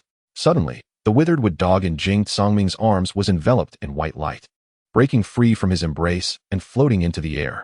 The white sphere slowly expanded and grew larger, and before long, it shattered. The withered wood dog's form had already evolved into that of the Lingting dog. Jing Songming looked up in disbelief as the Lingting dog remained with its eyes tightly closed. Slowly descending, Jing Songming quickly jumped up and caught the falling Lingting dog, only to discover that in an instant, the evolved withered wood dog had unexpectedly risen 6 levels and was now level 15. He gently shook it. Withered wood dog? Withered wood dog? A whimpering sound came from the Lingting dog's mouth, and it slowly opened its eyes. What greeted its gaze was Jing Songming's astonished face. Jing Songming quickly asked, "How are you, withered wood dog? Is there anything uncomfortable?" The withered wood dog smiled weakly. "Big brother, I'm fine. I evolved, and my name is now Lingting dog." Jing Songming did not show too much shock. He only hoped that the withered wood dog was okay. He stroked its head. "It's good that you're fine. I'm sorry." Withered wood dog. "Oh, no, Lingting dog." The Lingting dog licked Jing Songming's face, saying, "Why are you apologizing to me, big brother? That was my own choice. It's not your fault." While licking Jing Songming's face, the withered wood dog comforted him in a weak voice. Jing Songming tightly embraced the Lingting dog, tears streaming from the corners of his eyes and dripping onto the Lingting dog's head. I'm sorry, I almost got you killed," Jing Songming said, crying. The withered dog suddenly broke free with its last bit of strength, struggling to stand up with its newly evolved weak body. "Boss, you don't need to apologize to me. If it weren't for you, I wouldn't have been able to evolve, let alone receive the protection of the ancient tree," Lingting dog said with a smile. The withered dog chuckled. "Boss, can you find me something to eat first? I'm so hungry." Jing Songming then remembered that the withered dog had been asleep for 5 days. He quickly said, "Okay, you wait here, I'll go find you something to eat." After saying that, he placed Lingtung dog on the ground and rushed off. "Hurry, withered dog, eat something quickly," he said, extending the food in his hand towards the withered dog. Lingting dog was not polite and quickly started to feast. Jing Songming sat beside him, watching Lingtung dog with a smile of joy at having regained what was lost. This Lingtung dog was not only the descendant of his ancestor Jing Xiong's battle beast, but also the last hope entrusted to him by Uncle Village Chief. Before long, the withered dog finished the food in front of him. "Hee, boss, I'm full," the withered dog said happily. "That's good. Rest for a bit," Jing Songming said with concern. "No need to rest, boss. I'm fully recovered now." "Haha, so that was because you were hungry?" Jing Songming asked happily. "It should be. I didn't realize I had been in the ancient tree space for 5 days without eating anything." "Ancient tree space?" Lingtung dog. "Tell me what you experienced in these days," Jing Songming asked, puzzled. Over the next while, Lingtung dog recounted how he had frantically devoured beast cores, causing a surge of spiritual power within him that he couldn't digest, until he lost consciousness and entered the ancient tree space, gained the tree's recognition, and evolved. Telling Jing Songming everything in detail. Jing Songming stroked Lingtung dog's big head with a smile, surprised that he had unexpectedly gained something good from a disaster. "Boss, let's go find that monkey now. I want to quickly confirm whether the Qinglin spider is still alive." "Don't rush. The Qinglin spider should be fine. I can still sense a weak aura from its severed leg. If it were dead, there would be no aura from the severed limb," Lingtung dog said. "Boss, what should we do next? Now your strength far exceeds that of the leaf green ape. It must have sensed your rapid level increase since you evolved," Jing Songming said. "Yes, I didn't expect that evolution could lead to such a sudden surge in level. Moreover, ever since gaining the ancient tree's recognition, my blood has become pure, with many impurities filtered out." Jing Songming looked at Lingtung dog with satisfaction, continued to cultivate. "We can't let our guard down. There's less than a week left." "Hee, I'm actually more afraid that it won't dare to fight," Lingtung dog said. "It shouldn't. Even if it's shameless, it has to maintain its prestige among the beast pack." "Then I'll continue to cultivate, boss. You've been guarding me for so many days. You should go rest," Lingting dog suggested. "No need. You focus on your cultivation. I'll go find Xiao Yi and Dragon Girl to check their progress." Jing Songming stood up and said, "Okay," said Lingtung dog, entering a state of cultivation. This time, Jing Songming didn't apply a protective layer around him. as Ling Tung Dog was now virtually invincible in the forest region. Before long, Jing Songming arrived at Dragon Girl's place. You? Are you okay? Dragon Girl asked. Jing Songming was a bit confused. What do you mean okay? I'm fine. Dragon Girl teased. When you left a couple of days ago looking silly, I thought you had gone crazy. I'm glad you're fine. Jing Songming slapped his forehead. I was happy, okay? You're the one who's gone crazy. All right, I'm not teasing you anymore. Are you here to inspect again? Dragon Girl said playfully. Jing Songming then shared the news about the withered dog evolving into Ling Tung Dog. Wow, I didn't expect it to be so lucky. So, is everything fine over there? Want to come and see what we're doing? Dragon Girl said playfully. Hee. I want to see your progress, Jing Songming replied. I can guess that, come on. Dragon Girl waved to Jing Songming. Following Dragon Girl, Jing Songming walked forward and arrived at the east side of the Fire Beast King's Hall. As they approached, they discovered a huge training ground built on the east side of the Beast King Hall. Hundreds of battle beasts were lined up in an orderly fashion on the training ground. Jing Songming looked at Dragon Girl with satisfaction. Tell me about their situation. Dragon Girl replied, there are about 700 battle beasts here, all between level 10 and 20. Upon hearing this, Jing Songming was stunned. Wow, 700. That's impressive. All right, then we can arrange training for you now. Let's go check on Xiao Yi, Jing Songming said. Dragon Girl then flew into the sky, transforming into a 1,000-meter giant dragon, carrying Jing Songming towards the Magma Beast King's Hall. Xiao Yi seemed to sense Jing Songming's arrival and stood at the front of the Beast King Hall, watching the direction Dragon Girl was coming from. When he saw Dragon Girl flying over, Xiao Yi rushed forward to greet them. As they approached, the giant dragon transformed back into Dragon Girl, landing with Jing Songming. Boss, Dragon Girl, you're here, Xiao Yi said with a beaming smile. Yes, I'm here to check on your situation. Xiao Yi said, come on, boss, this way. Jing Songming and Dragon Girl exchanged a glance and followed Xiao Yi to the side. Soon, they arrived at the east side of the Beast King Hall.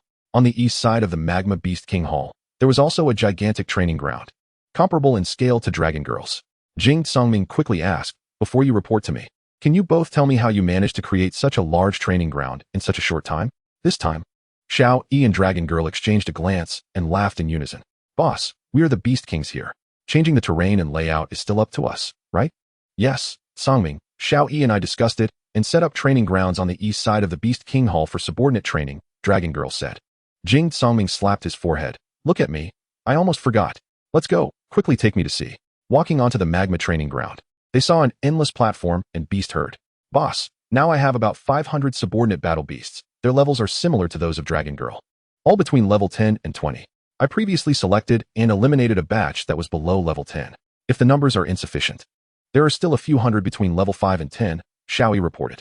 Jing Songming nodded in satisfaction. So, with the 10 and above, that adds up to around 1,200 battle beasts. I'm very satisfied, especially since it's only been a little over 10 days. Hee boss. If I had Dragon Girl's bloodline talent, I would have a lot more subordinates by now, Xiao Yi said. Indeed. Dragon Girl's true dragon bloodline significantly increased the quality and quantity of the battle beasts generated in the world ring, while Xiao Yi's ancestor was an ancient species. But the bloodline had not been passed down. Speaking of which, Xiao Yi, turn around, Jing Songming said with a mischievous smile. Huh, what do you want, boss? Xiao Yi looked at Jing Songming with a hint of fear. Don't ask, just turn around, Jing Songming commanded sternly. Xiao Yi had no choice but to obediently turn around. Jing Songming carefully observed Xiao Yi's constantly swaying tail. Stop, don't move, Jing Songming said. Xiao Yi stopped shaking his tail and turned his head in confusion. Boss? What's wrong? Is there something wrong with me? Jing Songming looked at the armored part of the tail and asked, Xiao Yi, since your last upgrade, have you felt anything unusual? Xiao Yi thought for a moment. Unusual? No, but I can clearly feel that the energy I need has increased, and leveling up has become slower. Jing Songming stroked his chin and thought, if the energy required has increased, and leveling up is slower, logically speaking, Xiao Yi's aptitude shouldn't show this kind of situation around level 20. Dragon Girl made a shushing gesture, then flew onto Xiao Yi's head, whispering in his ear. Haven't you ever been curious about the armor on your tail? Little E looked at his tail and said in a daze, isn't this a symbol of our clan's growth? The Dragon Girl quietly replied, no, I've seen the fully grown Ishin Lilang lion, and it has no armor at all. Little E had never seen his parents since birth, and he didn't even know about his ancestors being the battle armor-breaking evil lion. At this moment, Jing Songming was in his consciousness world, consulting with Uncle Ishin Lilang lion. Little Yi's situation was indeed a case of reversion to ancestral traits. He recounted the situation of their clan. Little E was excited and said, Boss, does this mean my bloodline has awakened, and I can evolve into the battle armor-breaking evil lion in the future? Jing Songming nodded. That's what your father said. Little E felt a bit melancholic. Boss, do you have any way to let me talk to Dad? Jing Songming shook his head slightly. Your father's consciousness is in my consciousness world. He can't come out, and no one else can go in, so for now. It's not possible. However, I can act as a messenger for you. Little E also shook his head. Forget it. Boss, I just want to hear his voice. Jing Songming looked at Little E with pity, and Uncle's voice echoed in his mind. Son, I wish I could talk to you. But I'm already very satisfied with the current situation because I can still watch you grow up. Jing Songming imitated Uncle's words and conveyed them to Little E. Little E smiled slightly. Dad, as large tears fell to the ground, instantly turning into thick smoke with a hissing sound. The dragon girl lay on Little Yi's head and looked at Jing Songming. Songming, tell us, how do you plan to train this group of subordinates? Jing Songming thought for a while. You two, divide the subordinate battle beasts into teams based on their skills, and then train them for skill fusion. Little E asked. Skill fusion? The dragon girl continued. It means letting them release the same skill simultaneously to amplify its power. Little E nodded. Oh, I understand. The two of them nodded so vigorously that the dragon girl almost fell off. The dragon girl stopped lying on top and flew down. What about the others? Jing Songming said. The others don't need training for now. You just need to teach them this, as this is a battle of the beast horde. Chapter 50. The battle tomorrow is the day of the battle with the leaf green ape. It seems that the spirit ascending dog can break through to level 1 tonight. And it quietly found a place to cultivate. Late at night, the spirit ascending dog glowed, hinting at a breakthrough. At that moment, Jing Songming happened to wake up from his cultivation state. Jing Songming looked at the spirit ascending dog with satisfaction. Its leveling speed had indeed become much stronger. The brilliance lasted for about 4 hours. At this moment, the light dissipated and the spirit ascending dog opened its eyes. Seeing this, Jing Songming quickly dispelled the protective layer around the spirit ascending dog. Spirit ascending dog, you've broken through. The spirit ascending dog stood up, shook itself, and then smiled widely. Yes, I'm level 16, boss. Good, let's find something to eat. When it gets light, we will go find the leaf green ape.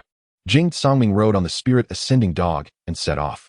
Currently, the spirit ascending dog is already 5.5 meters long, so riding it is no problem. The two of them traversed through the forest. Boss, what do you want to eat? The spirit ascending dog asked while running. Jing Songming thought while stroking his chin. How about some rabbits? The spirit ascending dog nodded slightly in agreement. It quickly dashed in one direction. This sudden acceleration nearly caused Jing Songming to fall off, and he hurriedly wrapped his arms around the spirit ascending dog's neck. Ahead, a group of rabbits came into view, and the spirit ascending dog immediately locked onto the target. Boss, wait here. The spirit ascending dog licked its lips. Jing Songming got off its back and waited quietly. In an instant, the spirit ascending dog dashed forward. In the blink of an eye, it transformed into a shadow, and 3 rabbits appeared in its mouth. Jing Songming looked at the spirit ascending dog in shock. Amazing. Is this the skill after evolution? The spirit ascending dog placed the rabbits on the ground. Yes, grass speed slash, one of the skills after evolution. One of the skills? Yes, after evolving, the original racial skill, cyan green explosion, disappeared, replaced by grass speed slash and explosive hell. I've seen grass speed slash, but what is explosive hell? Jing Songming asked curiously. The spirit ascending dog ran thousands of meters away, raised its front legs repeatedly, and then smashed them heavily onto the ground. After several repetitions, on the 3rd time, cracks appeared on the ground within a kilometer radius, and countless half-meter thick green vines began to grow wildly from the cracks. Then, the spirit ascending dog stomped down hard again, and all the vines exploded, with the fragments from the explosion sweeping through all the plants and animals in the vicinity. Jing Songming stared in shock. This is a large-scale destructive skill. With a proud smile on his face, the spirit ascending dog asked, How about it, boss? Is it impressive? Jing Songming replied, It is impressive, but your skill's final explosion doesn't distinguish between enemies and allies, does it? The spirit ascending dog nodded slightly. Yes, within this range. It doesn't distinguish between friend and foe, but only I won't be harmed. Jing Songming thought for a moment. It seems this skill can't be used carelessly. It's a double-edged sword. The spirit ascending dog said, but it has great destructive power. Okay, let's find an open space to eat. Jing Songming said as he climbed back onto the spirit ascending dog's back. The spirit ascending dog bent down and picked up the 3 rabbits, sprinting quickly to find an open area to stop. Jing Songming roasted the 3 rabbits with flames. Soon, a delicious aroma filled the forest, attracting many carnivorous animals that had not yet developed intelligence. However, they only dared to watch from a distance, none daring to approach. The man and the dog feasted heartily, with Jing Songming eating 1 and the spirit ascending dog eating 2. After finishing, it was almost dawn. Jing Songming rode the spirit ascending dog towards the Forest Beast King's hall. Inside the Forest Beast King's hall, the leaf green ape glared angrily at the subordinates below. It sensed the spirit ascending dog's breakthrough earlier. At this moment, the leaf green ape thought, what to do now? That guy's level is 4 levels higher than mine. It would be easy for him to defeat me. I need to come up with a plan. Suddenly, the leaf green ape looked at the 2 battle beasts below. One was a wolf-type battle beast, the brokenwood wolf, and the other was a deer-type battle beast, the grass leaf deer. You two, my trusted subordinates, come here. I have important matters to discuss with you. The 2 battle beasts exchanged glances and walked towards the leaf green ape on the throne. The leaf green ape whispered something to them, understood? The 2 battle beasts exchanged glances again. Yes, understood.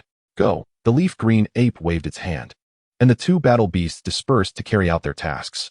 At this moment, the leaf green ape seemed to have gained some confidence, stood up, raised its hands, and shouted, little ones, follow this king to battle. The beasts below retreated to the sides, clearing a path, and the leaf green ape walked out of the hall along the path, followed by the battle beasts. Outside the hall, hundreds of forest-type battle beasts were waiting, with the brokenwood wolf standing at the forefront. Although they were all dissatisfied with the leaf green ape, it was still the beast king, and they had to obey its orders. The leaf green ape looked at them. The brokenwood wolf has told you all, right? The battle beasts looked at one another and then nodded. The leaf green ape smiled with satisfaction. That's good. Then its expression turned fierce. Anyone who dares to disobey me, I will kill them immediately. The voice was not loud, but it spread throughout the ears of the battle beasts. The brokenwood wolf looked at its master with some disappointment. Although it was a trusted subordinate of the leaf green ape, it couldn't quite agree with its methods. Because the task that the leaf green ape assigned to it was to gather all the forest-type battle beasts and, in times of crisis, come out to protect the leaf green ape from harm, using the opponent's compassion to defeat them. Although it was a one-on-one battle between beast kings, in the cunning leaf green ape's eyes, preserving its position as the beast king was the most important thing. The lives of other battle beasts were as insignificant as grass to it. What? You asked me why these battle beasts don't unite against it? Not to mention the level gap. Who would want to go die, right? Under the leaf green ape, as long as they don't break through the level gap, they can live steadily. Moreover, these derived battle beasts, due to the leaf green ape's not so outstanding talent, are not very strong from the moment they are derived. Only a very few, like the azure scale spider, who have high talent and level up quickly, are at risk of being killed by the leaf green ape. Not far away, a figure slowly grows larger. It is the Ling-tongue dog and Jing Songming who came to challenge. As they approach, the crowd of battle beasts below parts to make way for them. Passing through, the Ling-tongue dog can't help but see many battle beasts looking at it with pleading eyes. There are also some with malicious intentions. These battle beasts are almost all born with a liking for slaughter, believing that the winner is king, regardless of treachery or cunning, as long as they can win. The Ling-tongue dog does not pay much attention to them, but keeps its eyes fixed on the leaf green ape above the hall. Below the hall, the Ling-tongue dog stands proudly among the crowd, while Jing Songming leaps down from its back. Hey, monkey, we're here to challenge, Jing Songming says.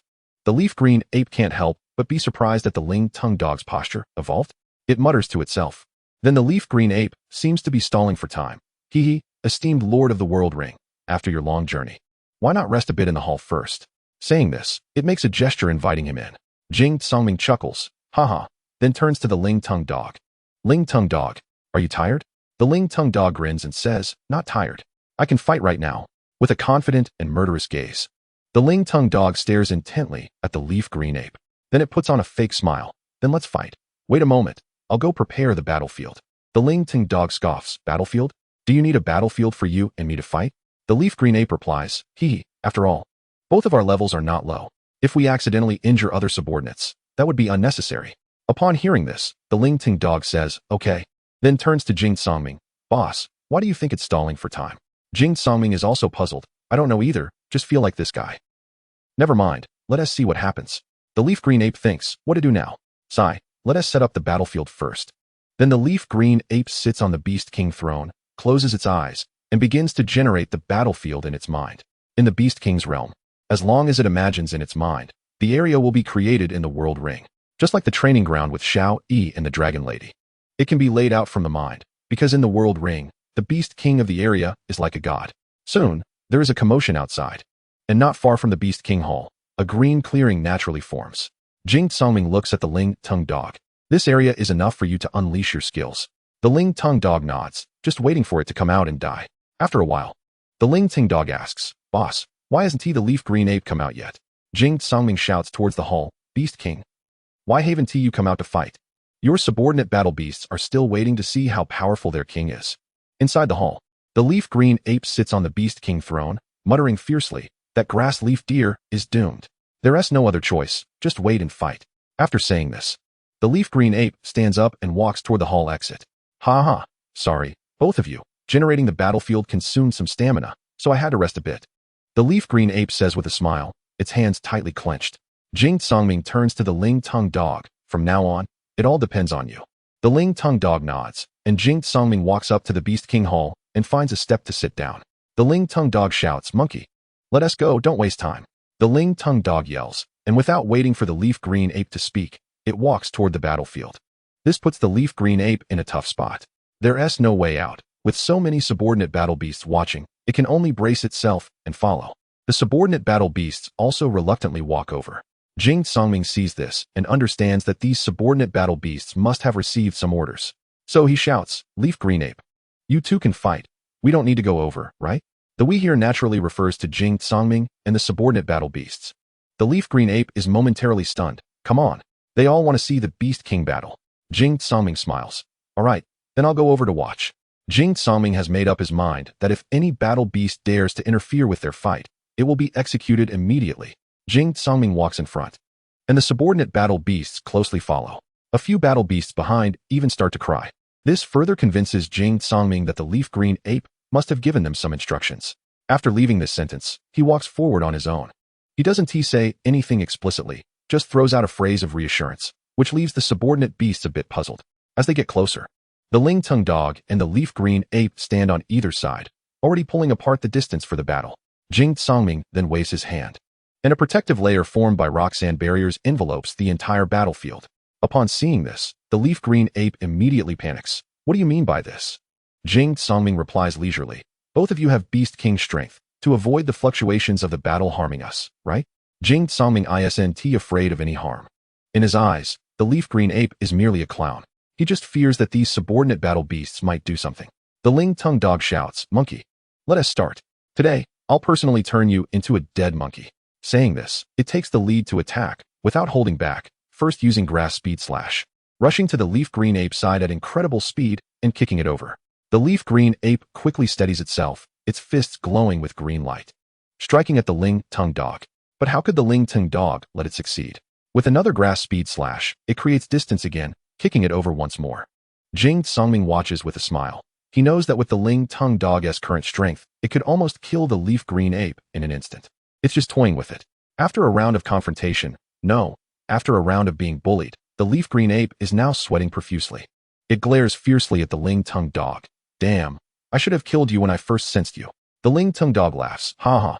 Then why didn't you kill me back then?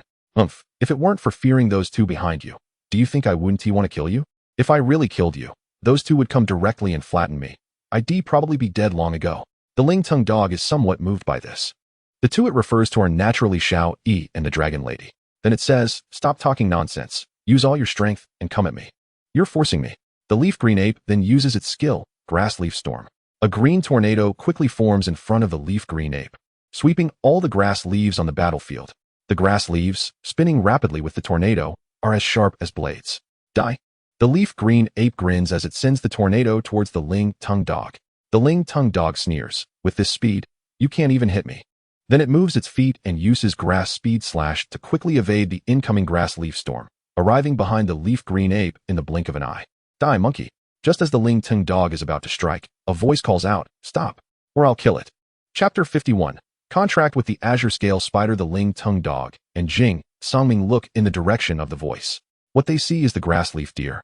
And from the thick horns on the grass leaf deer's head, two green vines extend, tightly binding the Azure Scale Spider, which has lost its two legs. The Azure Scale Spider now looks as if it is wrapped up like a dumpling. Jing Songming realized upon seeing the Qinglin spider that it had not only lost two of its front legs, but had also gone blind in one eye, leaving only 5 eyes still open. Jing Songming suppressed his inner anger and turned to look at the Lingting dog. The Lingting dog understood Jing Songming's intention. The leaf green monkey was supposed to live, but now it must die. The Lingting dog glared fiercely at the leaf green monkey, saying coldly, let it go. The words coming from the Lingting dog's mouth were chilling. The leaf green monkey laughed loudly. Haha, let it go? Can I live if you let it go? You could have lived, but now you cannot, the Lingting dog replied coldly. At this moment, if the Lingting dog were not afraid of the grass leaf deer harming the Qinglin spider, it would have killed this dead monkey long ago. The leaf green monkey looked at Jing Songming with a mocking grin. If you wanted to live, then you must contract with me to make me your battle beast. Otherwise, my life is not guaranteed. Meanwhile, a series of roars from a beast horde echoed in the distance. Jing Songming recognized that this was the Dragon Girl and Xiao Yi's organization cheering for the Lingting dog. The roars shook the entire forest, causing all battle beasts to tremble, including the leaf green monkey, which looked in terror towards the direction of the magma fire region. The Qinglin spider, gritting its teeth and enduring the pain, said, "No, I'd rather die than live like this." Jing Songming fell silent at this moment. He simply could not accept such a despicable battle beast. Just as Jing Songming and the leaf green monkey were at a standoff, the brokenwood wolf quietly moved not far behind the grass leaf deer. Then, a wailing sound came. It was the brokenwood wolf that had stealthily injured the grass leaf deer, followed by a series of frenzied attacks that struck the grass leaf deer, which had not yet reacted before it was killed. Jing Songming wasted no time and immediately used his spatial abilities to appear in front of the Qinglin spider and protect it. The grass leaf deer did not understand why the brokenwood wolf did this even until its death. The leaf green monkey was dumbfounded, standing there in shock. It no longer had any cards to suppress the Lingting dog. Jing Songming shouted at the Lingting dog, "Kill!" Amidst Jing Songming's battle cry mixed with the cheers from the distant magma fire battle beasts, the Lingting dog instantly moved and activated its grass speed/skill, leaving green phantoms in its wake. With a single strike, the leaf green monkey's head was severed, its unwilling eyes wide open as it stared in the direction of the brokenwood wolf. The battle was over. No one expected the leaf green monkey to use the Qinglin spider as a threat.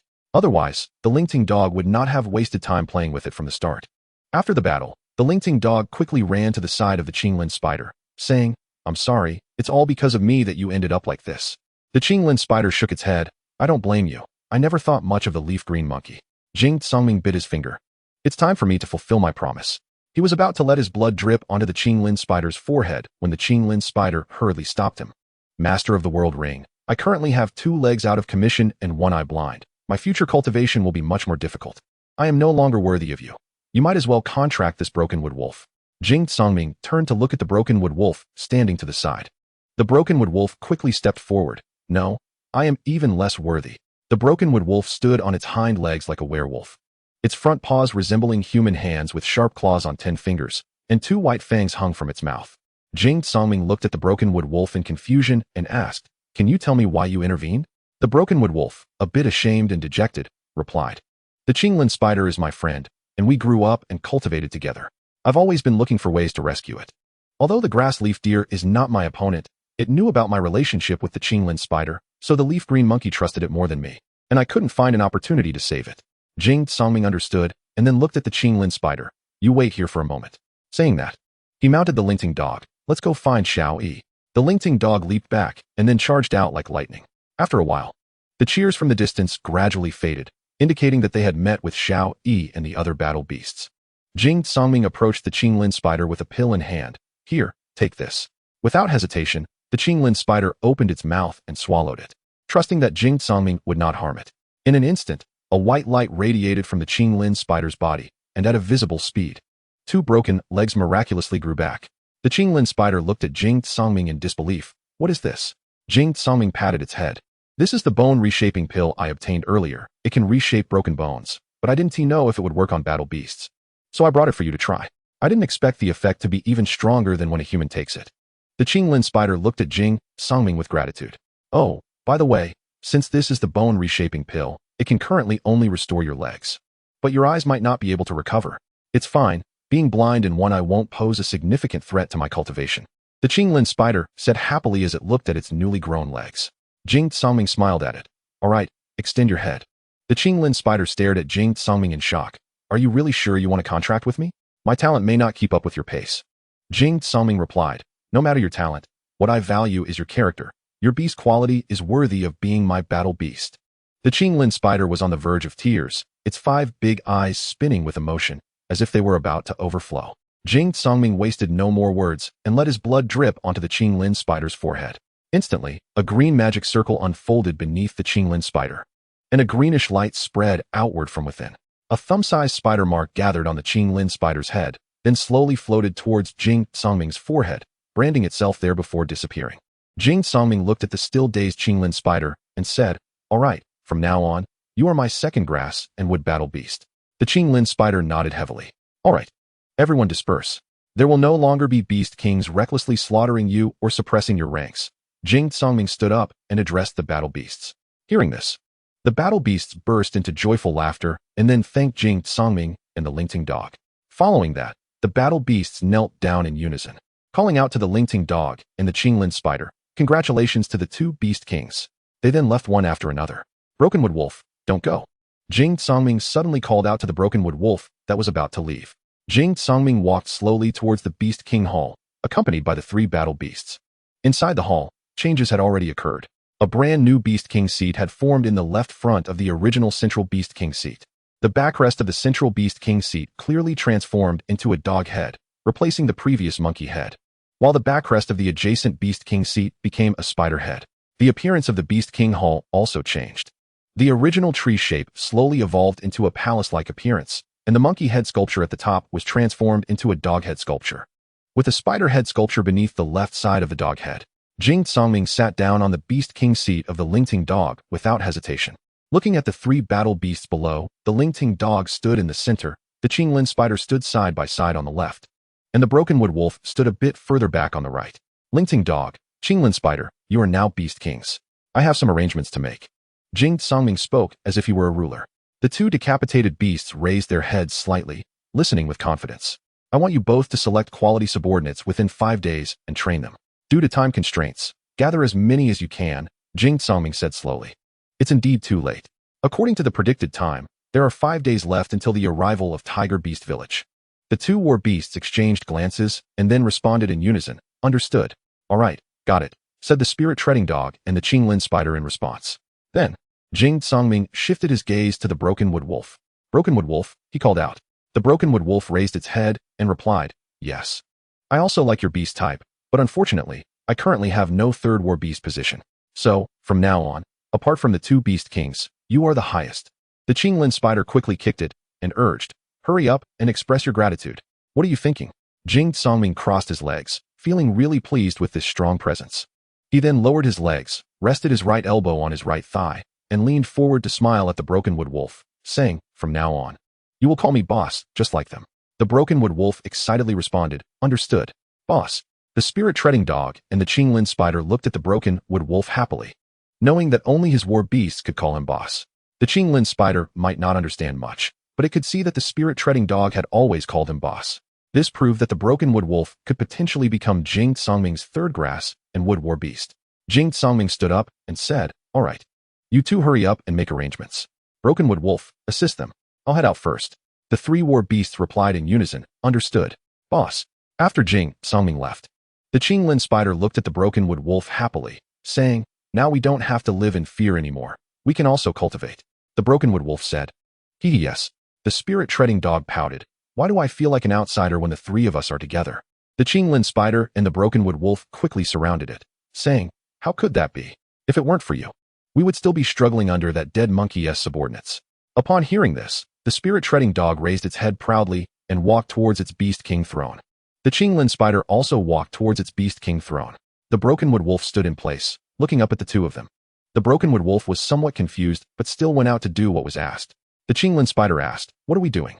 The spirit-treading dog mischievously smiled and said, "You'll know in a bit." The spirit-treading dog nodded. "Okay, let us make a Beast King throne that looks like ours." "Huh. What are you planning to do, Beast King?" The Brokenwood Wolf finally couldn't help but ask. The spirit-treading dog pretended to be angry. "I told you to do it, so just do it." The Brokenwood Wolf jumped in surprise, glanced at the Qinglin spider next to it, and then started to act. The Qinglin spider seemed to understand and immediately shouted at the Brokenwood Wolf, "Hurry up." Although they were friends, the Qinglin spider was the Beast King now, and the king's authority must not be offended. The Brokenwood Wolf had no complaints and quickly got to work. Several hours passed, and the Brokenwood Wolf finally finished the wooden fake Beast King chair. Then it looked up at the two Beast Kings and said, "I'm done. My two Beast Kings." After saying that, the Brokenwood Wolf stepped aside to reveal the Beast King chair behind it. The spirit-treading dog was dumbfounded. "Goodness, Brokenwood Wolf. You're simply a master builder. This could easily be mistaken for a real one, except it doesn't have a beast head." The cold wolf face of the brokenwood wolf actually flushed red with embarrassment as it rubbed its head awkwardly. "All right, brokenwood wolf, step aside a bit," said the spirit-treading dog. The brokenwood wolf immediately moved a little to the side. The spirit-treading dog looked at the Qinglin spider, and then several vines came slithering in from outside the hall. They were controlled by the spirit-treading dog, and the vines bound the freshly made Beast King chair. Slowly bringing it to the right side of the spirit-treading dog and placing it down, arranged just like the Qinglin spider S. Then the spirit-treading dog looked at the Qinglin spider. "Spider, you have no objections, right?" The brokenwood wolf was baffled by the mysterious conversation between the two Beast Kings. At that moment, both Beast Kings turned to look at the brokenwood wolf. The spirit-treading dog spoke. "Spider, you say?" The Qinglin spider said, "All right." Then looking at the brokenwood wolf, "Brokenwood wolf, come up." The brokenwood wolf still didn't ask much and walked straight towards the Qinglin spider. The Qinglin spider quickly blocked it. Hey, who told you to come to my side? I asked you to sit over there." The brokenwood wolf immediately stopped. "Huh, this? How can that be?" The spirit-treading dog said. "Why aren't you listening to the Beast King's words?" The brokenwood wolf hurriedly replied, No. How can I sit in the Beast King's position?" The spirit-treading dog laughed. "Who said this is the Beast King's seat? There's no beast head on it. This is your seat. This way, all the war beasts will know that aside from us two, you're the highest." The brokenwood wolf was clearly a bit choked up, its trembling voice saying, "Thank you, my two Beast Kings." The Qinglin spider said, "In the future, we're still brothers privately. You don't need to call me Beast King." The spirit-treading dog quickly added, "Yes, me too. The brokenwood wolf was touched and smiled. "All right, now hurry up and try out the chair you made. Is it comfortable?" said the spirit-treading dog. The brokenwood wolf cautiously walked up to the seat, paused for a moment, and then gently sat down. The three war beasts looked at each other and smiled. At this moment, Jing Songming was unaware that his three grass and wood war kings had quietly gathered. Chapter 52. The final preparations. Only 2 days remained until the attack from Tiger Beast Village. After Jing Songming resolved the matter with the spirit-treading dog in the world ring. He had been training the affiliated war beasts with everyone in the main world for the past few days. In the evening, as the sun set, several children, the old village chief, and numerous villagers gathered at the sacred altar. Thanks to the construction efforts of Fong Tianqua and the Sandrock Earth Dragon, the village was now practically impenetrable. According to the intelligence from the Tsang Eagle, the people from Tiger Beast Village would arrive on the morning of the second day. Through the unrelenting efforts of Zhang Yongyi, Fong Tianqua, and Long Ying over the course of a month, the coordination among the affiliated war beasts was already taking shape. Now there were over 200 aerial war beasts and nearly 100 ground war beasts. The war beasts were divided into teams based on their attributes, each led by several beast generals. At that moment, the old village chief stood on the sacred altar, with 4 beast generals standing side by side next to him. But standing in the center was actually Jing Songming. Under the old village chief's direction, Jing Songming had become the new leader of the Huangjiang village. Despite being only 10 years old, the old village chief stood to his right, with Long Ying next to him, and Zhang Yongyi and Fong Tianqua on his left. Jing Songming stood on the platform, exuding an imposing presence without anger. Looking at the thousands of villagers below and the neatly lined up guard squad of over 600 on the left side. Villagers of Huangjiang village, in 2 days, Tiger Beast village will arrive. Next, I will arrange the deployment. The villagers below began to whisper to each other. Jing Songming didn't mind them and continued. Guard team leader Zhong Lei, deputy leader Peng Hu. The two stepped forward from the front of the guard team. Present. Zhong Lei, I command you to lead the guard team to confront the enemy outside the village in 2 days.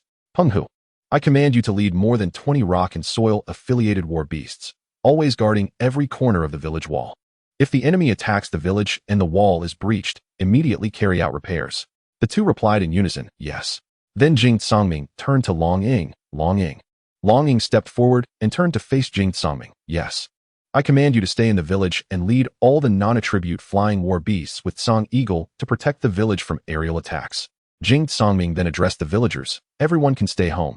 There's no need to fight. Just take care of your families. The villagers exchanged glances, and several young voices spoke up. We want to go out and fight the enemy, right? We are also a part of the fighting force when Tiger Beast Village attacks. Their ordinary villagers will be left to us. Jing Songming then waved his hand, and a massive rock sand barrier enveloped everyone around the sacred altar to prevent any information from leaking. He then said, everyone listen to me. Tiger Beast Village is indeed coming in full force. Although nearly everyone is equipped with affiliated war beasts, ordinary people are still ordinary people. So you can disregard the strength of their villagers. You can understand it as a war between thousands of affiliated war beasts. Jing Songming continued to look at everyone. saying that the Tiger Beast village would not hesitate to put its villagers in danger for the sake of invasion, while the Huangjiang village would not. Upon hearing this, the villagers no longer spoke, but several families of the children under the altar showed frequent signs of worry, though they were also somewhat proud. The old village chief nodded. Although the current village chief was Jing Songming, the children still called him Grandpa Village Chief. After speaking, the villagers orderly left, and finally, the guard team also departed, leaving only a few people still at the altar. The old village chief said, "Let's go, children." A few children followed the old village chief to his home. The village chief's house had evidently become their place for discussion. As soon as they sat down, Longing asked, "Why can't I go to battle?" It was clear that Longing had questions before, but had not asked them out of respect for Jing Songming's authority.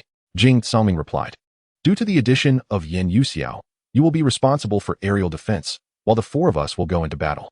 Longing thought for a moment and nodded lightly, realizing that her strength was indeed the weakest, and that those going into battle needed to be of comparable strength.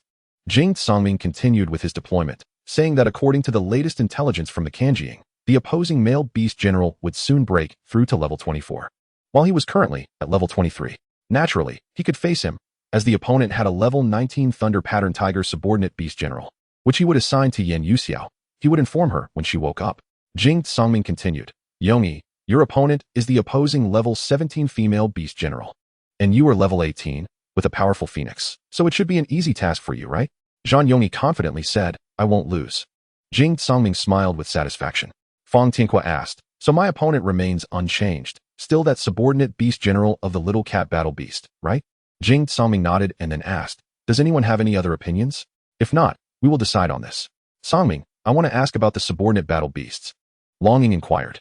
Jing Songming smiled and said, "Currently, there are about 300 subordinate beasts outside. I can have about 1,200 in my world ring. Xiao Yi has 500, and the dragon girl has 700. However, there should still be more from the Lingting dog. So I estimate around 13 to 1,400. So, do we now basically have about 1,700 subordinate battle beasts?" Fang Tianhua asked. "Yes." Jing Songming nodded and continued.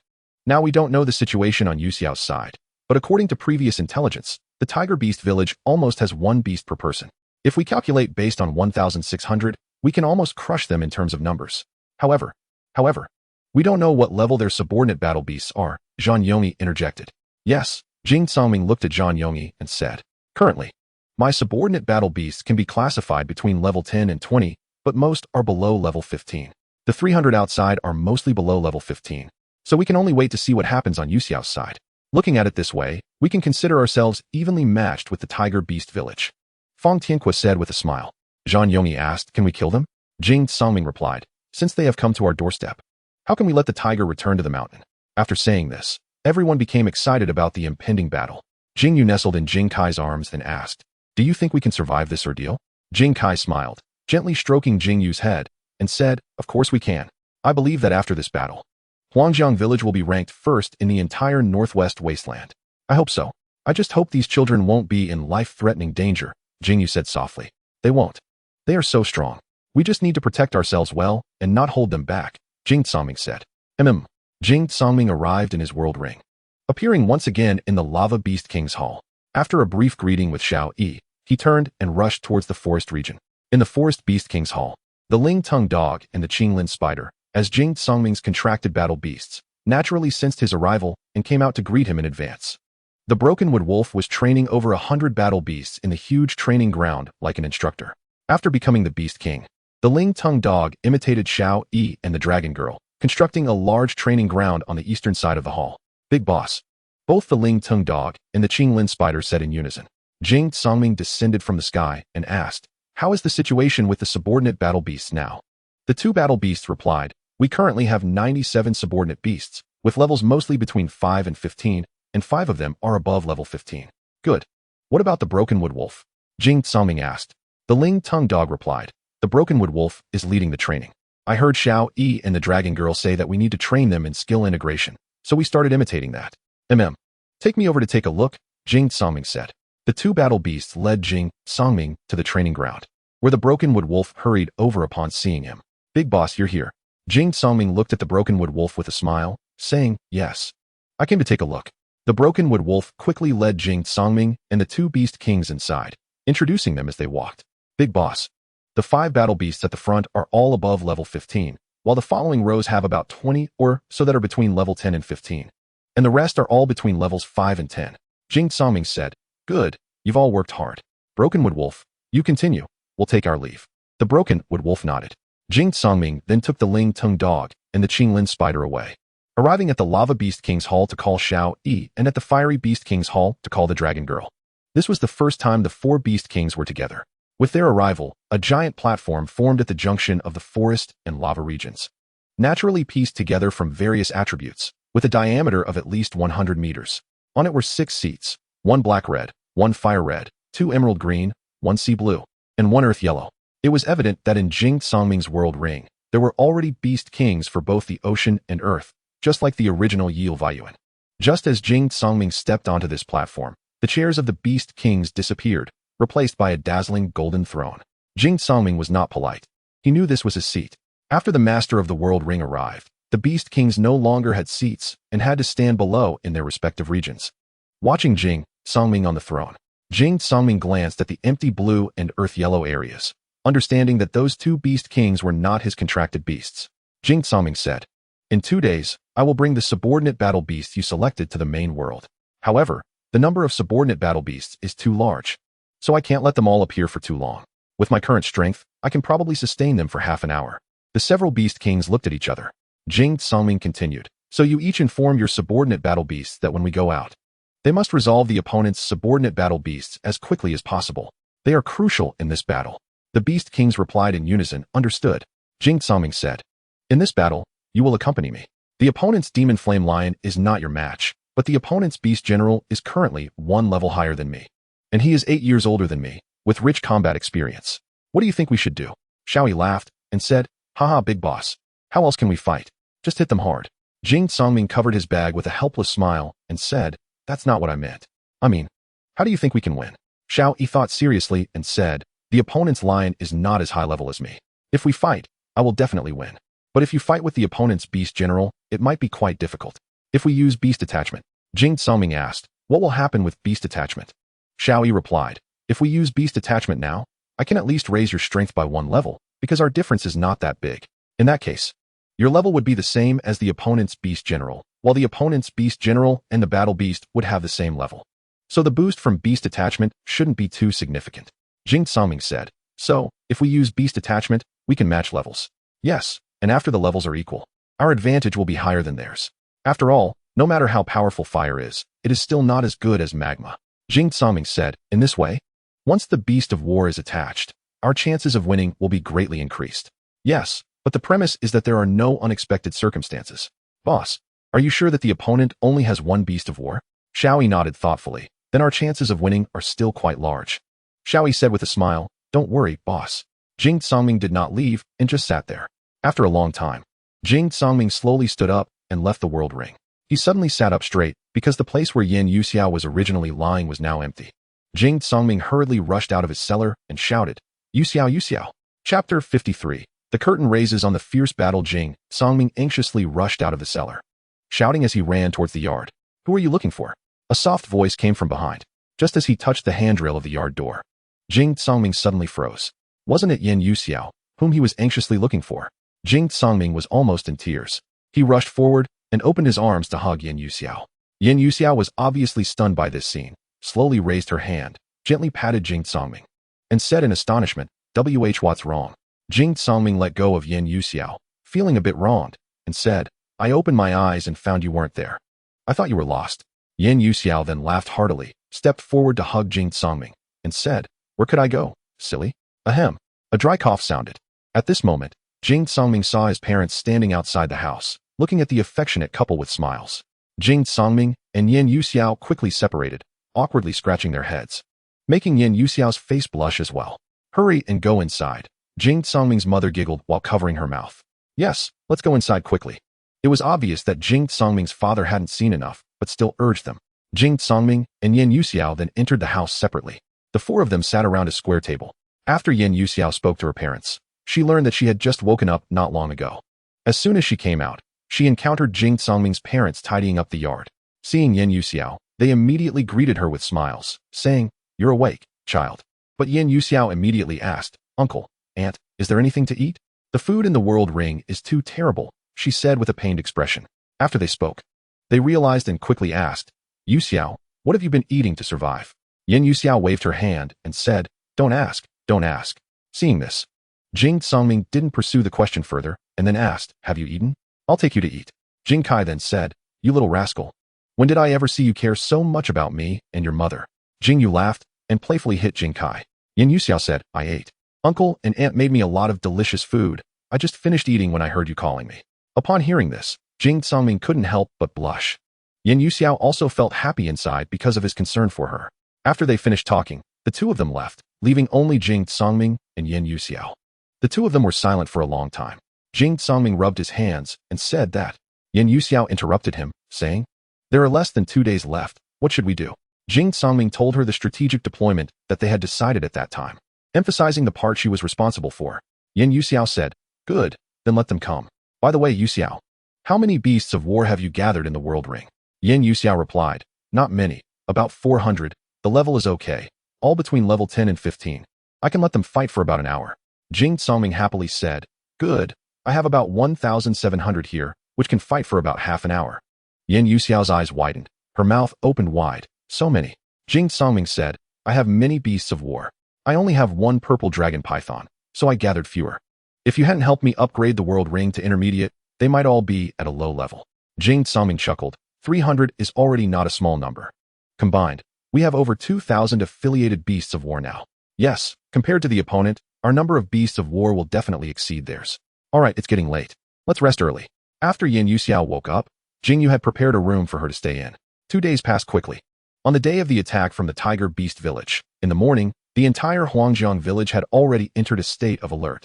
Peng, who was ordered to lead 20 rock and soil-type beasts of war to guard every corner of the village, ready to repair any cracks in the walls immediately upon discovery. Longing rode on the back of a hawk, with more than 20 aerial beasts of war standing behind her, ready to take off at any moment. Zhong Lei led a guard team of over 600 people, all dressed in iron helmets and armor, holding round shields, machetes, and spears, standing neatly outside the village, exuding a formidable aura. Behind the guard team stood more than 300 affiliated beasts of war in the main world. 100 meters in front of the guard team stood 4 figures, 3 men and 1 woman, standing 10 meters apart. On the far left was Fang Tianhua, fists clenched, staring intently ahead, ready for battle. To his right was Zhang Yongyi, still with a cold and calm expression, his light blue hair swaying in the wind. Next was Jing Songming, hands behind his back, his black-red long hair also fluttering in the wind. Finally, on the far right was Yin Yuxiao, her arms crossed over her chest, her purple veil and hair flowing with the wind. The strong wind stirred up sand and dust, sweeping over everyone. And the 4 stood silently watching ahead. Not long after, a cloud of dust rose from the distance, and in the sand mist, a vast black mass advanced towards Huangjiang village. Jing Songming said in a deep voice, They are coming. The nerves of the few tightened instantly. The guard team behind also saw the figures of the opponents and quickly got ready, as if they were arrows on a bowstring, ready to shoot out at any moment. The figures drew closer, a herd of beasts of varying heights, each carrying 1 or 2 people. In the front was a giant lion engulfed in flames. The magic flame lion, with 2 people sitting on its head, 1 older and 1 younger. They were the village chief of Tiger Beast Village and the contracted beast general of the magic flame lion.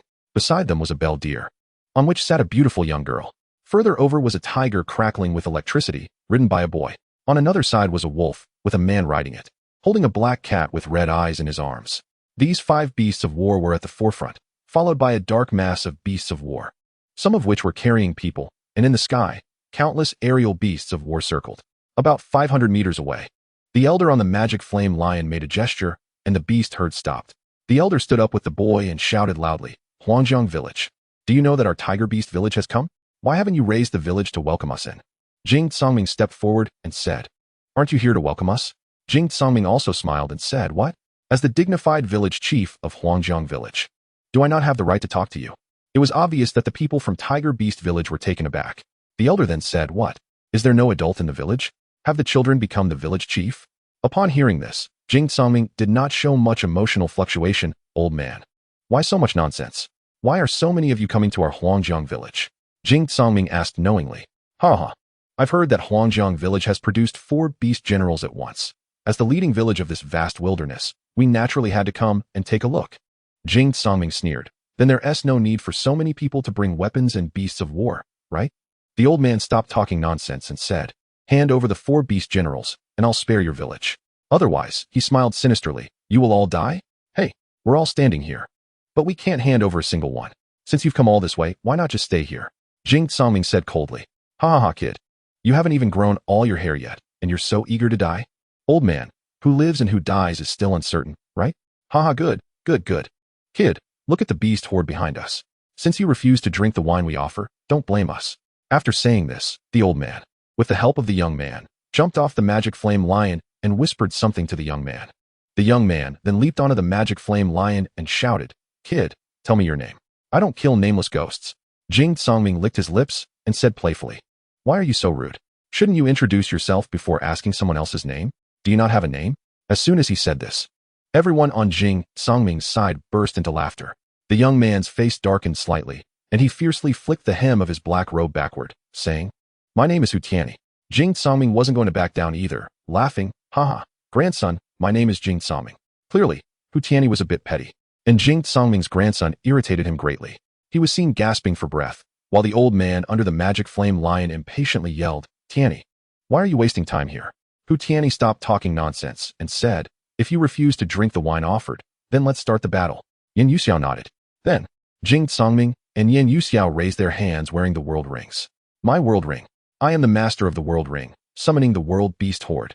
This was a spell they learned from the Ring Master's manual, and the two spoke in unison. Suddenly, 2 massive magic circles appeared on the ground, even covering the opposing territory. The people from the beast village had never seen such a spectacle and quickly ordered a retreat to escape the magic circles. The circles had a diameter of over 500 meters and slowly floated into the sky, standing in the center of the battlefield. Roars of beasts erupted from within the magic circles, shaking the very ground. Seeing this, the people from the beast village continued to retreat. A large number of battle beasts began to pour out from the magic circles. A total of 300, 900, and up to 2,000 battle beasts emerged, and the magic circles gradually dissipated. The people from the beast village stared blankly at the scene before them. As far as the eye could see, there were all kinds of battle beasts of varying sizes. At this moment, the battle beasts split to the sides, clearing a path. Jing Songming and the others had summoned the battle beasts, and Jing Songming rode forward on Xiao Yi. Once out of the beast horde, Xiao Yi let out a mighty roar. This lion's roar instantly struck fear into the hundreds of battle beasts on the opposing side, causing them to retreat. Following behind were the purple dragon python and the sandstone earth dragon. In the sky, many aerial battle beasts were also neatly arranged, with the Ice Soul Phoenix and Zhan Yongyi at the forefront. The old man quickly regained his composure, realizing, so your strength is this powerful. No wonder you dare to defy the beast village. Jing Songming didn't waste any more words, as he could only sustain the beast horde for half an hour. He looked at Zhong Lei and the escort team and commanded, Zhong Lei, lead the escort team onto the battle beasts. Those without battle beasts, go to the front and choose for yourselves. Upon receiving the order, the 300 escort team members who were matched with battle beasts quickly mounted them. The more than 300 escort team members without battle beasts hesitated a bit. They were seeing these battle beasts for the first time and wondered if they could ride them. Jing Songming noticed their concerns and reassured them, don't worry, just choose. Everyone had great faith in Jing Songming, so they no longer hesitated and rushed forward to mount the battle beasts. The battle beasts were surprisingly obedient, neither causing a ruckus nor resisting, and cooperatively allowed them to climb on. The battle beasts roared in unison, and their momentum matched that of the beast village. The beast village was not to be outdone either, as their battle beasts also roared in response. Hu Tianyi remarked, it seems you were well prepared. Jing Songming replied, stop the nonsense. Let us see if my Huangjiang village disappears today, or if the beast village gets eliminated. Then, Xiao Yi took a step forward, and the magic flame lion also moved forward. Jing Songming and Hu Tianyi glared at each other. In an instant, both shouted in unison, kill. With this command, the battle between the two village beast hordes began. The distance was not far, and under the leadership of Jing Songming and Hu Tianyi, both sides quickly clashed. Jing Songming naturally faced off against Hu Tianyi, with both lions engaging in fierce combat, exchanging blows. The two beast generals also unleashed various skills from atop their beasts. Yin Yuxiao naturally confronted the lightning strike tiger, while the highly toxic purple dragon python unleashed a cloud of poisonous mist toward the opponent. The lightning-striped tiger did not hold back and immediately radiated electricity, charging wildly at Yin Yuxiao. Fang Tianhua rode the sandstone earth dragon toward the carefree cat. The little black cat suddenly jumped out from the beast general's arms, instantly growing to the size of a leopard. The beast general snorted coldly and leaped onto the sandstone earth dragon, charging at Fang Tianqua. With a single claw, it struck the face of the sandstone earth dragon. The sandstone earth dragon was unaffected and simply flicked its tail, sending the carefree cat flying. Zhang Yongyi rode the Ice Soul Phoenix, continuously launching ice crystals at the opponent. He quickly locked onto his target. The girl clearly sensed the danger and immediately turned her Zongling deer to leap away. The escort teams from both villages rode their battle beasts toward each other. Surprisingly, the more than 300 escort team members, riding battle beasts for the first time, managed to coordinate quite well.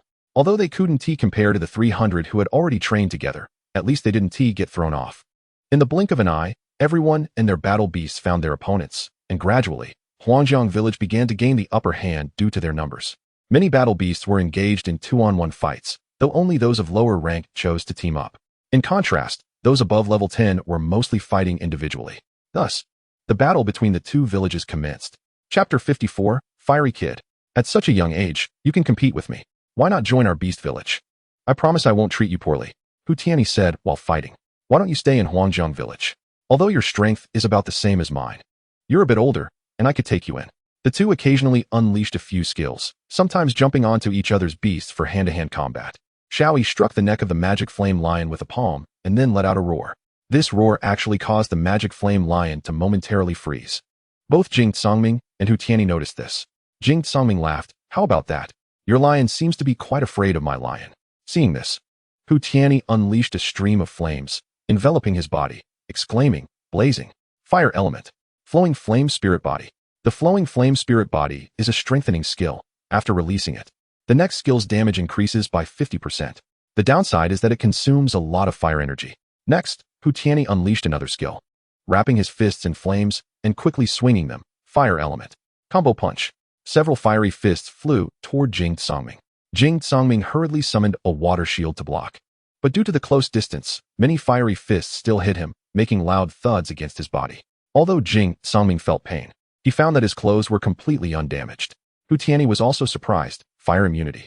Jing Zongming happily muttered, haha. What the dragon girl gave me is indeed a treasure. Then he lifted his head to face Hu Tianyi. Now it's my turn. Fire element. Light smoke punch.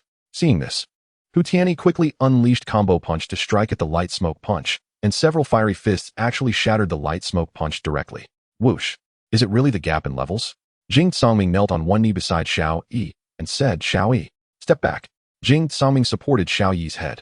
Upon hearing this, Xiao Yi jumped back a large step, creating distance between the two sides. Jing Zongming stood up, raised his hands high, and concentrated a heavy firelight in his palms. Fire element. Crimson Flame Sea. The flames surged like ocean waves between Jing Zongming's palms, and as he spread his hands apart, the sea of fire expanded with them. Then Jing Zongming threw the star-like crimson flame sea towards Hu Tianyi. Hu Tianyi's first thought was that he couldn't take it head-on. He then shaped his hands. Ocean element. Azure sea flowing clouds. Heavy waves gathered in front of him like a tsunami, and then were also thrown towards Jing Zongming.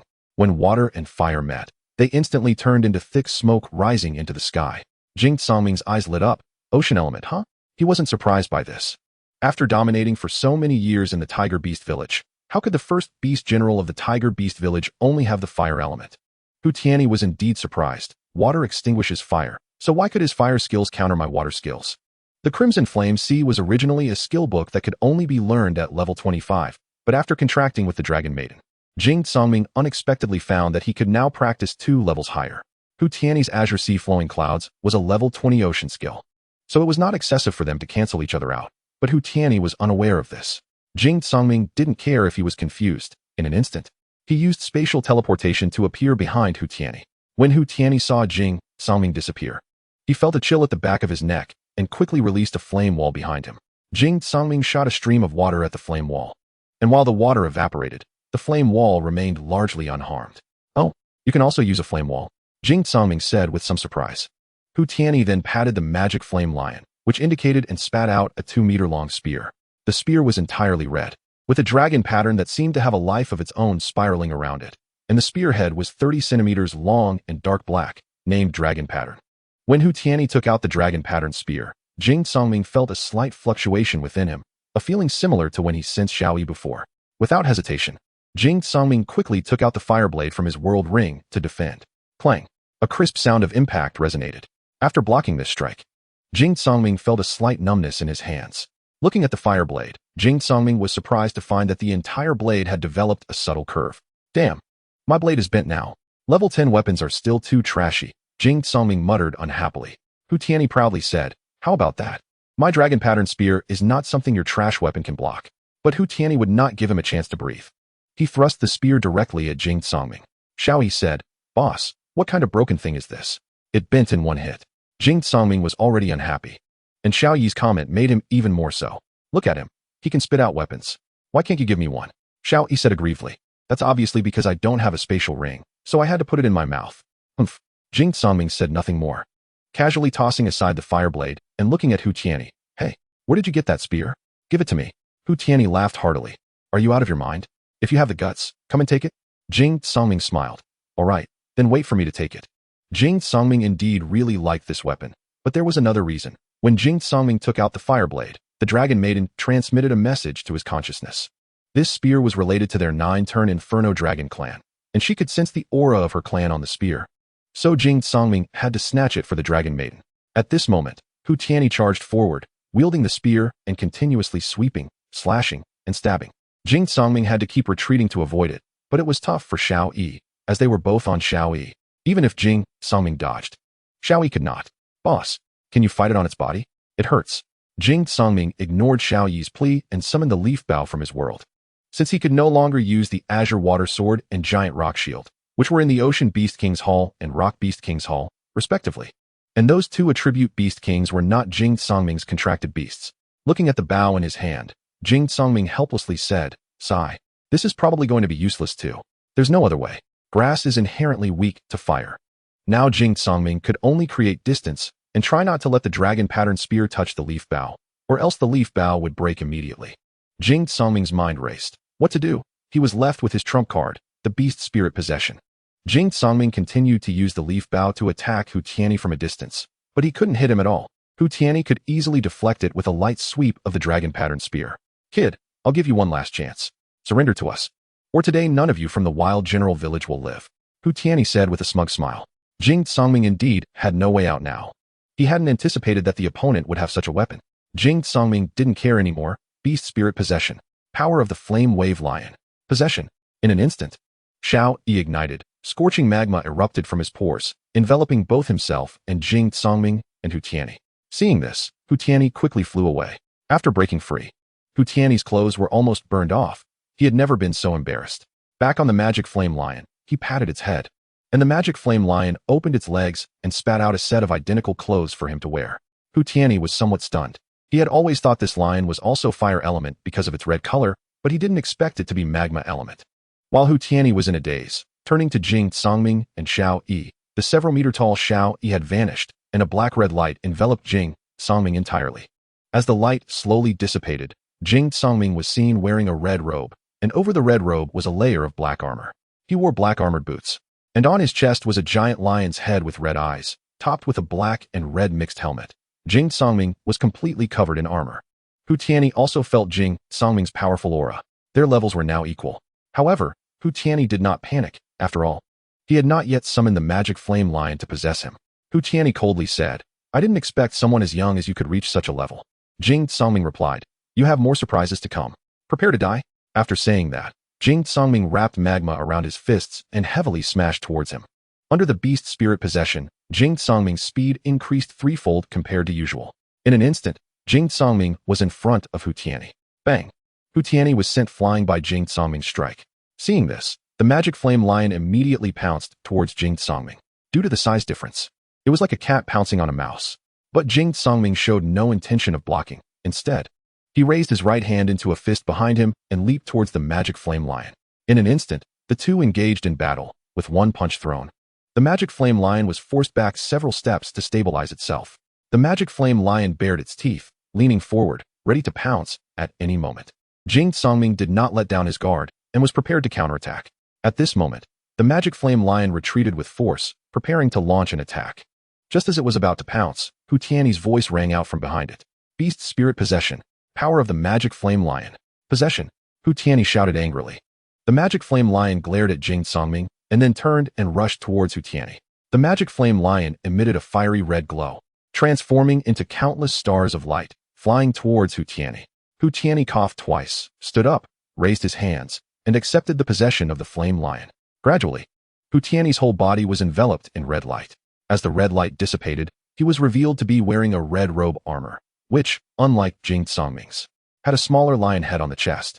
Hu Tianyi, clad in red armor and wielding a dragon-patterned spear, appeared to be in a battle god state. Kid, you are honored to see me like this. You are dead. As he spoke, Hu Tianyi's face began to contort into a grimace. He then quickly moved towards Jing Songming. Jing Songming didn't hold back either. Utilizing the power of magma, he conjured a magma spear out of thin air. The two sides instantly engaged in battle. After both entered the beast possession state, the original level difference was compensated, and the magma attribute was even more domineering than the fire attribute. But the only disadvantage was the weapons. The opponent's weapon had dragon blood, while Jing Songming's weapon was essentially similar to a level 10 fire blade. At this time, Yan Yuxiao, who was fighting the thunder pattern tiger beast, was evenly matched with the opponent as well. Both had attributes that paralyzed nerves. But lightning was slightly more domineering than poison. The two had already entered the beast possession state before Jing Songming. The thunder pattern tiger wore black and yellow battle armor, with a tiger head on its chest, and currents flowed all over its body. Yan Yuxiao, on the other hand, wore a purple robe, with purple cloud boots up to her knees, exposing her snowy white thighs, while her arms were fully exposed to the air, topped with a snake-shaped flower crown. Yan Yuxiao held a snake-headed staff, while the thunder pattern tiger's general wore a full set of storm gear. Lightning and poison were both intangible, and in their battle, neither could harm the other. When Yan Yuxiao attacked, the opponent dodged with the speed of lightning. When the thunder pattern tiger general attacked, Yan Yuxiao transformed into a poisonous mist to evade. The two could only continuously exhaust their stamina. Zhang Yongyi had also long entered the beast possession state. Clad in ice blue frost armor, with a pair of huge ice wings on his back, continuously shooting at his opponent with an ice crystal bow. However, the female beast general gradually realized that the ground around her, hit by the ice crystal bow, had formed ice pillars, reducing her space to move. Zhang Yongyi did not hold back just because the opponent was female. Instead, he wanted to end the battle quickly to help others. Therefore, Zhang Yongyi had entered the beast possession state from the very beginning. Fang Tianhua, on the other hand, was struggling. Although the opponent's beast only clawed at him, their speed was extremely fast, and the sandstone earth dragon could not catch up, only passively taking hits. This made Fang Tianhua and Jing Songming very angry. Damn it. If you're so capable, don't run. The Xiaoyao cat beast general laughed. What do you mean by running? This is called strategy. Although your defense is strong, I will wear you down sooner or later. Ha ha ha. Fang Tianhua grew more and more furious. Sandstone earth dragon, what should we do? We can't keep taking hits. The sandstone earth dragon replied, Master, I'm the one taking the hits. I want to get out of this situation more than you do. Although it didn't hurt much, being passively beaten was still very frustrating. Fang Tianhua thought carefully and suddenly came up with an idea. Earth dragon, follow my command later. You release the rock sand barrier. And when they attack the rock sand barrier, I will quickly use it to envelop the points they are attacking. Let us see if we can catch them. All right. I'll crush them with my claws. Chapter 55. Breaking them one by one immediately, the sandstone earth dragon emitted a yellowish-brown light and then released Fang Tianhua's skill. The rock sand barrier. Compared to Fang Tianhua's rock sand barrier, the one released by the sandstone earth dragon was several times larger. The rock sand barrier completely wrapped around the sandstone earth dragon and Fang Tianhua tightly. Master, what should we do now? The sandstone earth dragon asked while using the skill. Fang Tianhua furrowed his brows. Kneeling on one knee on the back of the sandstone earth dragon to reduce the release range of the rock sand barrier and lessen the pressure on the dragon. Earth dragon, feel carefully. The opponent has no skills, so once we are attacked, you must immediately use the rock sand barrier to bind them. In fact, Fang Tianhua's talent was considered outstanding in the Great Wilderness, but unfortunately, his two brothers were stronger than him. The sandstone earth dragon began to carefully sense the opponent's attacks. Once, twice, it couldn't catch them. The opponent's speed was too fast. Ha ha ha. With your clumsy speed, you think you can catch us? What a dream. Mocked the beast general on the Xiaoyao cat. The sandstone earth dragon was getting a bit irritable, but Fang Tianhua gently patted its large head, smiling. Relax. Under Fang Tianhua's comfort, the sandstone earth dragon gradually calmed down. It slowly closed its eyes, carefully sensing every attack from the enemy. The Xiaoyao cat, indifferent, continued to attack. The Xiaoyao cat seemed to have lost patience, gathering all its strength, as if it were going to smash through the rock sand barrier. Like an arrow, the Xiaoyao cat charged forward. A tragic cat cry echoed, meow. The sandstone earth dragon suddenly opened its eyes wide. It succeeded. The sandstone earth dragon successfully bound the Xiaoyao cat with the rock sand barrier. The tragic cry just now was from the Xiaoyao cat's legs being restrained. The sandstone earth dragon said unhappily, "Boss, didn't we agree that I would use the rock sand barrier for defense, and you would use it to attack?" Fang Tianqua felt a bit embarrassed. "I was just thinking about calming you down."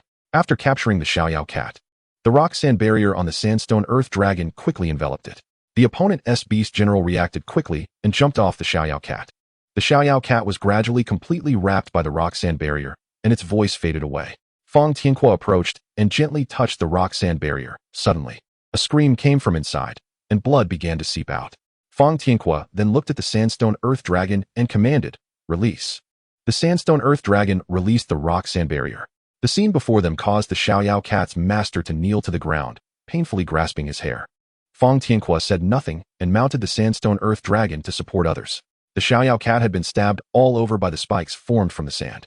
When Fang Tianqua placed his hands on the rock sand barrier, the sand inside formed sharp spikes, killing the Xiaoyao cat.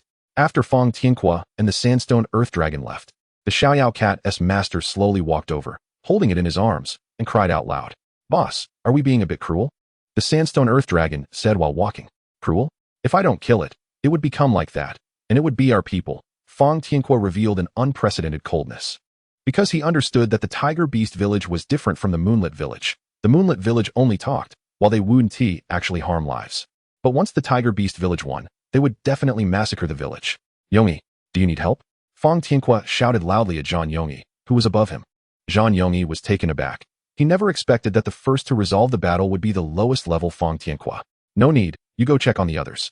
The battle closest to Fang Tianqua was Zhang Yongyi's, which was basically a one-sided crushing, so he didn't need help. Fang Tianqua rode the sandstone earth dragon towards Yan Yuxiao, cleaning up many enemy beasts along the way.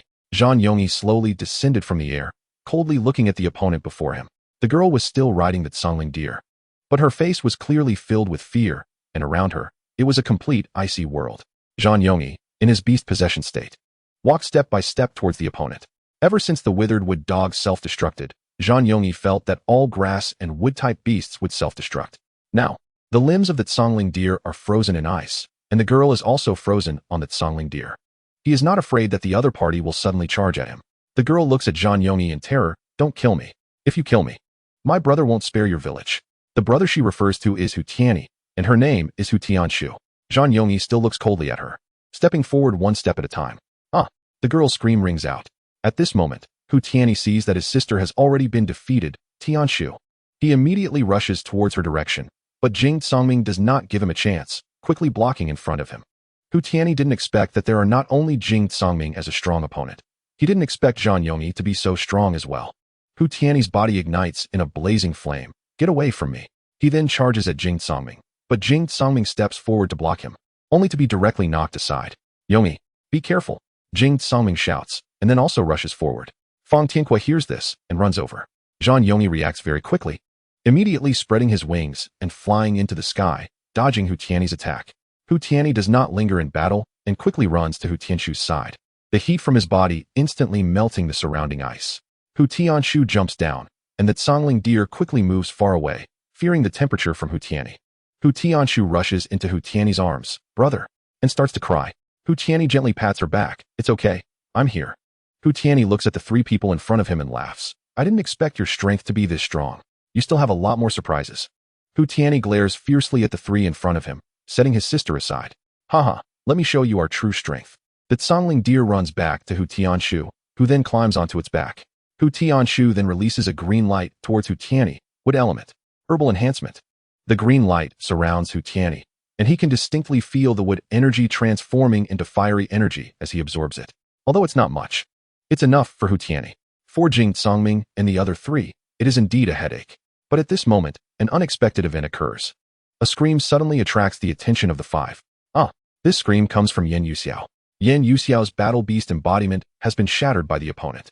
Yan Yuxiao never expected that the opponent's lightning could hit her while she was in the poison mist. In fact, the Thunder Pattern Tiger's beast general hitting Yan Yuxiao was unexpected.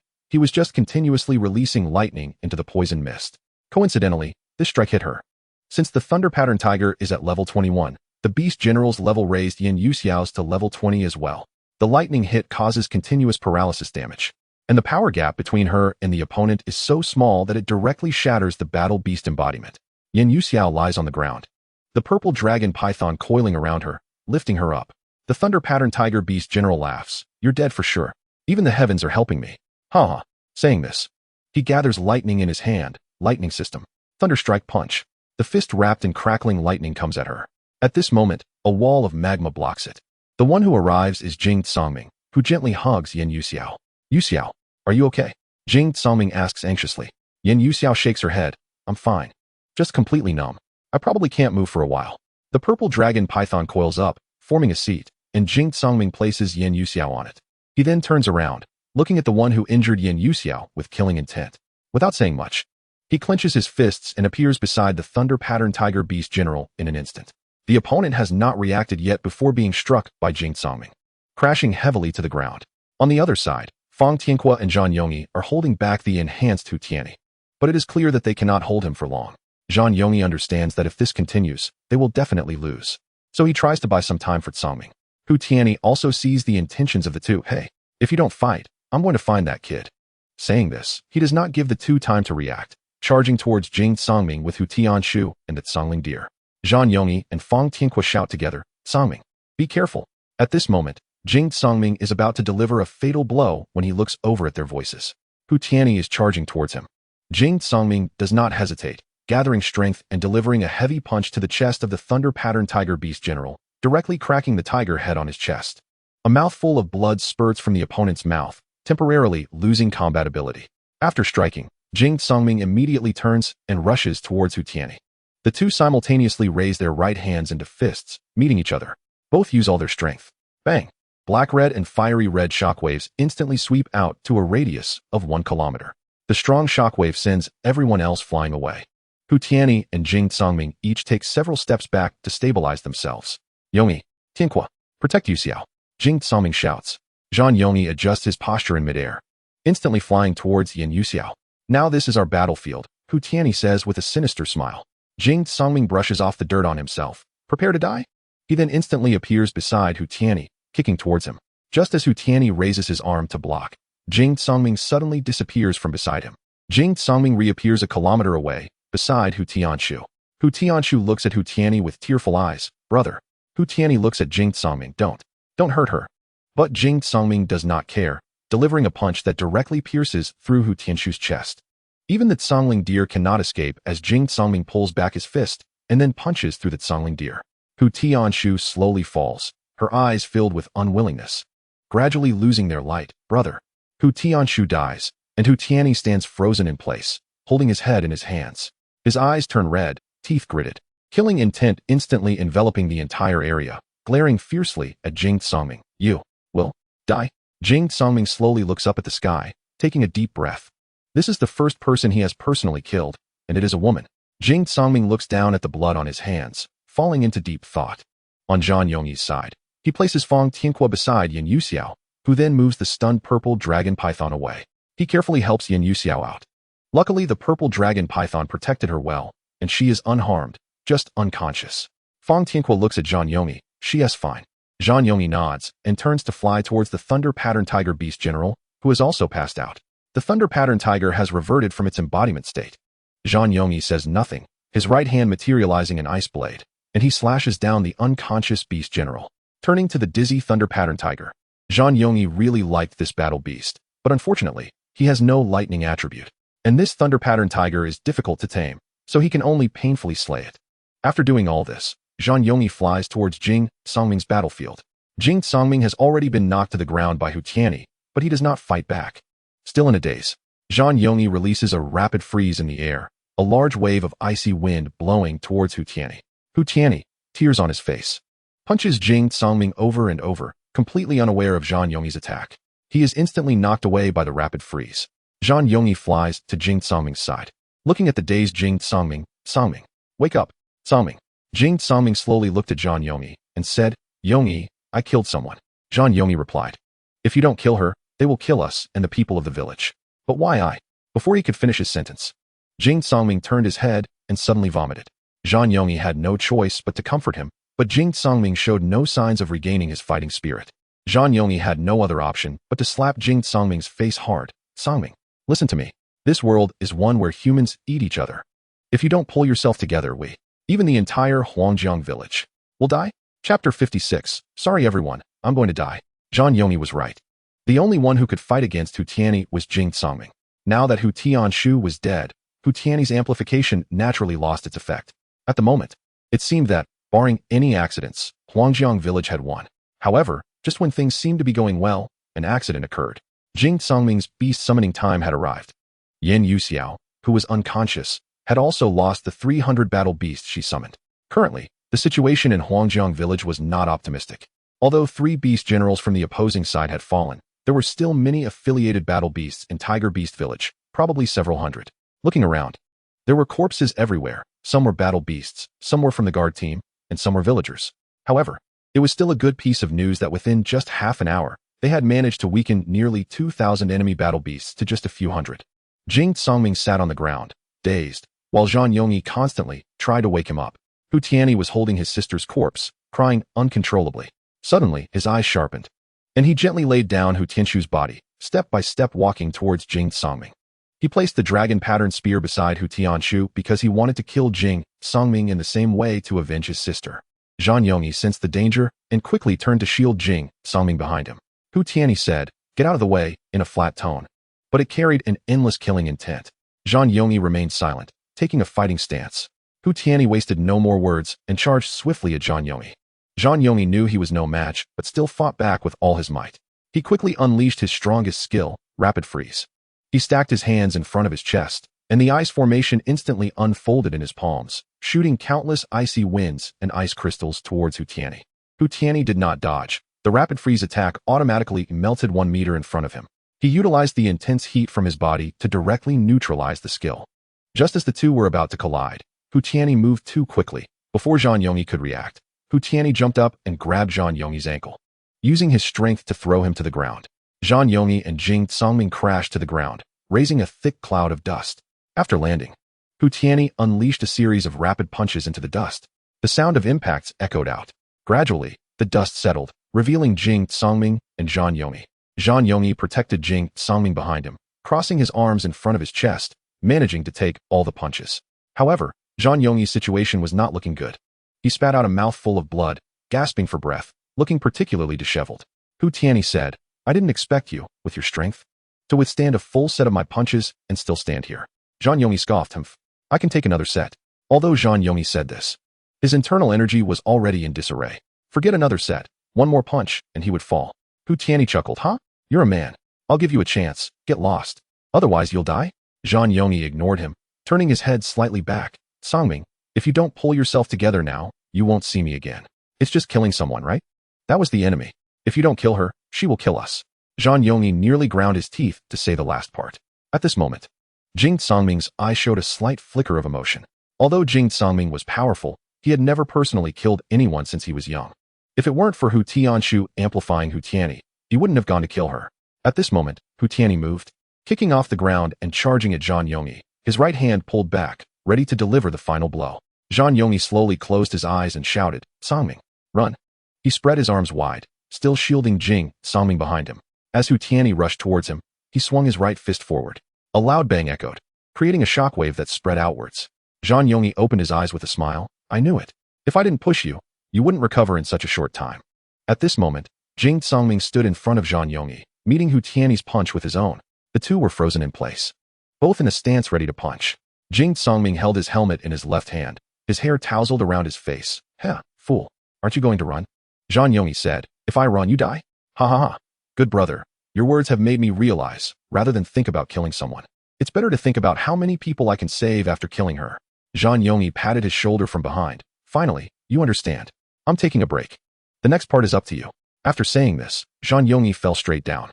Jing Songming wasn't worried about him because he knew Zhang Yongyi was too tired and just needed to sleep.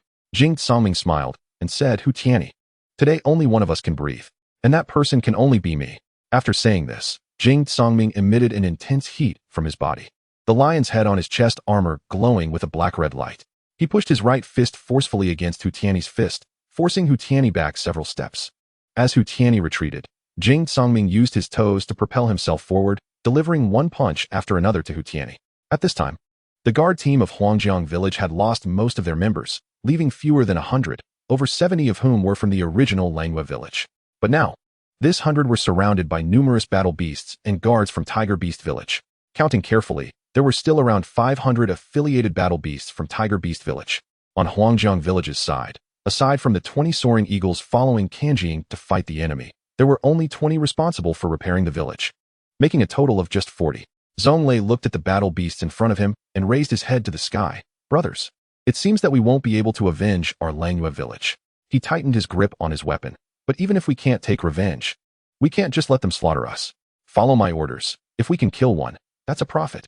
If we can kill a pair, then we die without regrets. Ha. The guards behind Zhonglei shouted in unison, kill, kill, kill. Their morale surged, and determination shone in their eyes. At that moment, a loud eagle cry echoed through the sky. It was Kanjing and the soaring eagles bringing 20 aerial battle beasts. They had not been attacked while in the air. The battle beasts of Tiger Beast village had not been able to come over due to the block from Huangjiang village's battle beasts. So Kanjing had been waiting for the right moment to come out and help everyone. When Kanjing saw the battle beasts falling one by one, and then saw Huangjiang village's beast horde disappearing, she knew half an hour had passed. Then, seeing the members of Huangjiang village's guard team surrounded, she immediately commanded her beasts to fly out with her. But it wasn't just Kanjing who emerged. Peng, who also led 20 Earth-type battle beasts charging out. Kanjing immediately entered the beast possession state, raising her level to 15. She charged into the encircled area, ready to fight, and fortunately, the battle beasts from Tiger Beast village were mostly around level 10, with very few at level 15. However, the sheer number of opponents overwhelmed them, and despite not killing many, Longying felt her stamina severely depleted. Zhonglei quickly came over to support her. Child, you can fly, hurry and leave. Don't worry about us. Upon hearing this, Zhonglei said nothing more. At that moment, another wave of combatants rushed in, led by Peng, who with over 20 rock and soil-type battle beasts. Once they charged in, the 20 battle beasts immediately used rock walls to envelop over 100 people. Then everyone quickly noticed that an additional layer of sandy barrier appeared outside the rock wall. It was Fang Tianqua and the Sandstone Earth Dragon. When Peng Hu and the others rushed in, he followed suit and immediately released the rock and sand barrier. Everyone listened to the continuous sounds of attacks coming from outside. And one member of the guard team voiced their concern. What do we do? This can't go on like this. Longying glanced at Fang Tianqua. Tianqua, how are they doing? Yu Xiao is still unconscious, but now there's the purple dragon python protecting him. Yong Yi is also unconscious, but he's next at Song Ming, who is still fighting. Except for the highest ranked one, all the other beast generals have been killed. Longying patted her chest. That's good. But it seems we'll have to rely on ourselves to break out now. We need to think of a way quickly. I saw many battle beasts rushing towards Song Ming when we charged in. Everyone immediately fell into a state of anxiety. Don't panic. With Song Ming's strength, those battle beasts won't pose a threat to him. What we're afraid of is that they might interfere with him. Afterward, everyone fell silent. At this moment, Jing Songming was locked in an intense battle with Hu Tianyi, both of them sporting various injuries, and both were almost exhausted. However, neither side showed any intention of stopping, exchanging punches with each other. But only Jing Songming knew that he hadn't used his full strength. Instead, he was fighting while recovering his stamina and energy. He wanted to release the Dragon Maiden. Although she was only at level 9 now, her physical combat power as a giant dragon could still hold for a while. At the same time, he sensed that Hu Tianyi also seemed not to be using his full strength and was plotting something. Both were searching for each other's flaws when suddenly, Hu Tianyi's left hand grasped at the void, and the dragon-patterned spear appeared in his hand. Before Jing Songming could react, he was pierced in the right shoulder by the spear. Jing Songming stared blankly at the spear that had pierced through his shoulder and chuckled. I was wondering why you weren't using your full strength. Turns out you were waiting to restore your energy to summon the dragon-patterned spear. Hu Tianyi sneered. You've lost. Surrender your life. At that moment, the beast horde charging towards Jing Songming also arrived, and his situation was now a certain death. Jing Songming's expression tightened. I can't fall. If I fall, everyone will die. But blood was flowing too much from his shoulder, and his mind began to blur. Jing Songming kept warning himself in his heart, I can't fall. Hu Tianyi, meanwhile, coldly twisted the spear to expand the damage inside Jing Songming's body. The surrounding battle beasts surrounded the two to prevent Jing Songming from escaping. But how could Jing Songming run now? He could no longer escape. Jing Songming slowly closed his eyes, murmuring, is it really time to die? At that moment, voices began to enter his mind, and Jing Songming entered his consciousness world. Unlike before, this time there were not only the voice of Uncle Yi Shun Lilang Lion, but also the voices of the Dragon Maiden, Ling Tung Dog, and Qing Lin Spider. He listened carefully to their voices, and then said somewhat helplessly, I'm sorry, everyone, I'm going to die. He continued, I'm sorry, uncle. I can't grow together with little E anymore. I'm sorry, Dragon Maiden. I can't help you take revenge. I'm sorry, Ling Tung Dog. I can no longer take care of you. And most of all, I'm sorry, Qing Lin Spider. I just contracted with you a few days ago. And now I'm going to die. Jing Songming's voice grew softer until it disappeared. Uncle's voice rang out. Don't be afraid, child. I'm here to help you. Jing Songming floated in his consciousness world with his eyes closed. Heh, uncle, you're just a consciousness now. How can you help me? Uncle smiled and said, now, I will transfer all my energy into Little Yi's body, allowing him to break through for a short time, but I don't know how many levels he can break through. After that, my consciousness will fall into slumber. Uncle, won't you disappear like that? Jing Songming suddenly opened his eyes wide. Heh, no, I just don't have enough energy and will fall into slumber. Later, when I inject more magma energy into your consciousness, I will gradually awaken. However, I won't continue to talk about this when I wake up again. Uncle Jing Songming's eyes turned red, and he called out sadly, all right, a man should look down upon the world and stand tall at the peak. Why cry like this? Uncle scolded with a laugh. Then, Jing Songming was kicked out of the consciousness world. Jing Songming slowly opened his eyes and saw Hu Tianyi and the surrounding battle beasts. However, at this moment, Hu Tianyi's expression was not one of triumph, but rather one of fear. Jing Songming looked at his body. The battle armor that had been broken earlier was now glowing and automatically repairing itself. The dragon pattern spear was knocked away, and the wound on his shoulder stopped bleeding. But Jing Songming's shoulder did not heal automatically. It was just that the automatically repairing battle armor wrapped the wound. Jing Songming floated uncontrollably upwards and stopped midair.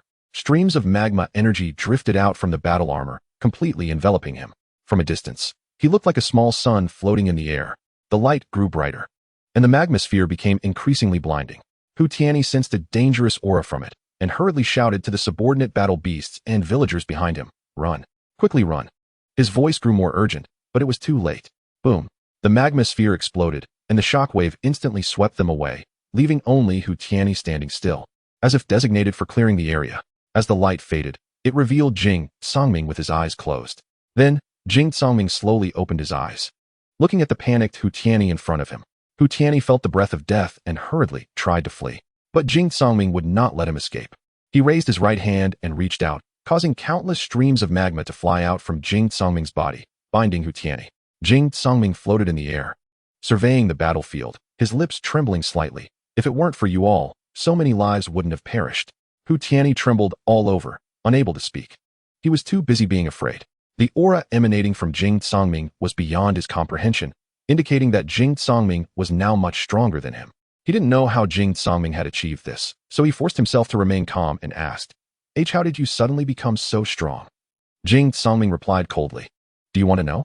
At this moment, Jing Songming's face showed no expression, even appearing somewhat wooden. Hu Tianyi slightly nodded. Seeing this, Jing Songming suddenly burst into laughter. Ha ha ha, if you want to know, just ask the King of Hell. Accompanied by Jing Songming's voice, his right hand transformed from an open grasp to a clenched fist. Boom. Without even blinking, Jing Songming's immense pressure crushed Hu Tianyi's body, and in the midst of Hu Tianyi's astonished gaze, he was instantly turned into a puddle of flesh. The demon flame lion met the same fate. In its possessed state, it was also crushed. Blood and flesh flew everywhere, some even splattering onto Jing Songming. Jing Songming's expression remained wooden as he burned himself, turning the blood and flesh into ashes and air. At this moment, Jing Songming was truly a god of war. A god of war who killed without blinking. The battle beasts and villagers who had come to attack Jing Songming had long since fled in panic. Jing Songming did not pursue them, but turned to look towards Fang Tianhua and the others. They were still surrounded by the rock sand barrier and the rock wall. Jing Songming quickly appeared here. He raised his hand and waved, a black-red light flashing instantly from his palm. The magma scattered with his wave onto the battle beasts and villagers. The high temperature of the magma erupted instantly, causing them to fall into agony, gradually turning to ashes and dissipating. The entire process took only 3 seconds. They didn't even have time to scream before turning to ashes. Fang Tianhua and the others inside didn't know that Jing Songming had arrived. They only noticed that the continuous sounds of attacks had disappeared. Fang Tianhua turned to look at Long Ying, then at everyone else, who all showed puzzled expressions. Then Fang Tianhua dispelled the outermost layer of the rock sand barrier, and the battle beasts also withdrew their skills, while the rock wall gradually cracked open. Only then did everyone see Jing Songming, who was possessed by the battle beast, appear here. They looked around and found that the battle had ended. Smoke and dust rose everywhere, and wherever they looked, there were corpses, creating a scene of desolation. Fang Tianhua and Longing shouted excitedly, "Sangming," and ran towards him, but after just 2 steps, they stopped. At that moment, it was too hot around Jing Sangming for them to move forward. They could only shout in place, "Sangming, where are the enemies? Did we win?" Jing Sangming replied faintly, "We won." Then he fell to the ground, fainting. A black-red light radiated from his body, and then the battle beast possession was lifted, revealing the massive figure of Xiao Yi, who also fainted. The battle ended like this. Villagers rushed out of the village, and upon seeing the scene before them, not a single person could smile. Although the people of Hongyue village had avenged their grievances, there was not a hint of excitement in their hearts. They had won the battle, but the cost was too great. The Hujiang village guard team had sacrificed over 500 members, and countless battle beasts had died. Everyone gathered around Jing Sangming, looking at him, who was covered in wounds. After a short while, Jing Sangming woke up, and everyone helped him sit on the ground. Concerned voices and inquiries flooded his ears. But Jing Sangming seemed not to hear. He quietly looked at Xiao Yi, who was lying on the ground. Jing Sangming fainted due to excessive blood loss from his shoulder, while Xiao Yi fainted due to a sudden increase in power. Seeing this, everyone stopped asking questions and began to rise to search for Zhang Yongyi and Yin Yuxiao. Only Fang Tianhua and Longing remained. They exchanged glances, and Longing asked, "What about you?" Jing Sangming replied, "I'm fine, just a bit exhausted. I'll be okay in a bit." Upon hearing this, they didn't ask any more questions. Longing lifted the battle beast possession, and then she and Fang Tianhua rode the Kanjing away. Jing Sangming stood up at this moment and slowly walked over to Xiao Yi, sitting down beside him. He muttered to himself, "Xiao Yi, do you think the uncle has already disappeared? Why can't I feel his presence at all?" The uncle had said he would fall into a deep sleep. And when he was asleep before, Jing Sangming could feel his presence in the realm of consciousness, but now he could not sense the uncle's aura at all. After finishing, he walked towards the place where Hu Tianyi had died. Step by step, Jing Sangming was like a soulless shell, as if he had no spirit. After a long time, Jing Sangming arrived at Hu Tianyi's location. He picked up a long spear from the ground and shook off the blood and flesh on it. The dragon girl's faint voice came through, "Sangming, are you okay?" The entire battle lasted only about an hour, yet it caused earth-shattering changes for the two villages. 2 months later, the defeated Xiao Yi from Tiger Beast Village spread like wings, instantly reaching the entire northwest wasteland. Long Ying and Fang Tianhua both leveled up. The Sandstone Ground Dragon leveled up, while the Kanjing remained unchanged. Under Fang Tianhua's command, everyone continued to collect beast cores. Zhang Yongyi had been recuperating for 2 months and had almost fully recovered. After experiencing life and death, it seemed he had gained some insights, leveling up twice during this period, and the Phoenix also leveled up once. Jing Sangming also changed his despondent demeanor because during these 2 months, he rode the dragon girl to the volcano on the north side of the Drywood village, where Xiao Yi's parents had lived before. Jing Sangming had spent 2 months there, constantly hunting down the solitary Fengyan Juegeo crocodiles to collect magma beast cores, infusing magma energy into his realm of consciousness. After his relentless efforts, he could now sense the uncle's aura and had also leveled up once. Thus, Jing Sangming confirmed that the uncle had not lied to him. He was indeed in a deep sleep, and he felt relieved. However, it might still take a lot of magma energy to wake the uncle up. Yin Yuxiao had been accompanying Jing Sangming all along. Xiao Yi also woke up during this time, even leveling up twice, and gaining 2 additional pieces of armor on his tail. However, after confirming that the uncle had not disappeared, Jing Sangming was not as anxious as before. In the past 2 months, Hujiang village had continuously received visits from nearby villages, some of which were former subordinate villages of Tiger Beast Village, and some were those oppressed by Tiger Beast Village, totaling several dozen villages. However, the old village chief said that there were more because some might still be on their way due to the distance. The purpose of these villages was clear. Now Hujiang village had become the #1 village in the northwest wasteland, and naturally, they sought protection. Jing Sangming stood on the village altar at this moment, and the villagers of Hujiang village stood below. Jing Sangming said, "In the battle against Tiger Beast Village, our village sacrificed over 500 members of the guard team. They were all warriors, all heroes, and should be remembered by us for generations. Therefore, I have instructed Fang Tianhua to build a hero monument outside the village. With each of their names inscribed on it, their heroic deeds will be sung for generations." As soon as these words were spoken, applause filled the entire venue. Jing Sangming continued, "Tiger Beast Village no longer exists. Fewer than 100 of the original villagers remain imprisoned in the village. So now our Hujiang village is the #1 village in the northwest. From today onwards, I announce that Hujiang village will be renamed Wanshougu." All the villagers knew what this meant. The village would become a force from this day forward.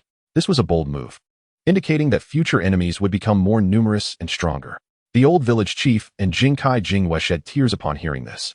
He had said he would turn Hujiang village into a force and call it Wanshou-gu, restoring its former glory, and Jing Tsangming had done it. He really did it. Jing Tsangming said, from today onward, every household in the village can have one person become an elder of Wanshou-gu and participate in the council. The applause swept through the venue again. But no one spoke. They quietly watched the transformation of Hujiang village.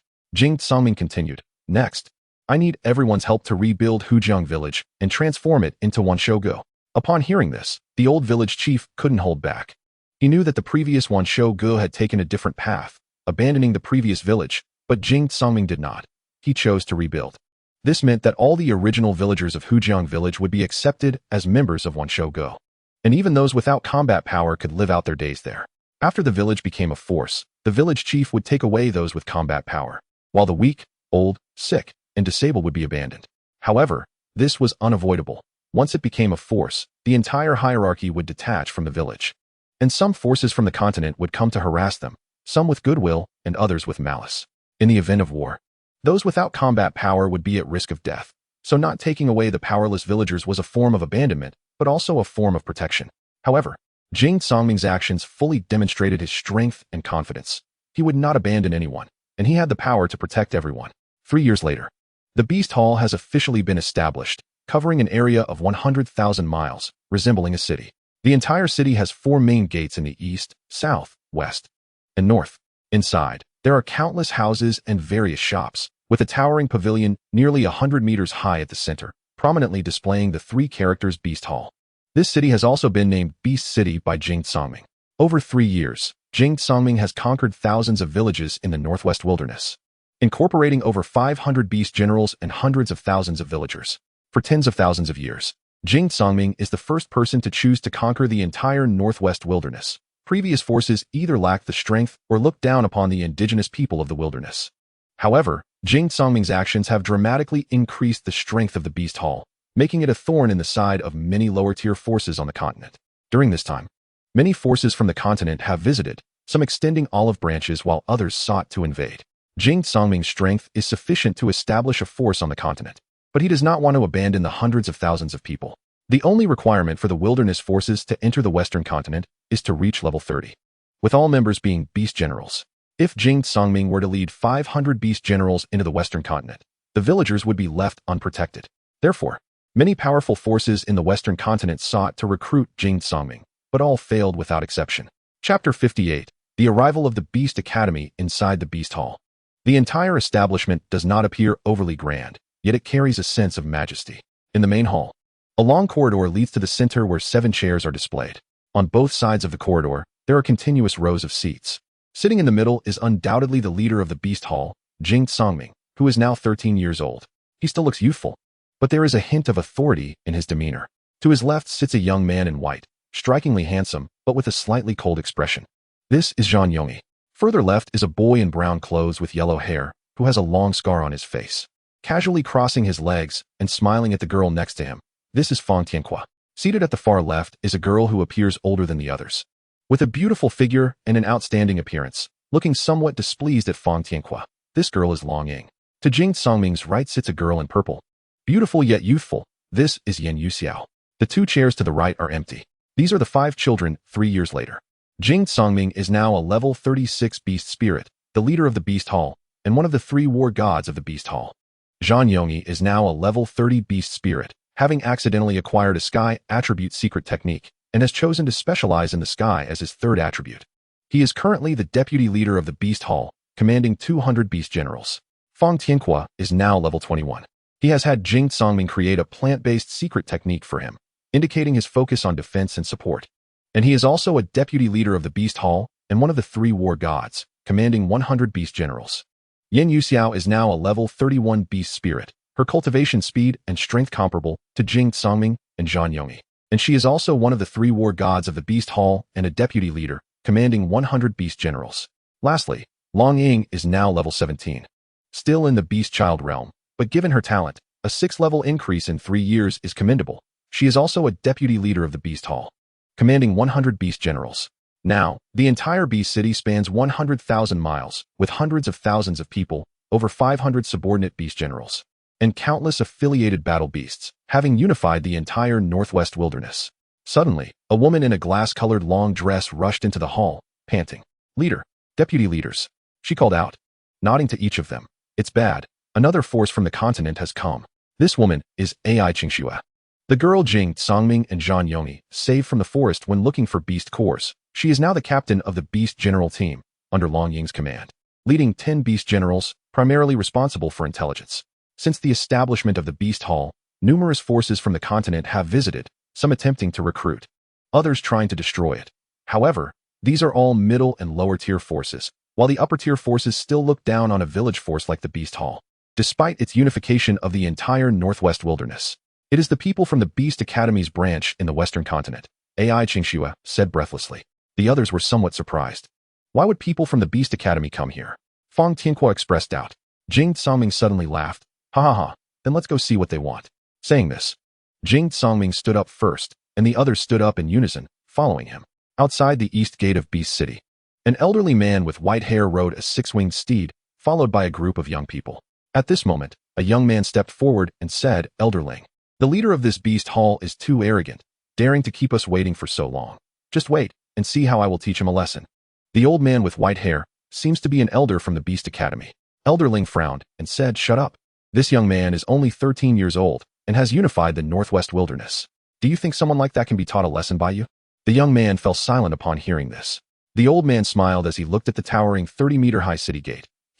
If this child can enter my Beast Academy." Before the old man finished his sentence, the massive city gate rumbled open, and Jing Songming, riding a white tiger, along with dozens of beast generals, walked out from the east gate. Jing Songming patted the tiger's head, signaling it to stop, and the others followed suit, halting behind him. Jing Songming smiled at the old man, clasped his hands, and said, "Hello, old sir. I am Jing Songming, the leader of the Beast Hall. May I ask why the Beast Academy has come this time?" Elder Ling did not stand on ceremony, but returned the gesture, clasping his hands like Jing Songming. Seeing this, Jing Songming felt a sense of goodwill towards him because the previous powerful forces that had come always carried an air of superiority, as if Jing Songming should be begging them to take him under their wing. Elder Ling smiled and said, "Hello, Leader Jing. I am Elder Ling Tianji from the Beast Academy's branch in the Western continent. I have long heard of your heroic deeds at a young age, and today, it truly lives up to its reputation." Jing Songming replied, "Elder Ling, you flatter me. It's windy outside. Why don't you honor us by coming inside to discuss?" As he spoke, he stepped aside and gestured for him to enter. "Ha ha ha, that would be great. I won't be polite then." With that, Elder Ling kicked the belly of the six-winged steed. The steed moved forward, and the group followed. Jing Songming suddenly spoke up, "Elder Ling, the space inside is limited, so I must ask your friends to wait here for a moment." Upon hearing this, Elder Ling called for the six-winged steed to stop. Before Elder Ling could speak, the earlier young man jumped out first. "Why should we wait here? We from the Beast Academy are here to honor you. Don't overstep your bounds." This young man is Yu Feng, the young master of the Yu family in the Western continent, who looks down on the rustic villagers of the wilderness. He believes that being born on the continent places him above the people of the wilderness, and being born into a prominent family on the continent makes him exceptional. Thus, he was extremely reluctant to come along with Elder Ling this time, but as Elder Ling's outer disciple, he had no choice but to follow. Before Jing Songming and the others arrived, Elder Ling had already been scolded by Jing Songming, which made him look down even more on the boy. Although Jing Songming is young, he showed no loss of momentum and did not lower himself just because the other party came from the continent. Elder Ling looked at Jing Songming's back and smiled with satisfaction. Not bad. This strength matches this temperament, neither humble nor arrogant. Truly a young hero worthy of being the master of the 10,000 Beasts Pavilion. Elder Ling still wore a smile as he watched Jing Songming leave. He glanced at Yu Feng and said, "You all stay here." After that, he rode his six-winged steed to catch up with Jing Songming, while Zhang Yongyi and others followed behind. Once they entered, the city gate closed with a clang. Yu Feng gritted his teeth and glared fiercely at the city gate. "Kid, you better not come to the 10,000 Beasts Academy, or I will make sure you don't have a good death." Yu Feng indeed had the qualifications to say this. His companion beast level was level 8. Although his talent was weaker than Jing Songming's, he was 18 this year and definitely a level 47 Beastmaster. It may not be certain in the future, but in recent years, Jing Songming's strength still couldn't surpass his. At this moment, Elder Ling followed Jing Songming, looking around in shock. "Master Jing, the configuration in your 10,000 Beast city can simply be called a small version of the Western continent." Jing Songming smiled and replied, "You flatter me, Elder Ling. I was fortunate enough to visit the Western continent a few years ago, and I just copied what I saw. The journey was long, and even with their mounts running at full speed, it still took them an hour to arrive. Along the way, Elder Ling and Jing Songming kept conversing. Jing Songming also deduced the purpose of his visit. The 10,000 Beasts Academy in the Western continent enrolls students every 10 years. And this year just happens to be the 10th year. Elder Ling had already noticed Jing Songming 3 years ago when he was 10 and destroyed the Tiger Beast village. He had been waiting to see how much Jing Songming could grow by the year of enrollment. As expected, Jing Songming's cultivation speed exceeded Elder Ling's expectations. Thus, Elder Ling was determined to bring him into the academy. The academy had 3 enrollment methods. The first was for continent disciples, requiring students to be under 15 years old and at least level 20. The second was for Great Wilderness disciples, requiring students to be under 15 years old and at least level 25. And the third was for aristocratic family disciples, requiring students to be under 15 years old and at least level 15. It was clear that the status of Great Wilderness disciples was very low, and the enrollment requirements were set high to avoid recruiting them. The Great Wilderness was already resource poor, and unless one was a genius, it would be difficult to reach level 25 by age 15. Yin Yuxiao was also a genius, but as an aristocratic family disciple, she had access to resources that Jing Songming and Zhang Yongyi could not compare to. At this point, everyone had arrived at the 10,000 Beasts Pavilion. Elder Ling sat at the lower hall. Master Jing has arrived. Someone, serve Elder Ling some tea. Upon hearing this, Elder Ling quickly waved his hand. No. There's no need for such formality, Master Jing. Let's get straight to the point. Jing Songming smiled and said, all right, then please speak directly. Elder Ling, what brings you here? Jing Songming had already guessed Elder Ling's intention but pretended not to understand. Elder Ling was not one to beat around the bush. Master Jing, I'll be direct. I'm here to recruit 3 people into the 10,000 Beasts Academy. Jing Songming responded, oh, who are the 3? One is Master Jing himself, and the other 2 are those who rode the phoenix and brought the python 3 years ago. Elder Ling had only heard their names and did not recognize them. Over the past few years, Jing Songming's reputation had grown the most. The name Jing Songming was widely known, while Zhang Yongyi and Yin Yuxiao were known for riding a phoenix and bringing a python, respectively. Jing Songming did not directly tell Elder Ling that the 2 were sitting in front of him, but continued to ask, then why did Elder Ling specifically choose the 3 of us? Elder Ling, how does this benefit you or the academy? Jing Songming was negotiating terms, as he had indeed discovered over the past 3 years that the Great Wilderness and the continent were 2 different worlds. Although he had become the lord of the Northwest Great Wilderness, it was not enough, far from enough. Though the few of them had the talent to reach Beast Emperor, there was a very real problem in front of them, time and resources. Perhaps it could be said that levels achievable in 10 or 20 years in the Great Wilderness could be reached in 5 or 10 years on the continent. He himself was not worried, but what about the others? Elder Ling said, I am not dissatisfied with you, Master Jing. The headquarters of the 10,000 Beasts Academy is in the central city, while the 4 continents only have branch schools. Jing Songming listened seriously, as this was the first time he had heard of it. Among the 4 branch schools, the Western continent was the weakest. Every year, the 4 branch schools held beast general competitions, and the top 10 students could advance to the central city's headquarters for training. The branch school with the most students in the top 10 would receive a resource influx from the headquarters. Jing Songming laughed heartily. Elder Ling, you truly do not hide anything. Can I understand this as you using us to gain benefits for the Western continent branch? Upon hearing this, Elder Ling smiled awkwardly. That is one reason, and the other, I don't know if you believe it. Jing Songming replied, then please tell me. Elder Ling put away his smile and said seriously, it has been 170,000 years since a god appeared on the continent, and you have the talent to become a god. Even if you cannot become a god, your name will surely resound throughout the Beastmaster continent in the future. Therefore, I do not want your talent to be buried in this great wilderness. Jing Songming also stopped smiling and asked, Elder Ling, why are you so sure that I will become famous on the continent and even become the next god? Master Jing, I have not concealed my purpose, but you have concealed something from me. Elder Ling chuckled, while Jing Songming felt somewhat nervous. Elder Ling said with a hint of amusement, at just 13 years old, you are already a level 36 beast spirit. If I am not mistaken, Master Jing, your innate level must be above level 10, right? Chapter 59. Return to the wilderness village. Upon hearing this, Jing Songming laughed heartily and immediately asked, Elder Ling, as expected of an elder from the 10,000 Beasts Academy, you guessed it correctly. My innate level is indeed above 10. Elder Ling jumped up excitedly, then quickly regained his composure and asked nervously, then may I ask Master Jing what your specific level is? Level 10 represents a chance of becoming a god. And if it is above level 10, the chance of becoming a god greatly increases. Currently, in the Western continent, there are people with innate level 10, but none above that. Therefore, Elder Ling was very excited and wanted to know Jing Songming's specific level.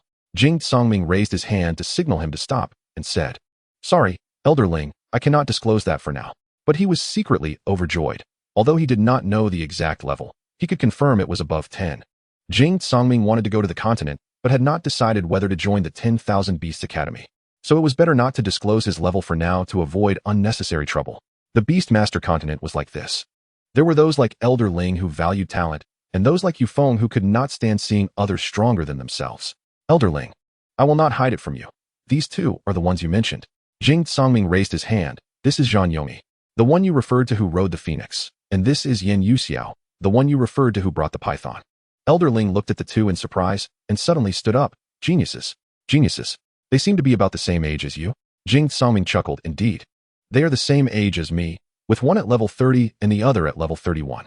Although Jing Songming had high talent, he also found that after surpassing level 35, the speed of leveling up slowed down significantly, which might be related to the resources Elder Ling mentioned. Thus, he was eager to leave the great wilderness, but at the same time, he was worried that after he left, the forces he had encountered in the Western continent would take action against the 10,000 Beasts Pavilion. Jing Songming calmly said, "Well, you might as well stay for now and let us consider it.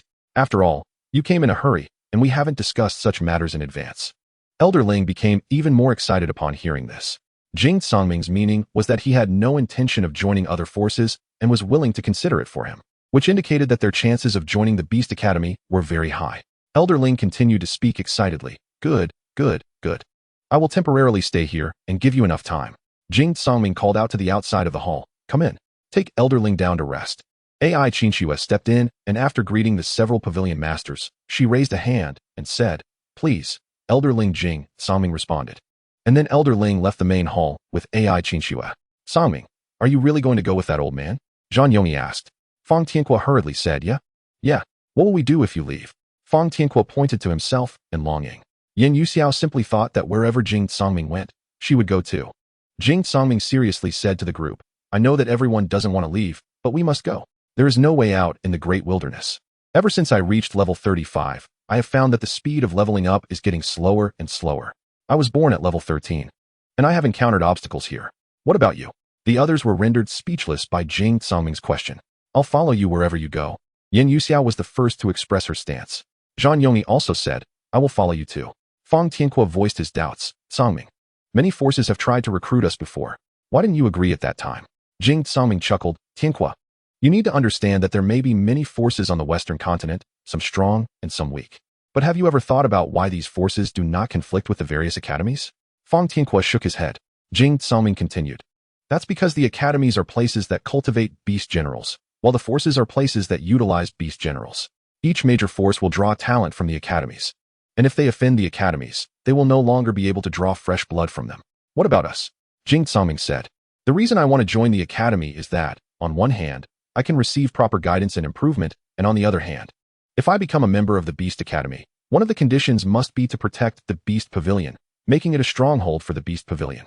This way, I won't worry that after we leave, the Beast Pavilion will be in danger or be caught up in a war." Fang Tianque suddenly realized, Haha, I understand. After you join the academy, the Beast Pavilion will naturally become an affiliated force of the Beast Academy. Exactly. With that, no matter how powerful they are on the Western continent, they wouldn't dare to easily trouble the Beast Pavilion, Jing Songming confirmed. "Songming, when do you plan to speak to that elder?" Zhang Yongyi asked. Jing Songming grinned. "No rush. The longer we drag this out, the more benefits it will be for us." At this moment, AI Qinxue brought Elder Ling to their accommodation, which was not far from the Beast Pavilion.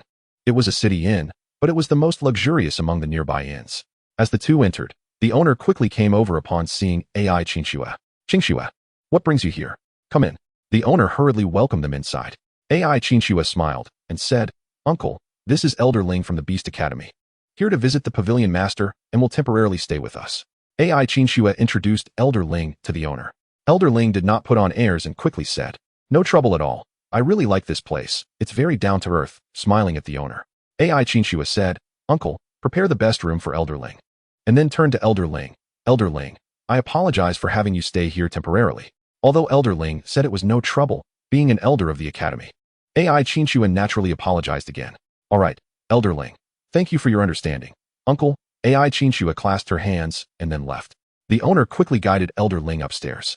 The inn had a total of 3 floors, and Elder Ling's room was on the 3rd floor. The owner walked ahead while Elder Ling followed behind.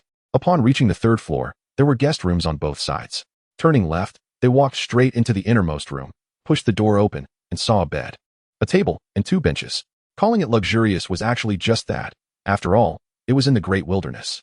The owner respectfully invited Elder Ling inside. Elder Ling, this is your room. Elder Ling was visibly surprised upon seeing it. He didn't expect the great wilderness to be so poor and old-fashioned. However, he said nothing and instead told the owner, "All right, I can go in by myself. You can go about your business." The owner, upon hearing this, said no more and left. After the owner left, Elder Ling gently closed the door and then took a simple look around. The room was about 50 square meters. The bed wasn't big, but it was enough for 2 people to live in. Directly opposite the door was a window, and there were 2 pots of green plants placed by the window. Elder Ling walked to the table, pulled out a stool, and sat down. He sighed softly. It was unclear what Elder Ling was sighing about, but he did not speak again. After sitting for a while, he walked to the bedside, took off his shoes, and began to meditate. At this time, outside the eastern gate of Beast City, a beast general from Beast City stepped out. Yufeng became furious upon hearing this and pointed at the beast general. "Is your pavilion master dead? Why doesn't he come out to tell me personally?" The beast general also became anxious. "What is your status to demand our pavilion master to come in person? Do you even deserve it?" Yufeng gritted his teeth and raised his hand to conjure a fire arrow towards the beast general. This beast general was no match for Yufeng, and he didn't even have a chance to dodge before being shot through the left leg. He stumbled and fell to one knee, while the entourage behind him rushed forward but was stopped by the beast general. Seeing this, Yufeng laughed heartily. "I thought he was some big shot, daring to speak to me like that, but he turned out to be garbage." Ha! The beast general supported himself with one hand on the ground, glaring at Yufeng. While his entourage helped him up, Yufeng spat disdainfully. "Pa? Garbage. Can't even fight back. Let's go?" Soon, news of the beast general being injured by Yufeng reached Jing Songming's ears. "Hee, this Yufeng is testing my patience," Jing Songming said with a murderous intent. "I'll go kill him," Zhang Yongyi said coldly. Jing Songming quickly stopped him. "No, don't. Not even you. I bet all 5 of us together wouldn't be enough for him to kill one of us." Upon hearing this, everyone was a bit shocked, except for Yan Yuxiao. "Even you can't beat him?" Longing asked. "He's that strong?" Fang Tianhua quickly followed up. Jing Songming replied, "I can sense it. Although Yufeng is arrogant, he definitely has the capital to be arrogant. I can't gauge his strength from his aura, but he is certainly much stronger than me. Forget it, let's not go," Zhang Yongyi said in a somewhat quieter voice. Hearing this, everyone began to laugh. The Beast Pavilion was established hundreds of miles north of the Beast General Village, with the Beast Pavilion at its center, covering a radius of 100,000 miles to form Beast City. Villages within this range were not moved, and those outside either migrated or merged. In short, all the humans in the northern Great Wilderness were basically here now. The 2 exchanged glances. "All right, you guys go. We'll leave this to the 2 of us." Then Jing Songming led Zhang Yongyi and Yin Yuxiao away from the Beast Pavilion. Zhang Yongyi raised his hand to summon the Phoenix. The Ice Phoenix was no longer the same as 3 years ago. It was now level 36. With a body length of 45 meters and a wingspan of 100 meters. The 3 jumped onto the Phoenix's back. With a swoosh, the Phoenix sped off like an arrow released from a bow. In just a few minutes, they arrived at the Beast General Village. The 2 looked at Zhang Yongyi in confusion. Hearing this, Jing Songming and Yin Yuxiao burst into laughter. Who told it to fly that fast? The 3 walked into the village, and the villagers greeted them as they passed by. They headed straight for the old village chief's house. As soon as the 3 children entered, they saw 4 boys and 3 girls waiting in the yard. Upon seeing the 3 children, Zhang Yongyi's parents smiled and rushed over for a tight embrace. But Jing Kai and Jing Yu didn't even look at Jing Songming and walked towards Yin Yuxiao. Jing Kai and Jing Yu were very satisfied with this future daughter-in-law, as if Yin Yuxiao were their own child. Jing Songming's little face immediately fell. "Mom and Dad, I'm your biological child, right?" Jing Kai smiled at Yin Yuxiao. It doesn't matter. Jing Songming rolled his eyes at her and then walked towards Grandpa Village Chief. Jing Songming said, "Uncle and Aunt, don't worry, Tianhua is great.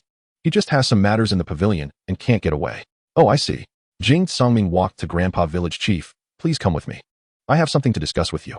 Chapter 60. I want Yufeng's life. Jing Songming pulled the village chief aside and carefully explained the situation of the Beast Academy. Although Jing Songming is currently the pavilion master of the Beast Pavilion, he still habitually discusses everything with Grandpa Village Chief. The old village chief listened carefully, patted Jing Songming's shoulder, and said, "Songming, I believe your thoughts are perfectly fine. Given your talents, you will eventually leave here. Jing Songming replied, Grandpa, I just can't help but worry about everyone. Worry about Beast City. Child, you don't need to worry about this. If you join other forces, you might need to consider Beast City, but if you join the Beast Academy, you don't have to worry at all. I understand all this. But I'm afraid of that Yufeng from the Beast Academy. I worry he might play tricks and harm Beast City, Jing Songming said with some concern. Child, remember this. A true man acts between heaven and earth. No person or thing should become your concern. Compared to you, we can only accompany you for a part of your life. The only thing that will truly accompany you is glory. So, child, you need to learn to be carefree. You are only 13. Don't tire yourself too much. Go do some things you want to do, the old village chief said, while patting Jing Songming's head. Tears unconsciously welled up in Jing Songming's eyes. The old village chief said this just to make a few people feel at ease about leaving. Grandpa, even if we leave, we will protect Beast City without worry, Zhang Yongyi said as he walked over. Ha, children, I'm glad you have such thoughts. After all, Beast City was built by you. But I hope you keep your vision long-term. The outside world is vast. The two children exchanged glances and nodded at Grandpa Village Chief. All right, go reunite with your parents. Don't crowd around this old man, the old village chief said with a smile. In the evening, Jingyu made a lot of delicious food. And Jing Kai even brought out some wine. The family of four sat around the table, looking very warm. Jing Kai opened the wine jar. And a rich aroma immediately wafted out. Even before drinking, he was already a bit tipsy. Jing Kai poured himself a glass, and then poured one for Jing Songming. Jing Songming was somewhat surprised. This was his father's first time drinking with him. Look at you, the child is so young, and you let him drink, Jingyu said, giving Jing Kai a light slap, displeased. As soon as these words were spoken, the air suddenly became tense. Although Jing Songming didn't often stay at home. At least in Beast City, they could always know his news, but once he went to the continent, it would be hard to know their news. Jingyu lowered her head and fell silent, while Jing Kai raised his glass. Come on, son, let's drink well today. Jing Songming slowly raised his glass, Dad. The two of them already had tears welling up in their eyes, while Jingyu had already started to cry. Yin Yuxiao sat quietly beside them, not saying a word, not knowing what to think. The two gently clinked their glasses and then drank it all down. Jing Kai heavily placed his glass on the table, making a clanging sound. Ha, refreshing.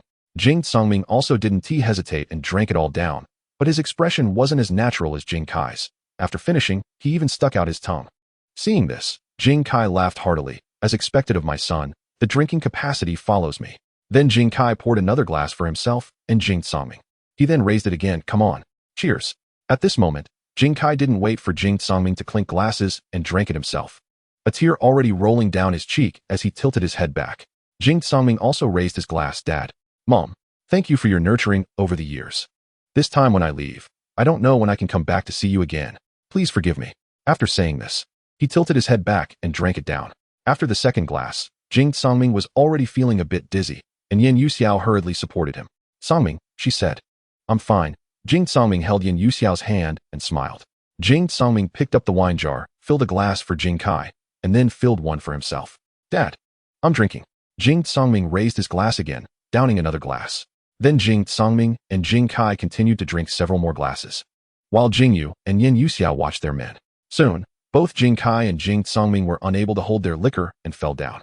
In Jing Songming's room, after Yin Yuxiao laid Jing Songming on the bed, he opened his eyes. Do you want to vomit? Yin Yuxiao asked. Jing Songming sat up, looking as if he hadn't drunk at all. No, I didn't drink too much. The beast general metabolizes alcohol quickly. Yin Yuxiao had never drunk before, so she didn't know.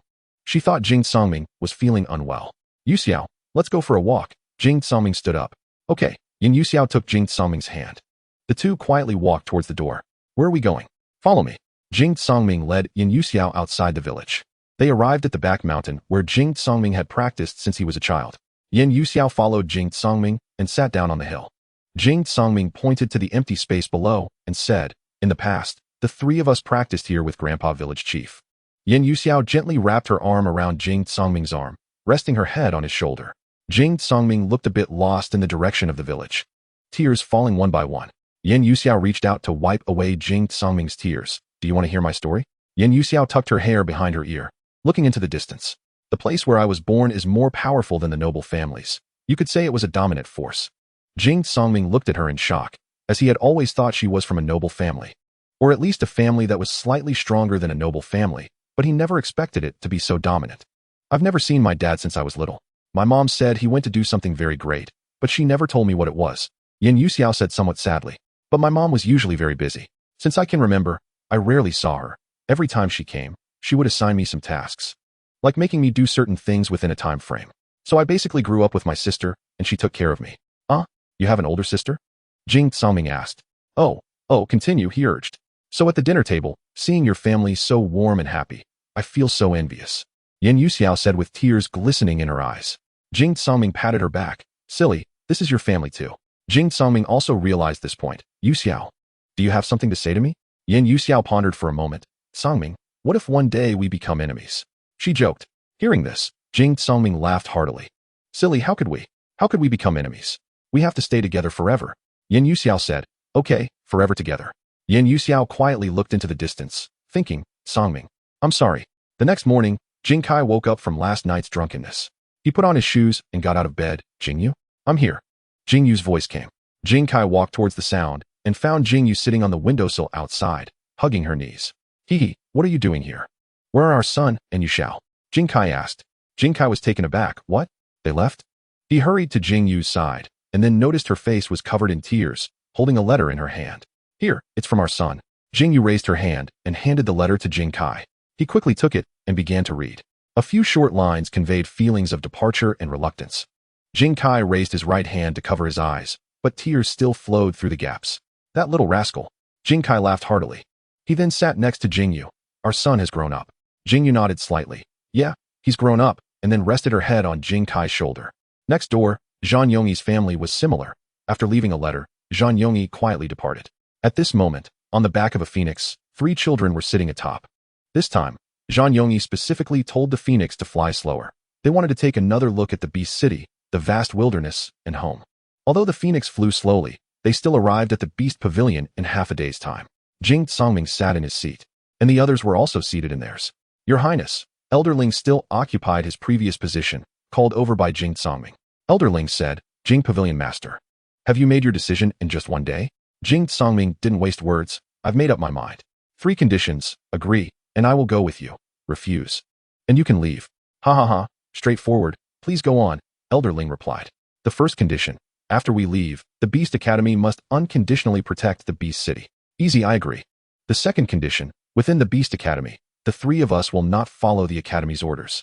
Elderling hesitated for a moment. That's acceptable. Now state the third condition. Jing Tsangming suddenly stood up. The third condition. I want Yufeng's life. Jing Tsangming said this very loudly. Elderling asked, oh? Why is that? Elderling had no idea about Yufeng injuring the Beast General of the Beast Pavilion, so he looked confused. Jing Tsangming said, come in. Elderling looked towards the hall's entrance, where a Beast General was being supported by 2 people as he walked in, with heavy bandages tied around his shoulder. Jing Tsangming decisively stated, no, I want his life to compensate for my brother. Upon hearing the pavilion master refer to himself as a brother, the Beast General felt a surge of emotion, tears welling up in his eyes as he looked at Jing Tsangming. He never expected that because of him, the pavilion master's third condition would actually be Yufeng's life. He silently vowed that his life belonged to Jing Tsangming. In the future, he would do whatever Jing Tsangming asked. Even if it meant death, he would not hesitate. Of course, Jing Tsangming was unaware of this. Elderling appeared somewhat hesitant. Jing Pavilion Master, Yufeng is also our Beast Academy's talent, a naturally gifted top-tier genius at level 8. Asking for his life seems a bit inappropriate, doesn't it? Although Elderling wanted to take Jing Tsangming and the others away, he also did not want to lose a Beast Master, not to mention the resources and effort invested. The Yu family was also a prominent family. Then it seems we have nothing to discuss. Elderling, you've really made a wasted trip this time. Jing Pavilion Master, could you change one of the conditions? Elderling asked. Jing Tsangming raised his head and looked down at Elderling arrogantly. No? If one of these 3 conditions cannot be met, we will not leave. Chapter 61. Yufeng's death. Elderling was very conflicted. Jing Tsangming spoke again. Elderling, don't you want to know what my natural level is? Elderling replied, I indeed want to know. Jing Tsangming said, then listen closely, my natural level is level 13. With 8 accompanying attributes. Do you think killing Yufeng is worth it? Elderling was stunned into silence, his eyes wide as he stared at Jing Tsangming. His hands were visibly trembling. It was unclear whether Elderling was shocked by the level or the accompanying attributes, or perhaps both. Seeing Elderling silent, Jing Tsangming said, someone, see our guest out. Wait. Jing Pavilion Master, please wait. I will go get that son of a dog's life to make amends for this little brother. Elderling, seeing that Jing Tsangming was about to dismiss him, quickly stood up and said. As he stood, his legs trembled, nearly causing him to fall. Without waiting for Jing Songming to say anything further, Elder Ling turned and ran towards the hall's exit, waving his hand as the six-winged horse flew out from the world ring. Elder Ling supported himself on the horse's back and leaped on, and as the six wings flapped, he flew away. In just that moment, everyone else was left speechless. After a while, Songming, do you think he has practiced some secret technique to look so old? In reality, he might just be in his 20s? Fang Tianque said in a daze. Jing Songming was astonished. I think so. The beast general standing in the hall was dumbfounded. When Elder Ling ran past him, he clearly felt a gust of wind that nearly knocked him over. Turning back, the beast general bowed and left with the assistance of others. Jing Songming and the others also dispersed. They all understood that once Jing Songming revealed his talent, Elder Ling would definitely meet his demands. Such a talent, who wouldn't want it? Time flew by, and soon it was noon of the next day. A whole day had passed. Let's wait a bit longer. Jing Songming was determined. He must board the Beast Academy's ship to ensure the safety of the Beast City. As Jing Songming expected, at 3 in the afternoon, a guard indeed came with news that Elder Ling had arrived. This time, Jing Songming did not go out to receive him directly, but casually called a beast general to do so. Jing Pavilion Master. Elder Ling's voice was filled with joy. Outside the hall, Elder Ling walked in quickly, his left hand gripping someone's collar, dragging him inside. The person was none other than the previously arrogant Yufeng. At this moment, Yufeng was bruised and tattered, constantly cursing, Jing Songming, I will kill you. Ling Tianji, you dog. My Yu family will not let you go. Elder Ling ignored him, smiling as he casually tossed Yufeng to the ground. It was then noticed that Yufeng's hands and feet were all broken, lying on the ground like a dead dog. Yet he still continued to curse. Jing Songming said, someone, call Song Yulong. Song Yulong was the beast general injured by Yufeng 2 days ago. He was originally from the Wolf Beast Village and had been following Zhang Yongyi as the 13th team leader, managing 9 beast generals. Elder Ling spoke, Jing Pavilion Master. I brought Yufeng here for you. Feel free to do as you wish. After saying this, Elder Ling consciously walked to his previous seat and sat down, quietly watching Jing Songming. Elder Ling smiled and said, good, good. He then fell silent. Yufeng glared at Elder Ling, Ling Tianji. Aren't you afraid my Yu family will wipe you out? Elder Ling replied, you don't need to worry about that. Even if your Yu family takes action against me, the dean will step in. Hee, are you so sure? If you kill me, will the dean turn against your Yu family for you? Definitely not for me. But for him. Elder Ling pointed at Jing Songming in the hall. Yufeng glanced at Jing Songming and then turned to Elder Ling. Him? Why should he? Elder Ling chuckled. Why should he? Just because he has a natural level of 13 and 8 accompanying attributes. Do you have that? If you do, I will help you. Upon hearing this, Yufeng was stunned. No? Impossible. How can there be someone with a natural level of 13 and 8 accompanying attributes? He must be lying. Yufeng was already panicking. Jing Songming spoke, you can't do it. Does that mean others can't either? Whether I'm lying or not, I believe Elder Ling has his own judgment. Old Ling smiled and nodded at Jing Songming. At that time, the dean was also skeptical, so Old Ling said, Dean, do you believe me? The dean nodded and replied, of course we believe you. Good. Then let me tell you, Jing Songming did not lie to me. Since I started paying attention to him 3 years ago, I have firmly believed that his innate level must be above 10. What I didn't expect is that he actually possesses 8 attributes, which is a natural manifestation level. Not to mention the Western continent. Looking at the entire continent, there is currently only 1 manifestation level. If we can cultivate him, our Western branch will become the main academy in Central City in the future. Old Ling excitedly spoke to the dean. The dean was also a bit excited at this moment. If this is true, the Western branch will definitely settle in Central City in the future, becoming the main academy of the Beast Academy. All right, you go and bring this child here. As for Yufeng, you can handle it. I'll take care of the Yu family. Okay. At this time, Song Yulong had already been helped into the hall. Guildmaster. Good day to all Vice Guildmasters. The few nodded to Song Yulong. Jing Songming said, Song Yulong, you see, your Yufeng is now lying at your feet. What do you plan to do? Indeed, a tiger general without a bear soldier, Song Yulong said without hesitation. Kill? It's not about killing me out of spite. But for his contempt of the Beast Pavilion, he should pay the price with his life. Jing Songming nodded in satisfaction. It's up to you. Song Yulong gestured with a nod and then walked up to Yufeng. Yufeng, didn't expect this, did you? Just the day before yesterday. You were imposing and injured me, and now you're lying in front of me like a dog? Yufeng said somewhat proudly. Haha kid. You better think carefully about the consequences of killing me. I guarantee that the entire Beast City will turn into a mountain of corpses and a sea of blood. Yufeng, you're still so arrogant even when death is imminent? You don't need to worry about that. I trust our guild master. Since he dares to let me do this, he must have made all the necessary preparations. Jing Songming, do you dare to kill me? Yufeng turned his head and glared fiercely at Jing Songming in the hall. Didn't I make it clear? Since I dare to let him do this, do you think I'm afraid of you? Jing Songming shouted sternly. Before Yu Feng could say anything else, a cold ice sword quickly condensed above his head and then plunged down. The ice sword instantly pierced through Yu Feng's head. Zhang Yongyi clapped his hands. You guys? Why waste words on such a person? Song Yulong said somewhat unhappily. Vice Guild Master Zhang, I still want to take revenge myself. The others all had a black line on their faces. Yongyi, why does your way of speaking sound so strange? Jing Songming said with a wry smile. Zhang Yongyi ignored him. Guildmaster Jing, I have already reported these 3 conditions to our dean and received approval. What do you think? Old Ling's face suddenly broke into a smile. Good, good. Then Guildmaster Jing, see you tomorrow. After saying that, Old Ling walked out with a vigorous stride. Jing Songming said, Song Yulong, you instruct everyone to gather all the team leaders. I have something to say. Yes. Song Yulong saluted and was helped out. After Song Yulong left, the people around Jing Songming stood up one after another and walked down to the hall, standing side by side below. Although they were all longtime friends, there were still rules to follow, and no one was ambiguous. They knew that Jing Songming was going to announce something important. Soon, 50 people arrived one after another. The 50 people lined up neatly behind the 4, except for Zhang Yongyi, who had 20 people standing behind him, while the others had 10 people each. These 50 people were the captains of each person's team, with 10 in each team, and each captain leading 9 others. Seeing that everyone had arrived, Jing Songming said solemnly, everyone is here, and I believe you have all heard that in the future, I, along with Vice Guild Master Zhan and Vice Guild Master Yen, will be leaving Beast City. No one said anything, not even moving, all listening seriously to Jing Songming's announcement. After we leave, Vice Guild Master Fong and Vice Guild Master Long will fully take over my position. Zhang Yongyi, you are in charge. Yes. Zhang Yongyi immediately clasped his fist. Command your subordinates to split into 2 groups to assist Fong, Tianhua, and Long Ying. Everyone shouted in unison, understood. Although there were only 20 people, the sound was thunderous. After the response, everyone quickly took action, and in an instant, the number of people behind Fong Tianhua and Long Ying doubled. Yin Yuxiao, you are on command. Yes. Yin Yuxiao clasped her fists. Command your subordinates to split into 2 waves to assist Fong, Tianhua, and Long Ying. Yes. Although Yin Yuxiao was a girl, her momentum was not inferior to that of boys. Yin Yuxiao turned around and looked at the captains behind her.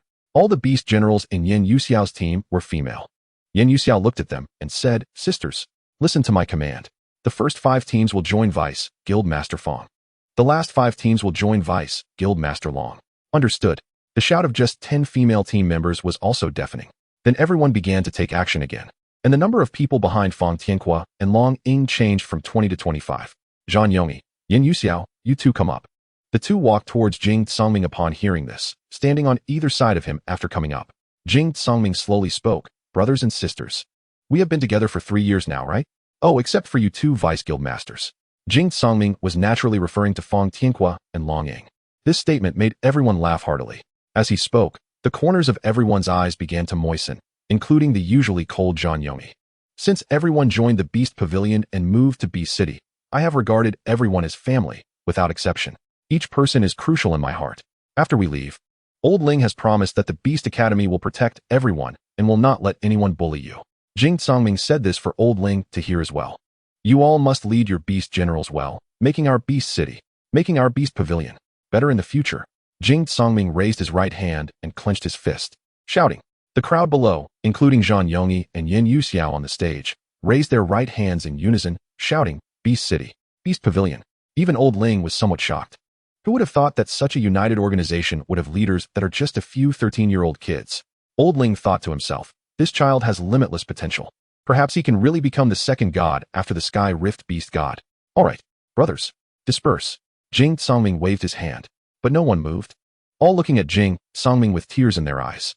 Jing Songming also found it hard to hold back, tears filling his eyes, about to spill over. Jing Songming's voice trembled slightly. What's wrong? Disperse. By the end, he was somewhat choked up. At this moment, Fong Tianhua looked at Jing Songming with tears streaming down her face. From childhood to adulthood, she had been separated from her parents, separated from the village. But the 3 of them had never been apart. But now they really had to separate, and Fong Tianhua's abilities were not up to par. Jing Songming thought about proposing a condition to let Fong Tianhua and Long Ying join them, but they rejected it. Fong Tianhua said, everyone knows my talent. Compared to you, I will eventually fall behind. I don't want to hold you back, but I won't be content to be left behind either. I will work hard. Chapter 62. Return to the Western Continent. The crowd still did not disperse, despite Jing Songming continuously waving his hand to tell them to. At this moment, Jing Songming finally couldn't hold back, and tears streamed down his face. He bit his lip tightly, trying hard not to cry out loud. The crowd below had long since burst into tears. Everyone was reluctant to part with them, and similarly, Jing Songming and the others were also reluctant to part with everyone. The usually indifferent Zhang Yongyi was also shedding tears at this moment. Yin Yuxiao hooked her arm around Jing Songming's, burying her head on his shoulder. Fang Tianqua and Long Ying were also continuously shedding tears. Only Old Ling did not cry, but as an observer, he was somewhat moved by the scene. They were just a group of kids, but the friendship among children is the purest and whitest. Everyone looked at each other and cried. They didn't know how long it had been. Jing Songming wiped his tears and said, "Brothers and sisters, listen up, disperse." Even so, everyone lingered for a while before eventually breaking apart. Only 6 people remained in the hall, 5 children and Old Ling. Old Ling, we plan to gather tonight. So we trouble you to stay for one night. Tomorrow morning, the 3 of us will leave with you, said Jing Songming. Old Ling cupped his hands in salute and replied, "All right, see you tomorrow." After saying that, Old Ling waved his sleeve and left. Now that there were no outsiders, the 5 children stood together. Jing Songming looked at everyone and said, "Let's go. Let's have a good gathering tonight. Who knows when the next time will be?" Everyone nodded in agreement. The 5 of them left the Beast Hall and arrived at an inconspicuous tavern in the city. As soon as the owner saw the masters arriving, he greeted them with a beaming smile. "You haven't come to eat here for a long time," the owner said cheerfully. "Hee, Uncle Chi, what are you saying? We come whenever we have time," Jing Songming replied. Uncle Chi was originally a wandering beast general from the great wilderness. No one knew where he came from or his story. All they knew was that he was once very strong but had been injured, preventing him from cultivating and even opening his own world ring. Jing Songming and the others took good care of him, and eventually, Uncle Chi settled down and opened a tavern, no longer involving himself in the affairs of the martial world. Haha, all right, what do you want to eat? The usual? Uncle Chi asked with a smile. This time, bring us 2 jars of good wine, they replied. "Oh, I usually don't see you kids drinking. Why do you want wine this time? Is there something troubling you?"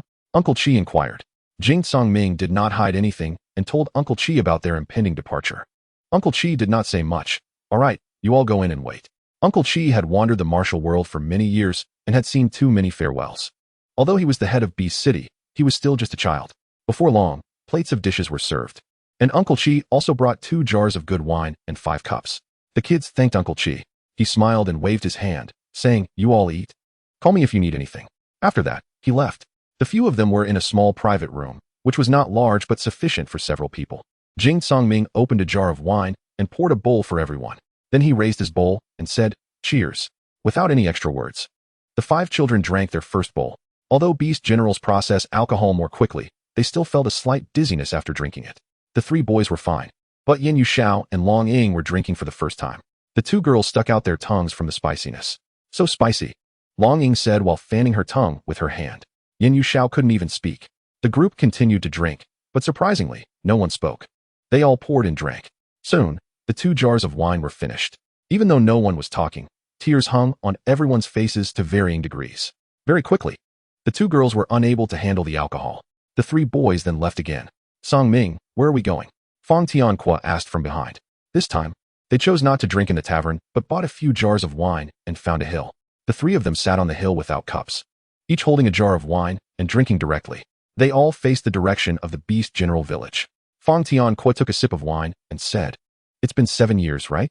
"Yeah, 7 years, Zhang Yongyi replied. Jing Songming said, "Yes, we've been together almost every day since we were 6. It's already been 7 years. But we still have to part," Fang Tianqua said, choking up. "Tianqua, come with us. If we talk to Old Ling now, it will definitely work," Jing Songming said. Fang Tianqua smiled and shook his head. "It's not that I don't want to, but I can't." "Why not?" "Think about it, Songming. You and Yong-yi are both born at level 13 and level 7, respectively. Your cultivation speeds are incredibly fast, which is forever unreachable for us.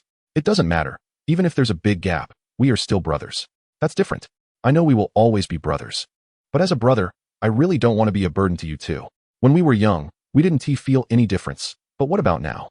You are both over level 30, and even Songming is approaching level 40, but I'm only at level 21. But Zhang Yongyi interrupted Jing Songming. "Songming, Tianqua is right. Yongyi, Songming, the one leaving now is Tianqua. Someday in the future, I will fall behind too," Zhang Yongyi said seriously. Jing Songming looked at the 2 without speaking. Song Ming, you must understand that your talent is something that Tian Kwa and I will never catch up to in our lifetime. Yes, I admit that I can slowly gather materials to break through my limitations, but that doesn't mean we can catch up to you.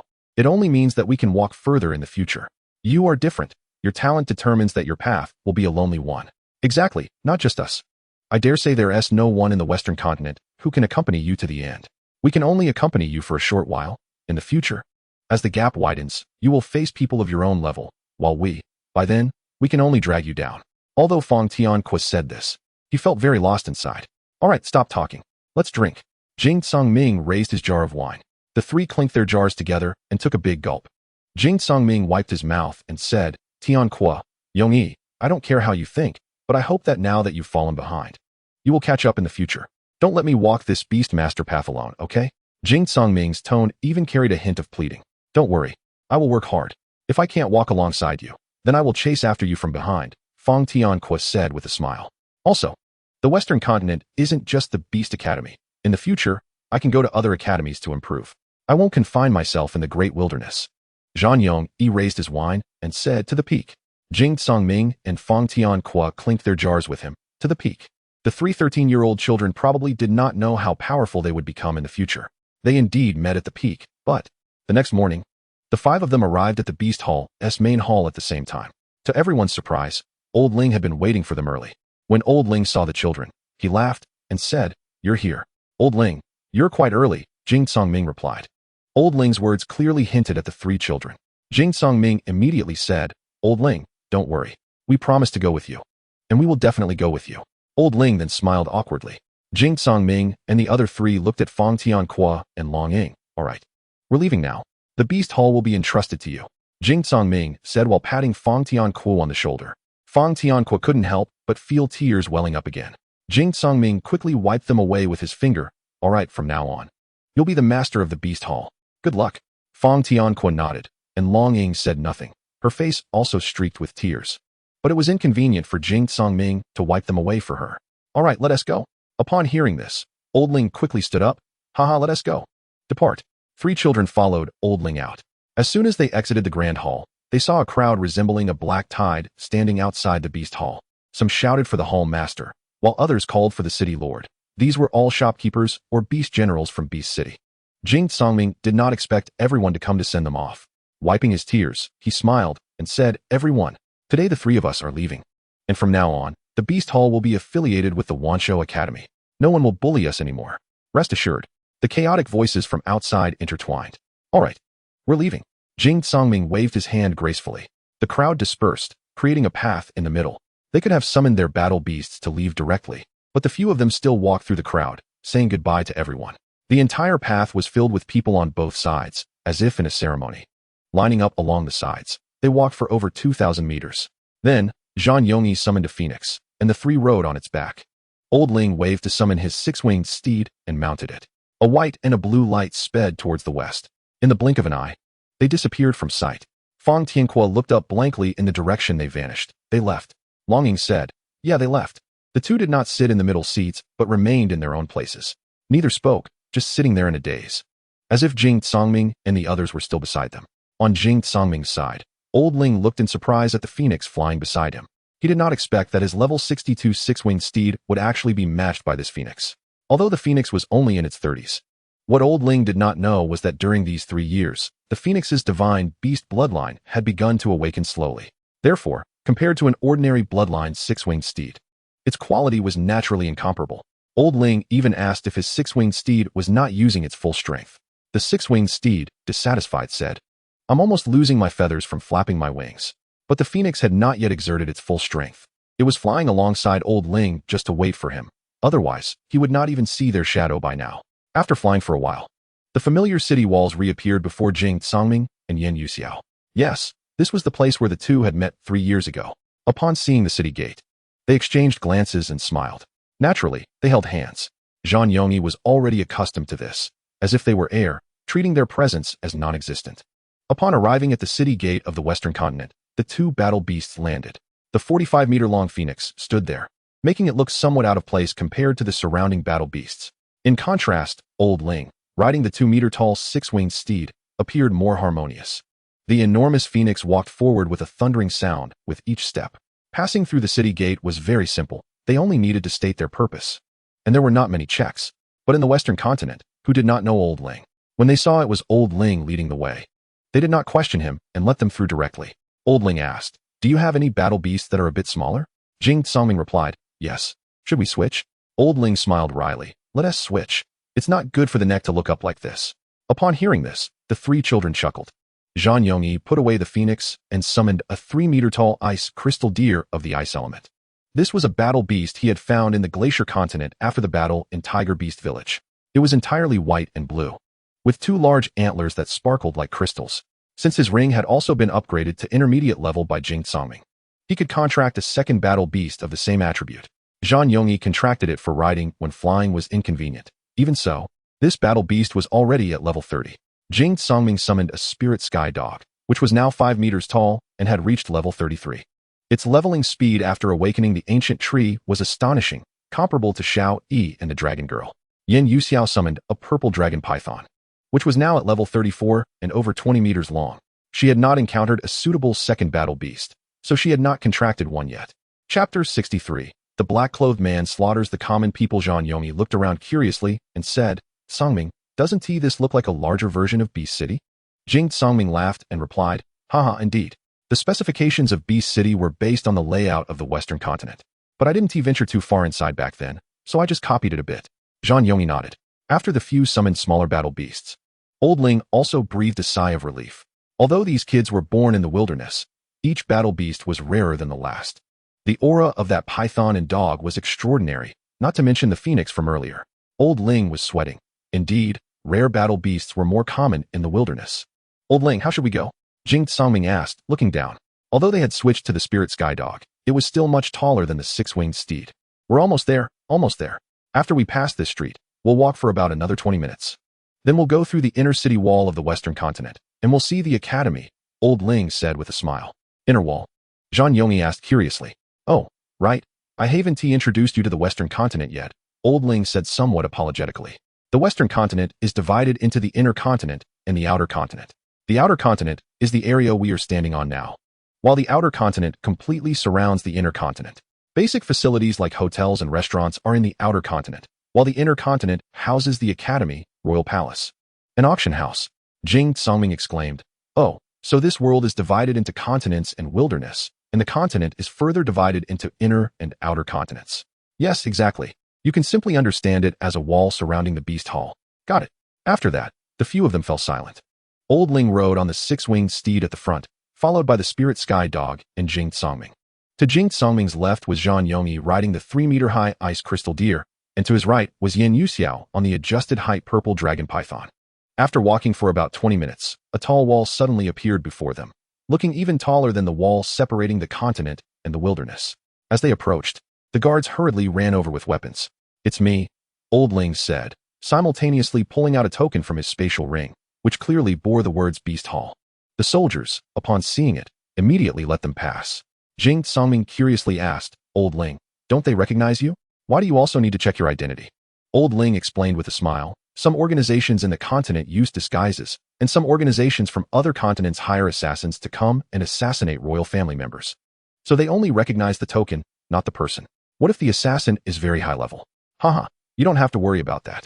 Those 2 guards are Beast Kings. In every organization, the guards are at the Beast Saint level." The 3 children's eyes widened in surprise. "Beast Kings? Even Beast Saints? As guards?" "Yes, this is not unusual. Such high-level beast generals are common in the continent. Are there many beast generals at level 60 or 70? "May I ask your strength, Old Ling?" Yin Yuxiao asked in astonishment. Old Ling replied, "I am currently a level 82 Beast Emperor." Upon hearing this, everyone was stunned. 82? "How old are you, Old Ling?" "Haha, I'm over 400 years old," Old Ling said, stroking his beard. The few of them fell silent, all shocked. Who would have thought that this old man over 400 years old had just stepped out of the Beast Hall with such vigor a few days ago? After entering the inner continent, the scenery before them was completely different from that of the outer continent. The outer continent was filled with human warmth and noise, while the inner continent was characterized more by elegance, nobility, and tranquility. After entering the city, a vast expanse of land lay before them. In the distance, they could faintly see a magnificent city tower, with the words West Beast Auction House inscribed on the next most splendid building. Although it was also resplendent, it paled in comparison to the tower directly ahead. Old Ling, what place is that?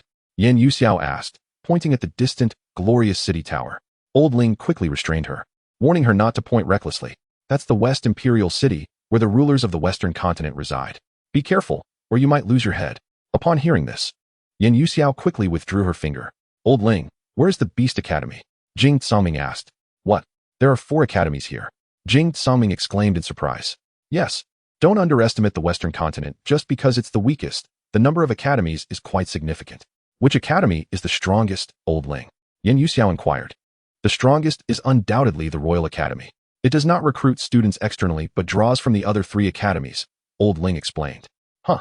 The 3 of them said in unison. You don't need to be surprised. After all, we are right at the foot of the Imperial City, so it can't be helped.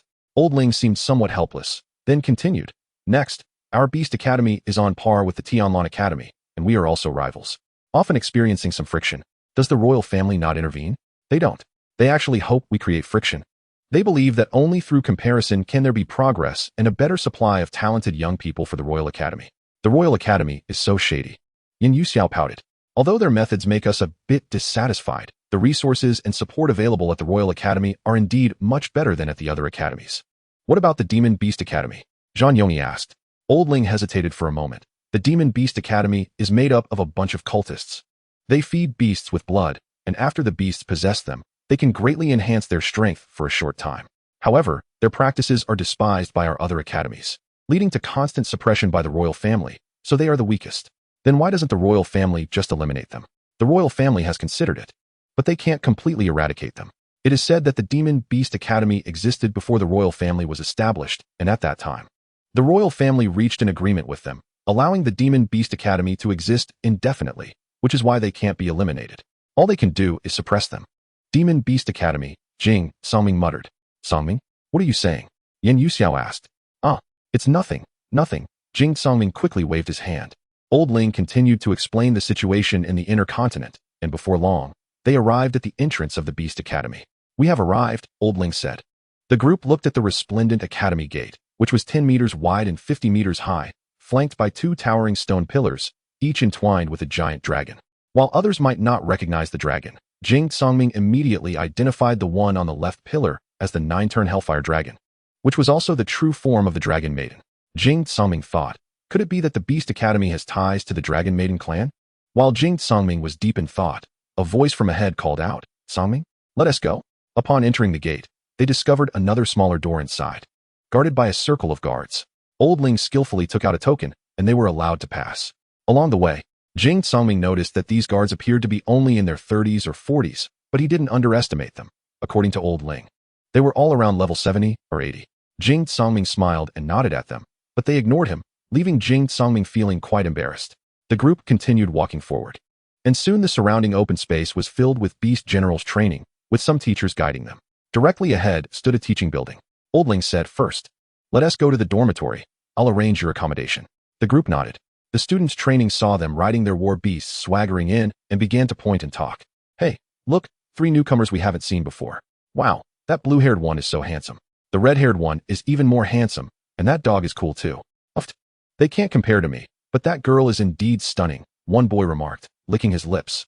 Various discussions erupted, and shouts from the teachers followed. Focus on your training. Haven't you seen new students before? Hearing this, everyone awkwardly returned to their training. Just then, a burst of flame flew toward Jing Songming and the others. Jing Songming reacted quickly, raising his hand to unleash a flame in response. With a loud bang, the 2 flames collided, sending brilliant sparks flying. Jing Songming followed the trajectory of the attack and saw a man in a black robe watching them with his arms crossed. Jing Songming felt a bit unhappy and asked, why did you attack me? The man replied, no reason, just wanted to spar a bit. As he spoke, the man beckoned with his hand. Jing Songming couldn't tolerate this and instantly used a burst of speed to appear behind the man, enveloping his fist in flames and striking at his lower back. The man was no pushover either. He quickly turned around and blocked the punch with his left palm, being pushed back a step. The man smiled and said, not bad. You're strong enough to be my opponent. Jing Songming became even more displeased, thinking, how can there be someone more pretentious than Zhang Yongyi? Zhang Yongyi, riding on the ice crystal deer, sneezed and wondered, who is cursing me? Or am I catching a cold? Jing Songming and the man in black exchanged blows evenly. Just as Jing Songming was gathering energy to unleash a light smoke punch, the man quickly waved his hand. Seeing this, Jing Songming also withdrew his hand. The man said, "My name is Tu Li, what's yours?" Jing Songming replied curtly, "Jing Songming." Tu Li smiled. "All right, I'll remember you." Only then did Jing Songming notice that Tu Li's face was almost covered in scars, making him look like a battle-hardened warrior. After introducing himself, Tu Li turned and left, while Jing Songming stood there muttering crazy before walking towards the spirit racing dog. "Hey, Yongi, where's your ice crystal deer? I caught a cold, so I'm not riding it." Jing Songming didn't say anything else and mounted the spirit racing dog, sitting in front of Zhang Yongyi. Yin Yuxiao looked at Jing Songming and asked, "Songming, are you okay? Why did he attack you?" "Who knows, just a weirdo," he replied, then looked at Old Ling and asked, "Old Ling, what is his background?" After hearing about Tu Li's background, Jing Songming, surprisingly, felt no anger and even felt a bit of pity. "All right, let us keep going. You two will share a dormitory with Tu Li since no one can handle his temperament, and currently, there are no other vacant beds, so you three will live together." Upon hearing that he would be sharing a dormitory with Tu Li, Jing Songming's earlier pity quickly turned to concern for himself. Soon, the group rounded the teaching building and arrived at the dormitory building, which had 6 floors. The lower 3 floors were for boys, and the upper 3 floors were for girls. Each floor had 100 rooms, accommodating 4 people per room. Jing Songming and the others looked up at the dormitory building. Lost in thought, Old Ling's voice came from beside them. "You two will stay on the 2nd floor, in the same room as Tu Li, young lady. You will stay on the 4th floor with this batch of new students." "Why does she get to stay with the new students while we have to be with Tu Li?" Old Ling replied awkwardly, "Because you 3 arrived a bit late. There are 79 new students in this batch, and we prepared 10 dormitories for each gender, making a total of 83. There is exactly 1 vacancy for a girl. And if you don't stay with Tu Li, you'll have to sleep on the street." Jing Songming nodded helplessly. "All right then." Zhang Yongyi didn't mind where he stayed. Old Ling told Yin Yuxiao her room number and let her go up on her own, while he took the 2 boys up to the 2nd floor. Room 203 was their dormitory number. As they entered, their eyes suddenly brightened, staring in shock at the room before them. It was at least 200 square meters and was a duplex. There were 2 beds on each floor, and in front of them was a huge floor-to-ceiling window, making the room very bright. The entire floor was covered with bright tiles that were almost mirror-like. To the right of the entrance was a bathroom, and there was another one upstairs. The two were surprised to see that there was indeed an insurmountable gap between the mainland and the wasteland. On one of the beds on the 1st floor, a bedding set was laid out, clearly belonging to Tu Li, who seemed to like black, as all his belongings were black. Elderling stood outside the door and said, "You two should get used to it. I'll leave now. I'll come back in the evening to take you to the cafeteria for dinner." The two nodded, and Elderling left. Jing Songming and Yin Yuxiao exchanged glances and, without a word, walked towards the stairs, choosing to live together upstairs. The two took out red and blue bedding from their respective spatial rings and laid them on the beds, simply arranging some of their own items in the room. Chapter 64. Conflict. After the two tidied up the room, they heard Yin Yuxiao's voice. They looked in the direction of the sound, and Yin Yuxiao had already organized her dormitory and was calling them from downstairs. Jing Songming and Zhang Yongyi hurriedly ran downstairs. "Yuxiao, you're so fast," Jing Songming said while running. Yin Yuxiao stood at the entrance giggling. "I just made the bed. I didn't tidy up anything else. There's no place to put it." "So that's how it is. It seems the girls' dormitory is indeed more well-organized than the boys'. Let's go for a stroll," Yin Yuxiao said as she walked over and took Jing Songming's hand. Zhang Yongyi slapped his forehead. "I won't disturb you too. I'll go wander over there."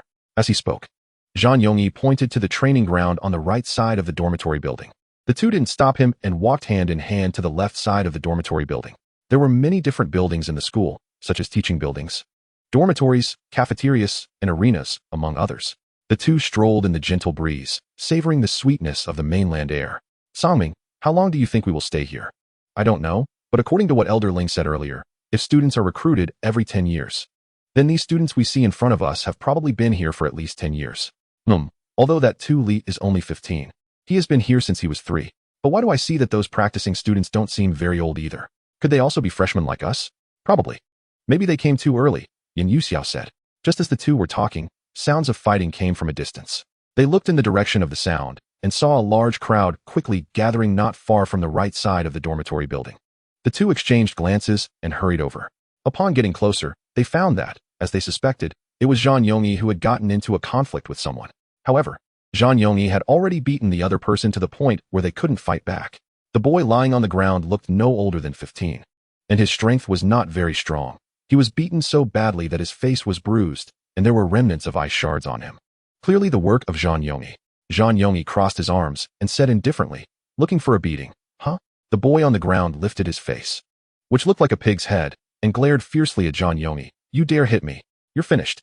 Before he could finish, Jing Tsangming stepped forward and kicked him unconscious. Let's go. Why waste words with him?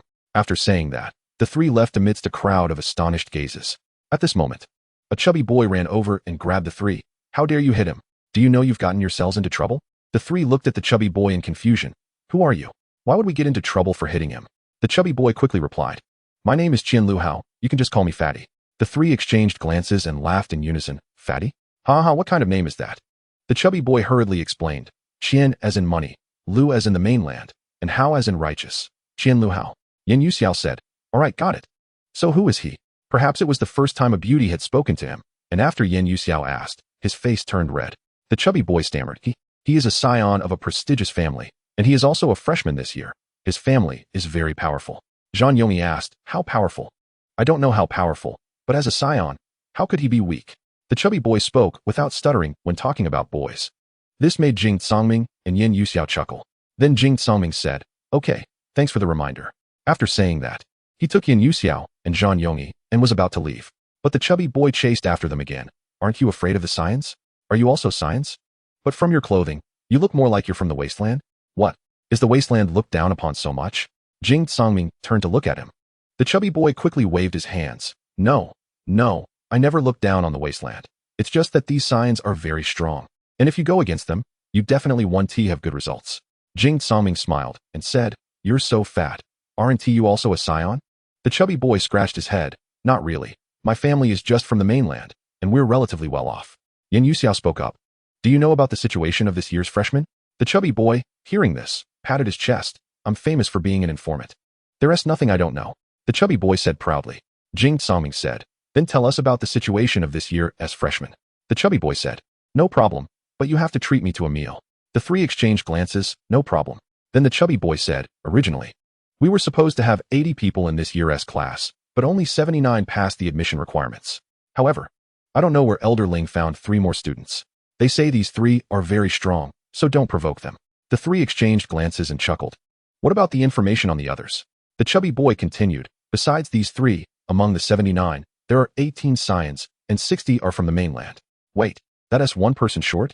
That person is the dean's child, so I didn't count him. As soon as the 3 heard this, they knew he was referring to Tu Li.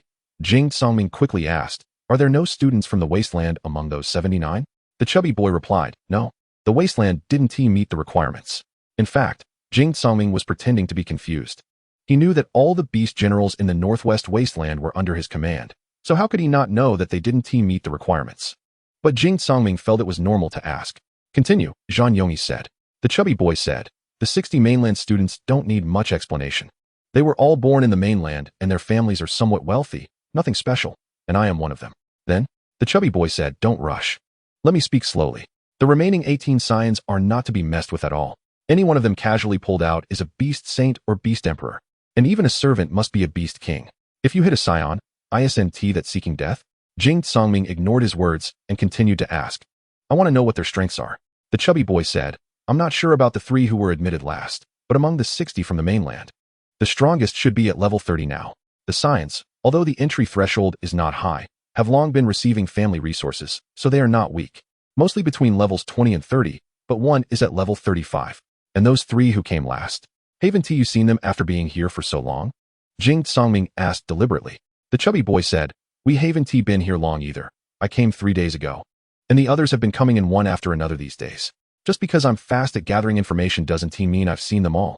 After we arrived, aside from eating every day, we just had free time, and no one organized us. Oh, are we here at the Beast Academy just to train on our own? That can't be it. It must be that not everyone has arrived yet. And the school hasn't officially started. So what level is the dean's child? Jing Tsangming asked. The chubby boy casually replied, level 33. Jing Tsangming said, no wonder. No wonder what? The chubby boy asked, puzzled. Jing Tsangming quickly waved his hand. Nothing. When did you arrive? We arrived today. The chubby boy was stunned and froze in place upon hearing this. The other 3 immediately asked, what's wrong with you? Today? Right. It seems like there are no other newcomers today except for those 3 monsters, right? Ha, do we look like monsters? The chubby boy shook his head. No, not at all. Then that's settled. Let's go, Jing Songming said, waving his hand, and the three left. The chubby boy remained frozen in place. No wonder they weren't afraid of the aristocratic families. It turns out they were those three specially recruited monsters. The three of them naturally had no idea how the chubby boy evaluated them. Jing Songming then asked, Yongyi, why did you fight with him just now? Zhan Yongyi said, I was wandering around when I heard him talking with a group about you, Xiao Xiao, saying she was beautiful, and he had to get her or something. Who knew someone would rush out in front of you, Xiao Xiao? This person looked even angrier than you, Xiao Xiao. That was Jing Songming, of course. Jing Songming charged in quickly, even using a flash step. At this moment, the boy who had been injured by Zhan Yongyi was being helped by a group of other boys as he staggered toward the dormitory building. He kept muttering, I must tell my dad, I want to kill them. Suddenly a voice came, I think before we die, you need to die first. Immediately, the boy and the 4 or 5 others supporting him were sent flying forward, all landing face first in the mud. Instantly, a crowd of students gathered to watch the commotion. Suddenly, several of them looked defeated. The boy who had been beaten by Zhan Yongyi sensed something was wrong and quickly asked, You are from that aristocratic family? Dare to lay a hand on me. Jing Songming, with a dark expression, stepped forward. I'm not from any aristocratic family. I'm just from the great wilderness. Upon hearing this, the boy felt he had to assert his status. How dare a mountain villager from the great wilderness lay a hand on me? Jing Songming said, It's your fault for not being able to control your mouth. After saying that, Jing Songming kicked the aristocratic boy in the mouth, instantly knocking out all his teeth. Some went into his stomach, while others flew out of his mouth. The other boys nearby quickly got up and ran away. It seemed none of them were from aristocratic families. They were all from the mainland, surrounding him just to curry favor. Now that the situation was wrong, they naturally fled. But Jing Songming wouldn't allow that. With a casual wave, the ground beneath these boys' feet was wrapped in mud. They quickly begged for mercy. Big brother, please spare us. We didn't do anything. Jing Songming said, Didn't you talk about my woman with him? At this point, everyone finally understood that the stunning woman was actually his. Someone took the lead and started slapping his own face, and the others followed suit, saying, I was wrong. Jing Songming said, Each of you gets 500 slaps on one side of your face. Once you're done, the binding under your feet will naturally be lifted. At this moment, Yin Yu Xiao Xiao and Jing Songming were standing aside, arms crossed. Before Yin Yu Xiao Xiao could speak, Zhan Yongyi growled, Haven't you heard? Hearing this, everyone quickly began slapping their faces. Jing Songming stepped on the aristocratic boy's face. Since you think your family is so noble, I suppose you won't dare slap yourself, right? The boy underfoot still held on to his pride, but with no teeth left, he spoke somewhat unclearly. I want to beat what? Jing Songming said, I want to kill you. After saying that, red light slowly began to rise from his foot, and he was about to crush the boy's head. At that moment, an old man's voice came, Stop. Jing Songming looked in the direction of the voice to see Elder Ling quickly riding over on a 6-winged steed. Upon seeing Elder Ling, Jing Songming obediently lifted his foot. Elder Ling hurriedly helped the boy up, looking somewhat helplessly at Jing Songming, as if saying, Why did you get into a conflict with an aristocratic kid again? Elder Ling placed the boy on the 6-winged steed, patted the steed, and then it took the aristocratic boy toward the medical office. Afterward, Elder Ling looked at Jing Songming and the others. Songming, why did you hit him? Ever since Jing Songming and the others arrived at the academy, Elder Ling stopped calling them masters. Here they were all students. And Elder Ling believed that with Jing Songming's character, he wouldn't act without reason to beat someone up like this. Jing Songming recounted the whole situation. Elder Ling said helplessly, Even if they spoke dirty words, they didn't actually do anything. You can't beat someone up like this. Elder Ling spoke with some dissatisfaction. However, Elder Ling's action immediately aroused Jing Songming's resentment. Oh, does Elder Ling mean I should swallow my anger and let them talk nonsense? Jing Songming's voice was somewhat cold and carried a hint of killing intent. Only then did the others realize that it was already mealtime. Elder Ling waved to disperse the onlookers and then led the three toward the cafeteria.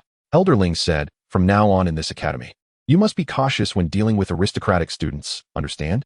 I can make the dean go against one family for you, but the dean can't go against all aristocratic families. Right? The academy also needs to survive. Jing Songming nodded. If they don't provoke us, I won't make a move. Elder Ling nodded and said, Kids, I believe with your character, you won't act against innocent people.